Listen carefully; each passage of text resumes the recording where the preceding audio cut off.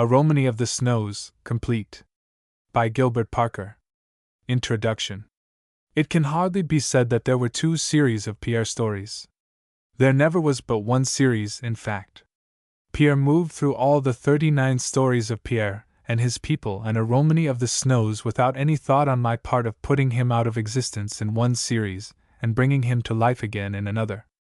The publication of the stories was continuous, and at the time that Pierre and his people appeared, several of those which came between the covers of A Romany of the Snows were passing through the pages of magazines in England and America.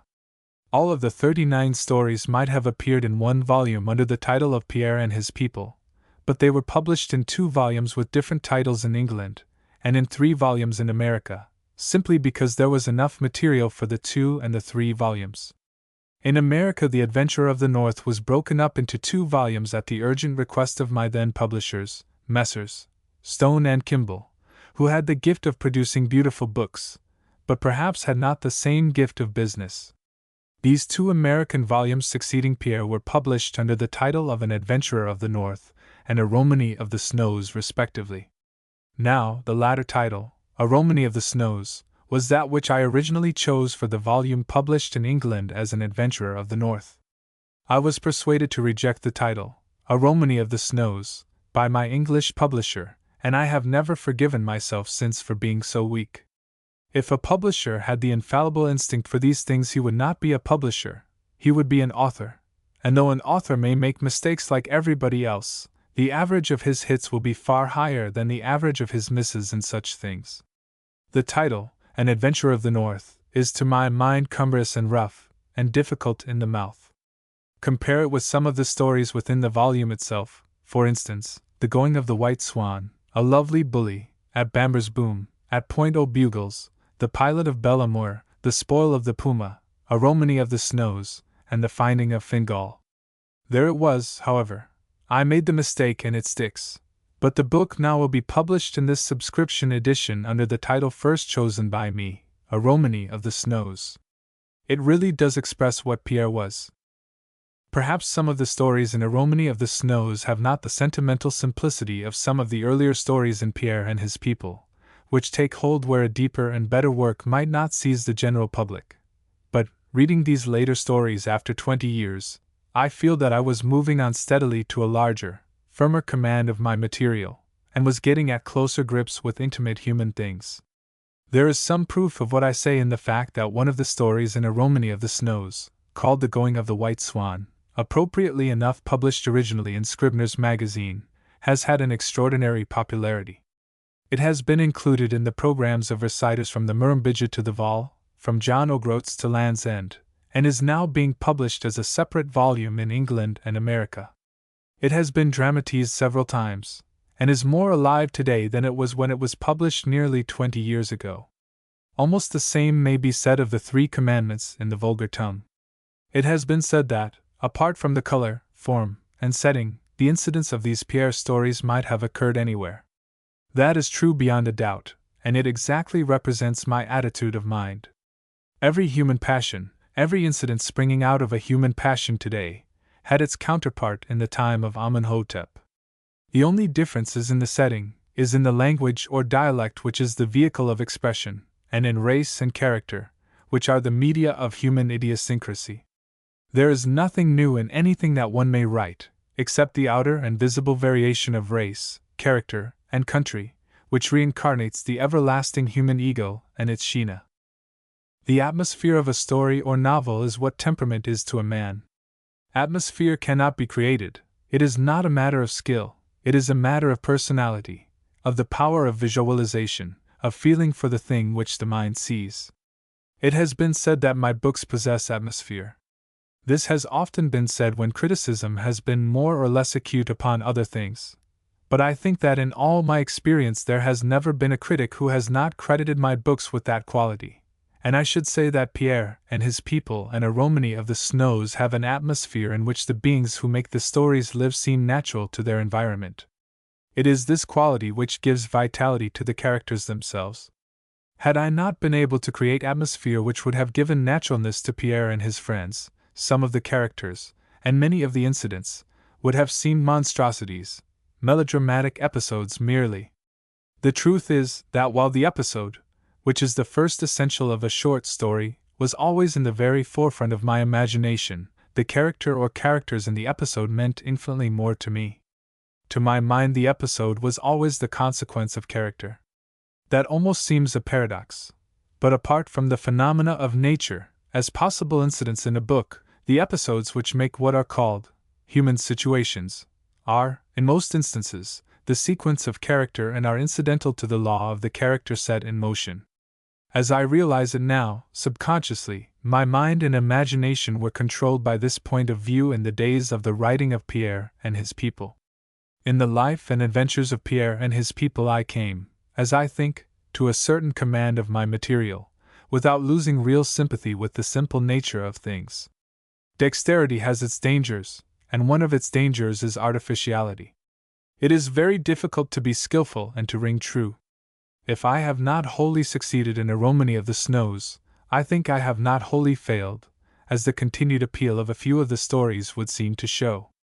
Across the jumping sandhills. Here now, traitor, AC. Quicksands I've seen along the say shore, and up to me halfways I've been in one, wid a double and twist in the rope to pull me out, but a suckin' sand in the open plain, ah, traitor, ah! The like o' that niver a bit saw I. So said McAvoy the giant, when the thing was talked of in his presence. Well, I tell you it's true, and they're not 3 miles from Fort O'Glory. The companies, Hudson's Bay Company, men don't talk about it, what's the use? Travelers are few that way, and you can't get the Indians within miles of them. Pretty Pierre knows all about them, better than anyone else almost. He'll stand by me in it, Pierre? Pierre, the half-breed gambler and adventurer, took no notice, and was silent for a time, intent on his cigarette, and in the pause Mole the trapper said, Pierre's gone back on you, traitor. P.R.A.P.S. ye haven't paid him for the last lie. I go one better, you stand by me, my treat, that's the game. Ah, the like o' that, added McAvoy reproachfully. Ah, your tongue to the roof o' your mouth, Mole. Liars all men may be, but that's wid vim men or landlords. But, Pierre, af another man's bat like that, ah, Mole, fill your mouth wid the bowl o' your pipe. Pierre now looked up at the 3 men, rolling another cigarette as he did so, but he seemed to be thinking of a distant matter. Meeting the 3 pairs of eyes fixed on him, his own held them for a moment musingly. Then he lit his cigarette, and half reclining on the bench where he sat, he began to speak, talking into the fire as it were. I was at Guyden Hill, at the company's post there. It was the fall of the year, when you feel that there is nothing so good as life, and the air drinks like wine. You think that sounds like a woman or a priest? Mays, no, the seasons are strange. In the spring I am lazy and sad, in the fall I am gay, I am for the big things to do. This matter was in the fall. I felt that I must move. Yet what to do? There was the thing. Cards, of course. But that's only for times, not for all seasons. So I was like a wild dog on a chain. I had a good horse, Tophet, black as a coal, all raw bones and joint, and a reach like a moose. His legs worked like piston rods. But, as I said, I did not know where to go or what to do. So we used to sit at the post loafing, in the daytime watching the empty plains all panting for travelers, like a young bride waiting her husband for the first time. McAvoy regarded Pierre with delight. He had an unctuous spirit, and his heart was soft for women, so soft that he never had had one on his conscience, though he had brushed gay smiles off the lips of many. But that was an amiable weakness in a strong man. Ah, Pierre, he said coaxingly, kape it down, AC. Me heart's goin' like a trip hammer at thought aviate. Ah, ease, Pierre. Well, it was like that to me, all sun and a sweet sting in the air. At night to sit and tell tales and such things, and perhaps a little brown brandy, a look at the stars, a half hour with the cattle, the same old game. Of course, there was the wife of Hilton the factor, fine, always fine to see, but deaf and dumb. We were good friends, Ida and me. I had a hand in her wedding. Holy, I knew her when she was a little girl. We could talk together by signs. She was a good woman, she had never guessed at evil. She was quick, too, like a flash, to read and understand without words. A face was a book to her. Eh bien. One afternoon we were all standing outside the post, when we saw someone ride over the long divide. It was good for the eyes.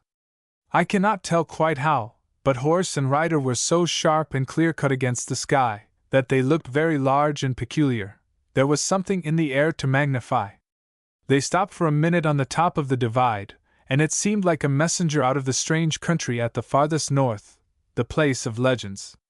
But, of course, it was only a traveler like ourselves, for in a half-hour she was with us. Yes, it was a girl dressed as a man. She did not try to hide it, she dressed so for ease. She would make a man's heart leap in his mouth, if he was like McAvoy, or the pious Mole there.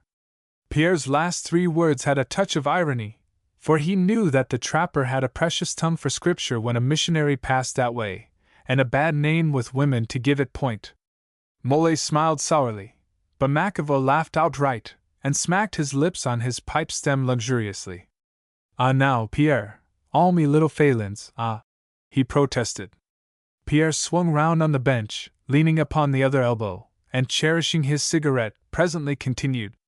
She had come far and was tired to death, so stiff that she could hardly get from her horse, and the horse too was ready to drop. Handsome enough she looked, for all that, in man's clothes and a peaked cap, with a pistol in her belt. She wasn't big built, just a feathery kind of sapling, but she was set fair on her legs like a man, and a hand that was as good as I have seen, so strong, and like silk and iron with a horse. Well, what was the trouble? For I saw there was trouble. Her eyes had a hunted look, and her nose breathed like a deer's in the chase. All at once, when she saw Hilton's wife, a cry came from her, and she reached out her hands. What would women of that sort do? They were both of a kind. They got into each other's arms. After that there was nothing for us men but to wait. All women are the same, and Hilton's wife was like the rest. She must get the secret first, then the men should know. We had to wait an hour. Then Hilton's wife beckoned to us. We went inside. The girl was asleep. There was something in the touch of Hilton's wife like sleep itself, like music. It was her voice, that touch. She could not speak with her tongue, but her hands and face were words and music. Bien, there was the girl asleep, all clear of dust and stain, and that fine hand it lay loose on her breast, so quiet, so quiet. Enfin, the real story, for how she slept there does not matter, but it was good to see when we knew the story. The trapper was laughing silently to himself to hear Pierre in this romantic mood. A woman's hand, it was the game for a boy, not an adventurer, for the trapper's only creed was that women, like deer, were spoils for the hunter. Pierre's keen eye noted this, but he was above petty anger.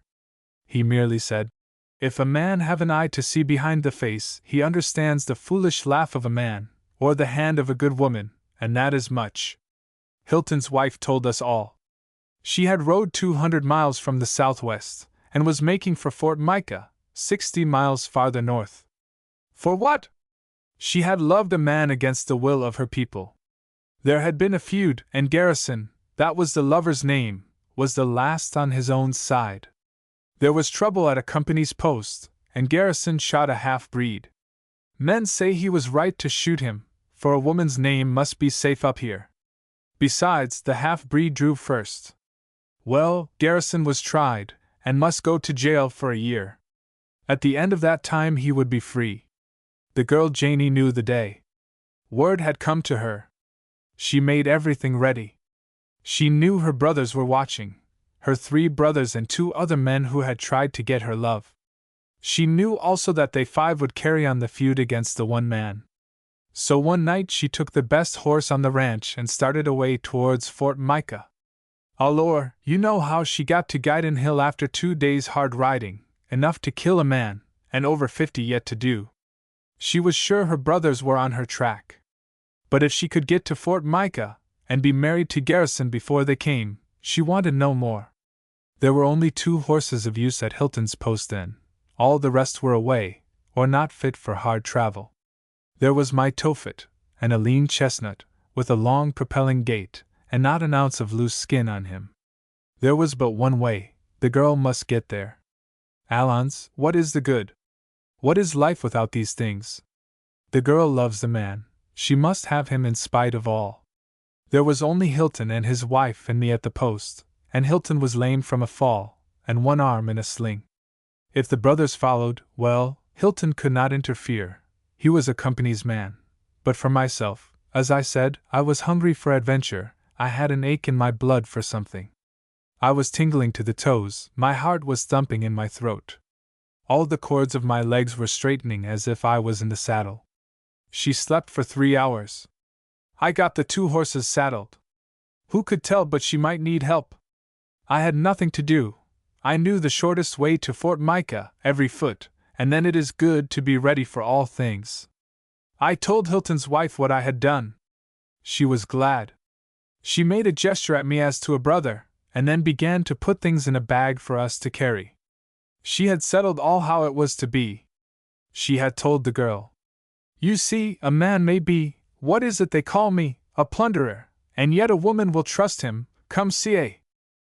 Aïs, Pierre, but she knew your hand and your tongue niver went agin a woman, Pierre. Na, niver a one. Ah, swait, she was, wid a heart, Hilton's wife, aïs." Pierre waved McAvoy into silence. The girl waked after 3 hours with a start. Her hand caught at her heart. "Oh," she said, still staring at us, "I thought that they had come, a little after she and Hilton's wife went to another room." All at once there was a sound of horses outside, and then a knock at the door, and 4 men come in. They were the girl's hunters. It was hard to tell what to do all in a minute, but I saw at once the best thing was to act for all, and to get all the men inside the house. So I whispered to Hilton, and then pretended that I was a great man in the company. I ordered Hilton to have the horses cared for, and not giving the men time to speak, I fetched out the old brown brandy, wondering all the time what could be done. There was no sound from the other room, though I thought I heard a door open once. Hilton played the game well, and showed nothing when I ordered him about, and agreed word for word with me when I said no girl had come, laughing when they told why they were after her. More than one of them did not believe at first. But pshaw, what have I been doing all my life to let such fellows doubt me? So the end of it was that I got them all inside the house. There was one bad thing: their horses were all fresh, as Hilton whispered to me. They had only rode them a few miles. They had stole or bought them at the first ranch to the west of the post. I could not make up my mind what to do, but it was clear I must keep them quiet till something shaped. They were all drinking brandy when Hilton's wife come into the room. Her face was, mon Dieu, so innocent, so childlike. She stared at the men, and then I told them she was deaf and dumb, and I told her why they had come. Voila, it was beautiful, like nothing you ever saw. She shook her head so innocent, and then told them like a child that they were wicked to chase a girl. I could have kissed her feet. Thunder, how she fooled them! She said, would they not search the house? She said all through me, on her fingers and by signs. And I told them at once. But she told me something else, that the girl had slipped out as the last man came in, had mounted the chestnut, and would wait for me by the iron spring, a quarter of a mile away.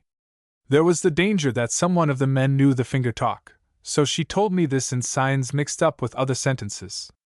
Good. There was now but one thing, for me to get away. So I said, laughing, to one of the men, "Come, and we will look after the horses, and the others can search the place with Hilton." So we went out to where the horses were tied to the railing, and led them away to the corral. Of course you will understand how I did it. I clapped a hand on his mouth, put a pistol at his head, and gagged and tied him. Then I got my tofet, and away I went to the spring. The girl was waiting. There were few words. I gripped her hand, gave her another pistol, and then we got away on a fine moonlit trail. We had not gone a mile when I heard a faint yell far behind. My game had been found out. There was nothing to do but to ride for it now, and maybe to fight. But fighting was not good, for I might be killed, and then the girl would be caught just the same. We rode on, such a ride, the horses neck and neck, their hoofs pounding the prairie like drills, raw bone to raw bone, a hell to split gate. I knew they were after us, though I saw them but once on the crest of a divide about 3 miles behind. Hour after hour like that, with 10 minutes rest now and then at a spring or to stretch our legs. We hardly spoke to each other, but nom de Dieu! My heart was warm to this girl who had rode 150 miles in 24 hours. Just before dawn, when I was beginning to think that we should easily win the race if the girl could but hold out, if it did not kill her, the chestnut struck a leg into the crack of the prairie, and horse and girl spilt on the ground together. She could hardly move, she was so weak, and her face was like death. I put a pistol to the chestnut's head, and ended it. The girl stooped and kissed the poor beast's neck, but spoke nothing. As I helped her on my Tophet, I put my lips to the sleeve of her dress. Mother of Heaven! What could a man do? She was so damn brave. Dawn was just breaking oozy and gray at the swell of the prairie over the jumping sandhills. They lay quiet and shining in the green-brown plain, but I knew that there was a churn beneath which could set those swells of sand in motion, and make glory to God of an army. Who can tell what it is? A flood under the surface, a tidal river, what? No man knows. But they are sea monsters on the land. Every morning at sunrise they begin to eddy and roll, and who ever saw a stranger sight? Bien, I looked back. There were those 4 pirates coming on, about 3 miles away. What was there to do? The girl and myself on my blown horse were too much. Then a great idea come to me. I must reach and cross the jumping sandhills before sunrise. It was one deadly chance. When we got to the edge of the sand, they were almost a mile behind. I was all sick to my teeth as my poor Tophet stepped into the silt. Saker, how I watched the dawn! Slow, we dragged over that velvet powder. As we reached the farther side, I could feel it was beginning to move. The sun was showing like the lid of an eye along the plain. I looked back. All 4 horsemen were in the sand, plunging on towards us. By the time we touched the brown-green prairie on the farther side, the sand was rolling behind us. The girl had not looked back. She seemed too dazed. I jumped from the horse, and told her that she must push on alone to the fort, that Tophet could not carry both, that I should be in no danger. She looked at me so deep, I cannot tell how. Then stooped and kissed me between the eyes. I have never forgot. I struck Tophet, and she was gone to her happiness, for before lights out, she reached the fort and her lover's arms. But I stood looking back on the jumping sandhills. So, was there ever a sight like that? Those hills gone like a smelting floor, the sunrise spotting it with rose and yellow, and 3 horses and their riders fighting what cannot be fought. What could I do? They would have got the girl and spoiled her life, if I had not led them across, and they would have killed me if they could. Only one cried out, and then but once, in a long shriek. But after, all 3 were quiet as they fought, until they were gone where no man could see, where none cries out so we can hear. The last thing I saw was a hand stretching up out of the sands. There was a long pause, painful to bear. The traitor sat with eyes fixed humbly as a dog's on Pierre. At last McAvoy said, "She kissed ye, Pierre, ayes, she did that. Just between the eyes. Do ye's ever see her now, Pierre?" But Pierre, looking at him, made no answer. A lovely bully. He was 7 feet and fat. He came to Fort O'Angel at Hudson's Bay, an immense slip of a lad, very much in the way, fond of horses, a wonderful hand at wrestling, pretending a horrible temper, threatening tragedies for all who differed from him, making the fort quake with his rich roar, and playing the game of bully with a fine simplicity. In winter he fattened, in summer he sweated, at all times he ate eloquently. It was a picture to see him with the undercut of a haunch of deer or buffalo, or with a whole prairie fowl on his plate, his eyes measuring it shrewdly, his coat and waistcoat open, and a clear space about him, for he needed room to stretch his mighty limbs, and his necessity was recognized by all. Occasionally he pretended to great ferocity, but scowl he ever so much, a laugh kept idling in his irregular bushy beard, which lifted about his face in the wind like a mane, or made a kind of underbrush through which his blunt fingers ran at hide and seek. He was Irish, and his name was McAvoy. In later days, When Fort Oingel was invaded by settlers, he had his time of greatest importance. He had been useful to the chief trader at the fort in the early days, and having the run of the fort and the reach of his knife, was little likely to discontinue his adherents. But he ate and drank with all the dwellers at the post, and abused all impartially. "Malcolm," said he to the trader, "Malcolm, me glutton o' the HBC, that wants the far north for your footstool. Malcolm, you villain, it's me grief that I know you, and me thumb to me nose in token." Wiley and Hatchet, the principal settlers, he abused right and left, and said, "Wasn't there land in the east and west, that you steal the country God made for honest men, you robbers o' the wide world? Me tooth on the book, and I tell you what, it's only me charity that caps me from spoilin' ye. For a wink of me eye, and away you'd go, leaving your tails behind you, and past that shoulder of bear, you pirates, till I come to it sideways, like a hog to war." He was even less sympathetic with Bareback the chief and his braves. "Sons o' Anak Wyar, here today and away tomorrow, like the clods of the valley, and that's your portion, Bareback. It's the word o' the Pentateuch, in pieces you go, like a potter's vessel. Don't shrug your shoulders at me, Bareback, you pig, or you'll think that ballsbub's loose on the mat. But take a sup o' this whiskey, while you swear wid your hand on your chest, amen to the words o' Tim McAvoy." Beside McAvoy, Pierre, the notorious, was a child in height. Up to the time of the half-breed's coming, the Irishman had been the most outstanding man at Fort Oingel, and was sure of a good-natured homage, acknowledged by him with a jovial tyranny. Pierre put a flea in his ear. He was pensively indifferent to him even in his most royal moments. He guessed the way to bring down the gusto and pride of this Goliath, but for a purpose, he took his own time, nodding indolently to McAvoy when he met him, but avoiding talk with him. Among the Indian maidens McAvoy was like a king or khan, for they count much on bulk and beauty, and he answered to their standards, especially to Wanta's.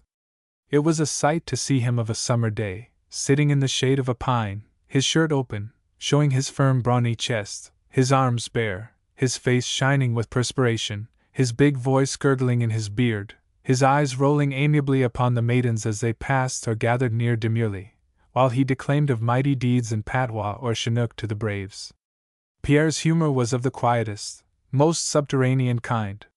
He knew that McAvoy had not an evil hair in his head, that vanity was his greatest weakness, and that through him there never would have been more half-breed population. There was a tradition that he had a wife somewhere, based upon wild words he had once said when under the influence of bad liquor, but he had roared his accuser the lie when the thing was imputed to him.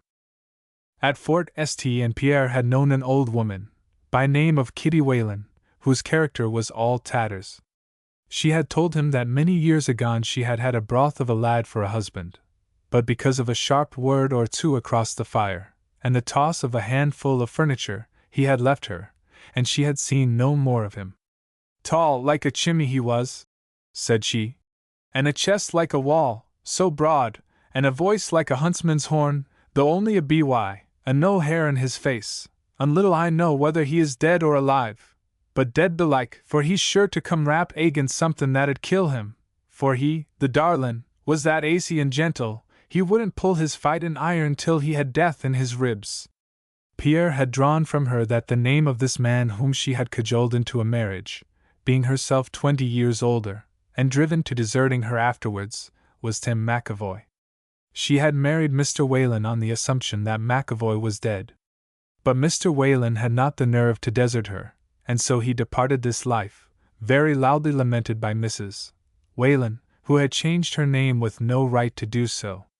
With his going her mind dwelt greatly upon the virtues of her mighty vanished Tim, and ill would it be for Tim if she found him.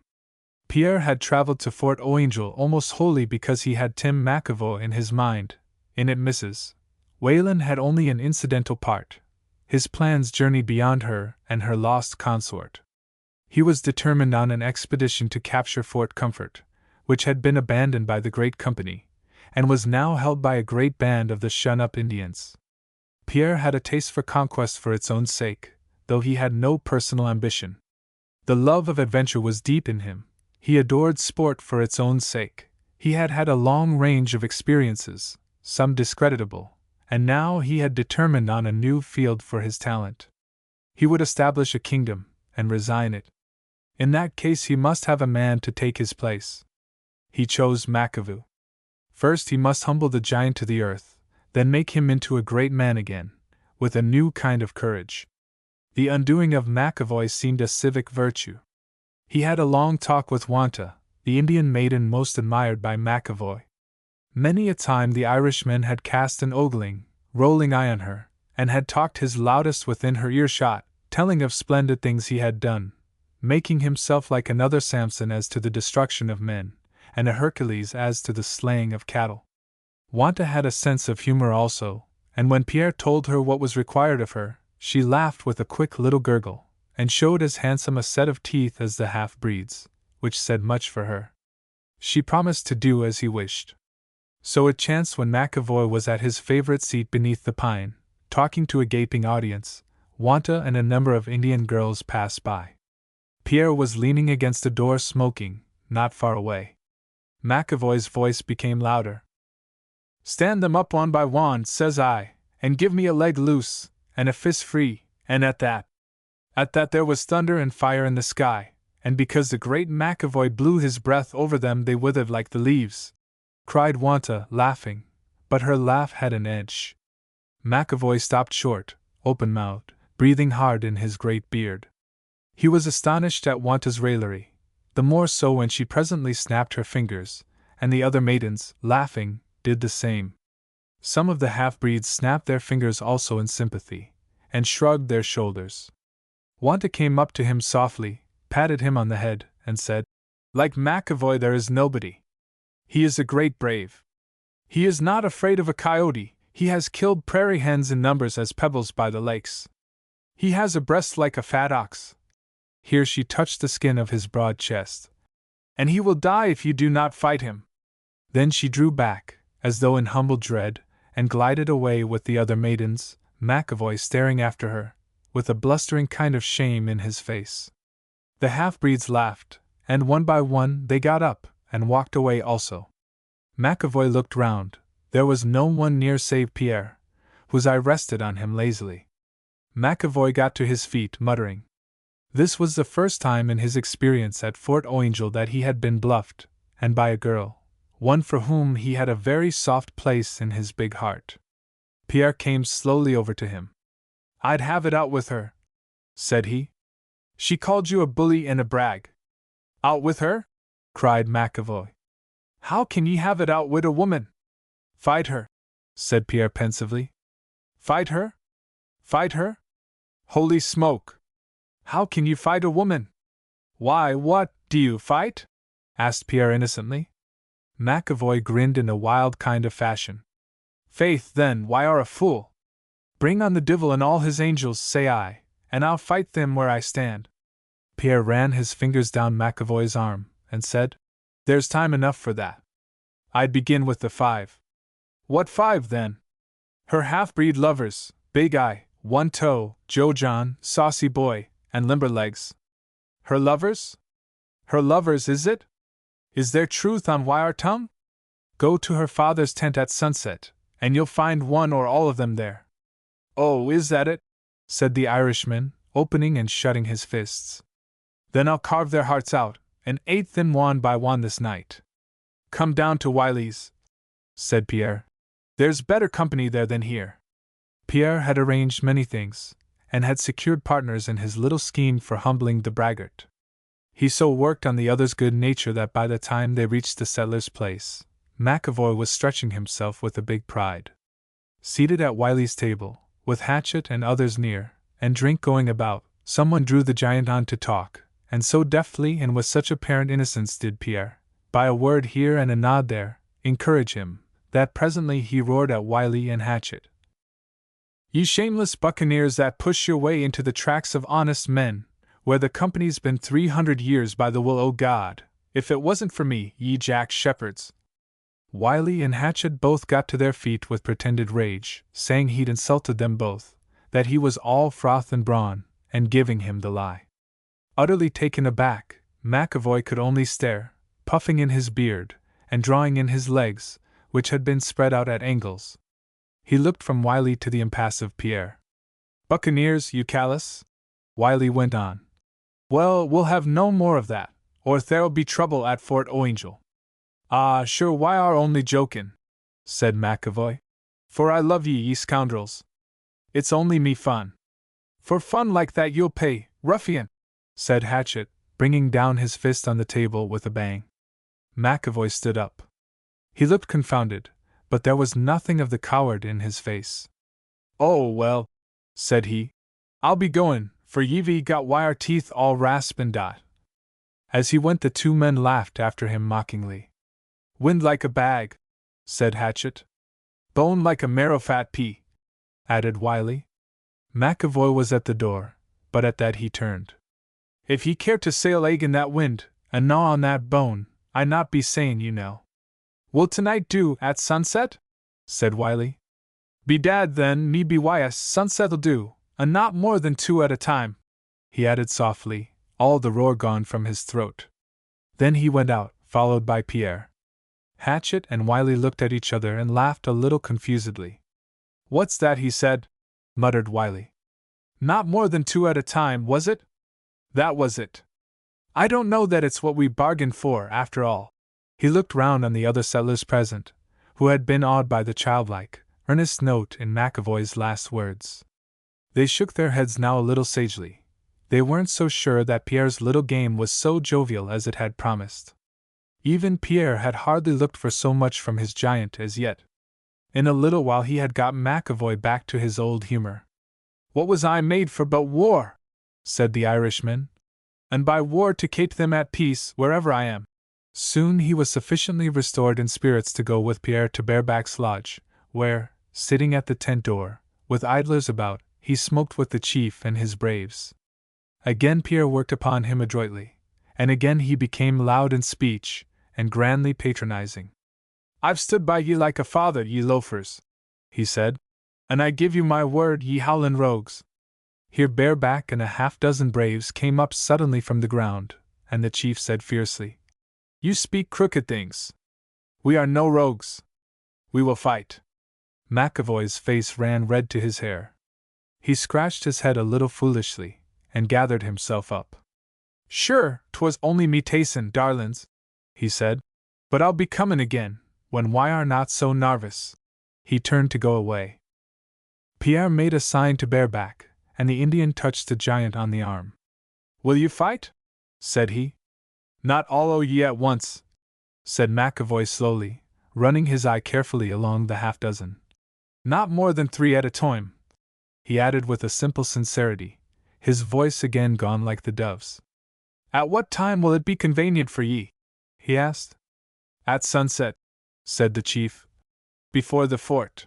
McAvoy nodded and walked away with Pierre, whose glance of approval at the Indians did not make them thoroughly happy. To rouse the giant was not now so easy. He had already 3 engagements of violence for sunset.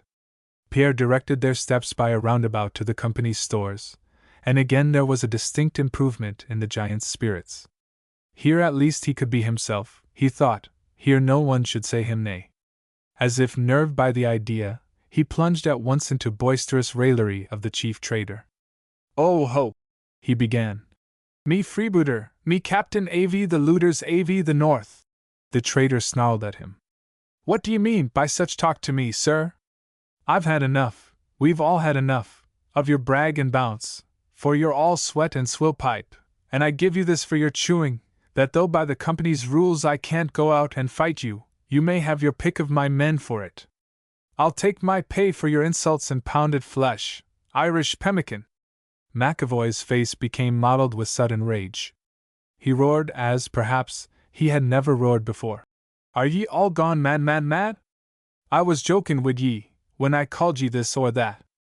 But by the swill o' me pipe, and the sweat o' me skin, I'll drink the blood o' ye's, traitor, me darlin'. And all I'll ask is, that ye make me tonight when the rest o' the pack is in front o' the fort, but not more than 4 o' ye's at a time, for little scrawny rats as why are, too many o' ye's wad be in me way. He wheeled and strode fiercely out. Pierre smiled gently. He's a great bully that, isn't he, traitor? There'll be fun in front of the fort tonight. For he's only bragging, of course, eh? The trader nodded with no great assurance, and then Pierre said as a parting word, "You'll be there, of course, only 4 AVE," and hurried out after McAvoy, humming to himself. So far Pierre's plan had worked even better than he expected, though McAvoy's moods had not been altogether after his imaginings. He drew alongside the giant, who had suddenly grown quiet again. McAvoy turned and looked down at Pierre with the candor of a schoolboy, and his voice was very low. "It's a long time ago, I'm thinkin'," he said, "since I lost me frinds, ages and ages ago. For me frinds are me enemies now, and that makes a man old. But I'll not say that it cripples his arm or humbles his back." He drew his arm up once or twice and shot it out straight into the air like a catapult. "It's all right," he added very softly. "And half read me by, if me frinds have turned enemies, why I'm thinkin' me enemy has turned frind, for that I'm sure you were, and this I'm certain why are. So here's the grip av me fist, and y'all have it." Pierre remembered that disconcerting, iron grip of friendship for many a day. He laughed to himself to think how he was turning the braggart into a warrior. "Well," said Pierre, "what about those 5 at Wanta's tent?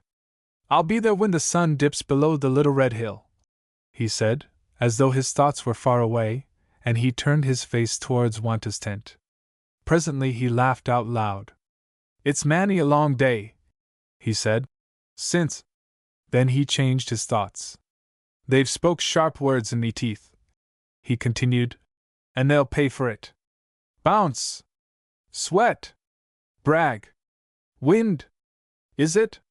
There's dancin' bant this night, me darlins. Are you sure you'll not run away when they come on?" said Pierre, a little ironically. "Is that the word av a frind?" replied McAvoy, a hand fumbling in his hair. "Did you never run away when faced?" Pierre asked pitilessly. "I never turned tail from a man, though, to be sure, it's been more talk than fight up here. Fort Stn's been but a graveyard for fun these years." Well," persisted Pierre. "But did you never turn tail from a slip of a woman?" The thing was said idly. McAvoy gathered his beard in his mouth, chewing it confusedly. "You've a keen tongue for a question," was his reply. "What for should any man run from a woman? When the furniture flies, and the woman knows more of the world in a day than the man does in a year, and the man's a hulking bit of an Irishman, and then things are so and so." McAvoy drew back dazed, his big legs trembling. "Come into the shade of these maples," said Pierre, "for the sun has set you quaking a little." And he put out his hand to take McAvoy's arm. The giant drew away from the hand, but walked on to the trees. His face seemed to have grown older by years on the moment. "What's this YR sayin' to me?" he asked hoarsely. "What do you know, AV that woman?" "Malahide is a long way off," said Pierre. "But when one travels, why shouldn't the other?" McAvoy made a helpless motion with his lumbering hand. "Mother o' saints," he said. "Has it come to that, after all these years? Is she, tell me where she is, me frind, and you'll niver want an arm to fight for ye, and the half av a blanket, while I have one.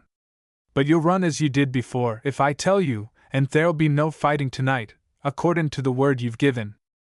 "No fightin', did ye say? And run away, is it?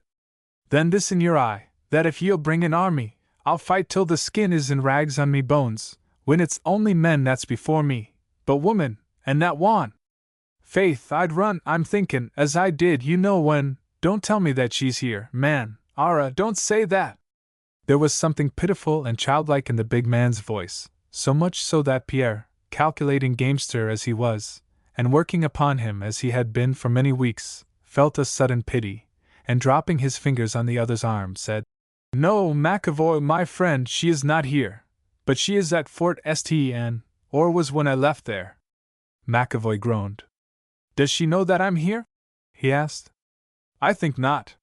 Fort Stn is far away, and she may not hear." What is she doing?"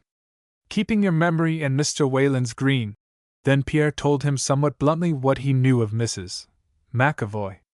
"I'd rather face Balsbub himself than her," said McAvoy. "And she's sure to find me. Not if you do as I say." And what is it ye say, little man? Come away with me where she'll not find you. And where's that, Pierre darlin'? I'll tell you that when tonight's fighting's over. Have you a mind for Wanta? He continued. I've a mind for Wanta and many another as fine, but I'm a married man, he said, by priest and by book, and I can't forget that, though the woman's to me as the pit below. Pierre looked curiously at him.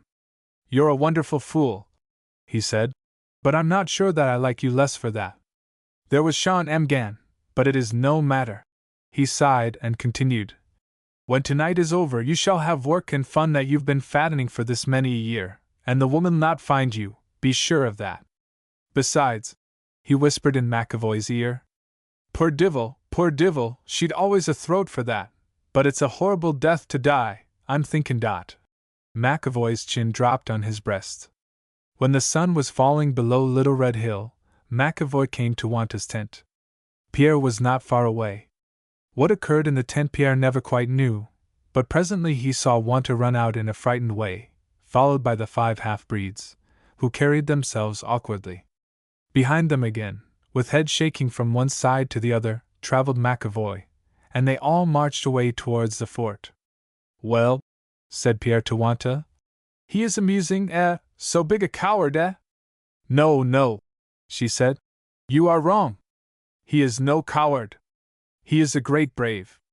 He spoke like a little child, but he said he would fight them all when their turn came, interposed Pierre, with a fine bead of humor in his voice. Well, you see he has much to do. He pointed towards the fort, where people were gathering fast. The strange news had gone abroad, and the settlement, laughing joyously, came to see McAvoy swagger. They did not think there would be fighting. Those whom McAvoy had challenged were not so sure. When the giant reached the open space in front of the fort, he looked slowly round him. A great change had come over him. His skin seemed drawn together more firmly, and running himself up finely to his full height, he looked no longer the lounging braggart. Pierre measured him with his eye, and chuckled to himself. McAvoy stripped himself of his coat and waistcoat, and rolled up his sleeves. His shirt was flying at the chest. He beckoned to Pierre. Are you standin' me findin' this? He said. Now and after, said Pierre. His voice was very simple.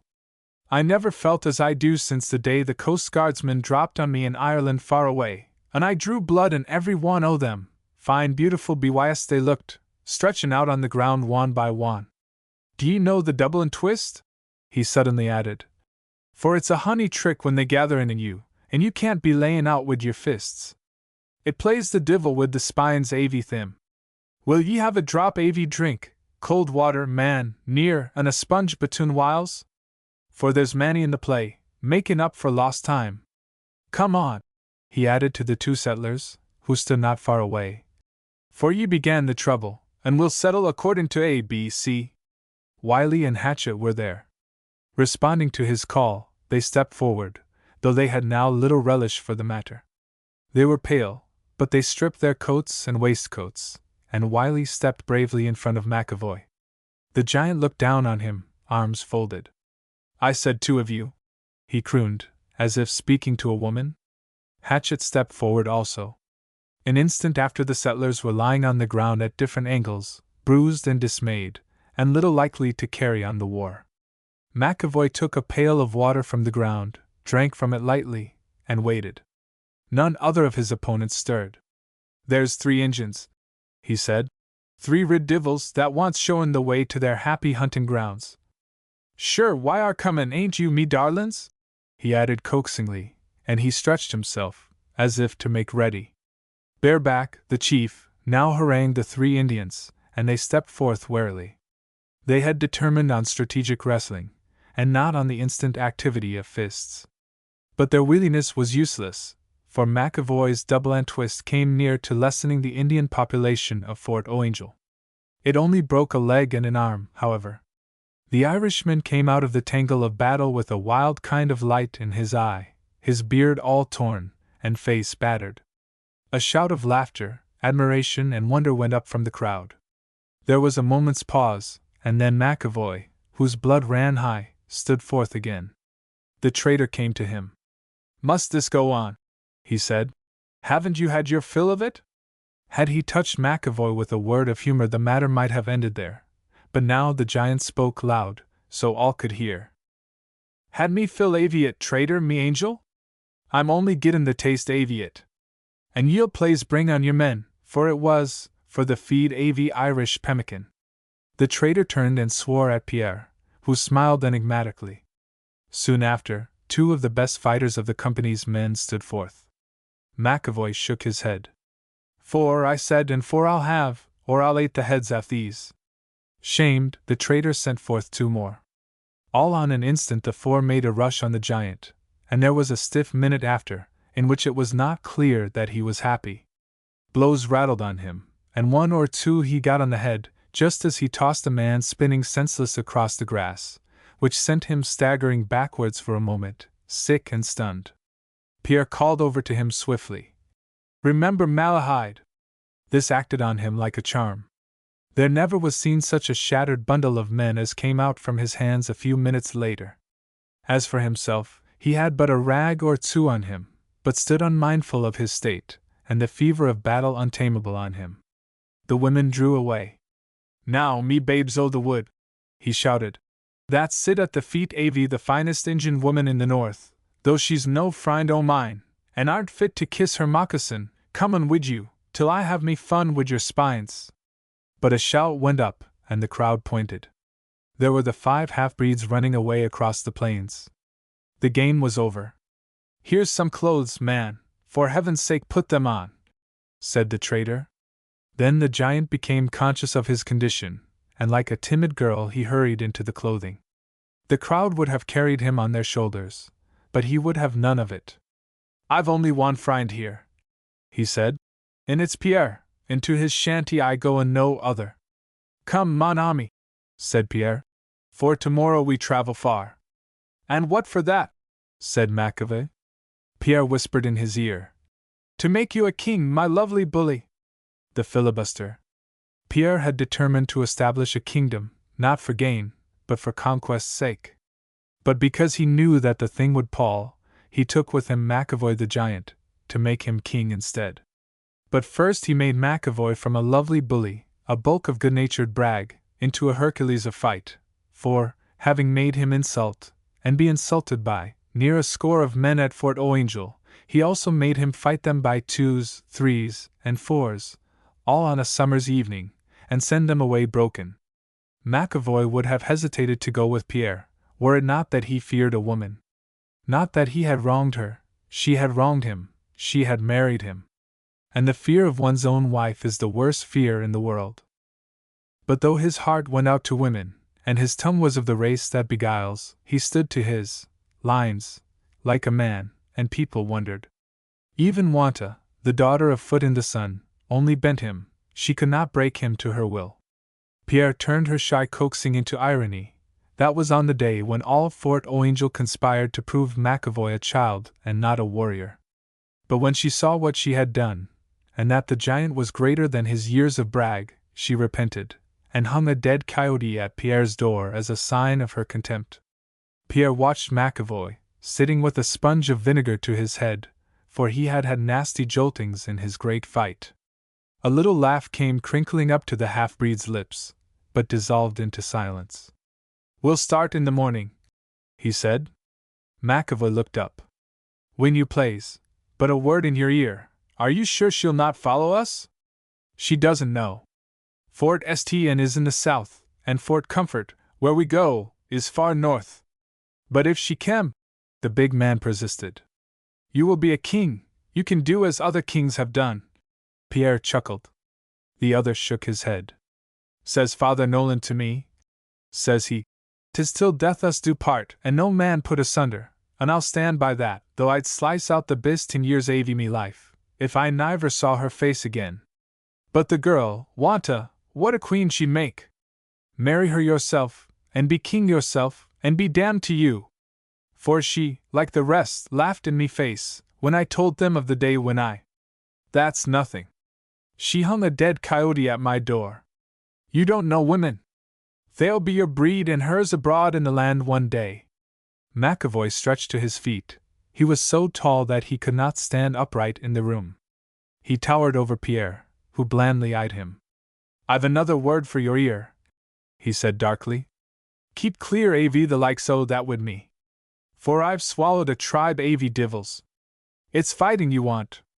Well, I'll do it. I've an itch for the throats av men, but a fool I'll be no more wid women, white or red, that hellcat that spoilt me life and killed me child, or—" A sob clutched him in the throat. "You had a child then?" asked Pierre gently. "An angel she was, wid hair like the sun, and de melt the heart av an iron god, none like her above or below. But the mother, the mother of her! One day when she'd said a sharp word, wid another from me, and the child clinging to her dress, she turned quick and struck it, mayin' to anger me. Not so hard the blow was, but it sent the darlin's head agin the chimney stone, and that was the end av it. For she took to her bed, and agin the crowin' o' the cock one midnight she gives a little cry and snatched at me beard. 'Daddy,' says she, 'Daddy, it hurts,' and then she floats away, wid a stitch av pain at her lips." McAvoy sat down now, his fingers fumbling in his beard. Pierre was uncomfortable. He could hear of battle, murder, and sudden death unmoved, it seemed to him in the game, but the tragedy of a child, a mere counter yet in the play of life, that was different. He slid a hand over the table, and caught McAvoy's arm. "Poor little waif," he said. McAvoy gave the hand a grasp that turned Pierre sick, and asked, "Had ye ever a child av your own, Pierre, ever one at all?" "Never," said Pierre dreamily.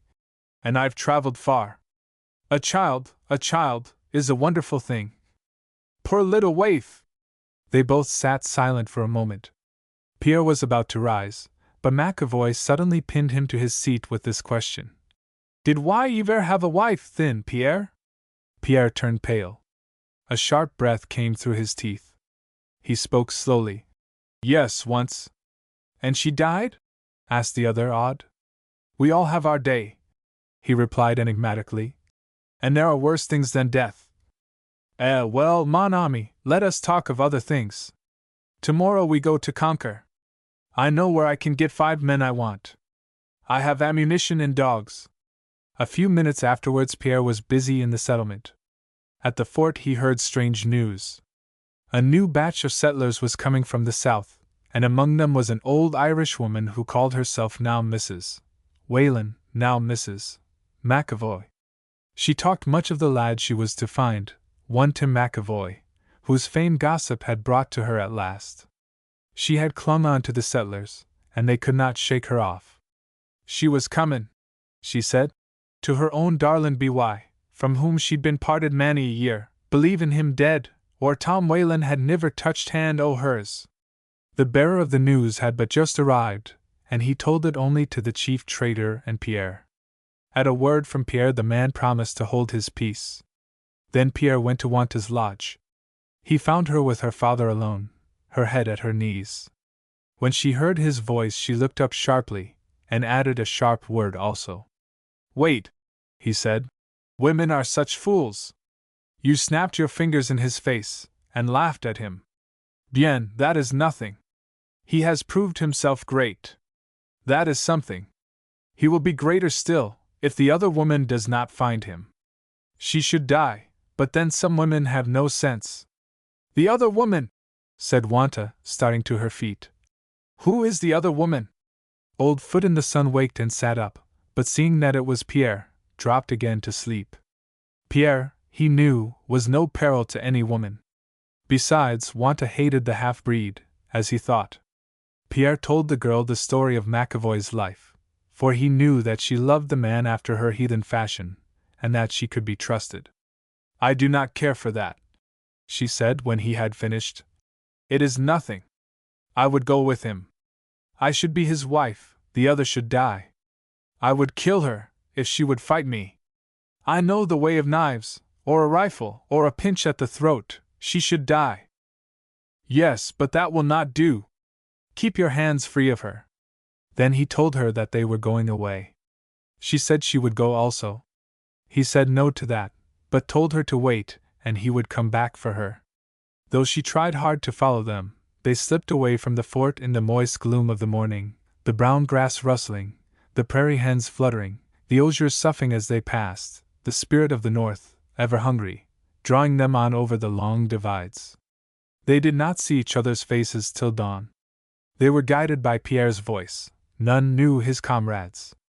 Besides Pierre and McAvoy, there were 5 half-breeds: Noel, little Babbage, Corvette, Josh, and Jacques Parfait. When they came to recognize each other, they shook hands and marched on. In good time they reached that wonderful and pleasant country between the barren grounds and the lake of Silver Shallows. To the north of it was Fort Comfort, which they had come to take. McAvoy's rich voice roared as of old, before his valor was questioned and maintained, at Fort O'Angel. Pierre had diverted his mind from the woman who, at Fort O'Angel, was even now calling heaven and earth to witness that Tim McAvoy was her McAvoy and no other, and she'd find him, the divil and darlin', wid an arm like Broin Boreham, and a chest you could build a house on, if she walked till doomsday. McAvoy stood out grandly, his fat all gone to muscle, blowing through his beard, puffing his cheek, and ready with tale or song.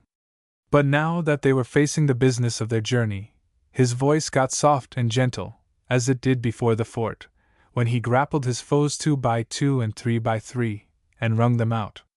In his eyes there was the thing which counts as many men in any soldier's sight, when he leads in battle. As he said himself, he was made for war, like Malachi O. the Golden Collar.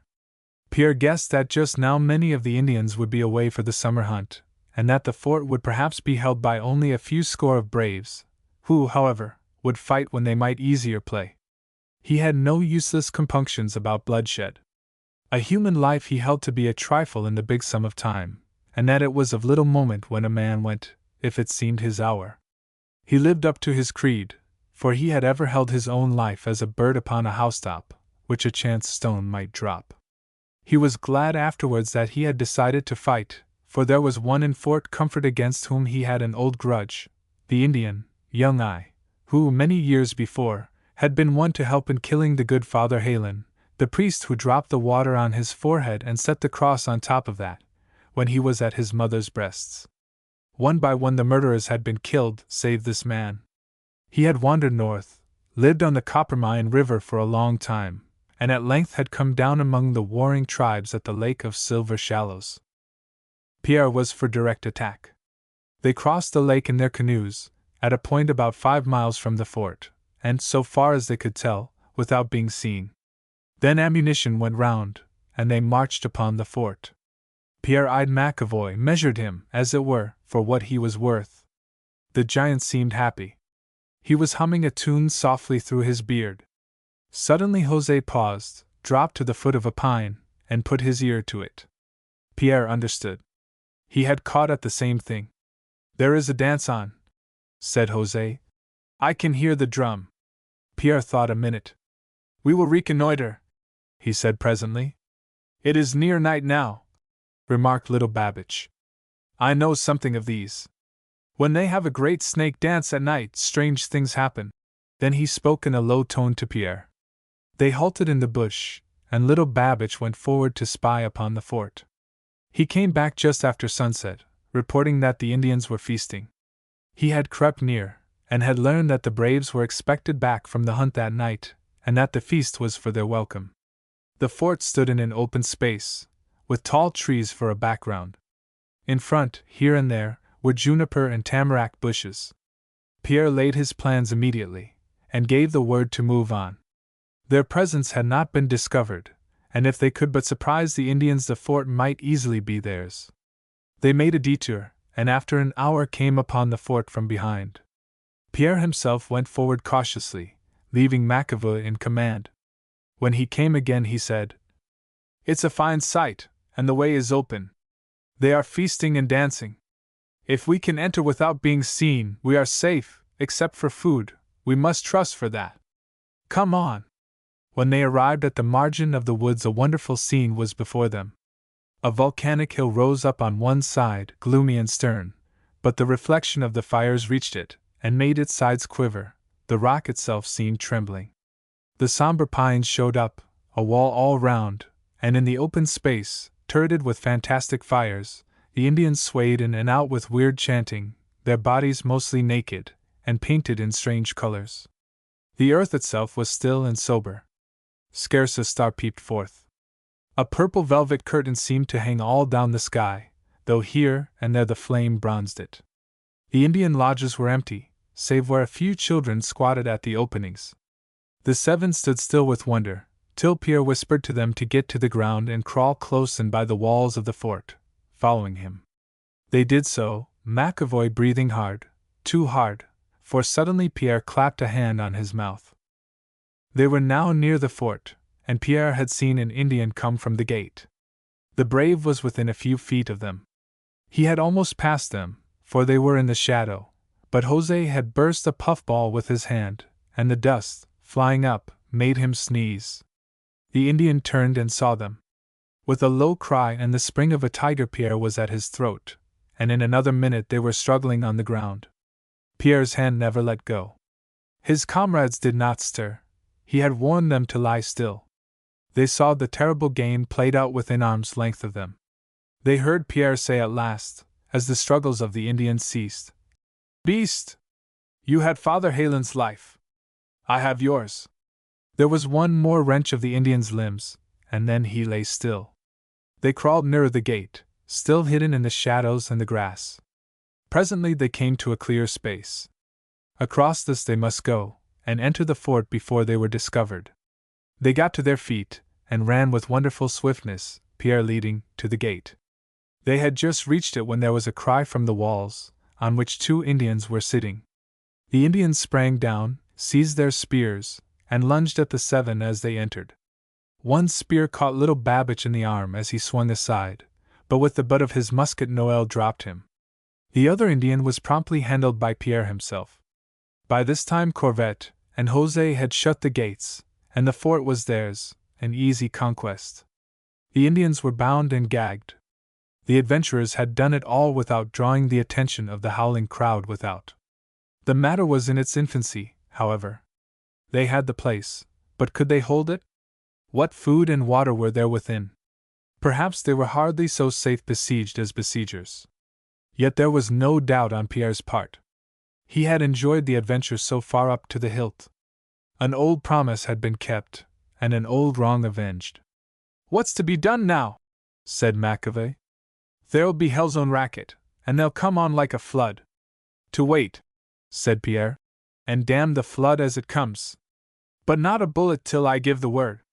Take to the chinks. We'll have them soon." He was right, they came soon. Someone had found the dead body of young I. Then it was discovered that the gate was shut. A great shout went up. The Indians ran to their lodges for spears and hatchets, though the weapons of many were within the fort, and soon they were about the place, shouting in impotent rage. They could not tell how many invaders were in the fort. They suspected it was the Little Skins, their ancient enemies. But young I, they saw, had not been scalped. This was brought to the old chief, and he called to his men to fall back. They had not seen one man of the invaders. All was silent and dark within the fort. Even the 2 torches which had been burning above the gate were down. At that moment, as if to add to the strangeness, a caribou came suddenly through the fires, and, passing not far from the bewildered Indians, plunged into the trees behind the fort. The caribou is credited with great powers. It is thought to understand all that is said to it, and to be able to take the form of a spirit. No Indian will come near it till it is dead, and he that kills it out of season is supposed to bring down all manner of evil. So at this sight they cried out, the women falling to the ground with their faces in their arms, that the caribou had done this thing. For a moment they were all afraid. Besides, as the brave showed, there was no mark on the body of young I. Pierre knew quite well that this was a bull caribou, traveling wildly till he found another herd. He would carry on the deception. "Wail for the dead, as your women do in Ireland. That will finish them," he said to McAvoy. The giant threw his voice up and out, so that it seemed to come from over the fort to the Indians, weird and crying. Even the half-breeds standing by felt a light shock of unnatural excitement. The Indians without drew back slowly from the fort, leaving a clear space between. McAvoy had uncanny tricks with his voice, and presently he changed the song into a shrill, wailing whistle, which went trembling about the place and then stopped suddenly. "Sure, that's a poor game, Pierre," he whispered, "and I'd rather be plunged in their hides with bullets, or given the Dublin twist. It's fightin' I come for, and not the trick avy mother kill Kevin." Pierre arranged a plan of campaign at once. Every man looked to his gun, the gates were slowly opened, and McAvoy stepped out. Pierre had thrown over the Irishman's shoulders the great skin of a muskox which he had found inside the stockade. He was a strange, immense figure, as he walked into the open space, and folding his arms, looked round.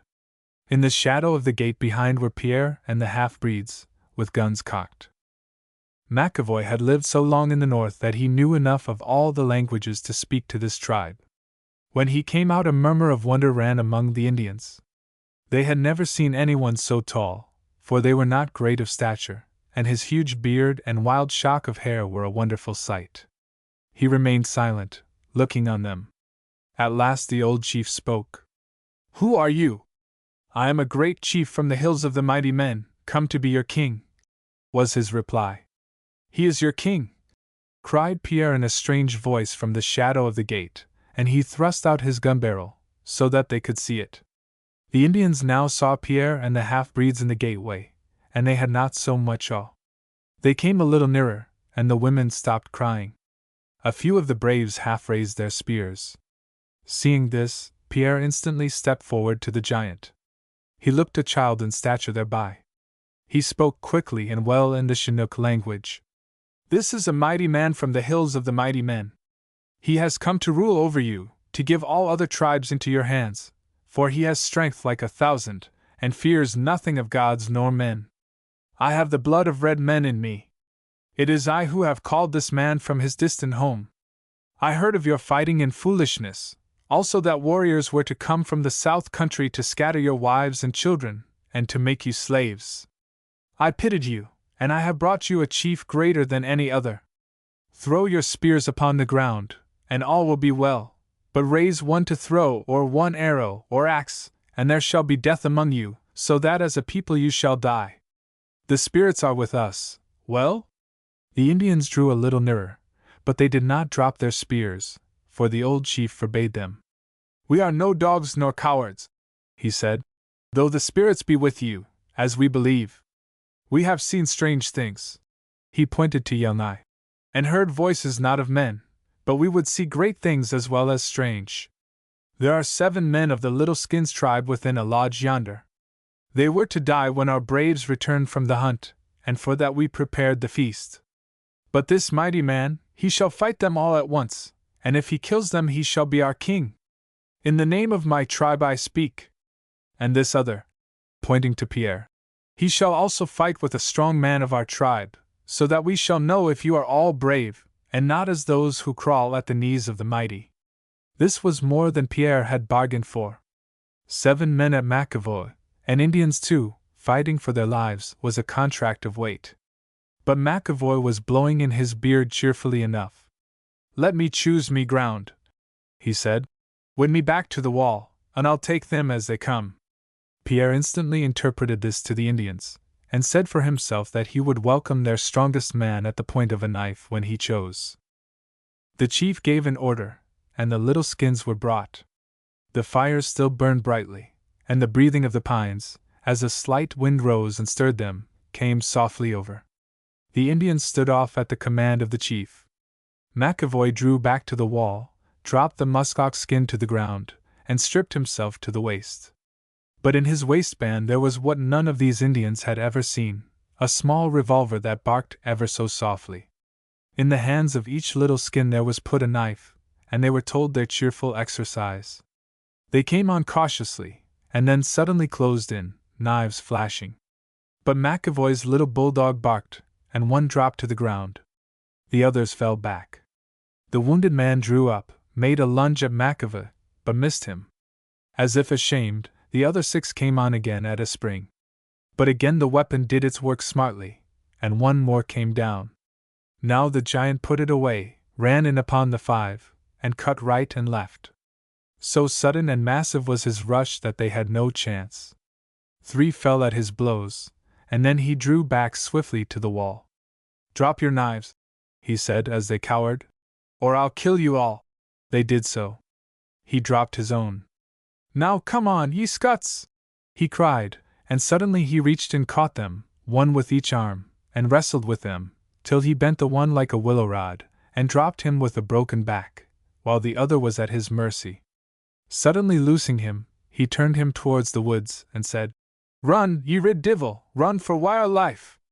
A dozen spears were raised, but the rifles of Pierre's men came in between. The Indian reached cover and was gone. Of the 6 others, 2 had been killed, the rest were severely wounded, and McAvoy had not a scratch. Pierre smiled grimly. "You've been doing all the fighting, McAvoy," he said. "There's no bein' a king for nothin'," he replied, wiping blood from his beard. "It's my turn now, but keep your rifles ready, though I think there's no need." Pierre had but a short minute with the champion, for he was an expert with the knife. He carried away 4 fingers of the Indian's fighting hand, and that ended it, for the next instant the point was at the red man's throat.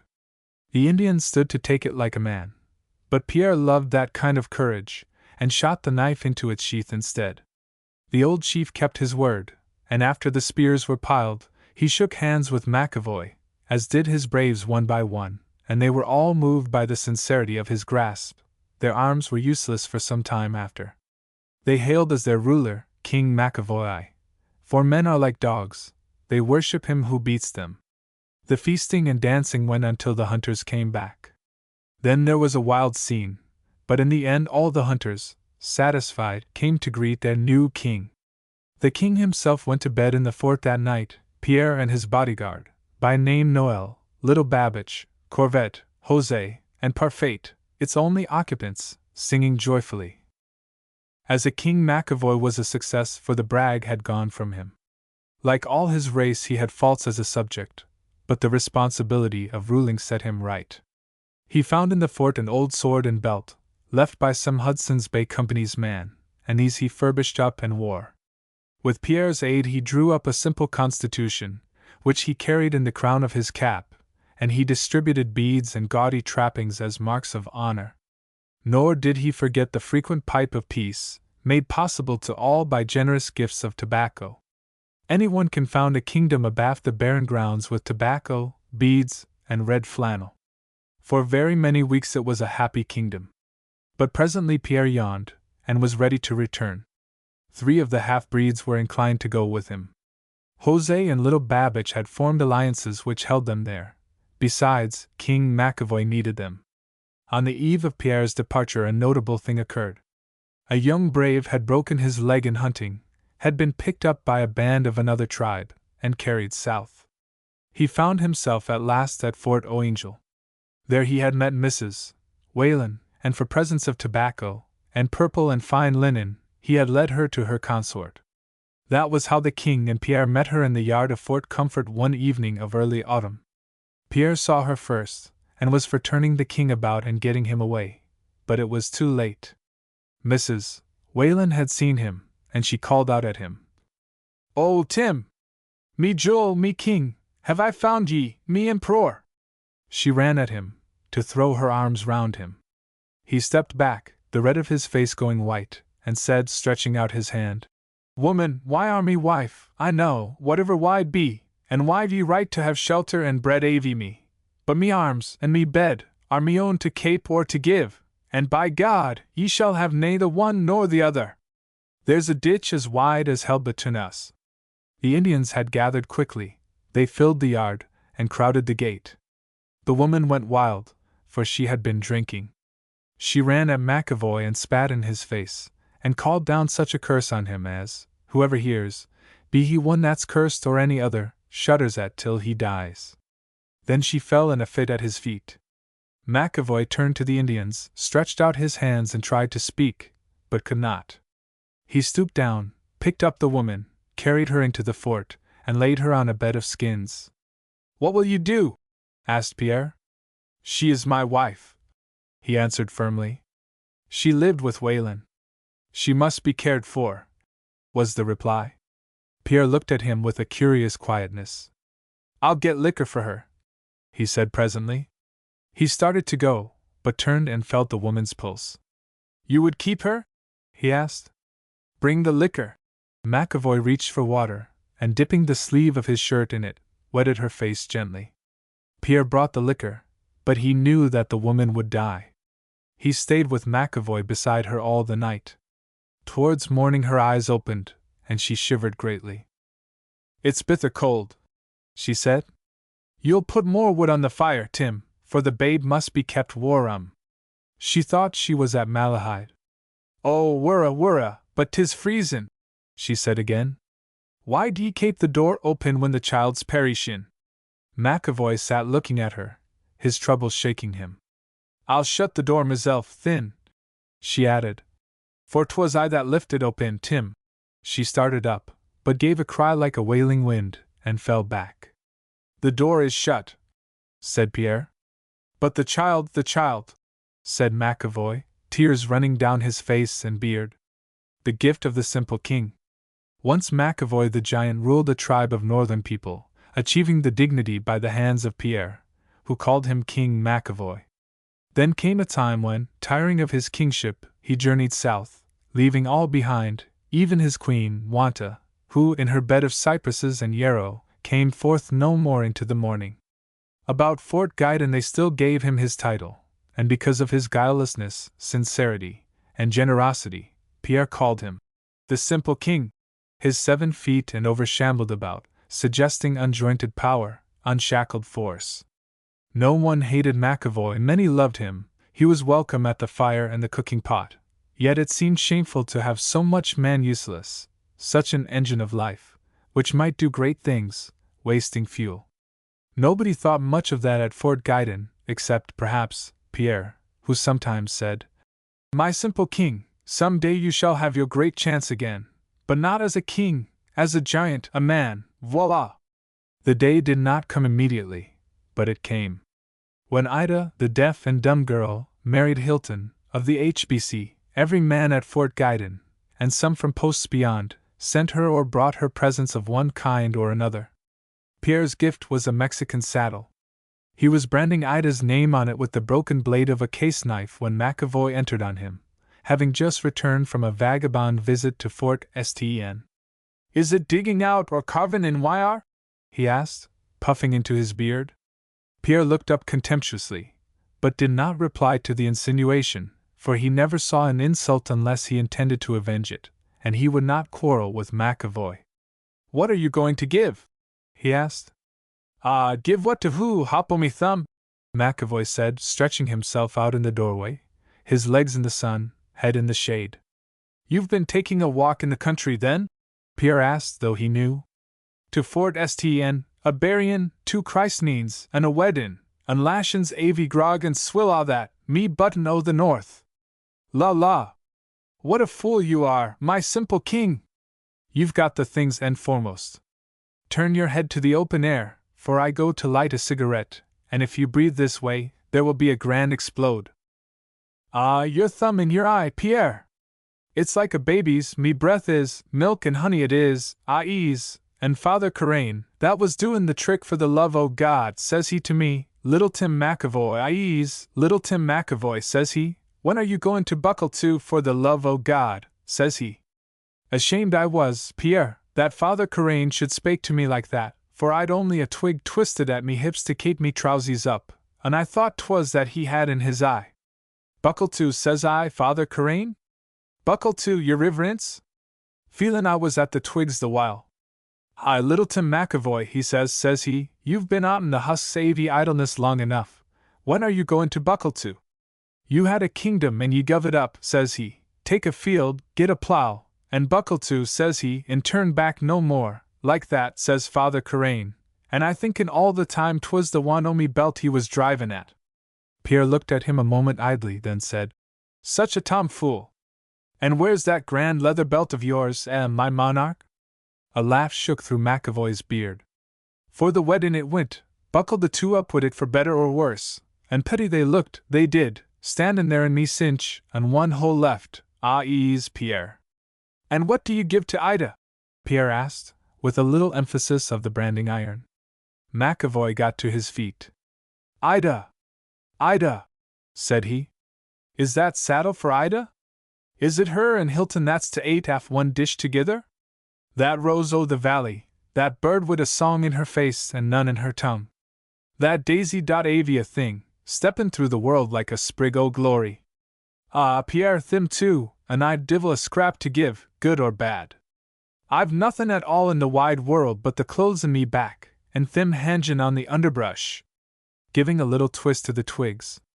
And many a meal and many a dipper o' drink she's guv me, little smiles dancin' at her lips. He sat down in the doorway again, with his face turned towards Pierre, and the back of his head in the sun. He was a picture of perfect health, sumptuous, huge, a bull in beauty, the heart of a child looking out of his eyes, but a sort of despair, too, in his bearing. Pierre watched him with a furtive humor for a time, then he said languidly, "Never mind your clothes, give yourself. Your tongue in your cheek, me spot o' vinegar. Give meself. What's that for? A putty weddin' gift, says I? Handy thing to have in the house. Use me for a clothes horse, or stand me in the garden for a fairy bower eyes, wid a hole in me face that it ate them out o' house and home." Pierre drew a piece of brown paper towards him, and wrote on it with a burned match.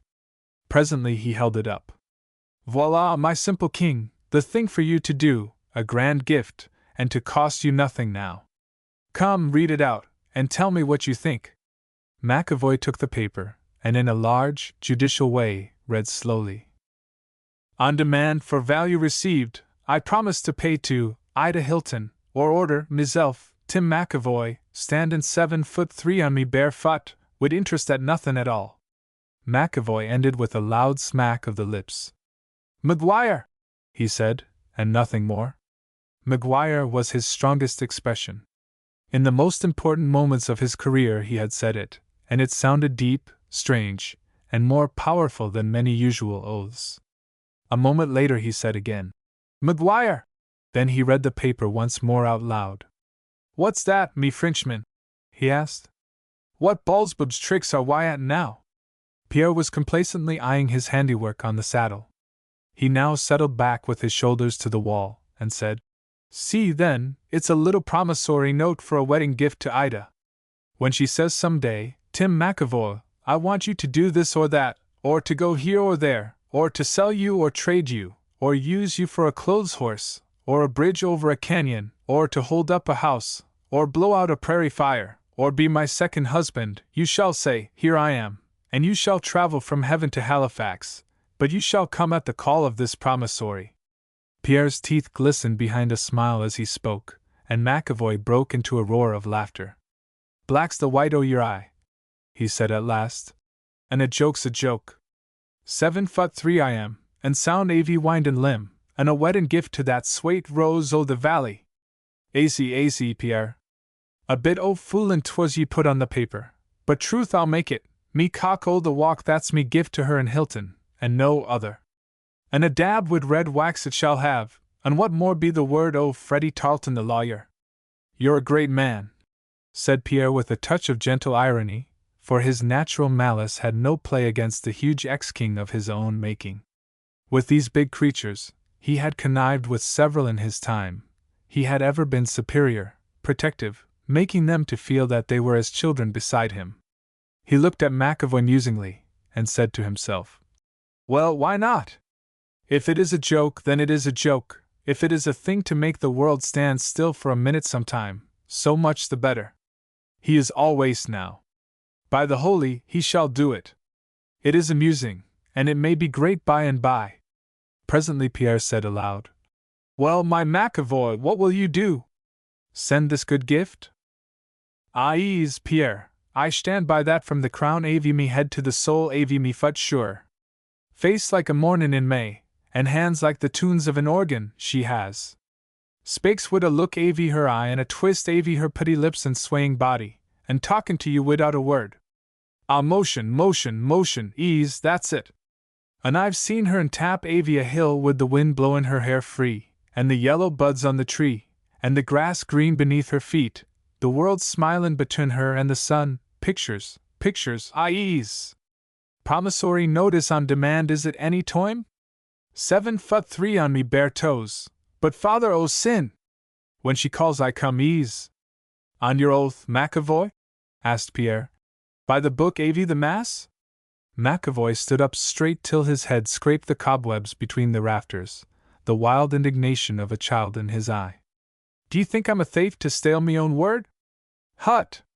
I'll break ye in two, ye wispo straw, if ye doubt me word to a lady. There's me note Avy hand, and ye shall have me fist on it, in writin', at Freddie Tarleton's office, wid a blotch Avy red in the Queen's head at the bottom. Maguire! He said again, and paused, puffing his lips through his beard. Pierre looked at him a moment, then waving his fingers idly, said, So, my strawbreaker! Then tomorrow morning at 10 you will fetch your wedding gift. But come so soon now to M.C. Tarleton's office, and we will have it all as you say, with the red seal and the turn of your fist, yes. Well, well, we travel far in the world, and sometimes we see strange things, and no two strange things are alike. No, there is only one McAvoy in the world, there was only one Sean McGann. Sean McGann was a fine fool, but he did something at last, truly yes, Tim McAvoy, perhaps, will do something at last on his own hook. Hey, I wonder! He felt the muscles of McAvoy's arm musingly, and then laughed up in the giant's face. Once I made you a king, my own, and you threw it all away. Now I make you a slave, and we shall see what you will do. Come along, for M.C. Tarleton. McAvoy dropped a heavy hand on Pierre's shoulder. 'Tis hard to be a king, Pierre, but 'tis aisy to be a slave for the likes o' her. I'd kiss her dirty shoes sure. As they passed through the door, Pierre said, Dis done, perhaps, when all is done, she will sell you for old bones and rags. Then I will buy you, and I will burn your bones in the rags, and I will scatter to the four winds of the earth the ashes of a king, a slave, a fool, and an Irishman, truly. Bedad, ye'll have more earth in your hands then, Pierre, than ye'll ever earn, and more heaven than ye'll ever stand in. Half an hour later they were in Freddie Tarleton's office on the banks of the Little Big Swan, which tumbled past, swelled by the first rain of the early autumn. Freddie Tarleton, who had a gift of humor, entered into the spirit of the thing, and treated it seriously, but in vain did he protest that the large red seal with Her Majesty's head on it was unnecessary. McAvoy insisted, and wrote his name across it with a large indistinctness worthy of a king. Before the night was over everybody at Guyton Hill, save Hilton and Ida, knew what gift would come from McAvoy to the wedded pair. 2. The next morning was almost painfully beautiful, so delicate in its clearness, so exalted by the glory of the hills, so grand in the limitless stretch of the green-brown prairie north and south. It was a day for God's creatures to meet in, and speed away, and having flown round the boundaries of that spacious domain, to return again to the nest of home on the large plateau between the sea and the stars. Gathered about Ida's home was everybody who lived within a radius of 100 miles. In the large front room all the presents were set, rich furs from the far north, cunningly carved bowls, rocking chairs made by hand, knives, cooking utensils, a copy of Shakespeare in 6 volumes from the Protestant missionary who performed the ceremony, a nugget of gold from the long light river, and outside the door, a horse, Hilton's own present to his wife, on which was put Pierre's saddle, with its silver mounting and Ida's name branded deep on pommel and flap. When McAvoy arrived, a cheer went up, which was carried on waves of laughter into the house to Hilton and Ida, who even then were listening to the first words of the brief service which begins, I charge you both if you do know any just cause or impediment, and so on. They did not turn to see what it was, for just at that moment they themselves were the very center of the universe. Ida being deaf and dumb, it was necessary to interpret to her the words of the service by signs, as the missionary read it, and this was done by Pierre himself, the half-breed Catholic, the man who had brought Hilton and Ida together, for he and Ida had been old friends. After Father Corain had taught her the language of signs, Pierre had learned them from her, until at last his gestures had become as vital as her own. The delicate precision of his every movement, the suggestiveness of look and motion, were suited to a language which was nearer to the instincts of his own nature than word of mouth. All men did not trust Pierre, but all women did. With those he had a touch of Machiavelli, with these he had no sign of Mephistopheles, and few were the occasions in his life when he showed outward tenderness to her, which was equally effective. He had learnt, or knew by instinct, that exclusiveness as to men and indifference as to women are the greatest influences on both. As he stood there, slowly interpreting to Ida, by graceful elusive signs, the words of the service, one could not think that behind his impassive face there was any feeling for the man or for the woman. He had that disdainful smile which men acquire who are all their lives aloof from the hopes of the hearthstone, and acknowledge no laws but their own. More than once the eyes of the girl filled with tears, as the pregnancy of some phrase in the service came home to her. Her face responded to Pierre's gestures, as do one's nerves to the delights of good music, and there was something so unique, so impressive in the ceremony, that the laughter which had greeted McAvoy passed away, and a dead silence, beginning from where the two stood, crept out until it covered all the prairie. Nothing was heard except Hilton's voice in strong tones saying, "I take thee to be my wedded wife," etc.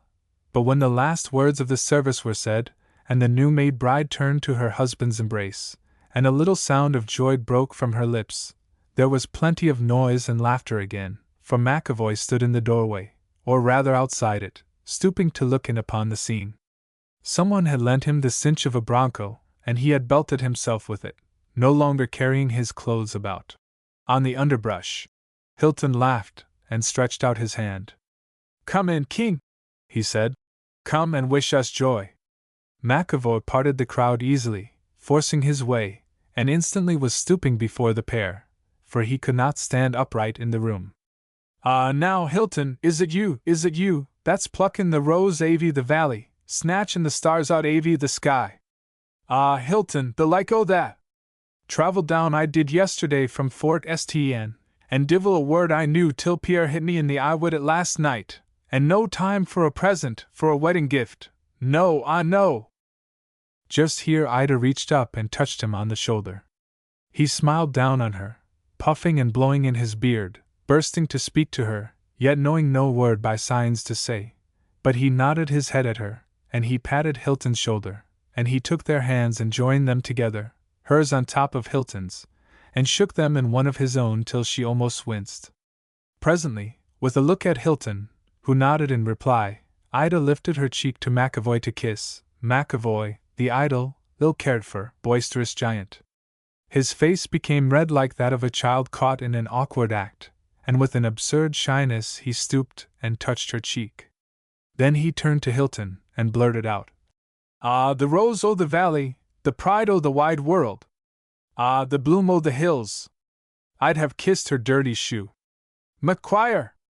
A burst of laughter rolled out on the clear air of the prairie, and the hills seemed to stir with the pleasure of life. Then it was that McAvoy, following Hilton and Ida outside, suddenly stopped beside the horse, drew from his pocket the promissory note that Pierre had written, and said, "Ease, but all the wedding gifts aren't in. 'Tis nothin' I had to give divil a cent in the world, divil a pound avy bocce, or a pot for the fire, or a bit avy linen for the table, nothin' but meself and me dirty clothes, standin' 7 foot 3 in me bare toes. What was I to do? There was only meself to give, so I give it free and hearty, and here it is wid the Queen's head in it, done in Mr. Tarleton's office. Ye'd better had a dog, or a gun, or a ladder, or a horse, or a saddle, or a quart o' brown brandy, but such as it is I give it ye, I give it to the rose o' the valley and the star o' the wide world." In a loud voice he read the promissory note, and handed it to Ida.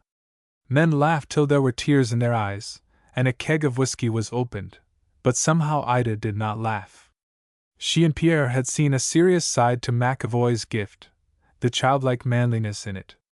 It went home to her woman's heart without a touch of ludicrousness, without a sound of laughter. 3. After a time the interest in this wedding gift declined at Fort Gaydon, and but 3 people remembered it with any singular distinctness: Ida, Pierre, and McAvoy. Pierre was interested, for in his primitive mind he knew that, however wild a promise, life is so wild in its events, there comes the hour for redemption of all IOUs. Meanwhile, weeks, months, and even a couple of years passed, McAvoy and Pierre coming and going, sometimes together, sometimes not, in all manner of words at war, in all manner of fact at peace. And Ida, out of the bounty of her nature, gave the two vagabonds a place at her fireside whenever they chose to come. Perhaps, where speech was not given, a gift of divination entered into her instead, and she valued what others found useless, and held aloof from what others found good. She had powers which had ever been the admiration of Geidenhill. Birds and animals were her friends, she called them her kinsmen. A peculiar sympathy joined them, so that when, at last, she tamed a white wild duck, and made it do the duties of a carrier pigeon, no one thought it strange. Up in the hills, beside the White Sun River, lived her sister and her sister's children, and by, the duck carried messages back and forth, so that when, in the winter, Ida's health became delicate, she had comfort in the solicitude and cheerfulness of her sister, and the gaiety of the young birds of her nest, who sent Ida many a sprightly message and tales of their good vagrancy in the hills. In these days Pierre and McAvoy were little at the post, save now and then to sit with Hilton beside the fire, waiting for spring and telling tales. Upon Hilton had settled that peaceful, abstracted expectancy which shows man at his best, as he waits for the time when, through the half-lights of his fatherhood, he shall see the broad fine dawn of motherhood spreading up the world, which, all being said and done, is that place called home. Something gentle came over him, while he grew stouter in body, and in all other ways made a larger figure among the people of the West. As Pierre said, whose wisdom was more to be trusted than his general morality. It is strange that most men think not enough of themselves till a woman shows them how. But it is the great wonder that the woman does not despise him for it. Quel character! She has so often to show him his way like a babe, and yet she says to him, Mon grand homme, my master, my lord. Shaw! I have often thought that women are half saints, half fools, and men half fools, half rogues. But quelle vie, what life! Without a woman you are half a man. With one you are bound to a single spot in the world, you are tied by the leg, your wing is clipped, you cannot have all. Quelle vie, what life! To this McAvoy said, Spit spat. But what the devil good does all your thinkin' do ye, Pierre? It's argufy here and argufy there, and while you're at that, me and the rest avy us is squeezin' the fun out o' life. Ah, go long wid ye. Why are only a bit o' hell and grammar, anyway? Wid all your cuttin' and carvin' things to see the internals avy thim, I'd do more to the call avy a woman's finger than for all the logic and noology why ever chewed, and there why are, me little tailor o' jurisprudence. To the finger call of Hilton's wife, eh? McAvoy was not quite sure what Pierre's enigmatical tone meant. A wild light showed in his eyes, and his tongue blundered out. Ease, Hilton's wife's finger, or a look avy her eye, or nothin' at all. Acy, ye wasp! Ye'd go stalkin' divils in hell for her yourself, so you would. But the tongue avy ye, but it's gall to the tip. Maybe my king! But I'd go hunting because I wanted, you because you must. You're a slave to come and to go, with the Queen's seal on the promissory. McAvoy leaned back and roared. Ah, that! The rose o' the valley, the joy o' the world! Est Pierre. His voice grew softer on a sudden, as a fresh thought came to him. Did why ever think that the child might be dumb like the mother? This was a day in the early spring, when the snows were melting in the hills, and freshets were sweeping down the valleys far and near. That night a warm, heavy rain came on, and in the morning every stream and river was swollen to twice its size. The mountains seemed to have stripped themselves of snow, and the vivid sun began at once to color the foothills with green. As Pierre and McAvoy stood at their door, looking out upon the earth cleansing itself, McAvoy suddenly said, Ah, look, Pierre! Her white duck off to the nest on Chumpic Hill! They both shaded their eyes with their hands. Circling round 2 or 3 times above the post, the duck then stretched out its neck to the west, and floated away beyond Guyden Hill, and was hid from view. Pierre, without a word, began cleaning his rifle, while McAvoy smoked, and sat looking into the distance, surveying the sweet warmth and light. His face blossomed with color, and the look of his eyes was that of an irresponsible child. Once or twice he smiled and puffed in his beard, but perhaps that was involuntary, or was, maybe, a vague reflection of his dreams, themselves most vague, for he was only soaking in sun and air and life. Within an hour they saw the wild duck again passing the crest of Gaiden, and they watched it sailing down to the post, Pierre idly fondling the gun, McAvoy half roused from his dreams.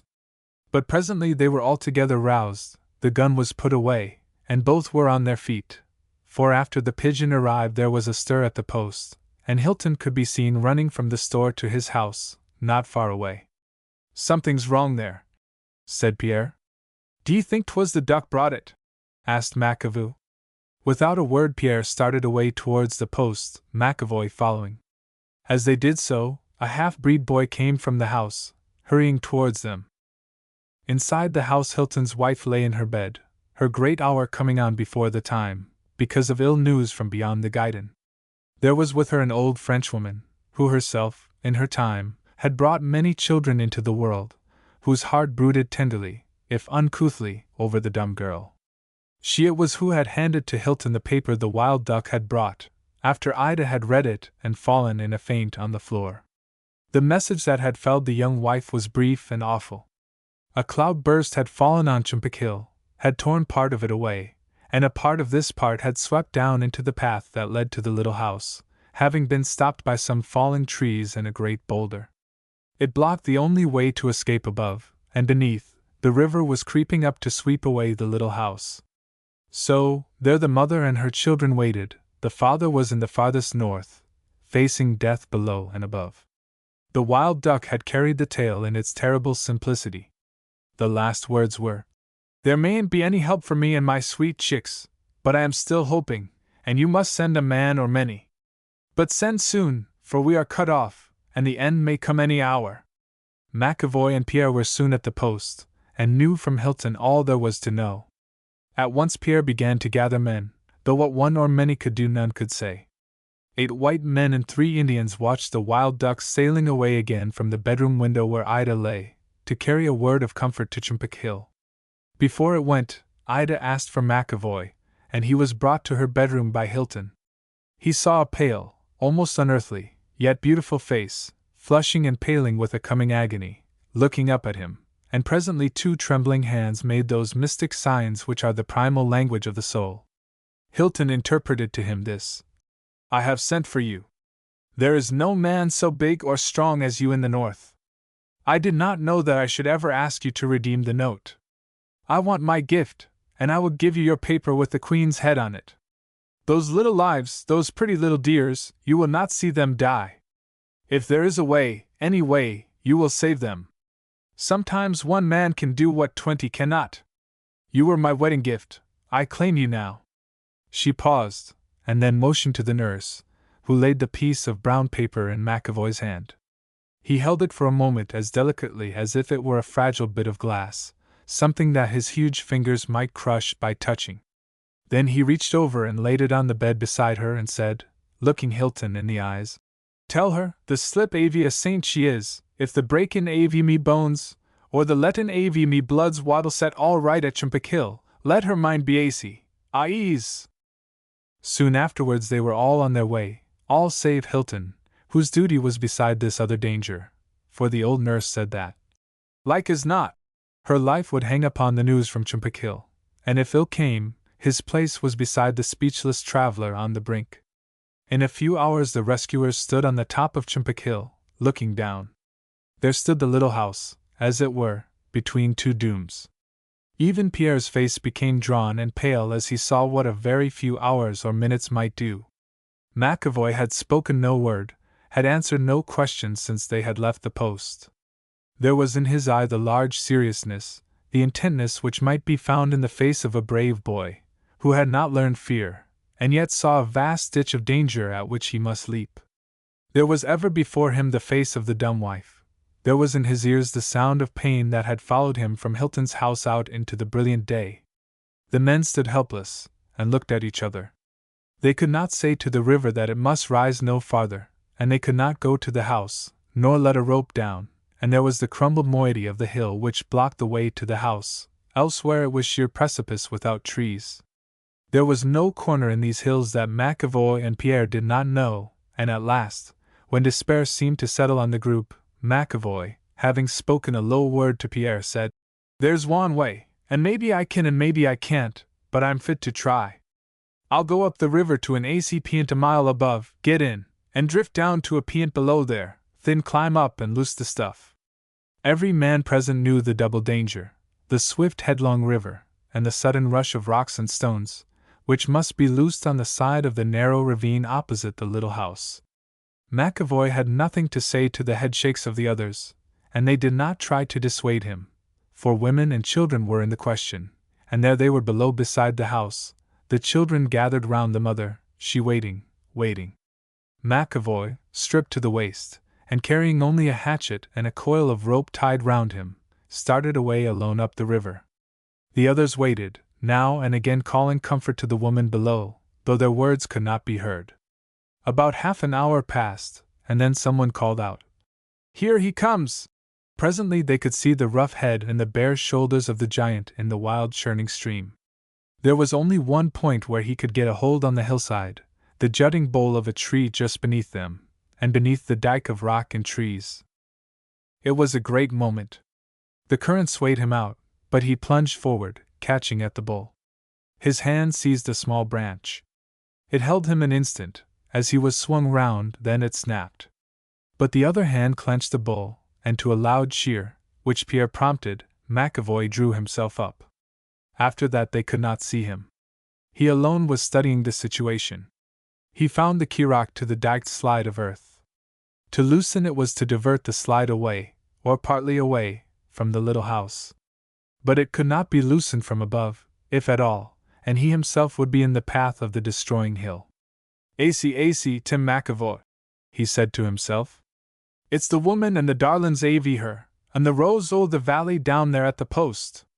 A minute afterwards, having chopped down a hickory sapling, he began to pry at the boulder which held the mass. Presently a tree came crashing down, and a small rush of earth followed it, and the hearts of the men above and the women and children below stood still for an instant. An hour passed as McAvoy toiled with a strange careful skill and a superhuman concentration. His body was all shining with sweat, and sweat dripped like water from his forehead. His eyes were on the keyrock and the pile, alert, measuring, intent. At last he paused. He looked round at the hills, down at the river, up at the sky. Humanity was shut away from his sight. He was alone. A long hot breath broke from his pressed lips, stirring his big red beard. Then he gave a long call that echoed through the hills weirdly and solemnly. It reached the ears of those above like a greeting from an outside world. They answered, "Right, McAvoy." Years afterwards these men told how then there came in reply one word, ringing roundly through the hills, the note and symbol of a crisis, the fantastic cipher of a soul. "Amgire!" There was a loud booming sound, the dike was loosed, the ravine split into the swollen stream, its choking mouthful of earth and rock, and a minute afterwards the path was clear to the top of Chumpik Hill. To it came the unharmed children and their mother, who from the warm peak sent the wild duck to the rose o' the valley, which, till the message came, was trembling on the stem of life. But joy, that marvelous healer, kept it blooming with a little Eden bird nestling near, whose happy tongue was taught in after years to tell of the gift of the simple king, who had redeemed, on demand, the promissory note forever. Malachi. "He'll swing just the same tomorrow." "Exit Malachi," said Freddie Tarleton gravely. The door suddenly opened on the group of gossips, and a man stepped inside and took the only vacant seat near the fire. He glanced at none, but stretched out his hands to the heat, looking at the coals with drooping introspective eyes. "Exit Malachi," he said presently in a soft ironical voice, but did not look up. "By the holy poker, Pierre, where did you spring from?" asked Tarleton genially. "The wind bloweth where it listeth, and," Pierre responded, with a little turn of his fingers. "And the wind doesn't tell where it's been, but that's no reason Pierre shouldn't," urged the other. Pierre shrugged his shoulders, but made no answer. "He was a tough," said a voice from the crowd. "Tomorrow he'll get the breakfast he's paid for."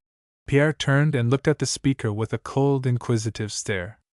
"Mon Dieu," he said presently, "here's this Gohawk playing preacher. What do you know of Malachi, Gohawk? What do any of you know about Malachi? A little of this, a little of that, a drink here, a game of euchre there, A ride after cattle, a hunt behind Guidon Hill. But what is that? You have heard the cry of the eagle, you have seen him carry off a lamb, you have had a pot shot at him, but what do you know of the eagle's nest? Mais non. The lamb is one thing, the nest is another. You don't know the eagle till you've been there. And you, Gohawk, would not understand if you saw the nest. Such can. Shut your mouth, broke out Gohawk. Do you think I'm going to stand your? Freddie Tarleton laid a hand on his arm. Keep quiet, Gohawk. What good will it do? Then he said, Tell us about the nest, Pierre. They're hanging him for the lamb in the morning. Who spoke for him at the trial? Pierre asked. I did, said Tarleton. I spoke as well as I could, but the game was dead against him from the start. The sheriff was popular, and young, that was the thing, handsome too, and the women, of course. It was sure from the start. Besides, Malachi would say nothing, didn't seem to care. No, not to care, mused Pierre. What did you say for him to the jury? I mean the devil of a thing to make them sit up and think, poor Malachi. Like that. Best speech I ever heard. Gohawk interjected. Just emptied the words out, split 'em like peas, by Gol. Till he got to one place right before the end. Then he pulled up sudden, and it got so quiet you could 'a' heard a pin drop. Gentlemen of the jury, says Freddie Tarleton here, gentlemen, by Gol. All that lot, Lagan and the rest. Gentlemen of the jury, he says, be you dongade well sure that you're at one with God A'mighty in this, that you've got at the core of justice here, that you've got evidence to satisfy him who you've all got to satisfy some day, or get out. Not evidence as to shootin', but evidence as to what that shootin' meant, and whether it was meant to kill, and what for. The case is like this, gentlemen of the jury, says Freddie Tarleton here. Two men are in a street alone. There's a shot, out comes everybody, and sees Fargo the sheriff laid along the ground, his mouth in the dust, and a full-up gun in his fingers.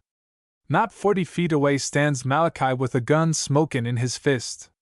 It seems to be the opinion that it was cussedness, just cussedness, that made Malachi turn the sheriff's boots to the sun, for Malachi was quarrelsome. I'll give you a quarter on that. And the sheriff was meddlesome, used to have high spirits, like as if he's lift himself over the fence with his bootstraps. So when Malachi come and saw the sheriff steppin' round in his patent leathers, it give him the needle, and he got a bead on him, and away went Sheriff Fargo, right away. That seems to be the sense of the public, and he stops again, soft and quick, and looks the 12 in the eyes at once. But, says Freddie Tarleton here, are you going to hang a man on the little you know? Or are you going to credit him with something of what you don't know? You hain't got the inside of this thing, and Malachi doesn't let you know it, and God keeps quiet.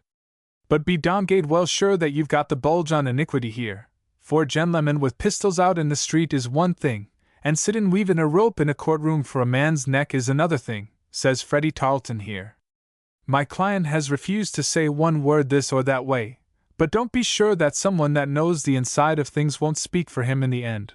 Then he turns and looks at Malachi, and Malachi was standin' still and steady like a tree, but his face was white, and sweat poured on his forehead. If God has no voice to be heard for my client in this courtroom today, is there no one on earth, no man or woman, who can speak for one who won't speak for himself, says Freddie Tarleton here. Then, by Gol. For the first time Malachi opened. There's no one, he says. The speakin' is all for the sheriff.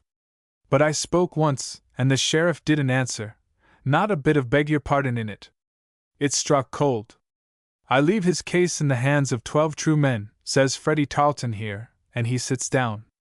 So they said he must walk the air? Suggested Pierre. Without leaving their seats, someone added instantly. So. But that speech of Freddie Tarleton here? It was worth 12 drinks to me, no more, and nothing at all to Malachi, said Tarleton. When I said I'd come to him tonight to cheer him up, he said he'd rather sleep. The missionary, too, he can make nothing of him. I don't need anyone here, he says. I eat this off my own plate, and that's the end of Malachi. Because there was no one to speak for him, eh? Well. If he'd said anything that'd justify the thing, Make it a manslaughter business or a quarrel, then. But no, not a word up or down, high or low. Except Malachi, rejoined Freddie Tarleton sorrowfully. I wish he'd given me half a chance. I wish I'd been there, said Pierre, taking a match from Gohawk and lighting his cigarette. To hear his speech? Asked Gohawk, nodding towards Tarleton. To tell the truth about it all. Tsh, you bats, you sheep, what have you in your skulls?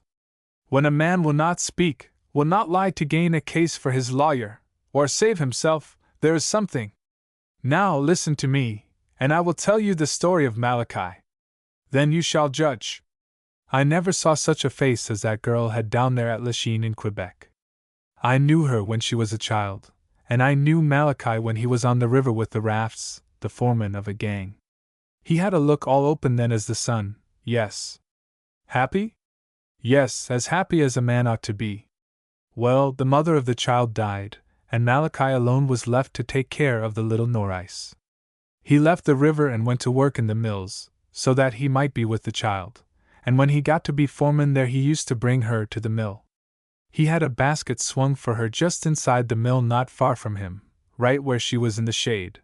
But if she stretched out her hand it would be in the sun. I've seen 100 men turn to look at her where she swung, singing to herself, and then chuckle to themselves afterwards as they worked. When Trevor, the owner, come one day, and saw her, he swore, and was going to sack Malachi, but the child, that little Norrice, leaned over the basket, and offered him an apple. He looked for a minute, then he reached up, took the apple, turned round, and went out of the mill without a word, so. Next month when he come he walked straight to her, and handed up to her a box of toys and a silver whistle. That's to call me when you want me, he said, as he put the whistle to her lips, and then he put the gold string of it round her neck. She was a wise little thing, that Norrice, and noticed things. I don't believe that Trevor or Malachi ever knew how sweet was the smell of the fresh sawdust till she held it to their noses, and it was she that had the saws, all sizes, start one after the other, making so strange a tune. She made up a little song about fairies and others to sing to that tune. And no one ever thought much about Indian Island, off beyond the sweating, baking piles of lumber, and the blistering logs and timbers in the bay, till she told stories about it. Sure enough, when you saw the shut doors and open windows of those empty houses, all white without in the sun and dark within, and not a human to be seen, you could believe almost anything. You can think how proud Malachi was. She used to get plenty of presents from the men who had no wives or children to care for, little silver and gold things as well as others. She was fond of them, but no, not vain. She loved the gold and silver for their own sake. Pierre paused. I knew a youngster once, said Gohawk. That? Pierre waved his hand. I am not through, M.C. Gohawk the talker. Years went on. Now she took care of the house of Malachi. She wore the whistle that Trevor gave her. He kept saying to her still, if ever you need me, little Norrice, blow it, and I will come. He was droll, that M.C. Trevor, at times. Well, she did not blow, but still he used to come every year, and always brought her something. One year he brought his nephew, a young fellow of about 23. She did not whistle for him either, but he kept on coming. That was the beginning of Exit Malachi. The man was clever and bad, the girl believing and good. He was young, but he knew how to win a woman's heart. When that is done, there is nothing more to do, she is yours for good or evil, and if a man, through a woman's love, makes her to sin, even his mother cannot be proud of him, no. But the man married Norrice, and took her away to Madison, down in Wisconsin. Malachi was left alone, Malachi and Trevor, for Trevor felt towards her as a father. All o'er sorrow come to the girl, for her husband began to play cards and to drink, and he lost much money. There was the trouble, the two together. They lived in a hotel. One day a lady missed a diamond necklace from her room. Norrice had been with her the evening before. Norrice come into her own room the next afternoon, and found detectives searching. In her own jewel case, which was tucked away in the pocket of an old dress, was found the necklace. She was arrested. She said nothing, for she waited for her husband, who was out of town that day. He only come in time to see her in court next morning. She did not deny anything, she was quiet, like Malachi.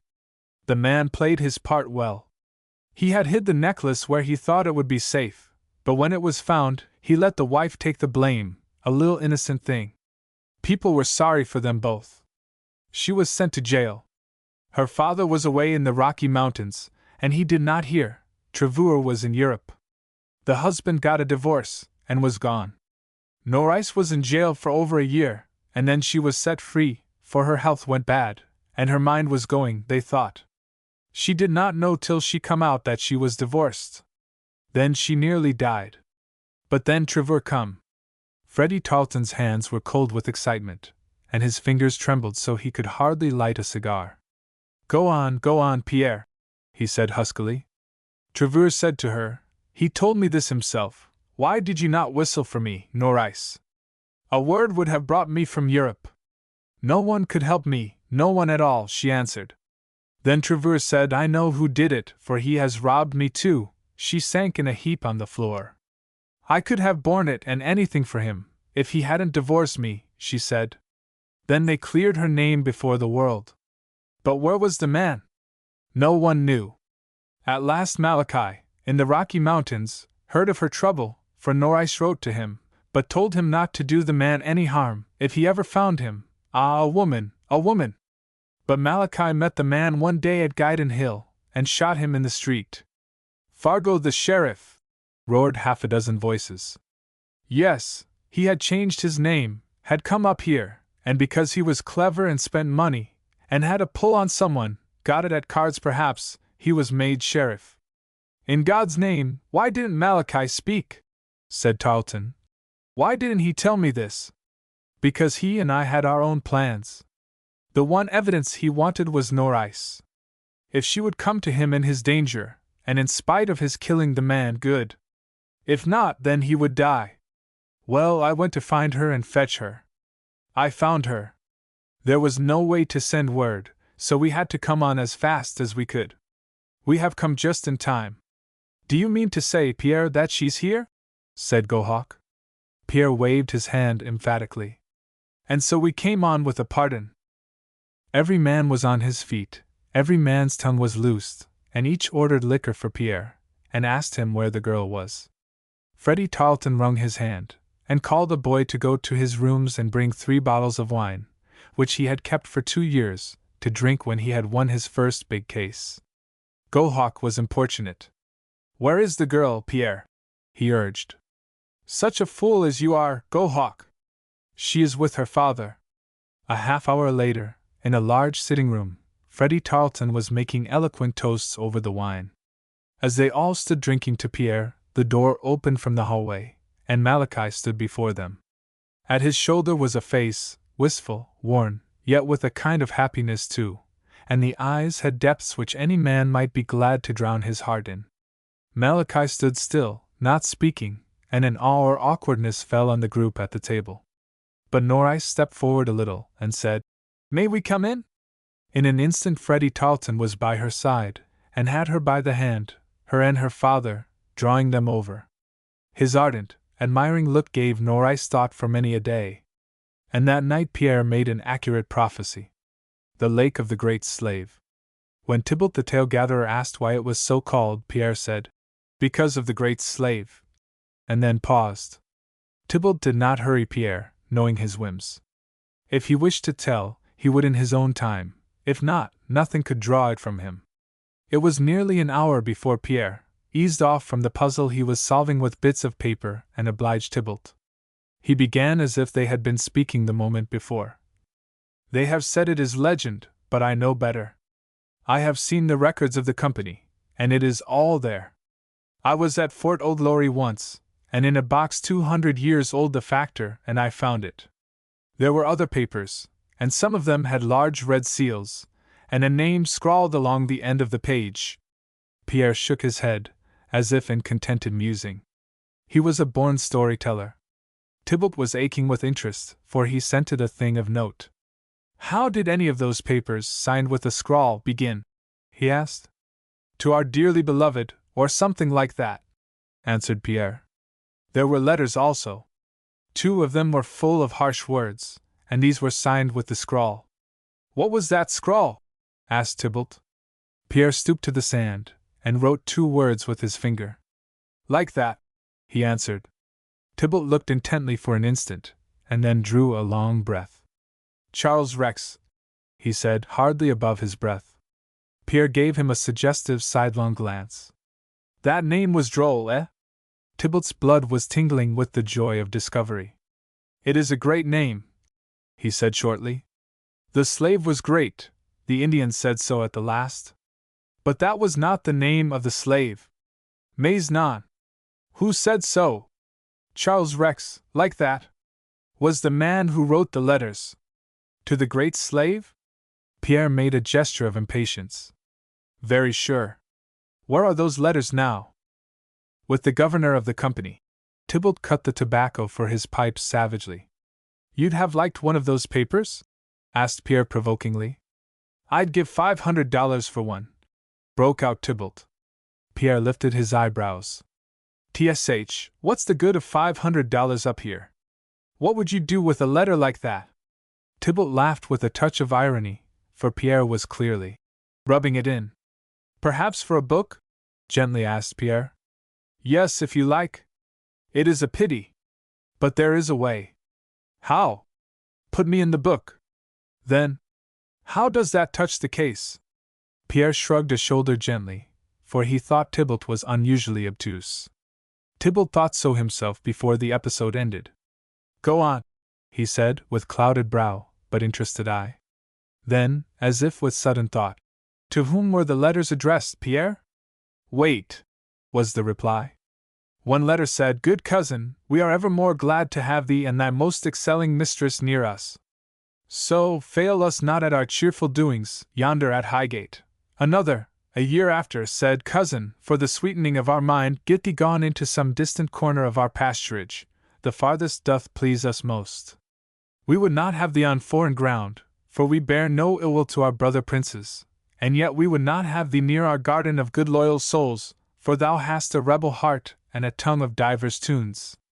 Thou lovest not the good old song of duty to thy prince. Obeying us, thy lady shall keep thine estates untouched. Failing obedience, thou wilt make more than thy prince unhappy.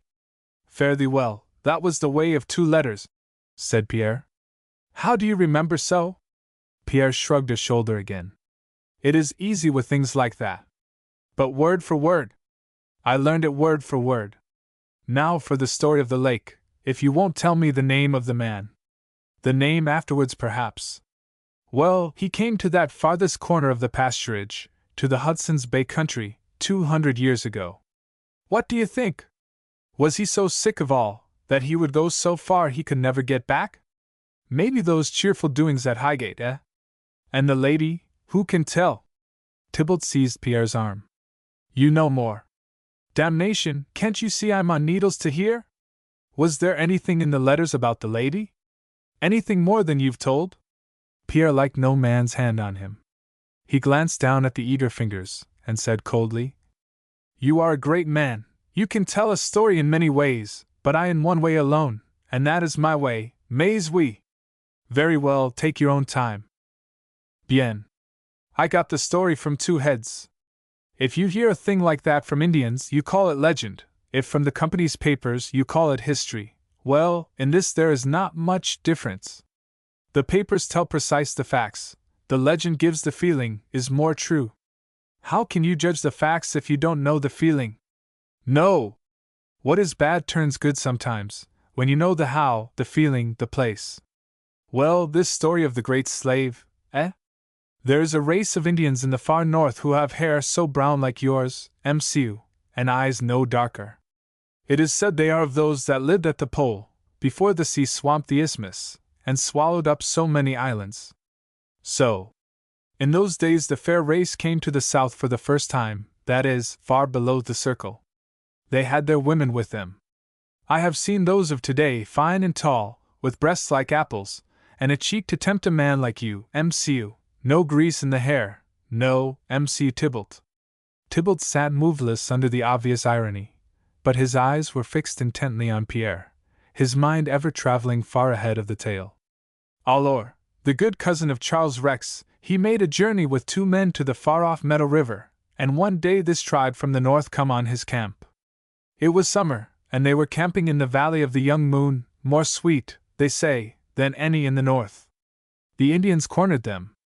There was a fight, and one of the company's men was killed, and 5 of the other. But when the king of the people of the Poles saw that the great man was fair of face, he called for the fight to stop. There was a big talk all by signs, and the king said for the great man to come and be one with them, for they liked his fair face, their forefathers were fair like him.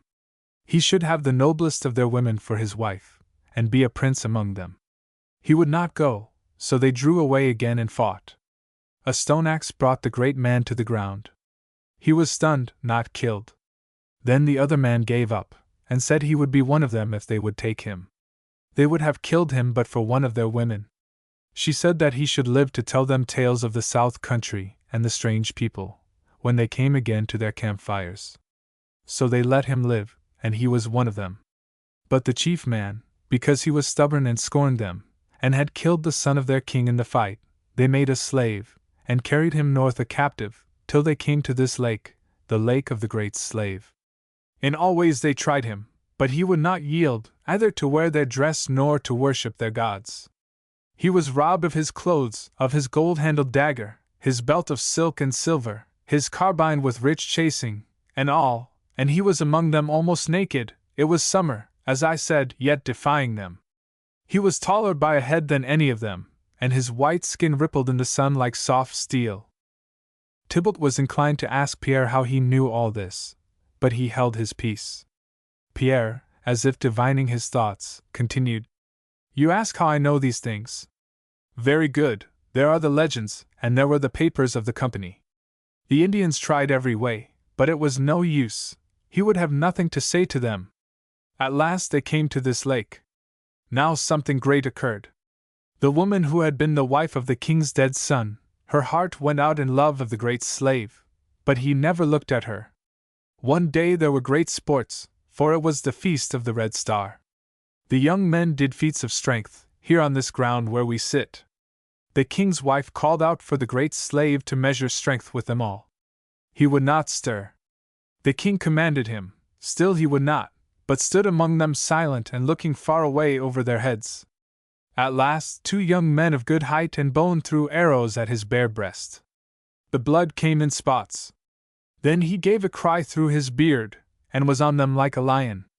He caught them, one in each arm, swung them from the ground, and brought their heads together with a crash, breaking their skulls, and dropped them at his feet. Catching up a long spear, he waited for the rest. But they did not come, for, with a loud voice, the king told them to fall back, and went and felt the bodies of the men. One of them was dead, the other was his second son, he would live. It is a great deed, said the king, for these were no children, but strong men. Then again he offered the great slave women to marry, and 50 tents of deerskin for the making of a village. But the great slave said no, and asked to be sent back to Fort O'Glory. The king refused. But that night, as he slept in his tent, the girl widow came to him, waked him, and told him to follow her. He came forth, and she led him softly through the silent camp to that wood which we see over there. He told her she need not go on. Without a word, she reached over and kissed him on the breast. Then he understood. He told her that she could not come with him, for there was that lady in England, his wife, But never mind, that will come. He was too great to save his life, or be free at the price. Some are born that way. They have their own commandments, and they keep them. He told her that she must go back. She gave a little cry, and sank down at his feet, saying that her life would be in danger if she went back. Then he told her to come, for it was in his mind to bring her to Fort O'Glory, where she could marry an Indian there. But now she would not go with him, and turned towards the village. A woman is a strange creature, yes, like that. He refused to go and leave her. She was in danger, and he would share it, whatever it might be. So, though she prayed him not, he went back with her, and when she saw that he would go in spite of all, she was glad, which is like a woman. When he entered the tent again, he guessed her danger, for he stepped over the bodies of 2 dead men. She had killed them. As she turned at the door to go to her own tent, another woman faced her. It was the wife of the king, who had suspected, and had now found out. Who can tell what it was? Jealousy, perhaps. The great slave could tell, maybe, if he could speak, for a man always knows when a woman sets him high. Anyhow, that was the way it stood.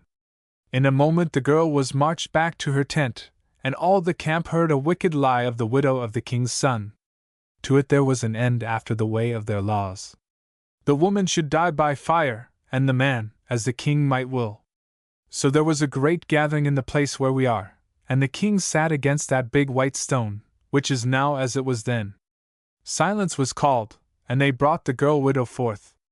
The king spoke.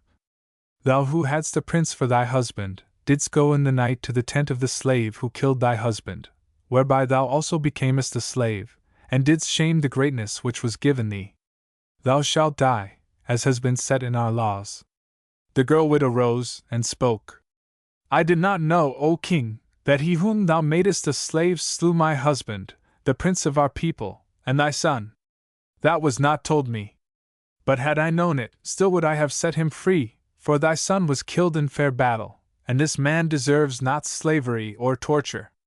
I did seek the tent of the great slave, and it was to set him free, no more.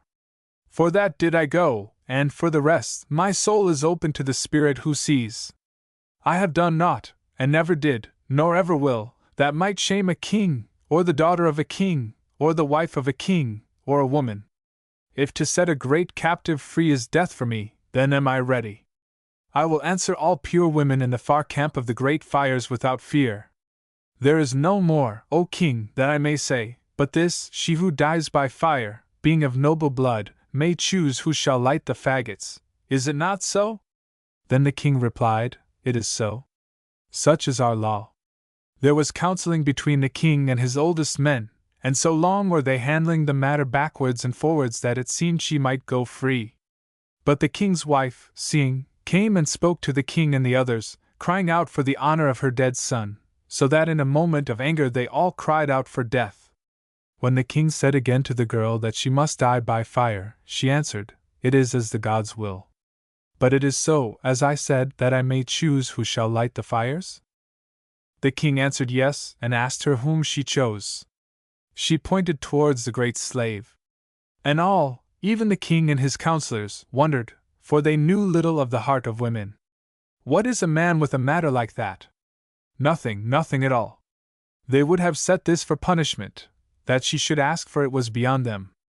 Yes, even the king's wife, it was beyond her. But the girl herself, see you, was it not this way? If she died by the hand of him she loved, then it would be easy, for she could forget the pain, in the thought that his heart would ache for her, and that at the very last he might care, and she should see it. She was great in her way also, that girl, 200 years ago. Alors, they led her a little distance off. There is the spot where you see the ground heave a little, and the great slave was brought up. The king told him why the girl was to die. He went like stone, looking at them. He knew that the girl's heart was like a little child's, and the shame and cruelty of the thing froze him silent for a minute, and the color flew from his face to here and there on his body, as a flame on marble. The cords began to beat and throb in his neck and on his forehead, and his eyes gave out fire like flint on an arrowhead. Then he began to talk. He could not say much, for he knew so little of their language. But it was no, every other word. No, no, no, no, the words ringing from his chest. She is good, he said. The other no, and he made a motion with his hand. She must not die, no. Evil? It is a lie. I will kill each man that says it, one by one, if he dares come forth. She tried to save me. Well, then he made them know that he was of high place in a far country, and that a man like him would not tell a lie. That pleased the king, for he was proud, and he saw that the slave was of better stuff than himself. Besides, the king was a brave man, and he had strength, and more than once he had laid his hand on the chest of the other, as one might on a grand animal. Perhaps, even then, they might have spared the girl was it not for the queen. She would not hear of it. Then they tried the great slave, and he was found guilty. The queen sent him word to beg for pardon. So he stood out and spoke to the queen. She sat up straight, with pride in her eyes, for was it not a great prince, as she thought, asking? But a cloud fell on her face, for he begged the girl's life. Since there must be death, let him die, and die by fire in her place. It was then two women cried out, the poor girl for joy, not at the thought that her life would be saved, but because she thought the man loved her now, or he would not offer to die for her, and the queen for hate, because she thought the same. You can guess the rest, they were both to die, though the king was sorry for the man. The king's speaker stood out and asked them if they had anything to say. The girl stepped forward, her face without any fear, but a kind of noble pride in it, and said, I am ready, O king. The great slave bowed his head, and was thinking much. They asked him again, and he waved his hand at them. The king spoke up in anger, and then he smiled and said, O king, I am not ready. If I die, I die. Then he fell to thinking again. But once more the king spoke, Thou shalt surely die, but not by fire, nor now, nor till we have come to our great camp in our own country. There thou shalt die. But the woman shall die at the going down of the sun, she shall die by fire, and thou shalt light the faggots for the burning. The great slave said he would not do it, not though he should die 100 deaths. Then the king said that it was the woman's right to choose who should start the fire, and he had given his word, which should not be broken. When the great slave heard this, he was wild for a little, and then he guessed altogether what was in the girl's mind. Was not this the true thing in her, the very truest? Mais oui. That was what she wished, to die by his hand rather than by any other, and something troubled his breast, and a cloud came in his eyes, so that for a moment he could not see. He looked at the girl, so serious, eye to eye. Perhaps she understood. So, after a time, he got calm as the farthest light in the sky, his face shining among them all with a look none could read. He sat down, and wrote upon pieces of bark with a spear point. Those bits of bark I have seen also at Fort O'Glory. He pierced them through with dried strings of the slippery elm tree, and with the king's consent gave them to the company's man, who had become one of the people, telling him, if ever he was free, or could send them to the company, he must do so. The man promised, and shame came upon him that he had let the other suffer alone, and he said he was willing to fight and die if the great slave gave the word. But he would not, and he urged that it was right for the man to save his life. For himself, no, it could never be, and if he must die, he must die. You see, a great man must always live alone and die alone, when there are only such people about him. So, now that the letters were written, he sat upon the ground and thought, looking often towards the girl, who was placed apart, with guards near. The king sat thinking also. He could not guess why the great slave should give the letters now, since he was not yet to die, nor could the company's man show a reason when the king asked him. So the king waited, and told the guards to see that the great slave did not kill himself. But the queen wanted the death of the girl, and was glad beyond telling that the slave must light the faggots. She was glad when she saw the young braves bring a long sapling from the forest, and digging a hole, put it stoutly in the ground, and fetch wood, and heap it about. The great slave noted that the bark of the sapling had not been stripped, and more than once he measured, with his eye, the space between the stake and the shores of the lake. He did this most private, so that no one saw but the girl. At last the time was come. The lake was all rose and gold out there in the west, and the water so still, so still. The cool, moist scent of the leaves and grass came out from the woods and up from the plain, and the world was so full of content that a man's heart could cry out, even as now, while we look, is it not good? See the deer drinking on the other shore there.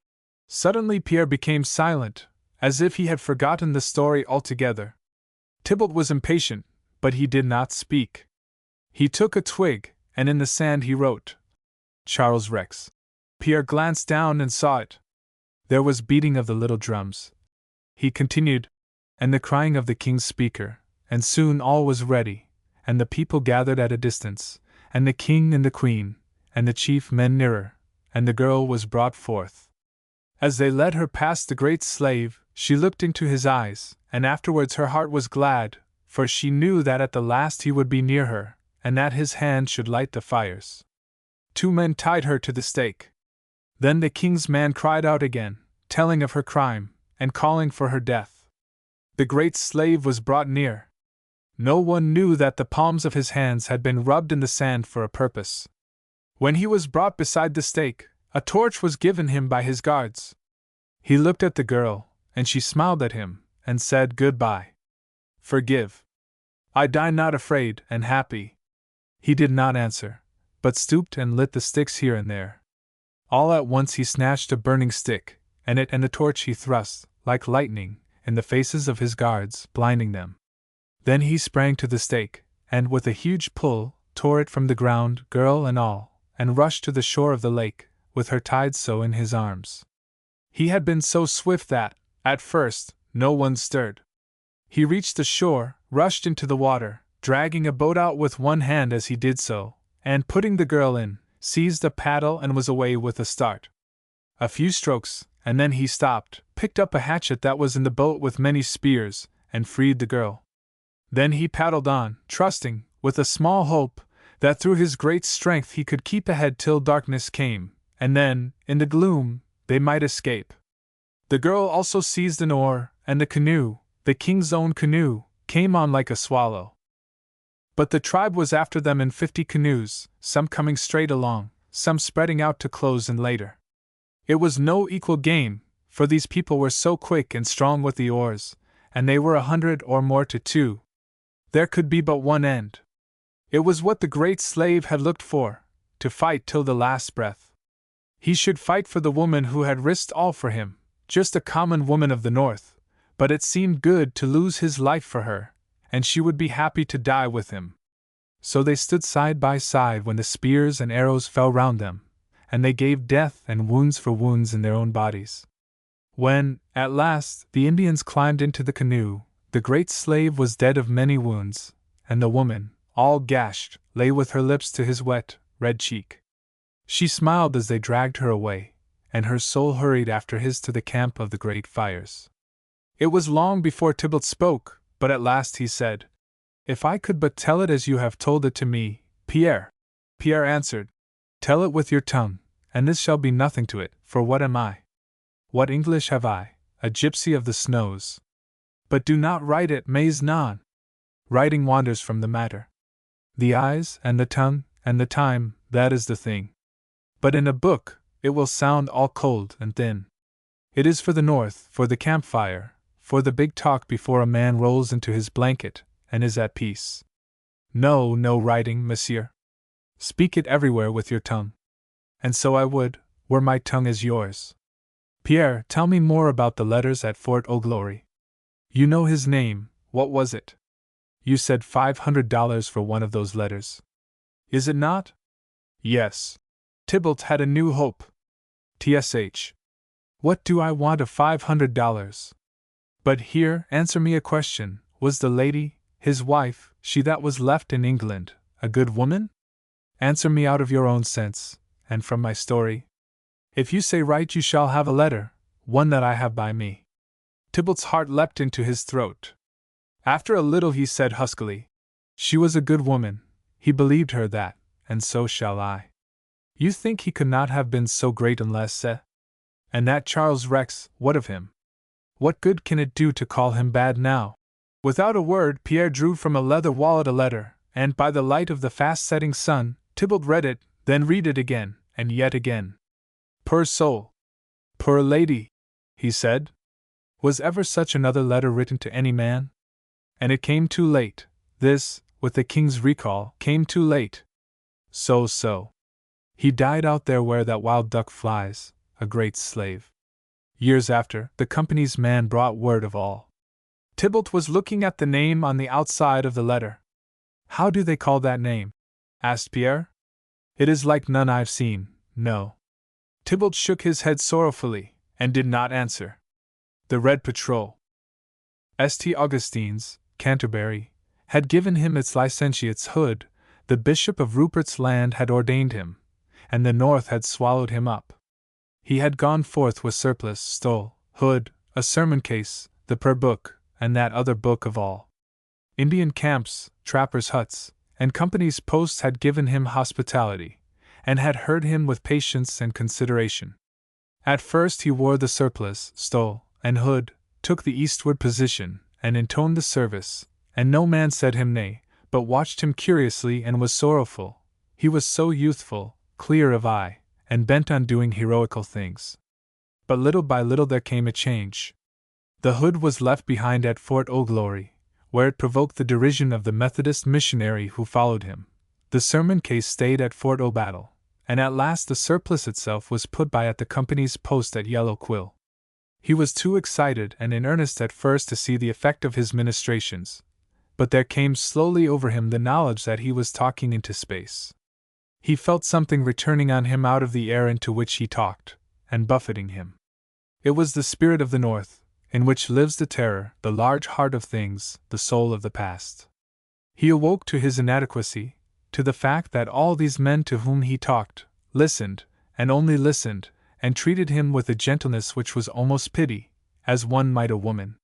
He had talked doctrine, the church, the sacraments, and at Fort O'Battle he faced definitely the futility of his work. What was to blame, the church, religion, himself?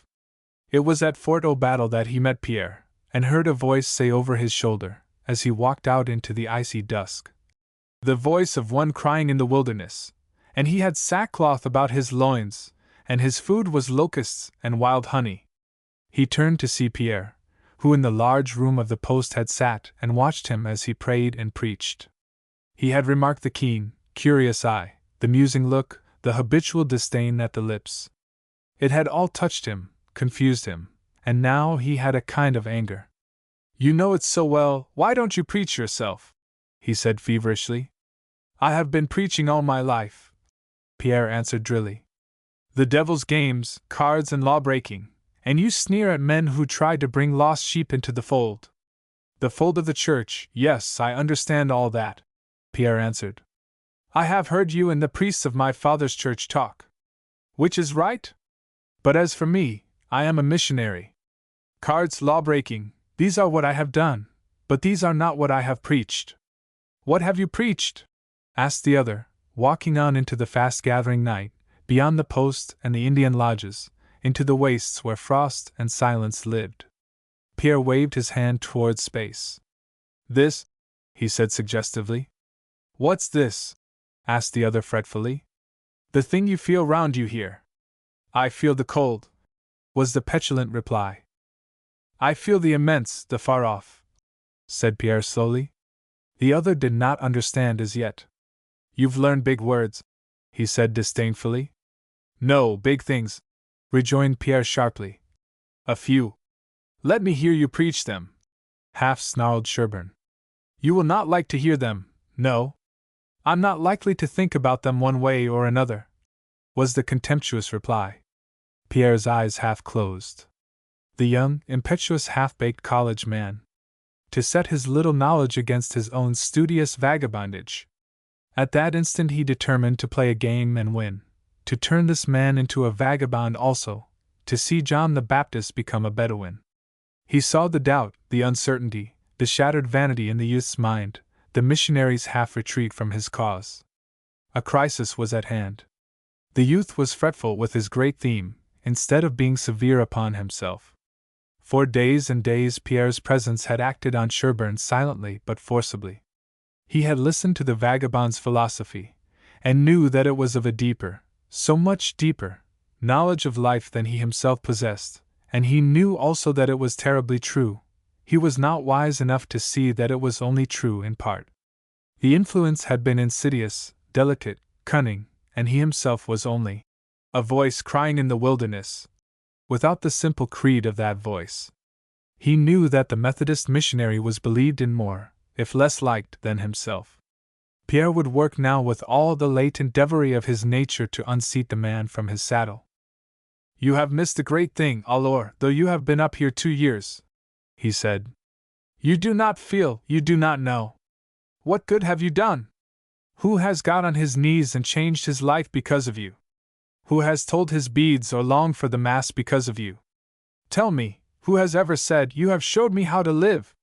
Even the women, though they cry sometimes when you sing the prayers, Go on just the same when the little bless you is over. Why? Most of them know a better thing than you tell them. Here is the truth, you are little, so very little. You never lied, direct, you never stole the waters that are sweet, you never knew the big dreams that come with wine in the dead of night, you never swore at your own soul and heard it laugh back at you, you never put your face in the breast of a woman, do not look so wild at me, you never had a child, you never saw the world and yourself through the doors of real life. You never have said, I am tired, I am sick of all, I have seen all. You have never felt what came after, understanding. Chut, your talk is for children and missionaries. You are a prophet without a call, you are a leader without a man to lead, you are less than a child up here. For here the children feel a peace in their blood when the stars come out, and a joy in their brains when the dawn comes up and reaches a yellow hand to the pole, and the west wind shouts at them. Holy Mother! We in the far north, we feel things, for all the great souls of the dead are up there at the pole in the pleasant land, and we have seen the Scarlet Hunter and the Kimash Hills. You have seen nothing. You have only heard, and because, like a child, you have never sinned, you come and preach to us. The night was folding down fast, all the stars were shooting out into their places, and in the north the white lights of the aurora were flying to and fro. Pierre had spoken with a slow force and precision, yet, as he went on, his eyes almost became fixed on those shifting flames, and a deep look came into them, as he was moved by his own eloquence. Never in his life had he made so long a speech at once.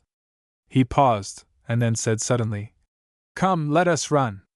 He broke into a long, sliding trot, and Sherburne did the same. With their arms gathered to their sides they ran for quite 2 miles without a word, until the heavy breathing of the clergyman brought Pierre up suddenly.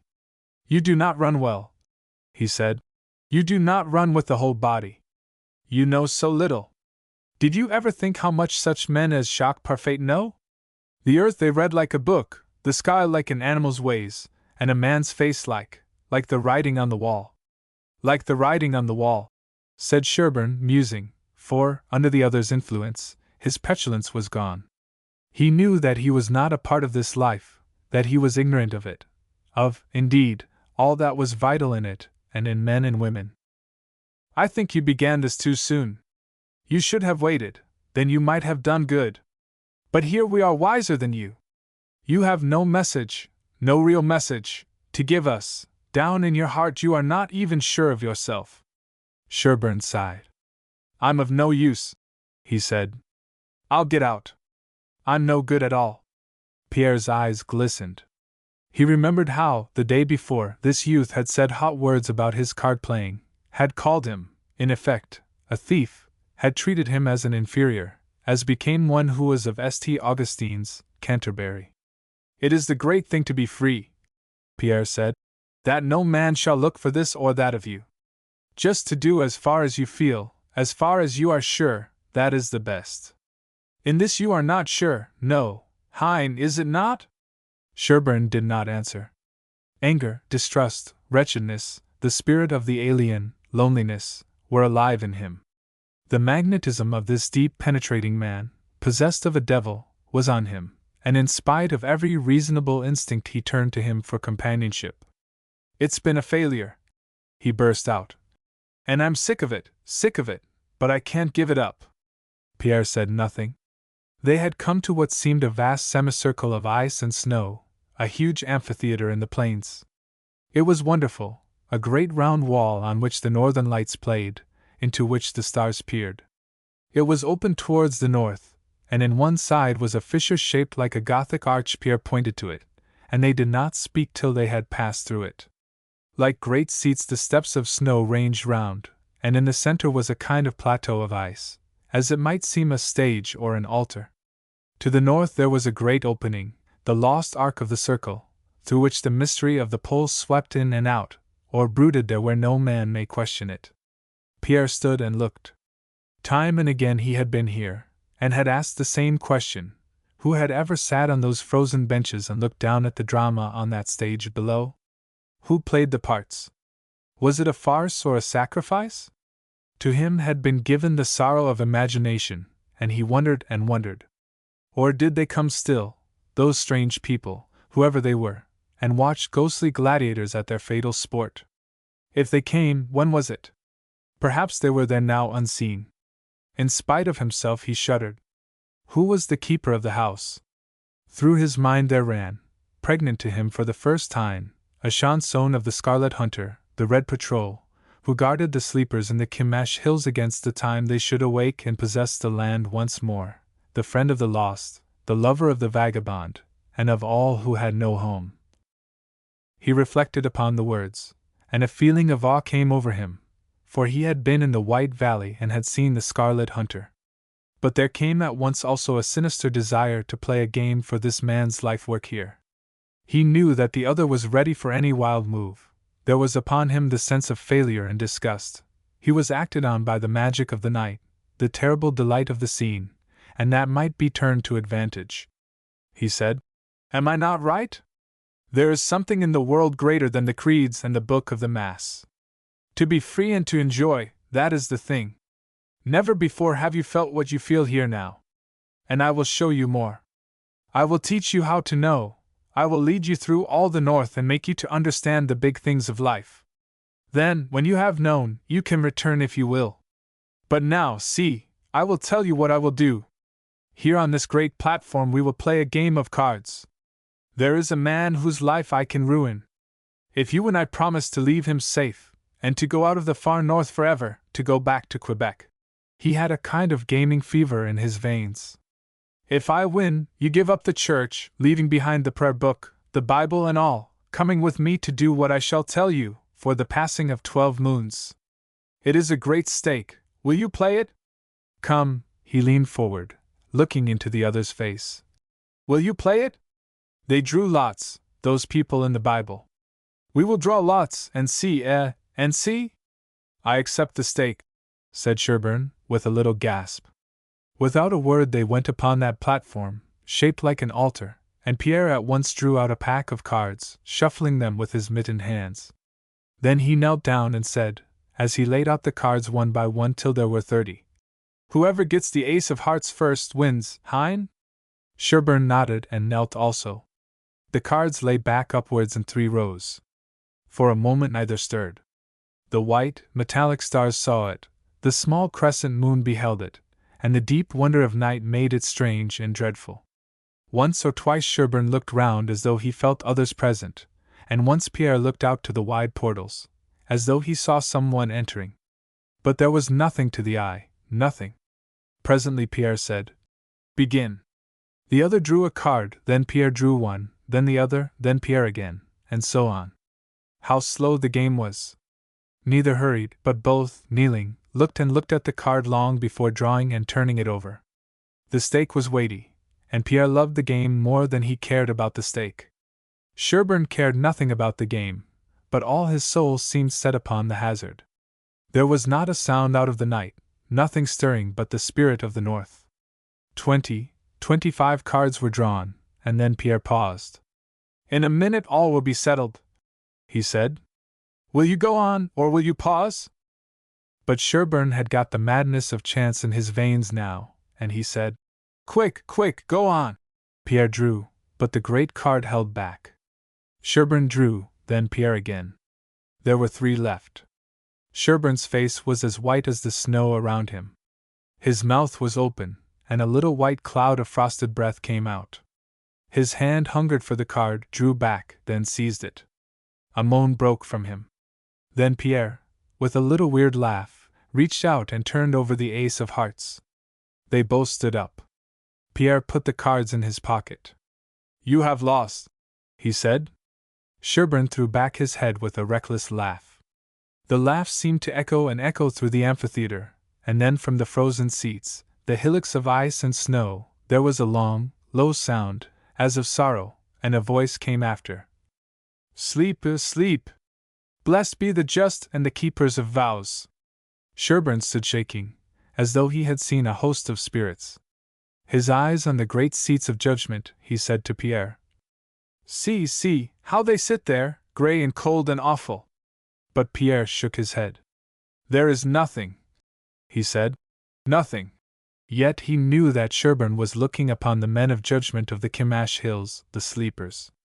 He looked round, half fearfully, for if here were those great children of the ages, where was the keeper of the house, the Red Patrol? Even as he thought, a figure in scarlet with a noble face and a high pride of bearing stood before them, not far away. Sherburne clutched his arm. Then the Red Patrol, the Scarlet Hunter, spoke. Why have you sinned your sins and broken your vows within our house of judgment? Know ye not that in the new springtime of the world ye shall be outcast, because ye have called the sleepers to judgment before their time? But I am the hunter of the lost. Go you, he said to Sherburne, pointing, where a sick man lies in a hut in the Shirkham valley. In his soul find thine own again.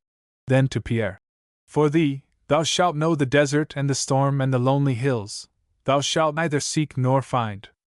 Go, and return no more. The two men, Sherburne falteringly, stepped down and moved to the open plain. They turned at the great entrance and looked back. Where they had stood there rested on his long bow the Red Patrol. He raised it, and a flaming arrow flew through the sky towards the south. They followed its course, and when they looked back a little afterwards, the great judgment house was empty, and the whole north was silent as the sleepers. At dawn they came to the hut in the Shirkham valley, and there they found a trapper dying. He had sinned greatly, and he could not die without someone to show him how, to tell him what to say to the angel of the crossroads. Sherburne, kneeling by him, felt his own new soul moved by a holy fire, and first praying for himself, he said to the sick man, For if we confess our sins, he is faithful and just to forgive us our sins, and to cleanse us from all unrighteousness. Praying for both, his heart grew strong, and he heard the sick man say, ere he journeyed forth to the crossroads, You have shown me the way. I have peace. Speak for me in the presence, said Sherburne softly. The dying man could not answer, but that moment, as he journeyed forth on the far trail, he held Sherburne's hand. The going of the White Swan. Why don't ye come back, father? The man shook his head, his hand fumbled with the wolfskin robe covering the child, and he made no reply. She'd come if she knew I was hurted, wouldn't she? The father nodded, and then turned restlessly toward the door, as though expecting someone. The look was troubled, and the pipe he held was not alight, though he made a pretense of smoking. Suppose the wild cat had got me, she'd be sorry when she comes, wouldn't she? There was no reply yet save by gesture, the language of primitive man, but the big body shivered a little, and the uncouth hand felt for a place in the bed where the lad's knee made a lump under the robe. He felt the little heap tenderly, but the child winced. SSH, but that hurts. This wolfskin's most too much on me, isn't it, father? The man softly, yet awkwardly too, lifted the robe, folded it back, and slowly uncovered the knee. The leg was worn away almost to skin and bone, but the knee itself was swollen with inflammation. He bathed it with some water, mixed with vinegar and herbs, then drew down the deerskin shirt at the child's shoulder, and did the same with it. Both shoulder and knee bore the marks of teeth, where a huge wild cat had made havoc, and the body had long red scratches. Presently the man shook his head sorrowfully, and covered up the small disfigured frame again, but this time with the tanned skin of the caribou. The flames of the huge wood fire dashed the walls and floor with a velvety red and black, and the large iron kettle, bought of the company at Fort Sacrament, puffed out geysers of steam. The place was a low but with parchment windows and rough mud mortar lumped between the logs. Skins hung along two sides, with bullet holes and knife holes showing, of the great gray wolf, the red puma, the bronze hill lion, the beaver, the bear, and the sable, and in one corner was a huge pile of them. Bare of the usual comforts as the room was, it had a sort of refinement also, joined to an inexpressible loneliness. You could scarce have told how or why. Father, said the boy, his face pinched with pain for a moment. It hurts so all over, every once in a while. His fingers caressed the leg just below the knee. Father, he suddenly added, what does it mean when you hear a bird sing in the middle of the night? The woodsman looked down anxiously into the boy's face. It hasn't no meaning, Dominique. There ain't such a thing on the Labrador Heights as a bird singin' in the night. That's only in warm countries where there's nightingales. So, bien sûr. The boy had a wise, dreamy, speculative look. Well, I guess it was a nightingale. It didn't sing like any I ever heard. The look of nervousness deepened in the woodsman's face. What did it sing like, Dominique? So it made you shiver. You wanted it to go on, and yet you didn't want it. It was pretty, but you felt as if something was going to snap inside of you. When did you hear it, my son? Twice last night, and I guess it was Sunday the other time. I don't know, for there hasn't been no Sunday up here since Mother went away, has there? Meb not. The veins were beating like live cords in the man's throat and at his temples. 'Twas just the same as Father Crane bein' here, when Mother had Sunday, wasn't it? The man made no reply, but a gloom drew down his forehead, and his lips doubled in as if he endured physical pain. He got to his feet and paced the floor. For weeks he had listened to the same kind of talk from this wounded, and, as he thought, dying son, and he was getting less and less able to bear it. The boy at 9 years of age was, in manner of speech, the merest child, but his thoughts were sometimes large and wise. The only white child within a compass of 300 miles or so, the lonely life of the hills and plains, so austere in winter, so melted to a sober joy in summer, listening to the talk of his elders at campfires and on the hunting trail, when, even as an infant almost, he was swung in a blanket from a tree or was packed in the torch crane of a canoe, and more than all, the care of a good, loving, if passionate, little mother. All these had made him far wiser than his years. He had been hours upon hours each day alone with the birds, and squirrels, and wild animals, and something of the keen scent and instinct of the animal world had entered into his body and brain, so that he felt what he could not understand. He saw that he had worried his father, and it troubled him. He thought of something. "Daddy," he said, "let me have it." A smile struggled for life in the hunter's face, as he turned to the wall and took down the skin of a silver fox. He held it on his palm for a moment, looking at it in an interested, satisfied way, then he brought it over and put it into the child's hands, and the smile now shaped itself, as he saw an eager pale face buried in the soft fur. "Good! Good!" he said involuntarily. "Bon! Bon!" said the boy's voice from the fur, in the language of his mother, who added a strain of Indian blood to her French ancestry. The two sat there, the man half kneeling on the low bed, and stroking the fur very gently. It could scarcely be thought that such pride should be spent on a little pelt by a mere backwoods man and his 9-year-old son. One has seen a woman fingering a splendid necklace, her eyes fascinated by the bunch of warm, deep jewels, a light knot of mere vanity, or hunger, or avarice in her face, only the love of the beautiful thing. But this was an animal's skin. Did they feel the animal underneath it yet, giving it beauty, life, glory? The silver fox skin is the prize of the North, and this one was of the boy's own harvesting. While his father was away, he saw the fox creeping by the hut.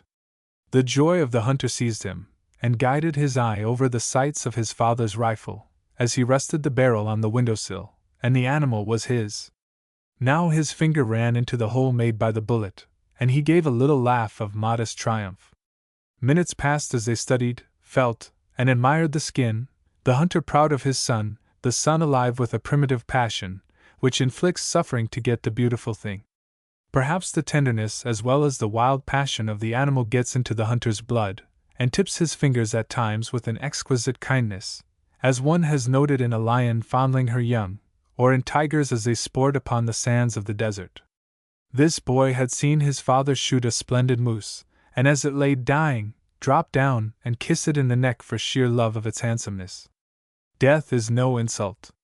It is the law of the primitive world, war, and love in war. They sat there for a long time, not speaking, each busy in his own way, the boy full of imaginings, strange, half-heathen, half-angelic feelings, the man roaming in that savage, romantic, superstitious atmosphere which belongs to the North, and to the North alone. At last the boy lay back on the pillow, his fingers still in the bullet hole of the pelt. His eyes closed, and he seemed about to fall asleep, but presently looked up and whispered, "I haven't said my prayers, have I?" The father shook his head in a sort of rude confusion. "I can pray out loud if I want to, can't I?" Of course, Dominique. The man shrank a little. I forget a good many times, but I know one all right, for I said it when the bird was singing. It isn't one out of the book Father Corain sent Mother by Pretty Pierre, it's one she taught me out of her own head. Praps, I'd better say it. Praps if you want to. The voice was husky. The boy began. O bon Jesu, who died to save us from our sins, and to lead us to thy country, where there is no cold, nor hunger, nor thirst, and where no one is afraid, listen to thy child. When the great winds and rains come down from the hills, do not let the floods drown us, nor the woods cover us, nor the snowslide bury us, and do not let the prairie fires burn us. Keep wild beasts from killing us in our sleep, and give us good hearts that we may not kill them in anger. His finger twisted involuntarily into the bullet hole in the pelt, and he paused a moment. Keep us from getting lost, O gracious Savior. Again there was a pause, his eyes opened wide, and he said, Do you think Mother's lost, Father? A heavy broken breath came from the father, and he replied haltingly, Meb so. Dominique's eyes closed again. I'll make up some, he said slowly. And if Mother's lost, bring her back again to us, for everything's going wrong. Again he paused, then went on with the prayer as it had been taught him. Teach us to hear thee whenever thou callest, and to see thee when thou visitest us, and let the blessed Mary and all the saints speak often to thee for us. O Christ, hear us. Lord, have mercy upon us. Christ, have mercy upon us. Amen. Making the sign of the cross, he lay back, and said, I'll go to sleep now, I guess. The man sat for a long time looking at the pale, shining face, at the blue veins showing painfully dark on the temples and forehead, at the firm little white hand, which was as brown as a butternut a few weeks before. The longer he sat, the deeper did his misery sink into his soul. His wife had gone, he knew not where, his child was wasting to death, and he had for his sorrows no inner consolation. He had ever had that touch of mystical imagination inseparable from the far north, yet he had none of that religious belief which swallowed up natural awe and turned it to the refining of life, and to the advantage of a man's soul. Now it was forced in upon him that his child was wiser than himself, wiser and safer. His life had been spent in the wastes, with rough deeds and rugged habits, and a youth of hardship, danger, and almost savage endurance, had given him a half-barbarian temperament, which could strike an angry blow at one moment and fondle to death at the next. When he married sweet Lucette Barband, his religion reached little farther than a belief in the scarlet hunter of the Kimash hills and those voices that could be heard calling in the night, till their time of sleep be past, and they should rise and reconquer the north. Not even Father Corain, whose ways were like those of his master, could ever bring him to a more definite faith. His wife had at first striven with him, mourning yet loving. Sometimes the savage in him had broken out over the little creature, merely because barbaric tyranny was in him, torture followed by the passionate kiss. But how was she philosopher enough to understand the cause? When she fled from their hut one bitter day, as he roared some wild words at her, it was because her nerves had all been shaken from threatened death by wild beasts, of which he did not know, and his violence drove her mad. She had run out of the house, and on, and on, and on, and she had never come back. That was weeks ago, and there had been no word nor sign of her since. The man was now busy with it all, in a slow, cumbrous way. A nature more to be touched by things seen than by things told, his mind was being awakened in a massive kind of fashion. He was viewing this crisis of his life, as one sees a human face in the wide searching light of a great fire. He was restless, but he held himself still by a strong effort, not wishing to disturb the sleeper. His eyes seemed to retreat farther and farther back under his shaggy brows. The great logs in the chimney burned brilliantly, and a brass crucifix over the child's head now and again reflected soft little flashes of light. This caught the hunter's eye. Presently there grew up in him a vague kind of hope that, somehow, this symbol would bring him luck. That was the way he put it to himself. He had felt this, and something more, when Dominique prayed. Somehow, Dominique's prayer was the only one he had ever heard that had gone home to him, had opened up the big sluices of his nature, and let the light of God flood in. No, there was another, the one Lucette made on the day that they were married, when a wonderful timid reverence played through his hungry love for her. Hours passed. All at once, without any other motion or gesture, the boy's eyes opened wide with a strange, intense look. "Father," he said slowly, and in a kind of dream, "when you hear a sweet horn blow at night, is it the Scarlet Hunter calling?" Praps. "Why, Dominique?" He made up his mind to humor the boy, though it gave him strange aching forebodings. He had seen grown men and women with these fancies, and they had died. "I heard one blowing just now, and the sound seemed to wave over my head. Perhaps he's calling someone that's lost. Meb. And I heard a voice singing. It wasn't a bird tonight." "There was no voice, Dominique." "Yes, yes." There was something fine in the grave, courteous certainty of the lad. "I waked and you were sitting there thinking, and I shut my eyes again, and I heard the voice. I remember the tune and the words." "What were the words?" In spite of himself, the hunter felt awed. "I've heard Mother sing them, or something most like them." The boy paused. "Was that all, Dominique?" "No, not all." Dominique did not sing, but recited the words with a sort of chanting inflection. "What does it mean when you hear a voice like that, Father?" "I don't know." "Who told your mother the song?" "Oh, I don't know. I suppose she just made them up, she and God." There it is again. Don't you hear it, don't you hear it, Daddy?" "No, Dominique, it's only the kettle singing." "A kettle isn't a voice." "Daddy." He paused a little, then went on, hesitatingly. "I saw a white swan fly through the door over your shoulder, when you came in tonight." "No, no, Dominique, it was a flurry of snow blowing over my shoulder. But it looked at me with two shining eyes." "That was two stars shining through the door, my son." "How could there be snow flying and stars shining too, Father?" "It was just drift snow on a light wind, but the stars were shining above, Dominique." The man's voice was anxious and unconvincing, his eyes had a hungry, hunted look. The legend of the white swan had to do with the passing of a human soul. The swan had come in, would it go out alone? He touched the boy's hand, it was hot with fever, he felt the pulse, it ran high, he watched the face, it had a glowing light. Something stirred within him, and passed like a wave to the farthest courses of his being. Through his misery he had touched the garment of the Master of Souls. As though a voice said to him there, "Someone hath touched me." He got to his feet, and with a sudden blind humility, lit 2 candles, placed them on a shelf in a corner before a porcelain figure of the Virgin, as he had seen his wife do.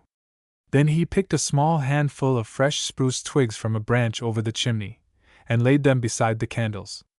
After a short pause he came slowly to the head of the boy's bed. Very solemnly he touched the foot of the Christ on the cross with the tips of his fingers, and brought them to his lips with an indescribable reverence.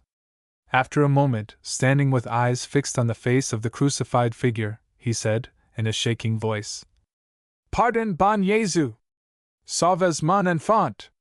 Ne me laissez pas seul!" The boy looked up with eyes again grown unnaturally heavy, and said, "Amen! Bon Jésus! Encore! Encore, mon père!" The boy slept. The father stood still by the bed for a time, but at last slowly turned and went toward the fire. Outside, 2 figures were approaching the hut, a man and a woman, yet at first glance the man might easily have been taken for a woman, because of the long black robe which he wore, and because his hair fell loose on his shoulders and his face was clean-shaven. "Have patience, my daughter," said the man. "Do not enter till I call you. But stand close to the door, if you will, and hear all." So saying, he raised his hand as in a kind of benediction, passed to the door, and after tapping very softly, opened it, entered, and closed it behind him, not so quickly, however, but that the woman caught a glimpse of the father and the boy. In her eyes there was the divine look of motherhood. "Peace be to this house," said the man gently as he stepped forward from the door. The father, startled, turned shrinkingly on him, as if he had seen a spirit. "Monsieur le curé," he said in French, with an accent much poorer than that of the priest, or even of his own son. He had learned French from his wife. He himself was English. The priest's quick eye had taken in the lighted candles at the little shrine, even as he saw the painfully changed aspect of the man. "The wife and child, Bagot?" he asked, looking round. "Ah, the boy," he added, and going toward the bed, continued, presently in a low voice. "Dominique is ill?" Bagot nodded, and then answered. "A wild cat and then fever, Father Karain." The priest felt the boy's pulse softly, then with a close personal look he spoke hardly above his breath, yet distinctly too. "Your wife, Bagot? She is not here, Mcu. The voice was low and gloomy. "Where is she, Bagot?" "I do not know, Mcu. When did you see her last?" "For weeks ago, Mcu. That was September, this is October, winter. On the ranches they let their cattle loose upon the plains in winter, knowing not where they go, yet looking for them to return in the spring. But a woman and a wife, is different. Bagot, you have been a rough, hard man, and you have been a stranger to your God, but I thought you loved your wife and child." The hunter's hands clenched, and a wicked light flashed up into his eyes, but the calm, benignant gaze of the other cooled the tempest in his veins. The priest sat down on the couch where the child lay, and took the fevered hand in his very softly. "Stay where you are, Bagot," he said. "Just there where you are, and tell me what your trouble is, and why your wife is not here. Say all honestly, by the name of the Christ," he added, lifting up a large iron crucifix that hung on his breast. Bagot sat down on a bench near the fireplace, the light playing on his bronzed, powerful face, his eyes shining beneath his heavy brows like two coals. After a moment he began.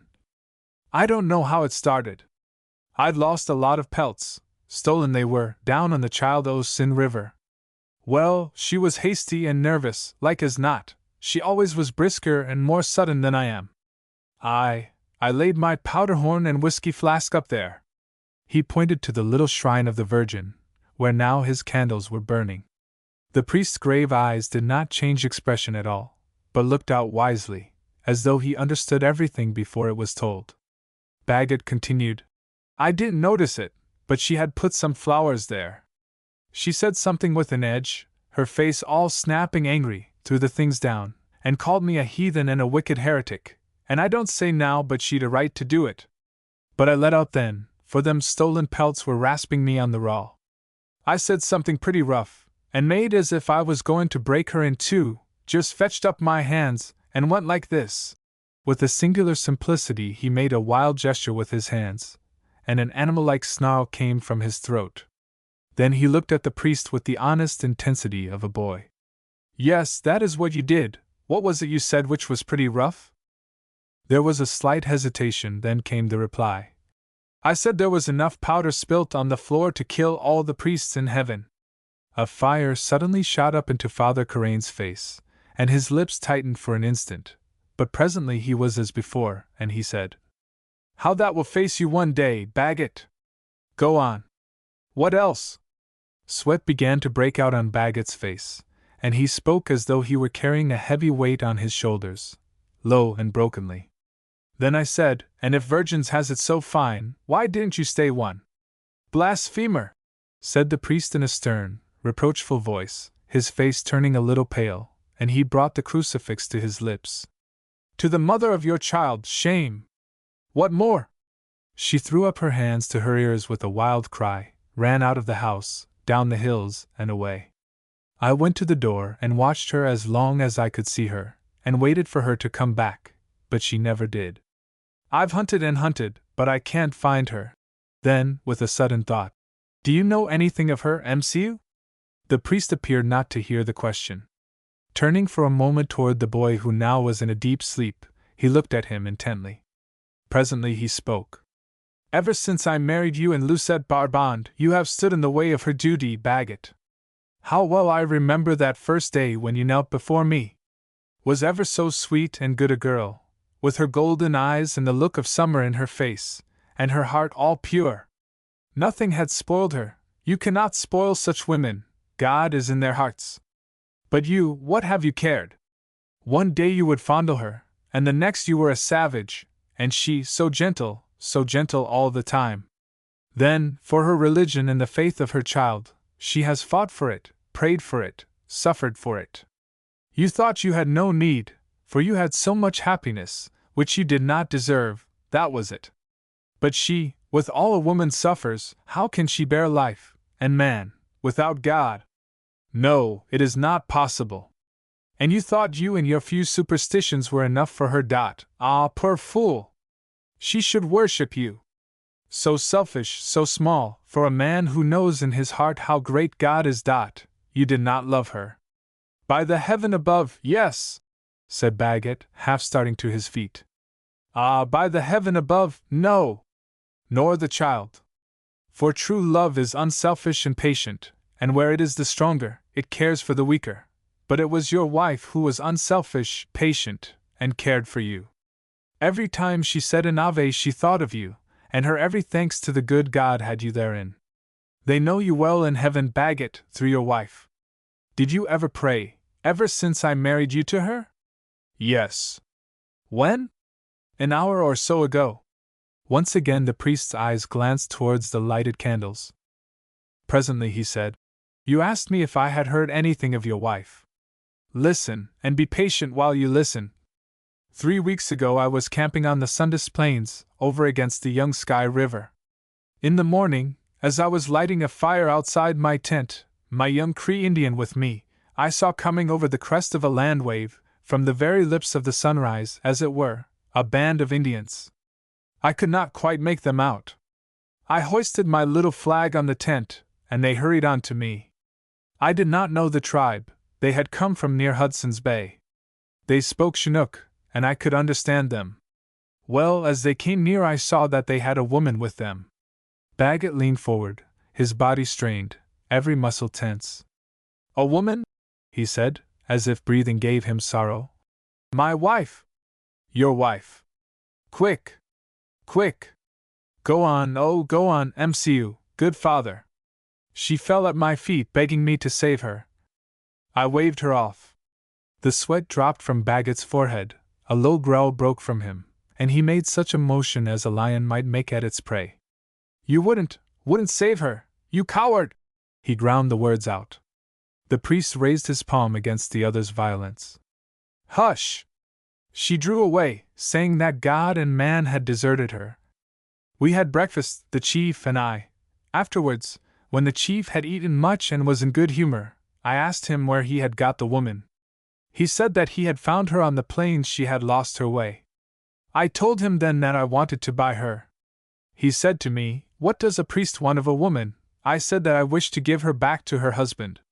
He said that he had found her, and she was his, and that he would marry her when they reached the great camp of the tribe. I was patient. It would not do to make him angry. I wrote down on a piece of bark the things that I would give him for her, an order on the company at Fort Osin for shot, blankets, and beads. He said no. The priest paused. Bagot's face was all swimming with sweat, his body was rigid, but the veins of his neck knotted and twisted. For the love of God, go on, he said hoarsely. Yes, for the love of God. I have no money, I am poor, but the company will always honor my orders, for I pay sometimes, by the help of Christ. Bien, I added some things to the list, a saddle, a rifle, and some flannel. But no, he would not. Once more I put many things down. It was a big bill, it would keep me poor for 5 years. To save your wife, John Bagot, you who drove her from your door, blaspheming, and railing at such as I. I offered the things, and told him that was all that I could give. After a little he shook his head, and said that he must have the woman for his wife. I did not know what to add. I said, She is white, and the white people will never rest till they have killed you all, if you do this thing. The company will track you down. Then he said, The whites must catch me and fight me before they kill me. What was there to do? Bagot came near to the priest, bending over him savagely. You let her stay with them, you with hands like a man. Hush! Was the calm, reproving answer. I was one man, they were 20. Where was your God to help you, then? Her God and mine was with me. Bagot's eyes blazed. Why didn't you offer rum? They'd have done it for that 1, 5, 10 kegs of rum. He swayed to and fro in his excitement. yet their voices hardly rose above a hoarse whisper all the time. "You forget," answered the priest, "that it is against the law, and that as a priest of my order, I am vowed to give no rum to an Indian." "A vow? A vow? Name of God! What is a vow beside a woman, my wife?" His misery and his rage were pitiful to see. "Perjure my soul? Offer rum? Break my vow in the face of the enemies of God's church? What have you done for me that I should do this for you, John Bagot?" "Coward!" was the man's despairing cry, with a sudden threatening movement. "Christ himself would have broke a vow to save her." The grave, kind eyes of the priest met the other's fierce gaze, and quieted the wild storm that was about to break. "Who am I that I should teach my master?" he said solemnly. "What would you give Christ, Bagot, if he had saved her to you?" The man shook with grief, and tears rushed from his eyes, so suddenly and fully had a new emotion passed through him. "Give, give!" he cried. "I would give 20 years of my life." The figure of the priest stretched up with a gentle grandeur. Holding out the iron crucifix, he said, "On your knees and swear it, John Bagot." There was something inspiring, commanding, in the voice and manner, and Bagot, with a new hope rushing through his veins, knelt and repeated his words. The priest turned to the door and called, "Madame Lucette!" The boy, hearing, waked, and sat up in bed suddenly. "Mother! Mother!" he cried, as the door flew open. The mother came to her husband's arms, laughing and weeping, and an instant afterwards was pouring out her love and anxiety over her child. Father Carême now faced the man, and with a soft exaltation of voice and manner said, "John Bagot, in the name of Christ I demand 20 years of your life, of love and obedience of God. I broke my vow, I perjured my soul, I bought your wife with 10 kegs of rum." The tall hunter dropped again to his knees, and caught the priest's hand to kiss it. "No, no, this," the priest said, and laid his iron crucifix against the other's lips. Dominique's voice came clearly through the room. "Mother, I saw the white swan fly away through the door when you came in." My dear," she said. "There was no white swan." But she clasped the boy to her breast protectingly, and whispered an Ave. "Peace be to this house," said the voice of the priest. And there was peace, for the child lived, and the man has loved, and has kept his vow, even unto this day. For the visions of the boy, who can know the diverse ways in which God speaks to the children of men? At Bamber's boom. His trouble came upon him when he was old. To the hour of its coming he had been of shrewd and humorous disposition. He had married late in life, and his wife had died, leaving him one child, a girl. She grew to womanhood, bringing him daily joy.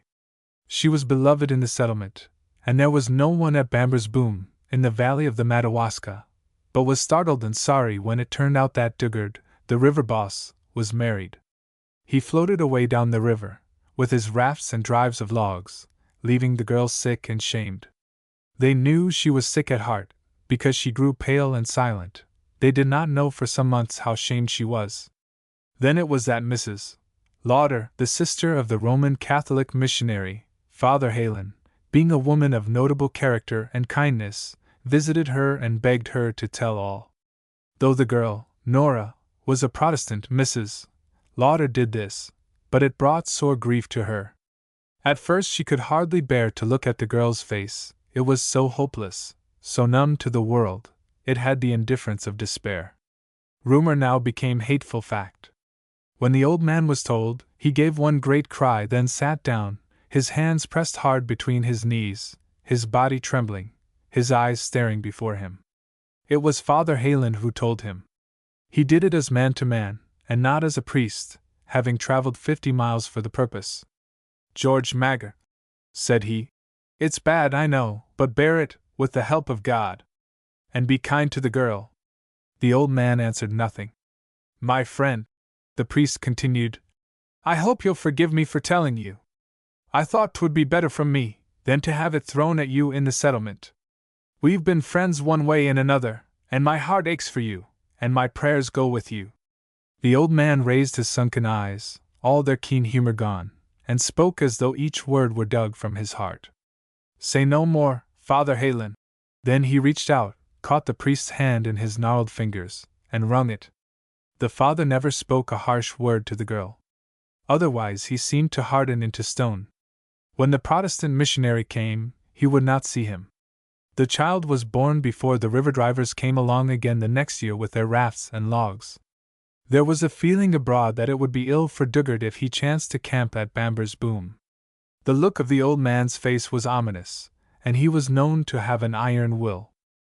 Dugard was a handsome man, half French, half Scotch, swarthy and admirably made. He was proud of his strength, and showily fearless in danger. For there were dangerous hours to the river life, when, for instance, a mass of logs became jammed at a rapids and must be loosened, or a crib struck into the wrong channel, or, failing to enter a slide straight, came at a nasty angle to it, its timbers wrenched and tore apart, and its crew, with their great oars, were plumped into the busy current. He had been known to stand singly in some perilous spot when one log, the key to the jam, must be shifted to set free the great tumbled pile. He did everything with a dash. The handspike was waved and thrust into the best leverage, the long robust cry, "Oh hee hee hoy!" rolled over the waters. There was a devil's jumble of logs, and he played a desperate game with them, tossing here, leaping there, balancing elsewhere, till, reaching the smooth rush of logs in the current, he ran across them to the shore as they spun beneath his feet. His gang of river drivers, with their big drives of logs, came sweeping down one beautiful day of early summer, red-shifted, shouting, good-tempered. It was about this time that Pierre came to know Magyar. It was the old man's duty to keep the booms of several great lumbering companies, and to watch the logs when the river drivers were engaged elsewhere. Occasionally he took a place with the men, helping to make cribs and rafts. Dugard worked for one lumber company, Magyar for others. Many in the settlement showed Dugard how much he was despised. Some warned him that Magyar had said he would break him into pieces. It seemed possible that Dugard might have a bad hour with the people of Bamber's Boom. Dugard, though he swelled and strutted, showed by a furtive eye and a sinister watchfulness that he felt himself in an atmosphere of danger. But he spoke of his wickedness lightly as a slip, a little accident, mon ami. Pierre said to him one day, "Bien, Dugard, you are a bold man to come here again. Or is it that you think old men are cowards?" Dugard, blustering, laid his hand suddenly upon his case knife. Pierre laughed softly, contemptuously, came over, and throwing out his perfectly formed but not robust chest in the fashion of Dugard, added, "Ho, ho, Monsieur the Butcher, take your time at that. There is too much blood in your carcass. You have quarrels plenty on your hands without this. Come, don't be a fool and a scoundrel too." Dugard grinned uneasily, and tried to turn the thing off as a joke, and Pierre, who laughed still a little more, said, "It would be amusing to see old Magyar and Dugard fight. It would be so equal." There was a keen edge to Pierre's tones, but Dugard dared not resent it. One day Magyar and Dugard must meet. The square timber of the two companies had got tangled at a certain point, and gangs from both must set them loose. They were camped some distance from each other. There was rivalry between them, and it was hinted that if any trouble came from the meeting of Magyar and Dugard, the gangs would pay off old scores with each other. Pierre wished to prevent this. It seemed to him that the two men should stand alone in the affair. He said as much here and there to members of both camps, for he was free of both, a tribute to his genius at poker. The girl, Nora, was apprehensive, for her father. She hated the other man now. Pierre was courteous to her, scrupulous in word and look, and fond of her child. He had always shown a gentleness to children, which seemed little compatible with his character. But for this young outlaw in the world he had something more. He even labored carefully to turn the girl's father in its favor, but as yet to little purpose. He was thoughtful of the girl too. He only went to the house when he knew her father was present, or when she was away. Once while he was there, Father Halen and his sister, Mrs. Lauder, came. They found Pierre with the child, rocking the cradle, and humming as he did so an old song of the coureurs de bois. Pierre was alone, save for the old woman who had cared for the home since Nora's trouble came. The priest was anxious lest any harm should come from Dugard's presence at Bamber's Boom. He knew Pierre's doubtful reputation, but still he knew he could speak freely and would be answered honestly. "What will happen?" he abruptly asked. "What neither you nor I should try to prevent, MCU," was Pierre's reply. "Magga will do the man injury? What would you have? Put the matter on your own hearthstone, eh? Pardon, if I say these things bluntly." Pierre still lightly rocked the cradle with one foot. "But vengeance is in God's hands." "MCU," said the half-breed. "Vengeance also is man's, else why did we 10 men from Fort Cypress track down the Indians who murdered your brother, the good priest, and kill them one by one?" Father Halen caught his sister as she swayed, and helped her to a chair, then turned a sad face on Pierre. Were you one of that 10? He asked, overcome, and he held out his hand. The two river-driving camps joined at Mud Cat Point, where was the crush of great timber. The two men did not at first come face to face, but it was noticed by Pierre, who smoked on the bank while the others worked, that the old man watched his enemy closely. The work of undoing the great twist of logs was exciting, and they fell on each other with a great sound as they were pried off, and went sliding, grinding, into the water. At one spot they were piled together, massive and high. These were left to the last. It was here that the two met. Old Magger's face was quiet, if a little haggard, and his eyes looked out from under his shaggy brows piercingly. Dugard's manner was swaggering, and he swore horribly at his gang. Presently he stood at a point alone, working at an obstinate log.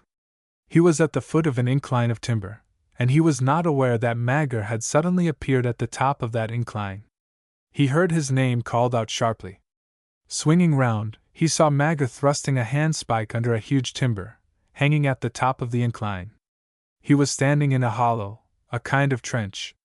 He was shaken with fear, for he saw the old man's design. He gave a cry and made as if to jump out of the way, but with a laugh Magger threw his whole weight on the handspike. The great timber slid swiftly down and crushed Dugard from his thighs to his feet, breaking his legs terribly. The old man called down at him. "A slip, a little accident, mon ami!" Then, shouldering his handspike, he made his way through the silent gangs to the shore, and so on homewards. Magger had done what he wished. Dugard would be a cripple for life. His beauty was all spoiled and broken. There was much to do to save his life. 2. Nora also about this time took to her bed with fever. Again and again Pierre rode 30 miles and back to get ice for her head. All were kind to her now. The vengeance upon Dugard seemed to have wiped out much of her shame in the eyes of Bamber's Boom. Such is the way of the world. He that has the last blow is in the eye of advantage. When Nora began to recover, the child fell ill also. In the sickness of the child the old man had a great temptation, far greater than that concerning Dugard. As the mother grew better the child became much worse. One night the doctor came, driving over from another settlement, and said that if the child got sleep till morning it would probably live, for the crisis had come. He left an opiate to procure the sleep, the same that had been given to the mother. If it did not sleep, it would die. Pierre was present at this time. All through the child's illness the old man's mind had been tossed to and fro. If the child died, the living stigma would be gone. There would be no reminder of his daughter's shame in the eyes of the world. They could go away from Bamber's Boom, and begin life again somewhere. But then, there was the child itself which had crept into his heart, he knew not how, and would not be driven out. He had never, till it was taken ill, even touched it, nor spoken to it. To destroy its life, well, would it not be better for the child to go out of all possible shame, into peace, the peace of the grave? This night he sat down beside the cradle, holding the bottle of medicine and a spoon in his hand. The hot, painful face of the child fascinated him. He looked from it to the bottle, and back, then again to the bottle. He started, and the sweat stood out on his forehead. For though the doctor had told him in words the proper dose, he had by mistake written on the label the same dose as for the mother. Here was the responsibility shifted in any case. More than once the old man uncorked the bottle, and once he dropped out the opiate in the spoon steadily. But the child opened its suffering eyes at him, its little wasted hand wandered over the coverlet, and he could not do it just then. But again the passion for its destruction came on him, because he heard his daughter moaning in the other room. He said to himself that she would be happier when it was gone. But as he stooped over the cradle, no longer hesitating, the door softly opened, and Pierre entered. The old man shuddered, and drew back from the cradle. Pierre saw the look of guilt in the old man's face, and his instinct told him what was happening. He took the bottle from the trembling hand, and looked at the label. "What is the proper dose?" he asked, seeing that a mistake had been made by the doctor. In a hoarse whisper Magger told him. "It may be too late," Pierre added.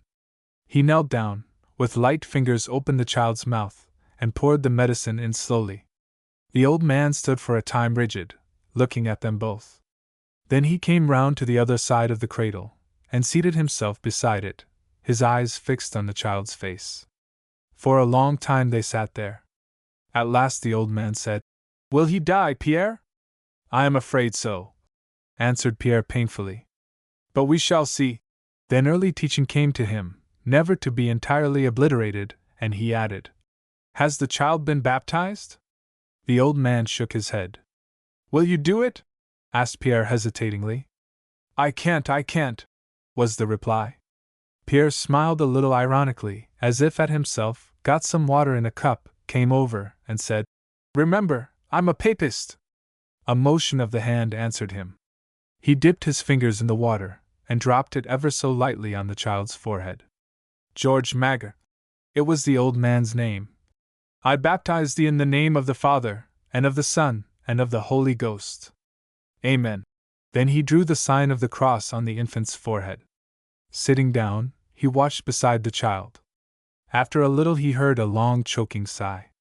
Looking up, he saw tears slowly dropping from Magger's eyes. And to this day the child and the mother of the child are dear to the old man's heart. The Bridge House. It stood on a wide wall between two small bridges. These were approaches to the big covered bridge spanning the main channel of the Madawaska River, and when swelled by the spring thaws and rains, the two flanking channels divided at the foundations of the house, and rustled away through the narrow paths of the small bridges to the rapids. You could stand at any window in the house and watch the ugly, rushing current, gorged with logs, come battering at the wall, jostle between the piers, and race on to the rocks and the dam and the slide beyond. You stepped from the front door upon the wall, which was a road between the bridges, and from the back door into the river itself. The house had once been a tavern. It looked a wayfarer, like its patrons the river drivers, with whom it was most popular. You felt that it had no part in the career of the village on either side, but was like a rock in a channel, at which a swimmer caught or a vagrant fish loitered. Pierre knew the place, when, of a night in the springtime or early summer, throngs of river drivers and their bosses sauntered at its doors, or hung over the railing of the wall, as they talked and smoked. The glory of the Bridge House suddenly declined. That was because Finley, the owner, a rich man, came to hate the place. His brother's blood stained the barroom floor. He would have destroyed the house but that John Rupert, the beggar gentleman, came to him, and wished to rent it for a dwelling. Mr. Rupert was old, and had been miserably poor for many years, but he had a breeding and a manner superior to anyone at Bamber's Boom. He was too old for a laborer, he had no art or craftsmanship, his little money was gone in foolish speculations, and he was dependent on his granddaughter's slight earnings from music teaching and needlework. But he rented an acre of ground from Finley, and grew vegetables. He gathered driftwood from the river for his winter fire, and made up the accounts of the storekeeper occasionally. Yet it was merely keeping off starvation. He was not popular. He had no tongue for the meaningless village talk. People held him in a kind of awe, and yet they felt a mean satisfaction when they saw him shouldering driftwood, and piling it on the shore to be dragged away, the last resort of the poor, for which they blush. When Mr. Rupert asked for the house, Finley knew the chances were he would not get the rental. Yet, because he was sorry for the old man, he gave it to him at a low rate. He closed up the barroom, however, and it was never opened afterwards. So it was that Mr. Rupert and Judith, his granddaughter, came to live there. Judith was a blithe, lissom creature, who had never known comfort or riches. They were taken from her grandfather before she was born, and her father and mother both died when she was a little child. But she had been taught by her grandmother, when she lived, and by her grandfather, and she had felt the graces of refined life. Withal, she had a singular sympathy for the rude, strong life of the river. She was glad when they came to live at the bridge house, and shamed too, glad because they could live apart from the other villagers, shamed because it exposed her to the curiosity of those who visited the house, thinking it was still a tavern. But that was only for a time. One night Jules Britton, the young river boss, camped with his men at Bamber's Boom. He was of parents Scotch and French, and the amalgamation of races in him made a striking product. He was cool and indomitable, yet hardy and joyous. It was exciting to watch him at the head of his men, breaking up a jam of logs, and it was a delight to hear him of an evening as he sang. One day, soon after they came, the dams and booms were opened above, and forests of logs came riding down to Bamber's Boom. The current was strong, and the logs came on swiftly. As Britton's gang worked, they saw a man out upon a small raft of driftwood, which had been suddenly caught in the drive of logs, and was carried out towards the middle channel. The river drivers laughed, for they failed to see that the man was old, and that he could not run across the rolling logs to the shore. The old man, evidently hopeless, laid down his pike-pole, folded his hands, and drifted with the logs. The river drivers stopped laughing. They began to understand. Britton saw a woman standing at a window of the house waving her arms, and there floated up the river the words, "Father! Father!" He caught up a pike-pole, and ran over that spinning floor of logs to the raft. The old man's face was white, but there was no fear in his eyes. "I cannot run the logs," he said at once. "I never did. I am too old, and I slip. It's no use. It is my granddaughter at that window. Tell her that I'll think of her to the last. Goodbye." Britton was eyeing the logs. The old man's voice was husky. He could not cry out, but he waved his hand to the girl. "Oh, save him!" came from her faintly. Britton's eyes were now on the covered bridge. Their raft was in the channel, coming straight between two piers. He measured his chances. He knew if he slipped, doing what he intended, that both might be drowned, and certainly Mr. Rupert, for the logs were close, and to drop among them was a bad business. If they once closed over there was an end of everything. "Keep quite still," he said, "and when I throw you catch." He took the slight figure in his arms, sprang out upon the slippery logs, and ran. A cheer went up from the men on the shore, and the people who were gathering on the bridges, too late to be of service. Besides, the bridge was closed, and there was only a small opening at the piers. For one of these piers Britton was making. He ran hard. Once he slipped and nearly fell, but recovered. Then a floating tree suddenly lunged up and struck him, so that he dropped upon a knee, but again he was up, and strained for the pier. He was within a few feet of it as they came to the bridge. The people gave a cry of fear, for they saw that there was no chance of both making it, because, too, at the critical moment a space of clear water showed near the pier. But Britton raised John Rupert up, balanced himself, and tossed him at the pier, where two river drivers stood stretching out their arms. An instant afterwards the old man was with his granddaughter. But Britton slipped and fell. The roots of a tree bore him down, and he was gone beneath the logs. There was a cry of horror from the watchers, then all was still.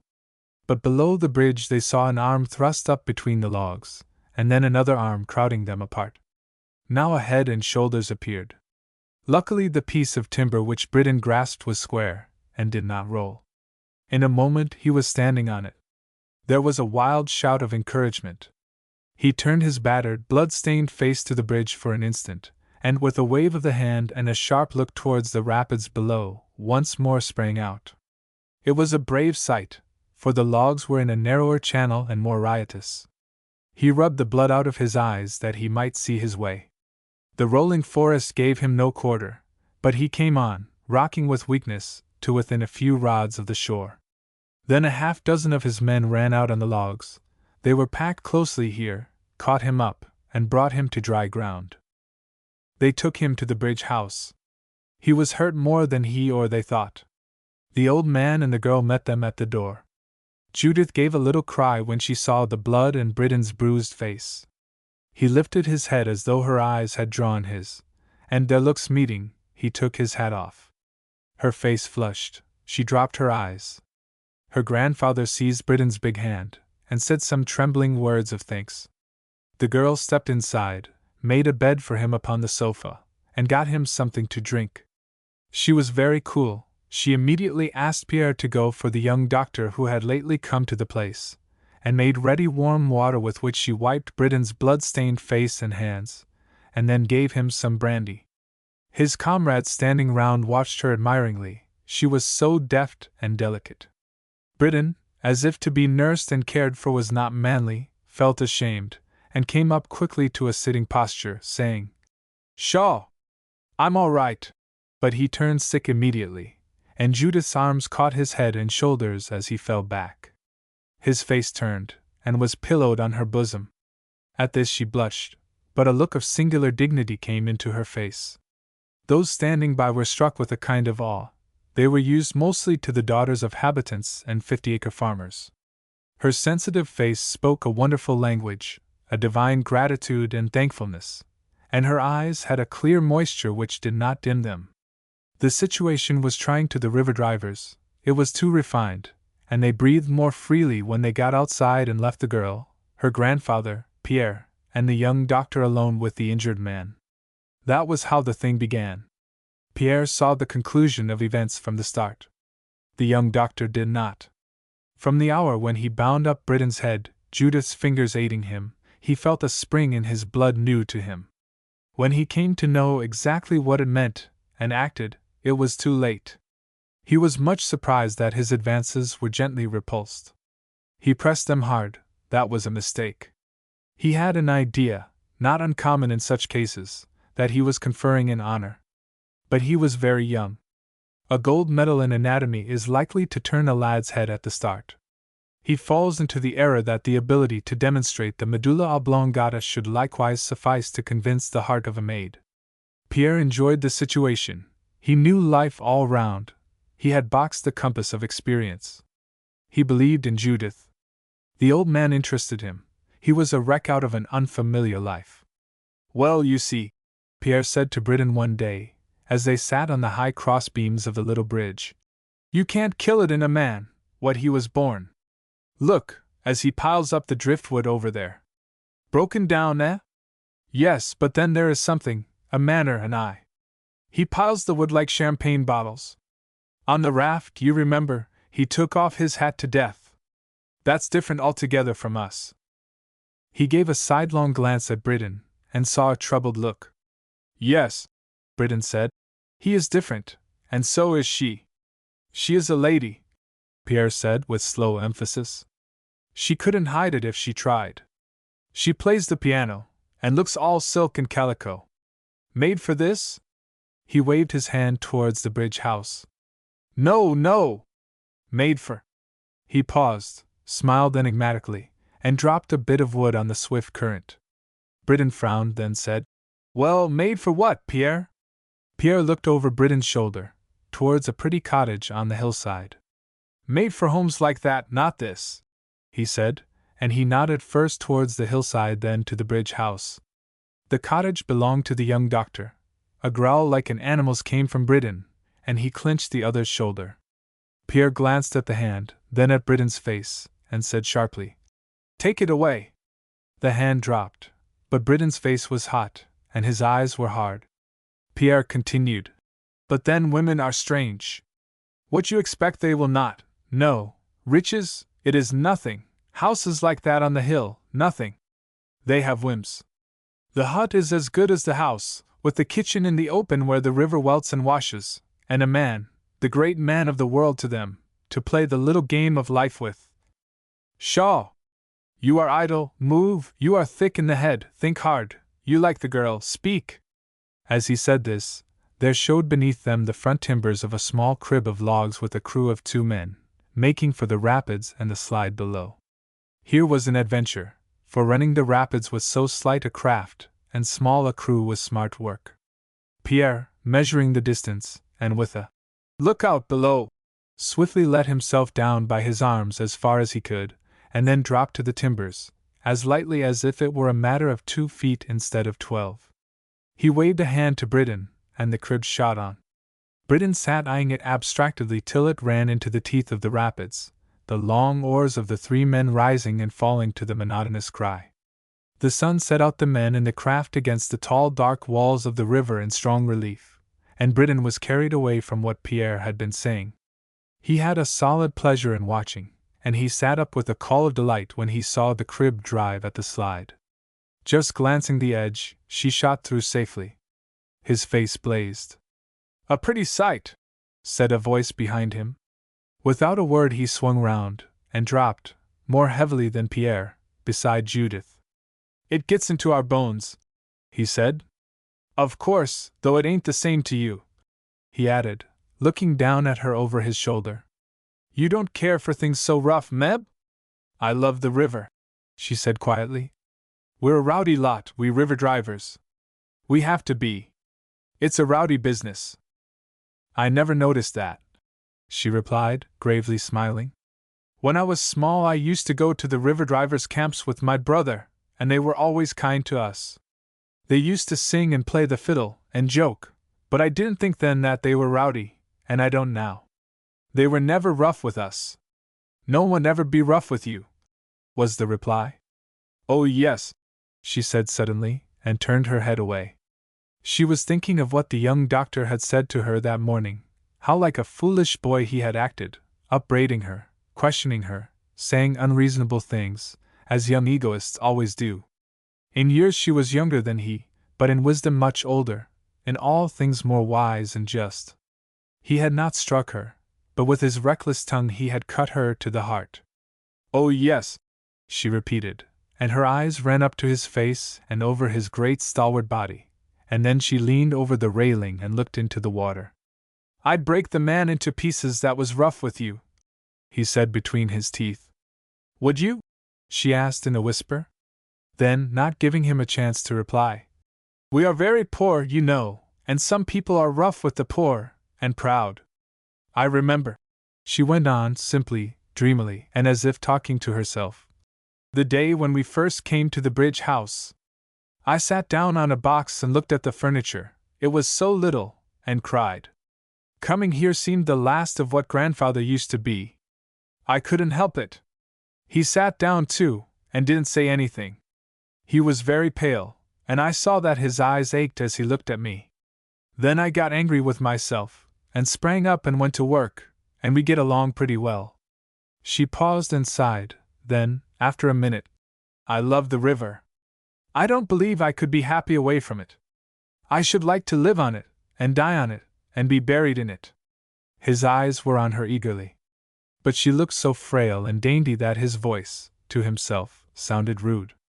Still, his hand blundered along the railing to hers, and covered it tenderly, for so big a hand.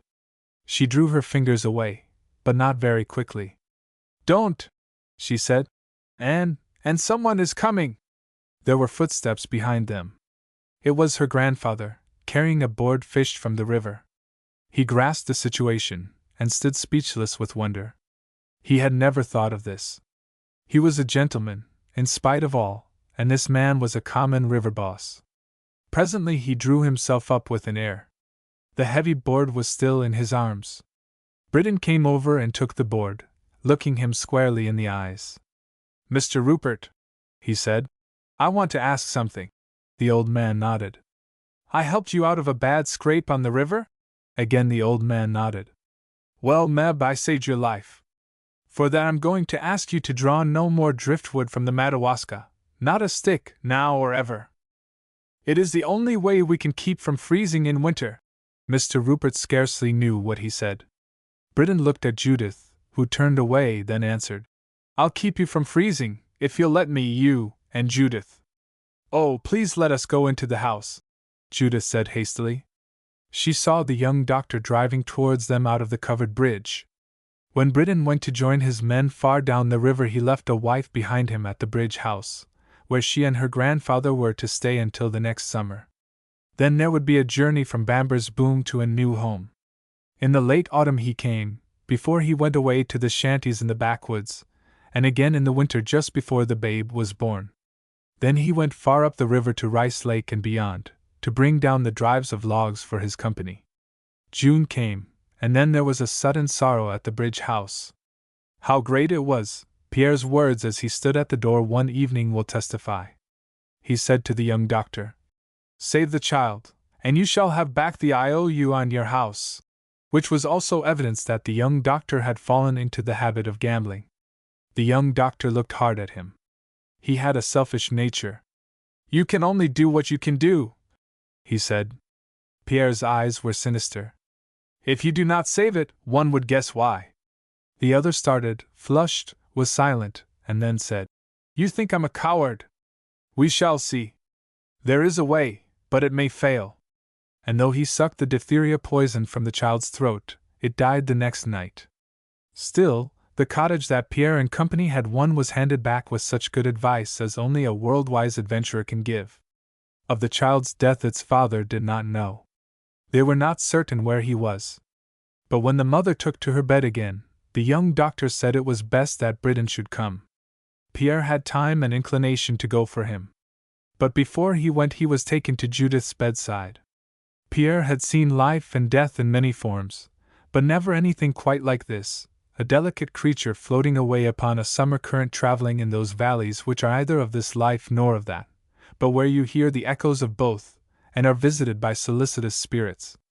There was no pain in her face. She heard a little, familiar voice from high and pleasant hills, and she knew, so wise are the dying, that her husband was traveling after her, and that they would be all together soon. But she did not speak of that. For the knowledge born of such a time is locked up in the soul. Pierre was awe-stricken. Unconsciously he crossed himself. "Tell him to come quickly," she said, "if you find him." Her fingers played with the coverlet. "For I wish to comfort him. Someone said that you were bad, Pierre. I do not believe it. You were sorry when my baby went away. I am going away, too. But do not tell him that. Tell him I cannot walk about. I want him to carry me, to carry me. Will you?" Pierre put out his hand to hers, creeping along the coverlet to him, but it was only instinct that guided him, for he could not see. He started on his journey with his hat pulled down over his eyes. One evening when the river was very high, and it was said that Britain's drives of logs would soon be down, a strange thing happened at the Bridge house. The young doctor had gone, whispering to Mr. Rupert that he would come back later. He went out on tiptoe, as from the presence of an angel. His selfishness had dropped away from him. The evening wore on, and in the little back room a woman's voice said, "Is it morning yet, father?" "It is still day. The sun has not set, my child. I thought it had gone, it seemed so dark." "You have been asleep, Judith. You have come out of the dark." "No, I have come out into the darkness, into the world. You will see better when you are quite awake." "I wish I could see the river, father." "Will you go and look?" Then there was a silence. "Well?" she asked. "It is beautiful," he said, "and the sun is still bright. You see as far as Indian Island? I can see the white comb of the reef beyond it, my dear. And no one is coming? There are men making for the shore, and the fires are burning, but no one is coming this way. He would come by the road, perhaps. Oh no, by the river. Pierre has not found him. Can you see the eddy? Yes. It is all quiet there, nothing but the logs tossing round it. We used to sit there, he and I, by the big cedar tree. Everything was so cool and sweet. There was only the sound of the force pump and the swallowing of the eddy. They say that a woman was drowned there, and that you can see her face in the water, if you happen there at sunrise, weeping and smiling also, a picture in the water. Do you think it true, father?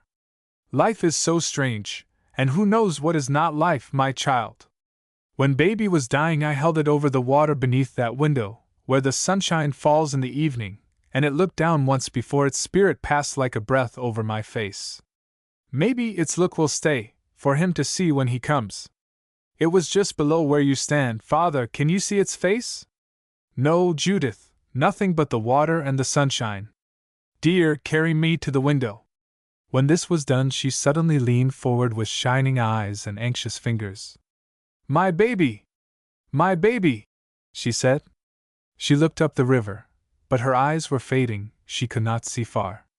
"It is all a grey light," she said. "I cannot see well." Yet she smiled. "Lay me down again, father," she whispered. After a little she sank into a slumber. All at once she started up. "The river, the beautiful river!" she cried out gently. Then, at the last, "Oh, my dear, my dear!" And so she came out of the valley into the high hills. Later he was left alone with his dead. The young doctor and others had come and gone. He would watch till morning. He sat long beside her, numb to the world. At last he started, for he heard a low, clear call behind the house. He went out quickly to the little platform, and saw through the dusk a man drawing himself up. It was Britain. He caught the old man's shoulders convulsively. "How is she?" he asked. "Come in, my son," was the low reply. The old man saw a grief greater than his own. He led the husband to the room where the wife lay beautiful and still. "She is better, as you see," he said bravely.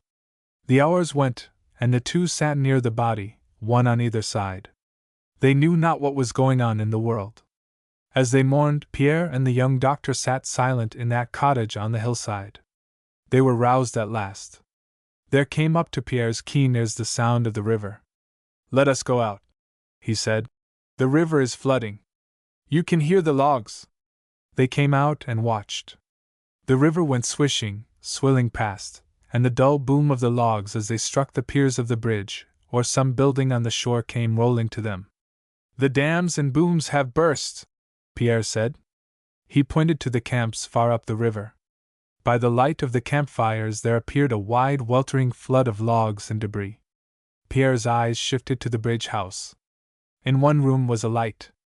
He stepped out and down, and the other followed. They had almost reached the shore, when Pierre cried out sharply, "What's that?" He pointed to an indistinct mass bearing down upon the bridge house. It was a big shed that had been carried away, and jammed between timbers, had not broken up. There was no time for warning. It came on swiftly, heavily. There was a strange, horrible, grinding sound, and then they saw the light of that one room move on, waving a little to and fro onto the rapids, the cohorts of logs crowding hard after. Where the light was, two men had started to their feet when the crash came. They felt the house move. "Run, save yourself!" cried the old man quietly. "We are lost!" The floor rocked. "Go," he said again. "I will stay with her."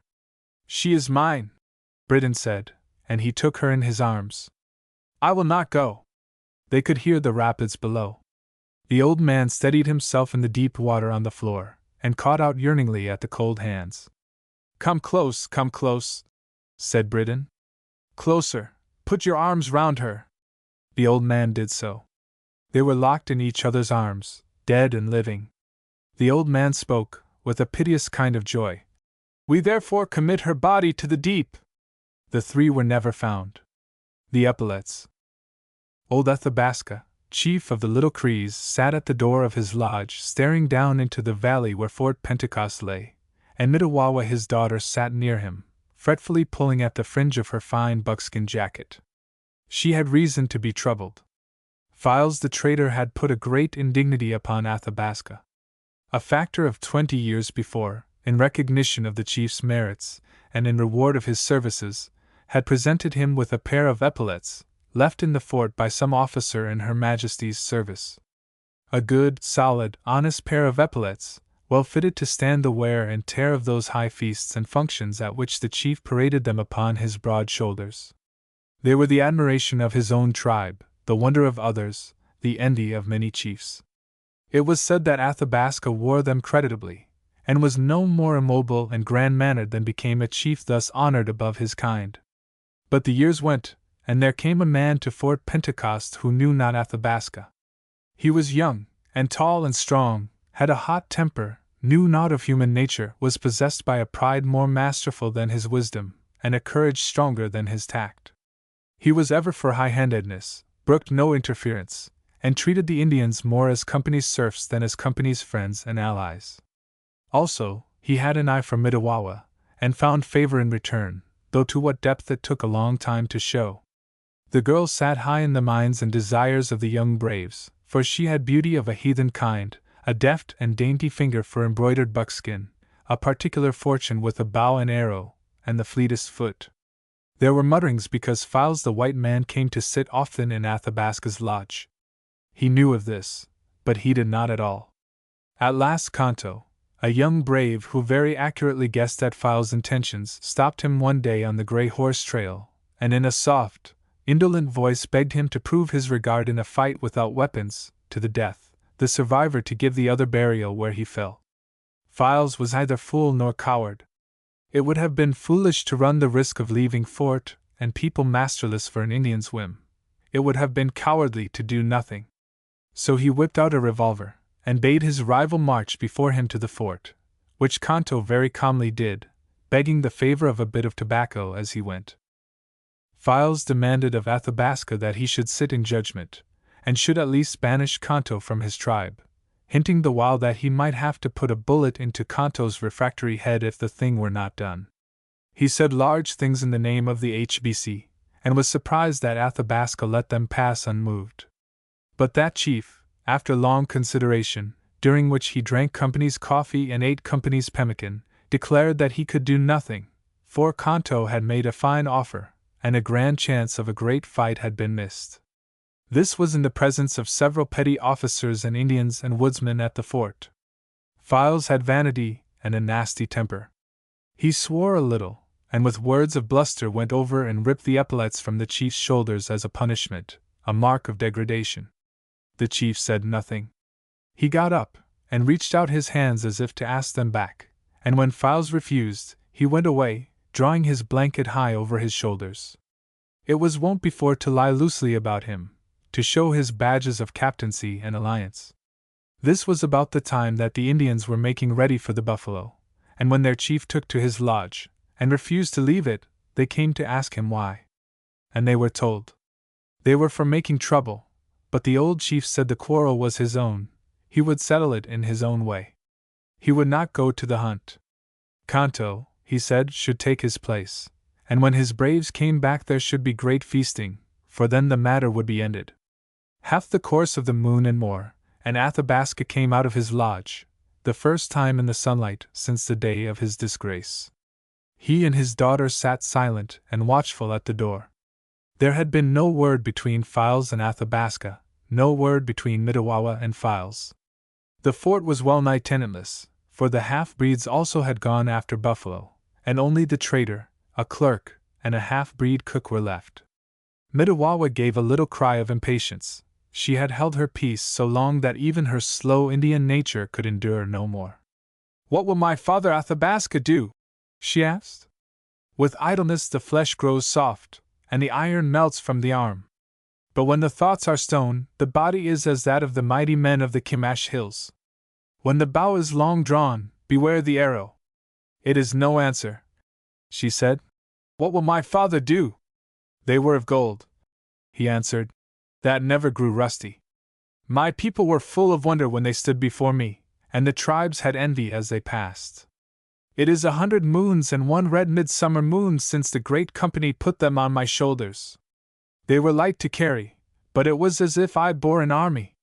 No other chief was like me. That is all over. When the tribes pass they will laugh, and my people will scorn me if I do not come out to meet them with the yokes of gold." "But what will my father do?" she persisted. "I have had many thoughts, and at night I have called on the spirits who rule. From the top of the hill of graves I have beaten the soft drum, and called, and sung the hymn which wakes the sleeping spirits, and I know the way." "What is the way?" Her eyes filled with a kind of fear or trouble, and many times they shifted from the fort to her father, and back again. The chief was silent. Then anger leapt into her face. "Why does my father fear to speak to his child?" she said. "I will speak plain. I love the man, but I love my father also." She stood up, and drew her blanket about her, one hand clasped proudly on her breast. "I cannot remember my mother, but I remember when I first looked down from my hammock in the pine tree, and saw my father sitting by the fire. It was in the evening like this, but darker, for the pines made great shadows. I cried out, and he came and took me down, and laid me between his knees, and fed me with bits of meat from the pot. He talked much to me, and his voice was finer than any other. There is no one like my father, Kanto is nothing, but the voice of the white man, Files, had golden words that our braves do not know, and I listened. Kanto did a brave thing. Files, because he was a great man of the company, would not fight, and drove him like a dog. Then he made my father as a worm in the eyes of the world. I would give my life for Files the traitor, but I would give more than my life to wipe out my father's shame, and to show that Kanto of the Little Crees is no dog. I have been carried by the hands of the old men of my people, I have ridden the horses of the young men, their shame is my shame. The eyes of the chief had never lifted from the fort, nor from his look could you have told that he heard his daughter's words. For a moment he was silent, then a deep fire came into his eyes, and his wide heavy brows drew up so that the frown of anger was gone. At last, as she waited, he arose, put out a hand and touched her forehead. Mitawawa has spoken well, he said. There will be an end. The yokes of gold are mine, and honor given cannot be taken away. He has stolen, he is a thief. He would not fight Kanto, but I am a chief and he shall fight me. I am as great as many men, I have carried the golden yokes, we will fight for them. I thought long, for I was afraid my daughter loved the man more than her people, but now I will break him in pieces. Has Mitawawa seen him since the shameful day?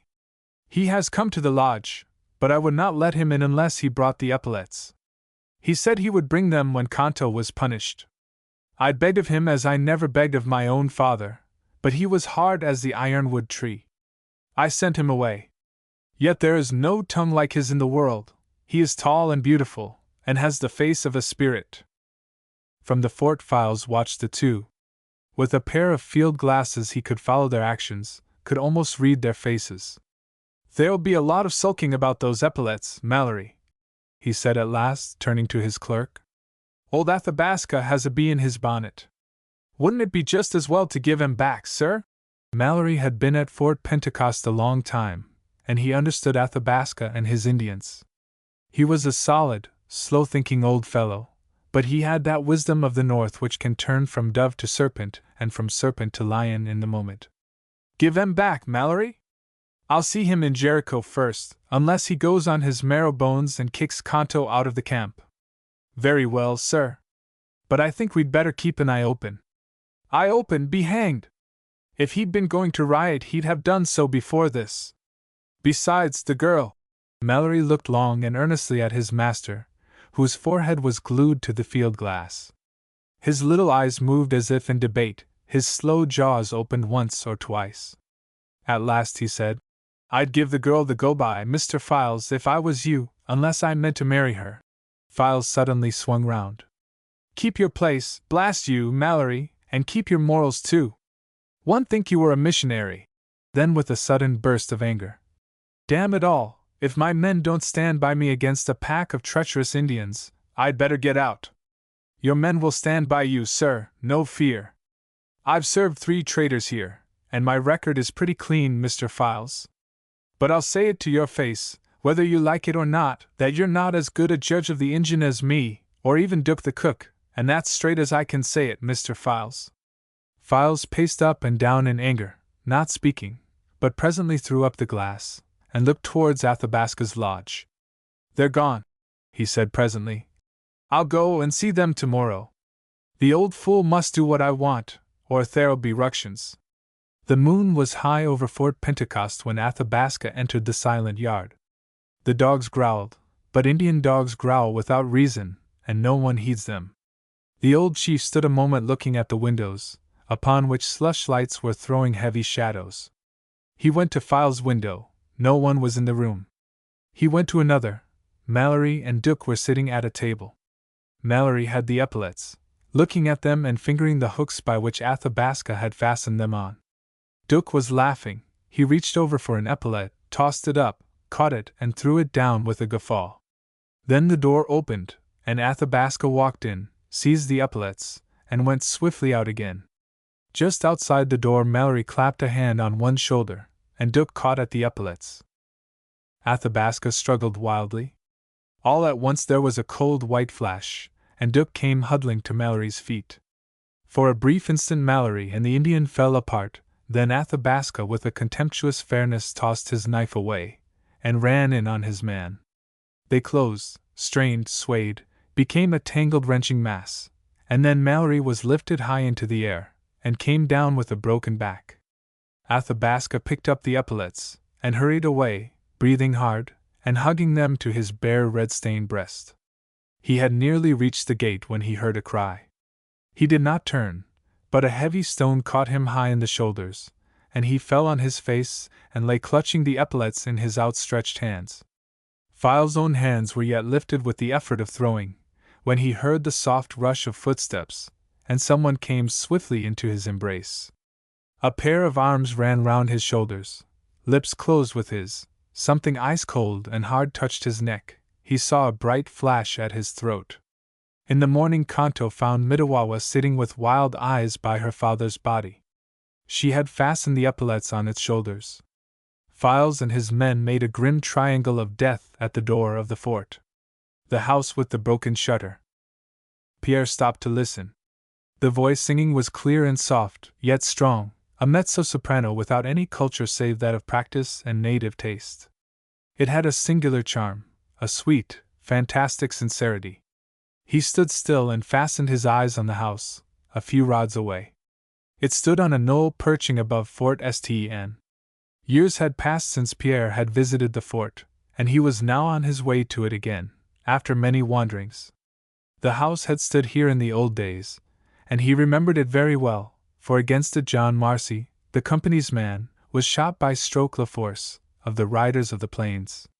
Looking now, he saw that the shutter, which had been pulled off to bear the body away, was hanging there just as he had placed it, with 7 of its slats broken and a dark stain in one corner. Something more of John Marcy than memory attached to that shutter. His eyes dwelt on it long. He recalled the scene, a night with stars and no moon, a huge bonfire to light the Indians, at their dance, and Marcy, LaForce, and many others there, among whom was Lucille, the little daughter of Gyng the factor. Marcy and LaForce were only boys then, either yet 23, and they were friendly rivals with the sweet little coquette, who gave her favors with a singular impartiality and justice. Once Marcy had given her a gold spoon. LaForce responded with a tiny, fretted silver basket. LaForce was delighted to see her carrying her basket, till she opened it and showed the spoon inside. There were many mock quarrels, in one of which Marcy sent her a letter by the company's courier, covered with great seals, saying, "I return you the hairpin, the eggshell, and the white wolf's tooth. Go to your LaForce, or whatever his ridiculous name may be." In this way the pretty game ran on, the little golden-haired, golden-faced, golden-voiced child dancing so gaily in their hearts, but nestling in them too, after her wilful fashion, until the serious thing came, the tragedy. On the mad night when all ended, she was in the gayest, the most elf-like spirits. All went well until Marcy dug a hole in the ground, put a stone in it, and burying it, said it was LaForce's heart. Then LaForce pretended to ventriloquize, and mocked Marcy's slight stutter.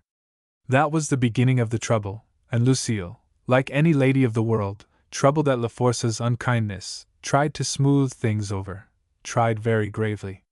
But the playful rivalry of many months changed its composition suddenly as through some delicate yet powerful chemical action, and the savage in both men broke out suddenly.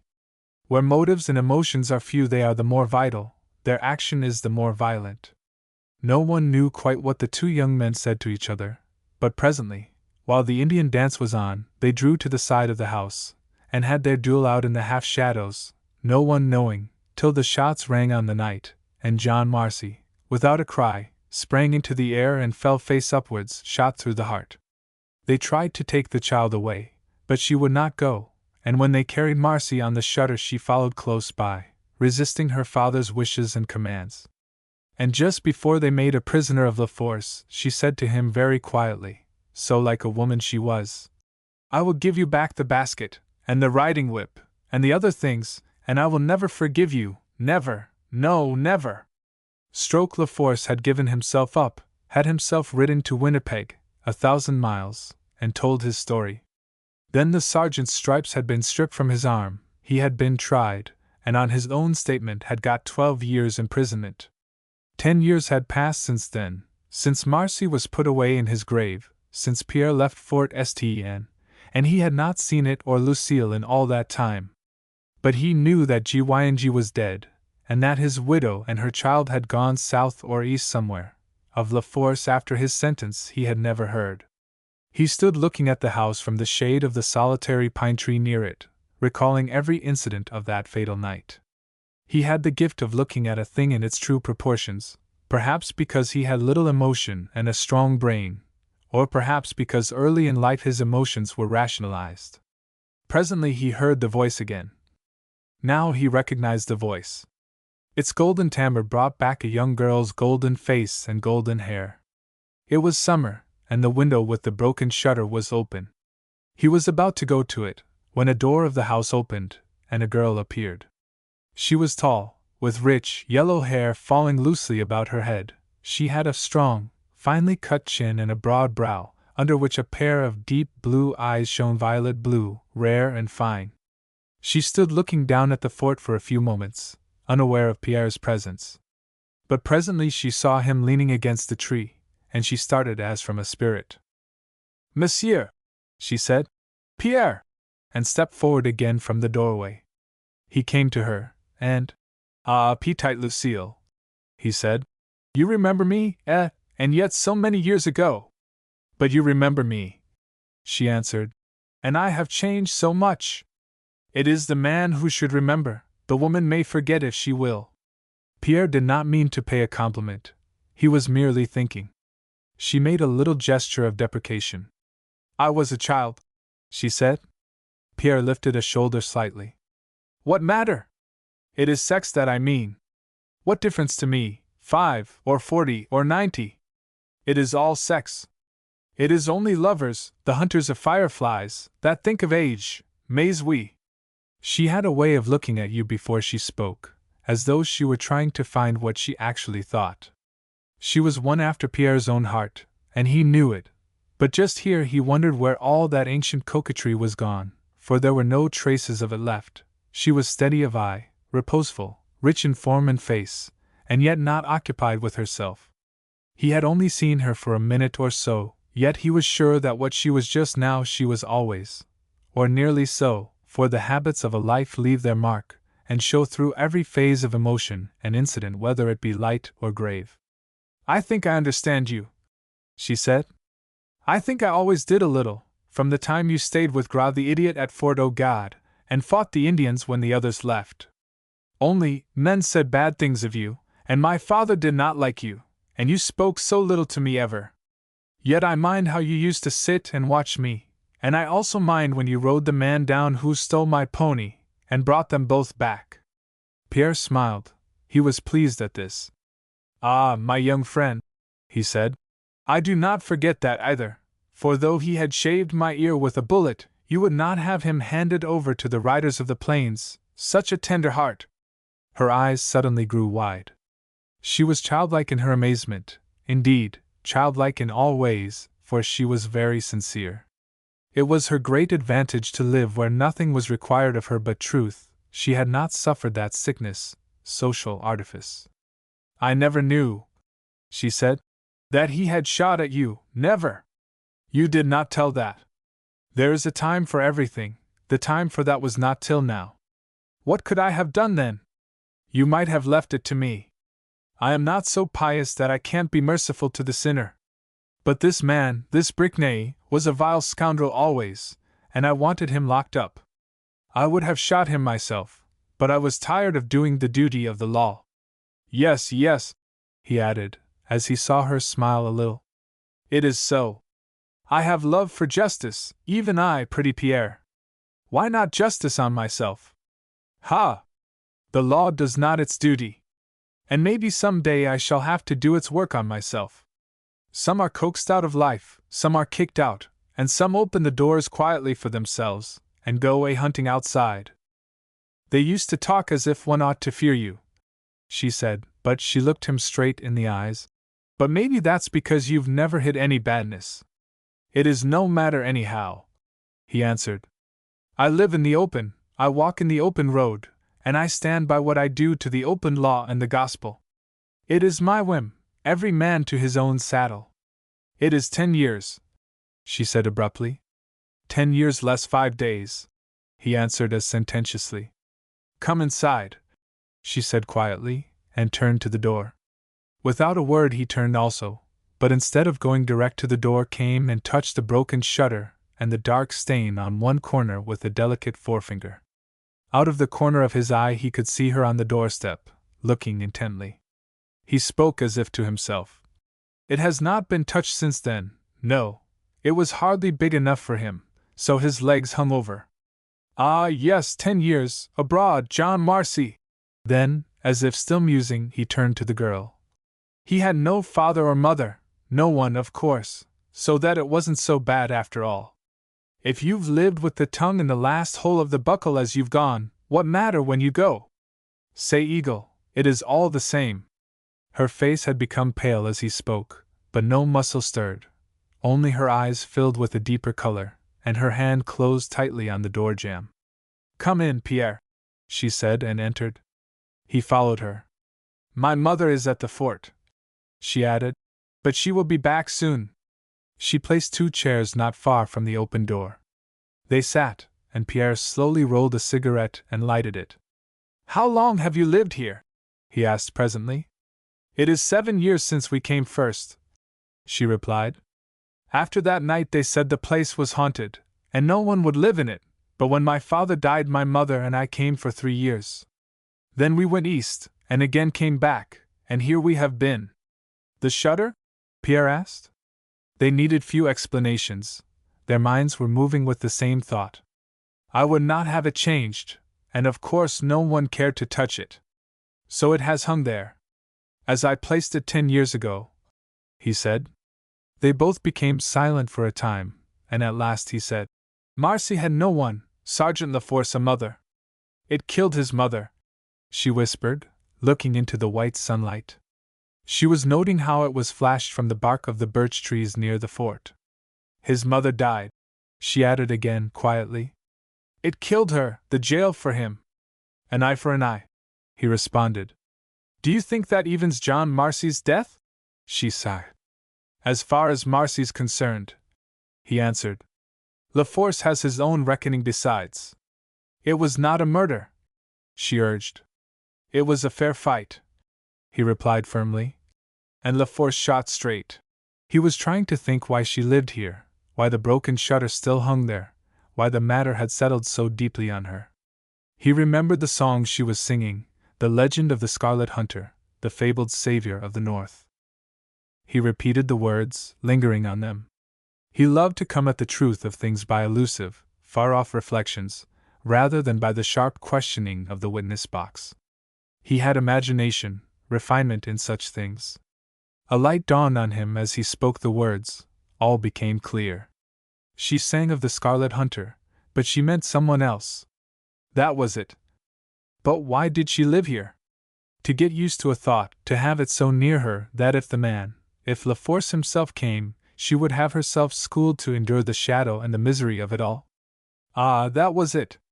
The little girl, who had seen her big lover killed, who had said she would never forgive the other, who had sent him back the fretted silver basket, the riding whip, and other things, had kept the criminal in her mind all these years, had, out of her childish coquetry, grown into, what?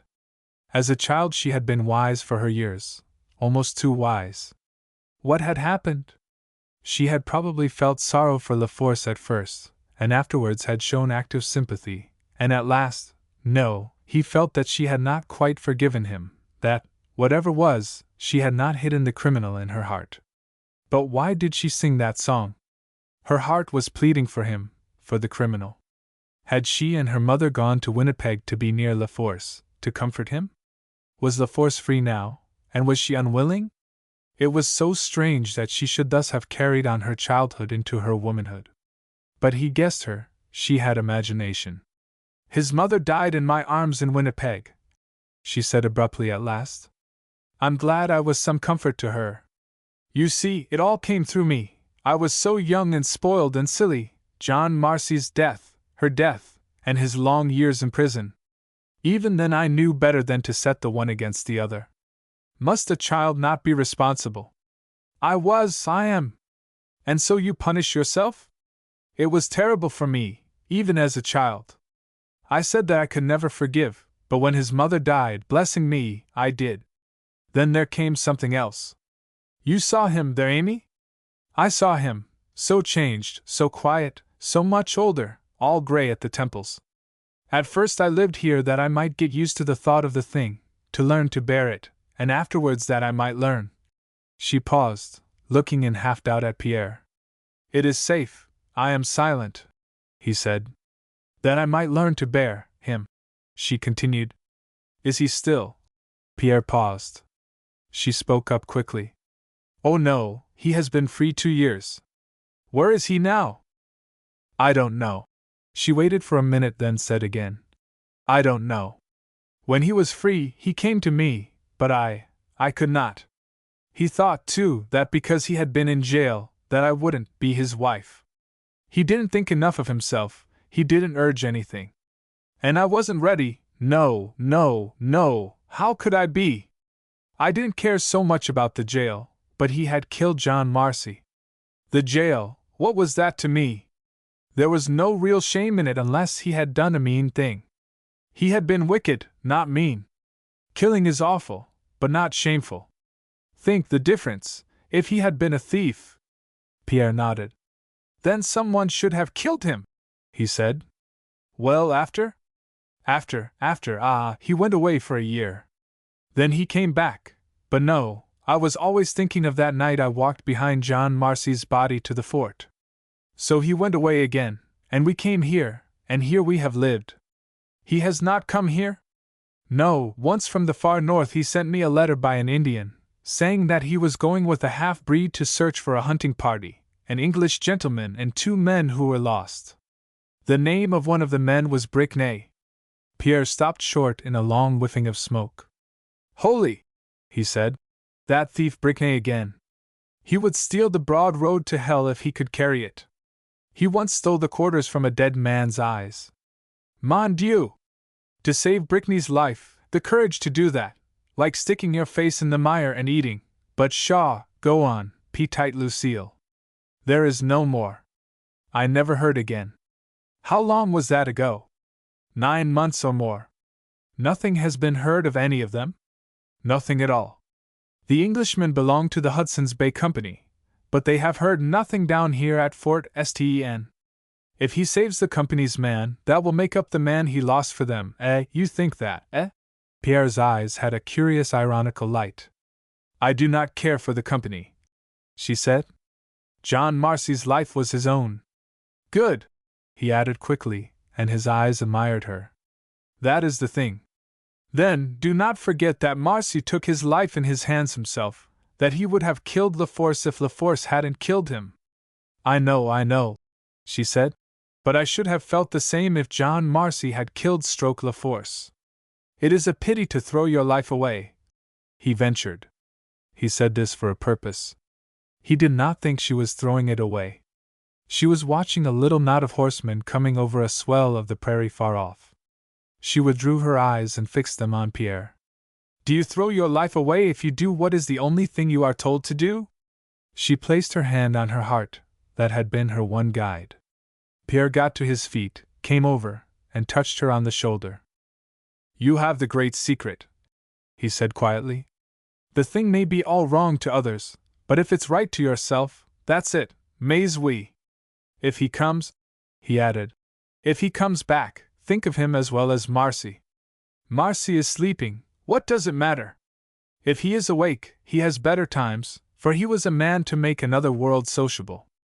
Think of LaForce, for he has his life to live, and he is a man to make this world sociable. Her eyes had been following the group of horsemen on the plains. She again fixed them on Pierre, and stood up. It is a beautiful legend, that, she said. But, he asked. She would not answer him. You will come again, she said. You will help me? Surely, petite Lucille, surely I will come. But to help, that would sound funny to the missionary at the fort, and to others. You understand life, she said, and I can speak to you. It's more to you to understand you than to be good, eh?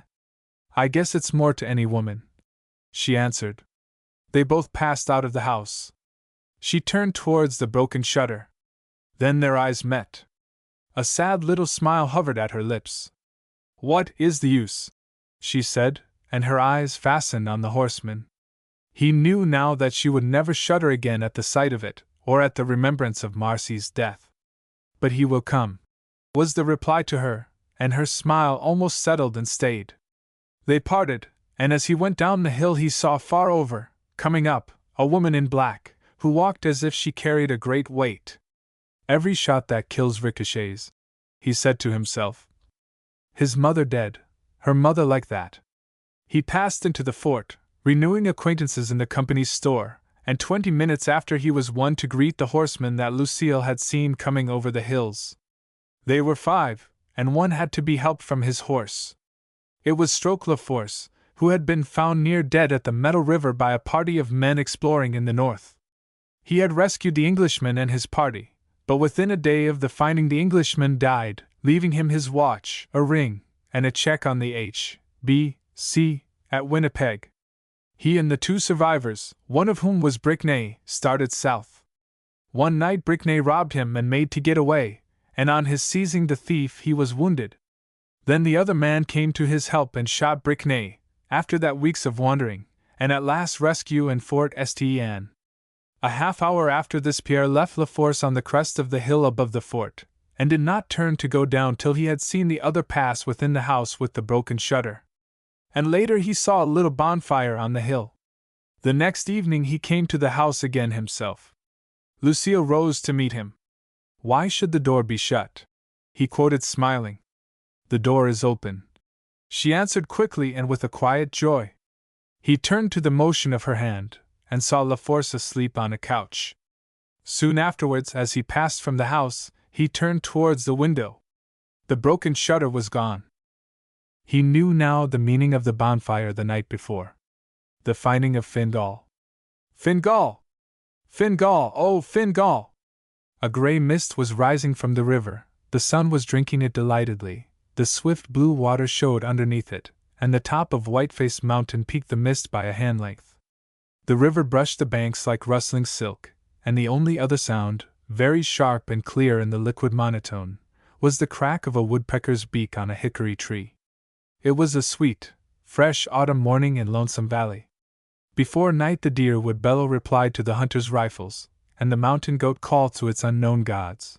But now there was only the wild duck skimming the river, and the high hilltop rising and fading into the mist, the ardent sun, and again that strange cry. Fingal! Oh, Fingal! Fingal! 2 men, lounging at a fire on a ledge of the hills, raised their eyes to the mountain-side beyond and above them, and one said presently, the second time, It's a woman's voice, Pierre. Pierre nodded, and abstractedly stirred the coals about with a twig. Well, it is a pity, the poor Cynthie, he said at last. It is a woman, then. You know her, Pierre, her story? Fingal! Fingal! Oh, Fingal! Pierre raised his head towards the sound, then after a moment said, I know Fingal. And the woman? Tell me. And the girl? Fingal was all fire and heart, and devil-may-care. She was not beautiful except in the eye, but that was like a flame of red and blue. Her hair, too, then, would trip her up if it hung loose. That was all, except that she loved him too much. But women et pousse, when a woman gets a man between her and the heaven above and the earth beneath, and there comes the great hunger, what is the good? A man cannot understand, but he can see, and he can fear. What is the good? To play with life, that is not much, but to play with a soul is more than 1,000 lives. Look at Cynthie. He paused, and Lawless waited patiently. Presently Pierre continued. Fingal was jaunty. He would take off his hat to a squaw. It made no difference what others did. He didn't think, it was like breathing to him. How can you tell the way things happen? Cynthia's father kept the tavern at St. Gabriel's Fork, over against the great sawmill. Fingal was foreman of a gang in the lumber yard. Cynthia had a brother, Fen. Fen was as bad as they make, but she loved him, and Fingal knew it well, though he hated the young skunk. The girl's eyes were like two little fireflies when Fingal was about. He was a gentleman, though he had only half a name, Fingal, like that.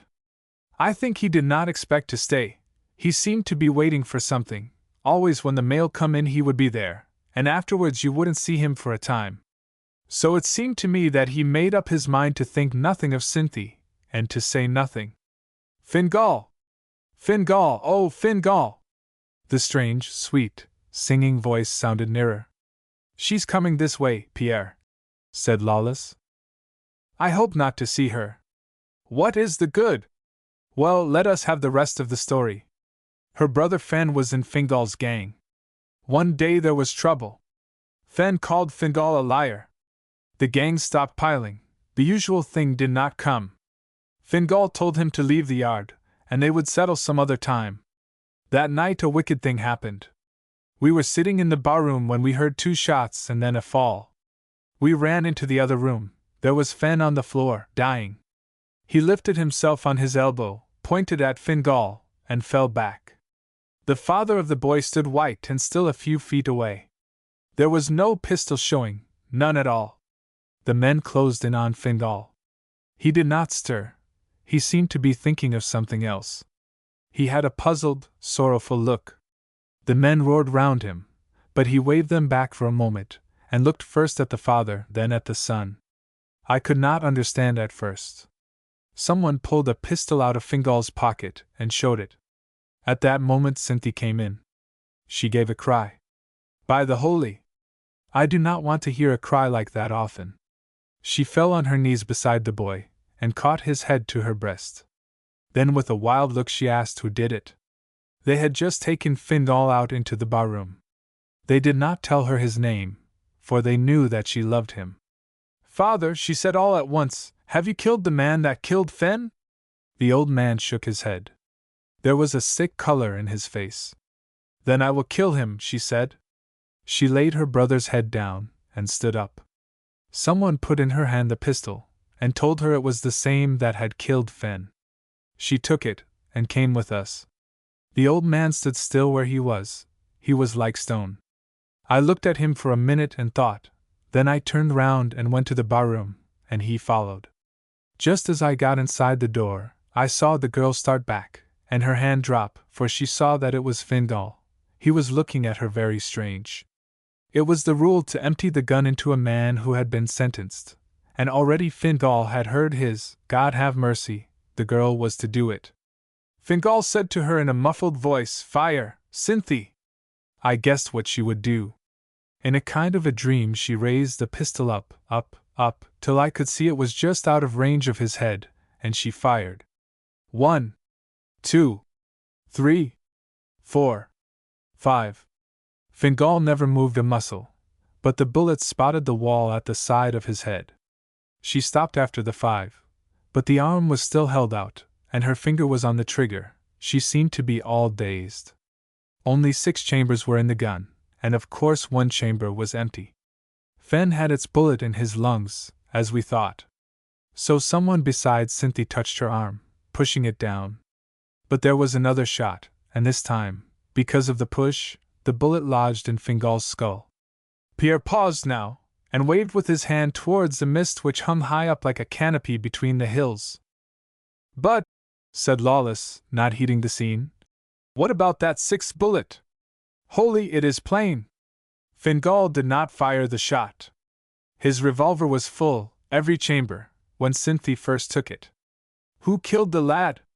Can you not guess? There had been words between the father and the boy, both had fierce blood. The father, in a mad minute, fired.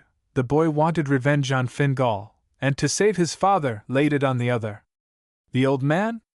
Well, I do not know whether he was a coward, or stupid, or ashamed. He let Fingal take it. Fingal took it to spare the girl, eh? For the girl, It wasn't good for her to know her father killed his own son. What came after? The worst. That night the girl's father killed himself, and the two were buried in the same grave. Cynthia. Fingal! Fingal! Oh, Fingal! You hear? Yes, like that all the time as she sat on the floor, her hair about her like a cloud, and the dead bodies in the next room. She thought she had killed Fingal, and she knew now that he was innocent. The two were buried. Then we told her that Fingal was not dead. She used to come and sit outside the door, and listen to his breathing, and ask if he ever spoke of her. What was the good of lying? If we said he did, she'd have come into him, and that would do no good, for he wasn't right in his mind. By and by we told her he was getting well, and then she didn't come, but stayed at home, just saying his name over to herself. Allure, things take hold of a woman, it is strange. When Fingal was strong enough to go out, I went with him the first time. He was all thin and handsome as you can think, but he had no memory, and his eyes were like a child's. She saw him, and came out to meet him. What does a woman care for the world when she loves a man? Well, he just looked at her as if he'd never seen her before, and passed by without a sign, though afterwards a trouble came in his face. 3 days later he was gone, no one knew where. That is 2 years ago. Ever since she has been looking for him. Is she mad? Mad? Holy Mother! It is not good to have one thing in the head all the time. What do you think? So much all at once. And then… Hush, Pierre! There she is, said Lawless, pointing to a ledge of rock not far away. The girl stood looking out across the valley, a weird, rapt look in her face, her hair falling loose, a staff like a shepherd's crook in one hand, the other hand over her eyes as she slowly looked from point to point of the horizon. The two watched her without speaking. Presently she saw them. She gazed at them for a minute, then descended to them. Lawless and Pierre rose, doffing their hats. She looked at both a moment, and her eyes settled on Pierre. Presently she held out her hand to him. I knew you yesterday, she said. Pierre returned the intensity of her gaze with one kind and strong. So, Cynthia, he said. Sit down and eat. He dropped on a knee and drew a scone and some fish from the ashes. She sat facing them, and taking from a bag at her side some wild fruits, ate slowly, saying nothing. Lawless noticed that her hair had become gray at her temples, though she was but 21 years old. Her face, brown as it was, shone with a white kind of light, which may, or may not, have come from the crucible of her eyes, where the tragedy of her life was fusing. Lawless could not bear to look long, for the fire that consumes a body and sets free a soul is not for the sight of the quick. At last she rose, her body steady, but her hands having that tremulous activity of her eyes. Will you not stay, Cynthia?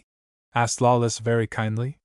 She came close to him, and, after searching his eyes, said with a smile that almost hurt him, When I have found him, I will bring him to your campfire. Last night the voice said that he waits for me where the mist rises from the river at daybreak, close to the home of the White Swan. Do you know where is the home of the White Swan? Before the frost comes and the red wolf cries, I must find him. Winter is the time of sleep. I will give him honey and dried meat. I know where we shall live together. You never saw such roses. Hush! I have a place where we can hide. Suddenly her gaze became fixed and dreamlike, and she said slowly, In all time of our tribulation, in all time of our wealth, in the hour of death, and in the day of judgment, good Lord, deliver us. Good Lord, deliver us, repeated Lawless in a low voice. Without looking at them, she slowly turned away and passed up the hillside, her eyes scanning the valley as before. Good Lord, deliver us, again said Lawless. Where did she get it? From a book which Fingal left behind.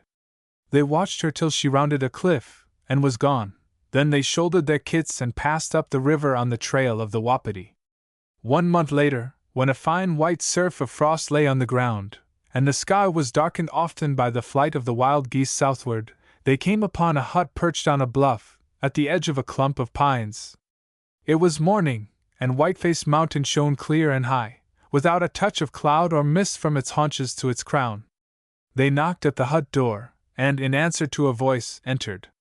The sunlight streamed in over a woman, lying upon a heap of dried flowers in a corner. A man was kneeling beside her.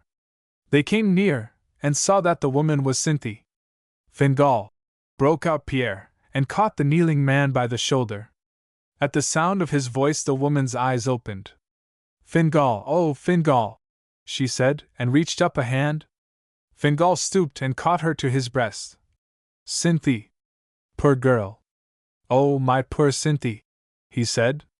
In his eyes, as in hers, was a sane light, and his voice, as hers, said indescribable things. Her head sank upon his shoulder, her eyes closed, she slept. Fingal laid her down with a sob in his throat. Then he sat up and clutched Pierre's hand. In the East, where the doctors cured me, I heard all, he said, pointing to her. And I came to find her. I was just in time, I found her yesterday. She knew you? Whispered Pierre. Yes, but this fever came on. He turned and looked at her, and kneeling, smoothed away the hair from the quiet face. Poor girl, he said. Poor girl. She will get well? Asked Pierre. God grant it, Fingal replied. She is better. Lawless and Pierre softly turned and stole away, leaving the man alone with the woman he loved. The two stood in silence, looking upon the river beneath. Presently a voice crept through the stillness. Fingal! Oh, Fingal, Fingal! It was the voice of a woman returning from the dead. 3 commandments in the vulgar tongue. I read on, Pierre, the sick man said, doubling the corner of the wolfskin pillow so that it shaded his face from the candle. Pierre smiled to himself, thinking of the unusual nature of his occupation, raised an eyebrow as if to someone sitting at the other side of the fire, though the room was empty save for the two, and went on reading. The sick man put up his hand, motioning for silence, and Pierre, leaving the Bible open, laid it at his side. Then he fell to studying the figure on the couch. The body, though reduced by a sudden illness, had an appearance of late youth, a firmness of mature manhood, but the hair was gray, the beard was grizzled, and the face was furrowed and seemed as though the man had lived a long, hard life. The body seemed 30 years old, the head 60. The man's exact age was 45. His most singular characteristic was a fine, almost spiritual intelligence, which showed in the dewy brightness of the eye, in the lighted face, in the cadenced definiteness of his speech. One would have said, knowing nothing of him, that he was a hermit, but again, noting the firm, graceful outlines of his body, that he was a soldier. Within the past 24 hours he had had a fight for life with one of the terrible colds, which, like an unstayed plague, close up the courses of the body, and carry a man out of the hurly-burly, without pause to say how much or how little he cares to go. Pierre, whose rude skill in medicine was got of hard experiences here and there, had helped him back into the world again, and was himself now a little astonished at acting as scripture reader to a Protestant invalid. Still, the Bible was like his childhood itself, always with him in memory, and Old Testament history was as wine to his blood. The lofty tales sang in his veins, of primitive man, adventure, mysterious and exalted romance. For nearly an hour, with absorbing interest, he had read aloud from these ancient chronicles to Fodder, who held this post of the Hudson's Bay Company in the outer wilderness. Pierre had arrived at the post 3 days before, to find a half-breed trapper and an Indian helpless before the sickness which was hurrying to close on John Fodder's heart and clamp it in the vice of death. He had come just in time.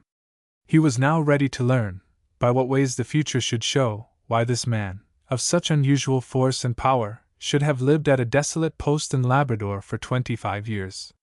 This is the portion of them that spoil us, and the lot of them that rob us.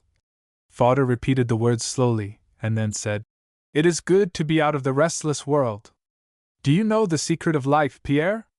Pierre's fingers unconsciously dropped on the Bible at his side, drumming the leaves. His eyes wandered over Fodder's face, and presently he answered, To keep your own commandments. The 10? Asked the sick man, pointing to the Bible. Pierre's fingers closed the book. Not the 10, for they do not fit all, but one by one to make your own, and never to break. Come see. The answer is well, returned Father. But what is the greatest commandment that a man can make for himself? Who can tell? What is the good of saying, Thou shalt keep holy the Sabbath day, when a man lives where he does not know the days? What is the good of saying, Thou shalt not steal, when a man has no heart to rob, and there is nothing to steal? But a man should have a heart, an eye for justice. It is good for him to make his commandments against that wherein he is a fool or has a devil. Justice, that is the thing. Thou shalt not bear false witness against thy neighbor? Asked Father softly. Yes, like that. But a man must put it in his own words, and keep the law which he makes. Then life does not give a bad taste in the mouth. What commandments have you made for yourself, Pierre? The slumbering fire in Pierre's face leaped up.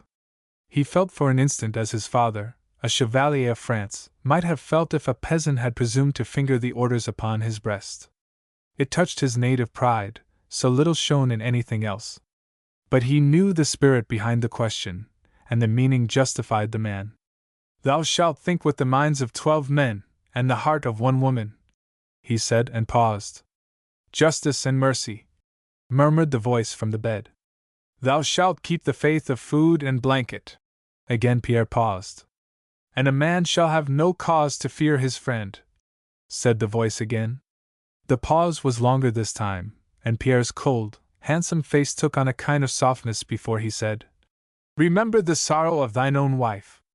It is a good commandment, said the sick man, to make all women safe whether they be true or foolish.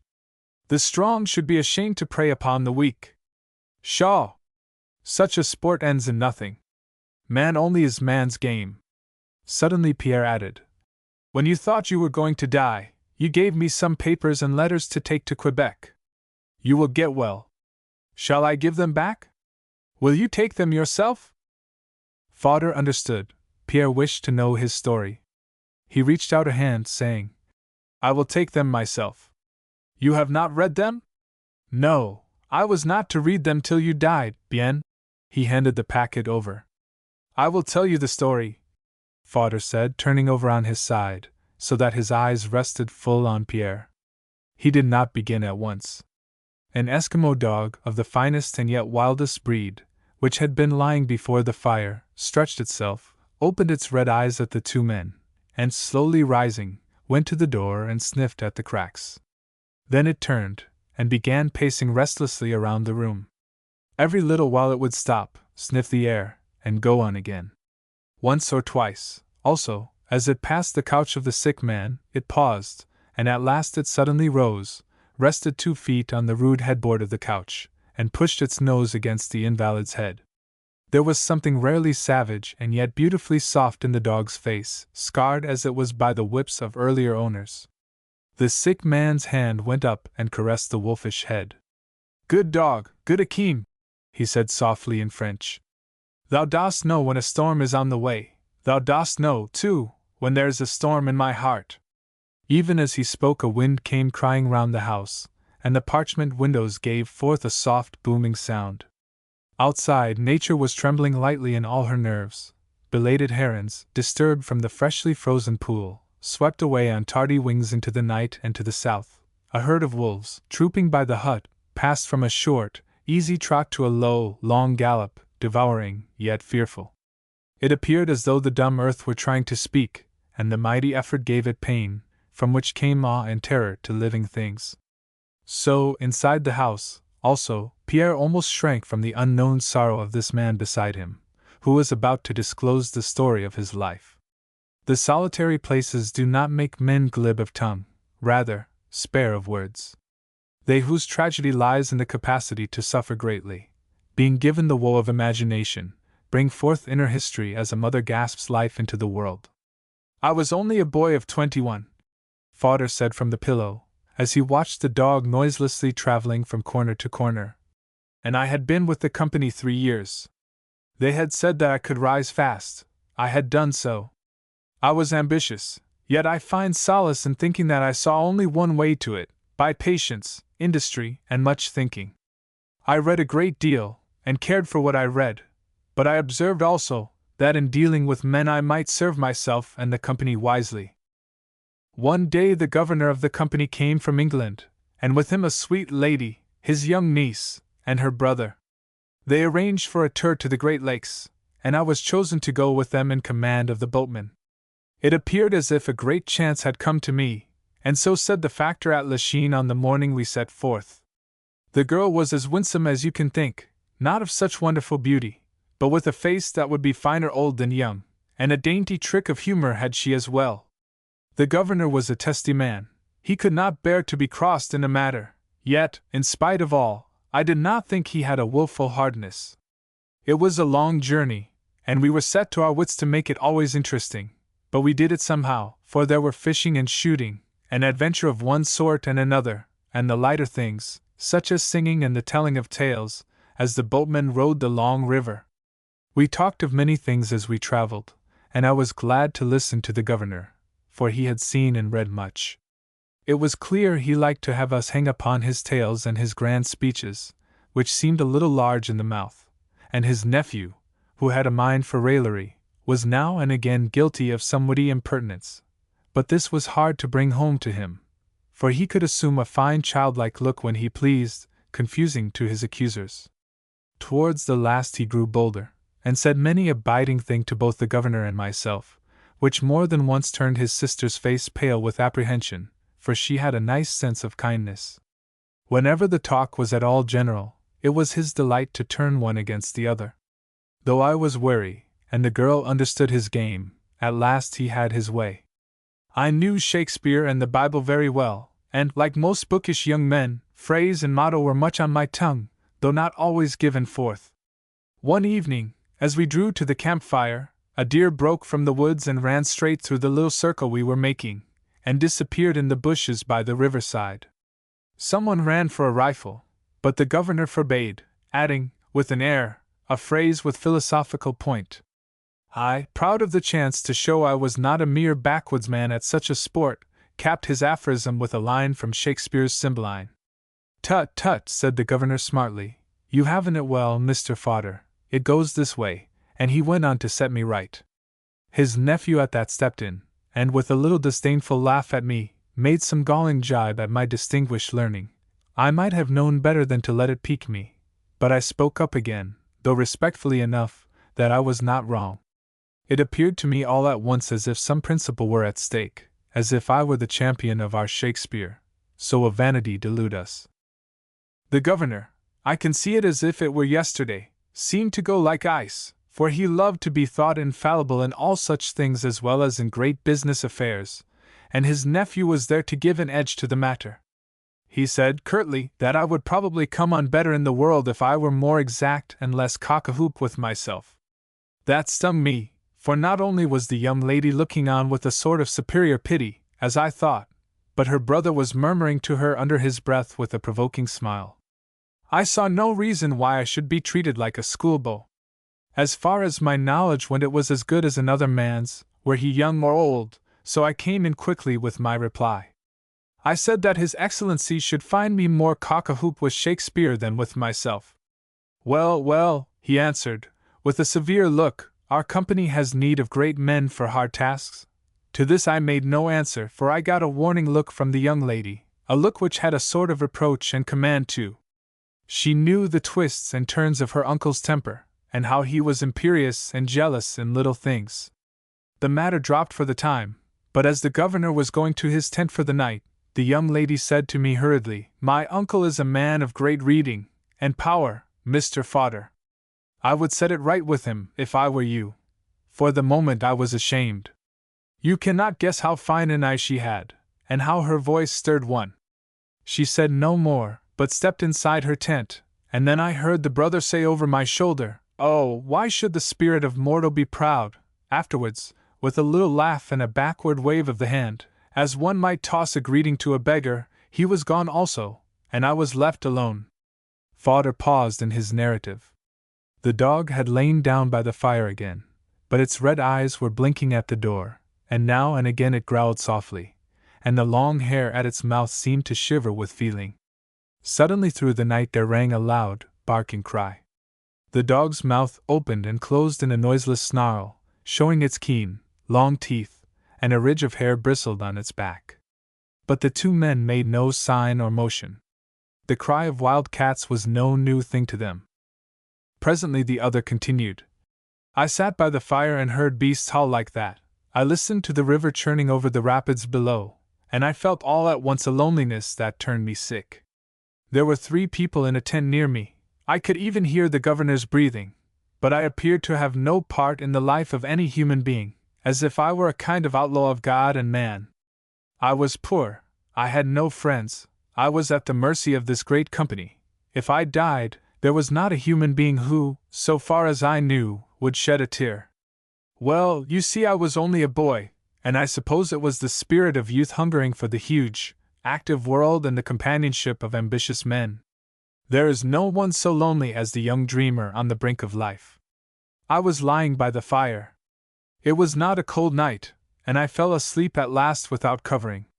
I did not wake till morning, and then it was to find the governor's nephew building up the fire again. Those who are born great, said he, are bound to rise, but perhaps he saw that I had had a bad night, and felt that he had gone far enough, for he presently said, in a tone more to my liking, Take my advice, Mr. Fodder, make it right with my uncle. It isn't such fast rising in the company that you can afford to quarrel with its governor. I'd go on the other tack, don't be too honest. I thanked him, and no more was said, but I liked him better, for I saw that he was one of those who take pleasure in dropping nettles more to see the weakness of human nature than from malice. But my good fortune had got a twist, and it was not to be straightened that day, and because it was not straightened then it was not to be at all, for at 5 o'clock we came to the post at Lachine, and here the governor and the others were to stop.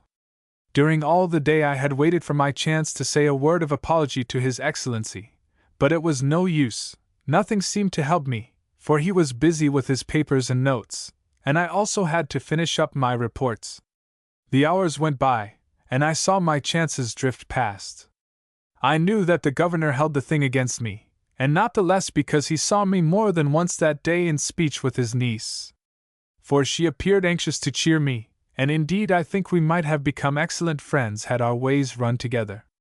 She could have bestowed her friendship on me without shame to herself, for I had come of an old family in Scotland, the Sheplaws of Campfire, which she knew, as did the governor also, was a more ancient family than their own. Yet her kindness that day worked me no good, and I went far to make it worse, since, under the spell of her gentleness, I looked at her far from distantly, and at the last, as she was getting from the boat, returned the pressure of her hand with much interest. I suppose something of the pride of that moment leaped up in my eye, for I saw the governor's face harden more and more, and the brother shrugged an ironical shoulder. I was too young to see or know that the chief thing in the girl's mind was regret that I had so hurt my chances, for she knew, as I saw only too well afterwards, that I might have been rewarded with a leaping promotion in honor of the success of the journey. But though the boatman got a gift of money and tobacco and spirits, nothing came to me save the formal thanks of the governor, as he bowed me from his presence. The nephew came with his sister to bid me farewell. There was little said between her and me, and it was a long time before she knew the end of that day's business. But the brother said, You've let the chance go by, Mr. Fodder. Better luck next time, eh? And, he went on, I'd give 100 editions the lie, but I'd read the text according to my chief officer.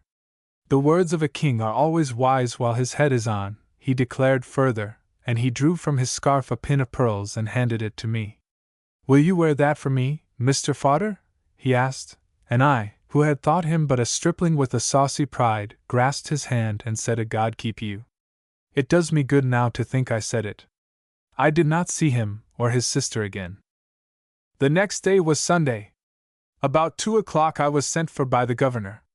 When I got to the post and was admitted to him, I saw that my misadventure was not over. Mr. Fodder, said he coldly, spreading out a map on the table before him, you will start at once for Fort Ungava, at Ungava Bay, in Labrador. I felt my heart stand still for a moment, and then surge up and down, like a piston rod under a sudden rush of steam.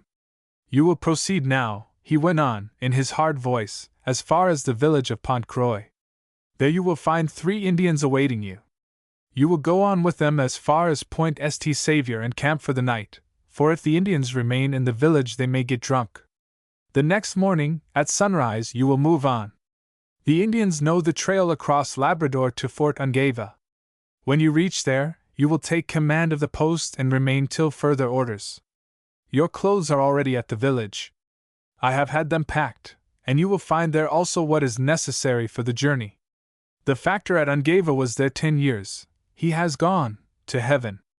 I cannot tell what it was held my tongue silent, that made me only bow my head in assent, and press my lips together. I knew I was pale as death, for as I turned to leave the room I caught sight of my face in a little mirror tacked on the door, and I hardly recognized myself. "Good day, Mr. Fodder," said the governor, handing me the map. "There is some brandy in your stores. Be careful that none of your Indians get it. If they try to desert, you know what to do." With a gesture of dismissal he turned, and began to speak with the chief trader. For me, I went from that room like a man condemned to die. Fort Ungava in Labrador, 1,000 miles away, over a barren, savage country, and in winter too, for it would be winter there immediately. It was an exile to Siberia, and far worse than Siberia, for there are many there to share the fellowship of misery, and I was likely to be the only white man at Fort Ungava. As I passed from the door of the post, the words of Shakespeare which had brought all this about sang in my ears. He ceased speaking, and sank back wearily among the skins of his couch. Out of the enveloping silence Pierre's voice came softly. "Thou shalt judge with the minds of 12 men, and the heart of 1 woman." 2. The journey to the village of Pont Croix was that of a man walking over graves. Every step sent a pang to my heart, a boy of 21, grown old in a moment. It was not that I had gone a little lame from a hurt got on the expedition with the governor, but my whole life seemed suddenly lamed. Why did I go? Ah, you do not know how discipline gets into a man's bones, the pride, the indignant pride of obedience. At that hour I swore that I should myself be the governor of that company one day, the boast of loud-hearted youth. I had angry visions, I dreamed absurd dreams, but I did not think of disobeying. It was an unheard-of journey at such a time, but I swore that I would do it, that it should go into the records of the company. I reached the village, found the Indians, and at once moved on to the settlement where we were to stay that night. Then my knee began to pain me. I feared inflammation, so in the dead of night I walked back to the village, roused a trader of the company, got some liniment and other trifles, and arrived again at St. Saviour's before dawn. My few clothes and necessaries came in the course of the morning, and by noon we were fairly started on the path to exile. I remember that we came to a lofty point on the St. Lawrence just before we plunged into the woods, to see the great stream no more. I stood and looked back up the river towards the point where Lachine lay. All that went to make the life of a company's man possible was there, and there, too, were those with whom I had tented and traveled for 3 long months, eaten with them, cared for them, used for them all the woodcraft that I knew. I could not think that it would be a young man's lifetime before I set eyes on that scene again. Never from that day to this have I seen the broad, sweet river where I spent the 3 happiest years of my life. I can see now the tall shining heights of Quebec, the pretty wooded island of Orleans, the winding channel, so deep, so strong. The sun was 3/4 of its way down in the west, and already the sky was taking on the deep red and purple of autumn. Somehow, the thing that struck me most in the scene was a bunch of pines, solemn and quiet, their tops burnished by the afternoon light. Tears would have been easy then, but my pride drove them back from my eyes to my angry heart. Besides, there were my Indians waiting, and the long journey lay before us. Then, perhaps because there was none nearer to make farewell to, or I know not why, I waved my hand towards the distant village of Lachine, and with the sweet maid in my mind who had so gently parted from me yesterday, I cried, "Goodbye, and God bless you." He paused. Pierre handed him a wooden cup, from which he drank, and then continued. The journey went forward. You have seen the country. You know what it is, those bare ice plains and rocky unfenced fields stretching to all points, the heaving wastes of treeless country, the harsh frozen lakes. God knows what insupportable horror would have settled on me in that pilgrimage had it not been for occasional glimpses of a gentler life, for the deer and caribou which crossed our path. Upon my soul, I was so full of gratitude and love at the sight that I could have thrown my arms round their necks and kissed them. I could not raise a gun at them. My Indians did that, and so inconstant is the human heart that I ate heartily of the meat. My Indians were almost less companionable to me than any animal would have been. Try as I would, I could not bring myself to like them, and I feared only too truly that they did not like me. Indeed, I soon saw that they meant to desert me, kill me, perhaps, if they could, although I trusted in the wholesome and restraining fear which the Indian has of the great company. I was not sure that they were guiding me aright, and I had to threaten death in case they tried to mislead me or desert me. My knee at times was painful, and cold, hunger, and incessant watchfulness wore on me vastly. Yet I did not yield to my miseries, for there entered into me then not only the spirit of endurance, but something of that sacred pride in suffering which was the merit of my covenanting forefathers. We were 4 months on that bitter travel, and I do not know how it could have been made at all, had it not been for the deer that I had heart to eat and none to kill. The days got shorter and shorter, and we were sometimes 18 hours in absolute darkness. Thus you can imagine how slowly we went. Thank God, we could sleep, hid away in our fur bags, more often without a fire than with one, mere mummies stretched out on a vast coverlet of white, with the peering, unfriendly sky above us, though it must be said that through all those many, many weeks no cloud perched in the zenith. When there was light there was sun, and the courage of it entered into our bones, helping to save us. You may think I have been made feeble-minded by my sufferings, but I tell you plainly that, in the closing days of our journey, I used to see a tall figure walking beside me, who, whenever I would have spoken to him, laid a warning finger on his lips, but when I would have fallen, he spoke to me, always in the same words. You have heard of him, the Scarlet Hunter of the Kimash Hills. It was he, the sentinel of the north, the lover of the lost.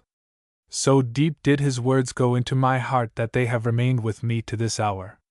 I saw him once in the White Valley, Pierre said in a low voice. What was it he said to you? The other drew a long breath, and a smile rested on his lips. Then, slowly, as though liking to linger over them, he repeated the words of the Scarlet Hunter. I never seemed to be alone after that, call it what you will, fancy or delirium. My head was so light that it appeared to spin like a star, and my feet were so heavy that I dragged the whole earth after me. My Indians seldom spoke. I never let them drop behind me, for I did not trust their treacherous natures. But in the end, as it would seem, they also had but one thought, and that to reach Fort Ungava, for there was no food left, none at all. We saw no tribes of Indians and no Eskimo, for we had not passed in their line of travel or settlement. At last I used to dream that birds were singing near me, a soft, delicate whirlwind of sound, and then bells all like muffled silver rang through the aching, sweet air. Bits of prayer and poetry I learned when a boy flashed through my mind, equations in algebra, the tingling scream of a great buzz saw, the breath of a racer as he nears the post under the crying whip, my own voice dropping loud profanity, heard as a lad from a blind ferryman, the boom, boom, of a mass of logs as they struck a house on a flooding river and carried it away. One day we reached the end. It was near evening, and we came to the top of a wooded knoll. My eyes were dancing in my head with fatigue and weakness, but I could see below us, on the edge of the great bay, a large hut, Eskimo lodges and Indian teepees near it.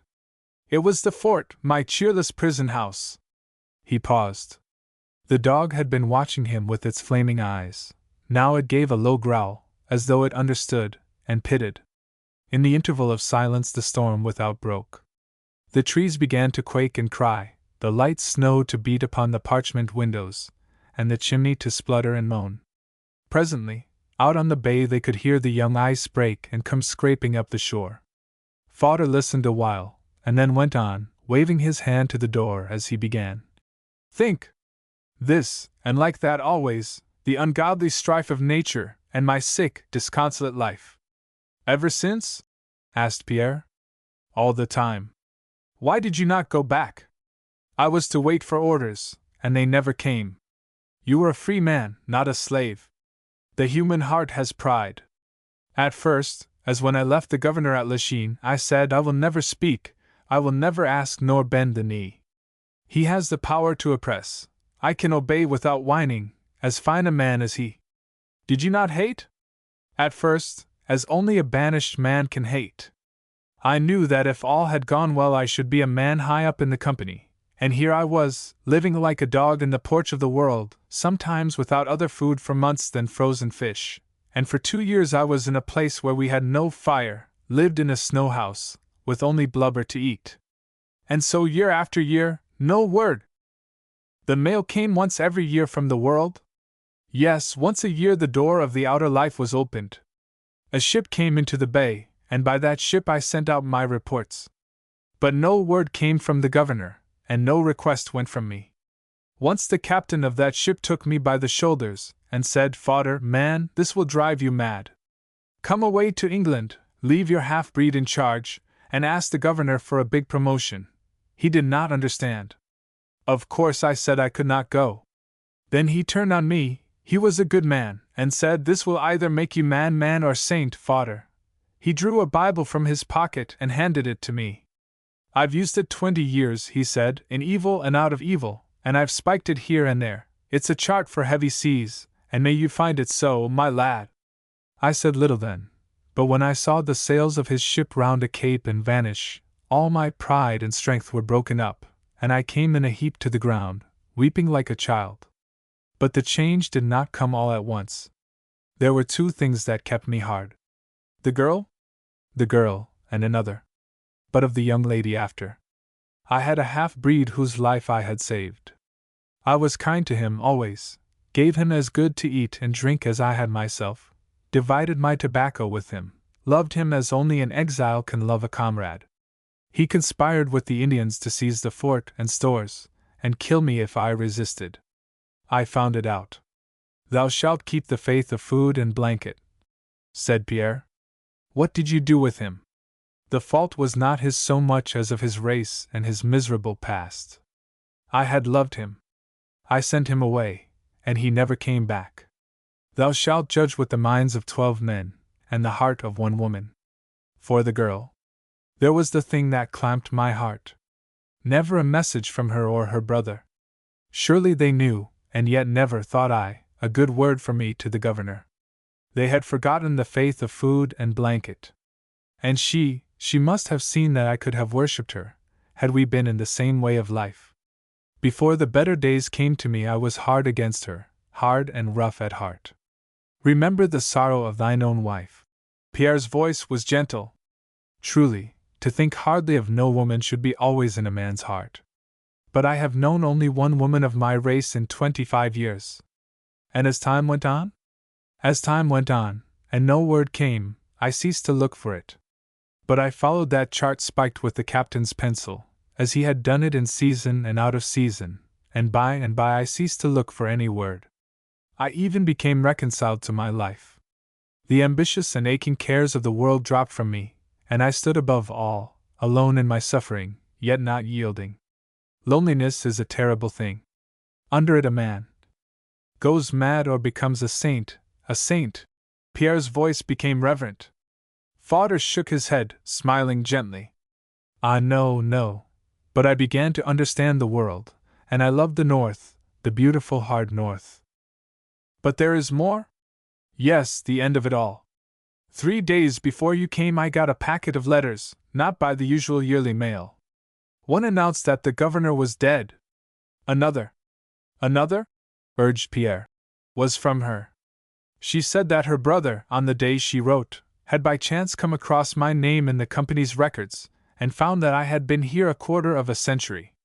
It was the letter of a good woman. She said she thought the governor had forgotten that he had sent me here, as now I hope he had, for that would be 1 thing less for him to think of, when he set out on the journey where the only weight man carries is the pack-load of his sins. She also said that she had written to me twice after we parted at Lachine, but had never heard a word, and 3 years afterwards she had gone to India. The letters were lost, I suppose, on the way to me, somehow, who can tell? Then came another thing, so strange, that it seemed like the laughter of the angels at us. These were her words, And dear Mr. Fodder, you were both wrong in that quotation, as you no doubt discovered long ago. Then she gave me the sentence as it is in Cymbeline. She was right, quite right. We were both wrong. Never till her letter came had I looked to see. How vain, how uncertain, and fallible, is man! Pierre dropped his cigarette, and stared at Fodder. The knowledge of books is foolery, he said slowly. Man is the only book of life. Go on. There was another letter, from the brother, who was now high up in the company, asking me to come to England, and saying that they wished to promote me far, and that he and his sister, with their families, would be glad to see me. She was married then? The rashness of the suggestion made Fodder wave his hand impatiently. He would not reply to it. I was struck down with all the news, he said. I wandered like a child out into a mad storm. Illness came, then you, who have nursed me back to life. And now I have told all. Not all, bien sûr. What will you do? I am out of the world, why tempt it all again? See how those 25 years were twisted by a boy's vanity and a man's tyranny. But what will you do? Persisted Pierre. You should see the faces of women and children again. No man can live without that sight, even as a saint. Suddenly Fodder's face was shot over with a storm of feeling. He lay very still, his thoughts busy with a new world which had been disclosed to him. Youth hungers for the vanities, he said, and the middle-aged for home. He took Pierre's hand. I will go, he added. A door will open somewhere for me. Then he turned his face to the wall.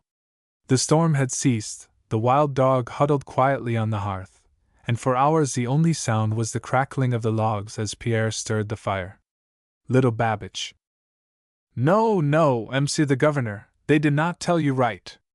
I was with him, and I have known little Babbage 15 years, as long as I've known you. It was against the time when down in your world there they have feastings, and in the churches the grand songs and many candles on the altars. Yes, Noel, that is the word, the day of the great birth. You shall hear how strange it all was, the thing, the time, the end of it. The governor of the great company settled back in a chair, his powerful face seamed by years, his hair gray and thick still, his keen, steady eyes burning under shaggy brows. He had himself spent long solitary years in the wild fastnesses of the north. He fastened his dark eyes on Pierre and said, Monsieur Pierre, I shall be glad to hear. It was at the time of Noel, yes? Pierre began. You have seen it beautiful and cold in the north, but never so cold and beautiful as it was last year. The world was white with sun and ice, the frost never melting, the sun never warming, just a glitter, so lovely, so deadly. If only you could keep the heart warm, you were not afraid. But if once, just for a moment, the blood ran out from the heart and did not come in again, the frost clamped the doors shut, and there was an end of all. Ah, Monsieur, when the north clinches a man's heart in anger there is no pain like it, for a moment. Yes, yes, and little Babbage? For 10 years he carried the mails along the route of Fort St. Mary, Fort Old Glory, Fort St. Savior, and Fort Perseverance within the circle, just one mail once a year, but that was enough. There he was with his Eskimo dogs on the trail, going and coming, with a laugh and a word for anyone that crossed his track. Good day, Babbage, good day, M.C. How do you, Babbage? Well, thank the Lord, M.C. Where to and where from, Babbage? To the great fort by the old trail, from the far-off river, M.C. Come safe along, Babbage. Merci, M.C. The good God travels north, M.C. Adieu, Babbage. Adieu, M.C. That is about the way of the thing, year after year. Sometimes a night at a hut or a post, but mostly alone, except for the dogs. He slept with them, and they slept on the mails, to guard, as though there should be highwaymen on the prairie of the 10 stars. But no, it was his way, M.C. Now and again I crossed him on the trail, for have I not traveled to every corner of the north? We were not so great friends, for, well, Babbage is a man who says his avies, and never was a loafer, and there was no reason why he should have love for me, but we were good company when we met. I knew him when he was a boy down on the Chaudière, and he always had a heart like a lion and a woman. I had seen him fight, I had seen him suffer cold, and I had heard him sing. Well, I was up last fall to Fort St. Saviour. Ho, how dull was it! McGregor, the trader there, has brains like rubber. So I said I will go down to Fort O'Glory. I knew someone would be there, it is nearer the world. So I started away with 4 dogs and plenty of jerked buffalo, and so much brown brandy as McGregor could squeeze out of his eye. Never, never were there such days, the frost shaking like steel and silver as it powdered the sunlight, the white level of snow lifting and falling and lifting, the sky so grey to travel away, the air which made you cry out with pain 1 minute and gave you joy the next. And all so wild, so lonely. Yet I have seen hanging in those plain cities all blue and red with millions of lights showing, and voices everywhere, like the singing of soft masses. After a time in that cold up there you are no longer yourself, no, you move in a dream. Eh bien, monsieur, there came, I thought, a dream to me one evening, well, perhaps one afternoon, for the days are short, so short, the sun just coming over a little bend of sky, and sinking down like a big orange ball. I come out of a tumble of little hills, and there over on the plains I saw a sight. Ragged hills of ice were thrown up, as if they'd been heaved out by the breaking earth, jutting here and there like wedges, like the teeth of a world. All lower, on one crag, shaped as an anvil, I saw what struck me like a blow, and I felt the blood shoot out of my heart and leave it dry. I was for a minute like a pump with no water in its throat to work the piston and fetch the stream up. I got sick and numb. There on that anvil of snow and ice I saw a big white bear, one such as you shall see within the Arctic Circle, his long nose fetching out towards that bleeding sun in the sky, his white coat shining. But that was not the thing, there was another. At the feet of the bear was a body, and one clawed foot was on that body, of a man. So clear was the air, the red sun shining on the face as it was turned towards me, that I wonder I did not at once know whose it was. You cannot think, monsieur, what that was like, no, but all at once I remembered the chant of the Scarlet Hunter. I spoke it quick, and the blood came creeping back in here. He tapped his chest with his slight forefinger. What was the chant? Asked the governor, who had scarce stirred a muscle since the tale began. Pierre made a little gesture of deprecation. Ah, it is perhaps a thing of foolishness, as you may think. No, no, I have heard and seen in my day, urged the governor. So? Good. Yes, I remember you told me years ago, monsieur. As I said, the blood came back to my heart. I turned to my dogs, and gave them a cut with the whip to see if I dreamed. They sat back and snarled, and their wild red eyes, the same as mine, kept looking at the bear and the quiet man on the anvil of ice and snow. Tell me, can you think of anything like it? The strange light, the white bear of the pole, that has no friends at all except the shooting stars, the great ice plains, the quick night hurrying on, the silence, such silence as no man can think. I have seen trouble flying at me in 100 ways, but this was different, yes. We come to the foot of the little hill. Still the bear not stir. As I went up, feeling for my knives and my gun, the dogs began to snarl with anger, and for one little step I shivered, for the thing seemed not natural. I was about 200 feet away from the bear when it turned slow round at me, lifting its foot from the body. The dogs all at once come huddling about me, and I dropped on my knee to take aim, but the bear stole away from the man and come moving down past us at an angle, making for the plain. I could see his deep shining eyes, and the steam roll from his nose in long puffs. Very slow and heavy, like as if he see no one and care for no one, he shambled down, and in a minute was gone behind a boulder. I ran on to the man. The governor was leaning forward, looking intently, and said, "Now, it's like a wild dream, but the north is near to the strangest of all." I knelt down and lifted him up in my arms, all a great bundle of furs and wool, and I got my hand at last to his wrist. He was alive. It was little Babbage. Part of his face was frozen stiff. I rubbed out the frost with snow, and then I forced some brandy into his mouth, good old HBC brandy, and began to call to him, "Babbage! Babbage! Come back, Babbage! The wolf's at the pot, Babbage! That's the way to call a hunter to his share of meat. I was afraid, for the sleep of cold is the sleep of death, and it is hard to call the soul back to this world. But I called, and kept calling, and got him on his feet, with my arm round him. I gave him more brandy, and at last I almost shrieked in his ear. Little by little I saw his face take on the look of waking life. It was like the dawn creeping over white hills and spreading into day.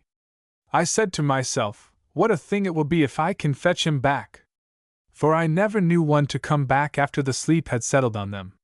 It is too comfortable, all pain gone, all trouble, the world forgot, just a kind weight in all the body, as you go sinking down, down to the valley, where the long hands of old comrades beckon to you, and their soft, high voices cry, "Hello!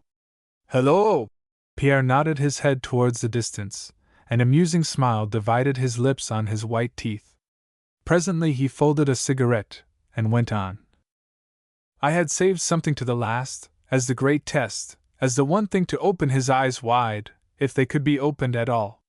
Alors, there was no time to lose, for the wolf of night was driving the red glowworm down behind the world, and I knew that when darkness came altogether, darkness and night, there would be no help for him. Mon Dieu! How one sleeps in the night of the north, in the beautiful wide silence. So, Monsieur, just when I thought it was the time, I called Corinne. Corinne, then once again I said, Petite Corinne! Petite Corinne! Come home! Come home! Petite Corinne! I could see the fight in the jail of sleep. But at last he killed his jailer, the doors in his brain flew open, and his mind came out through his wide eyes. But he was blind a little and dazed, though it was getting dark quick. I struck his back hard, and spoke loud from a song that we used to sing on the Chaudière, Babbage and all of us, years ago. Mon Dieu! How I remember those days! That did it. Corinne, ma petite Corinne, he said, but he did not look at me, only stretch out his hands. I caught them, and shook them, and shook him, and made him take a step forward. Then I slapped him on the back again, and said loud, Come, come, Babbage, don't you know me? See, Babbage, the snow's no sleeping bunk, and a polar bear's no good friend. Corinne, he went on, soft and slow. Ma petite Corinne, he smiled to himself, and I said, Where've you been, Babbage? Lucky I found you, or you'd have been sleeping till the great mass.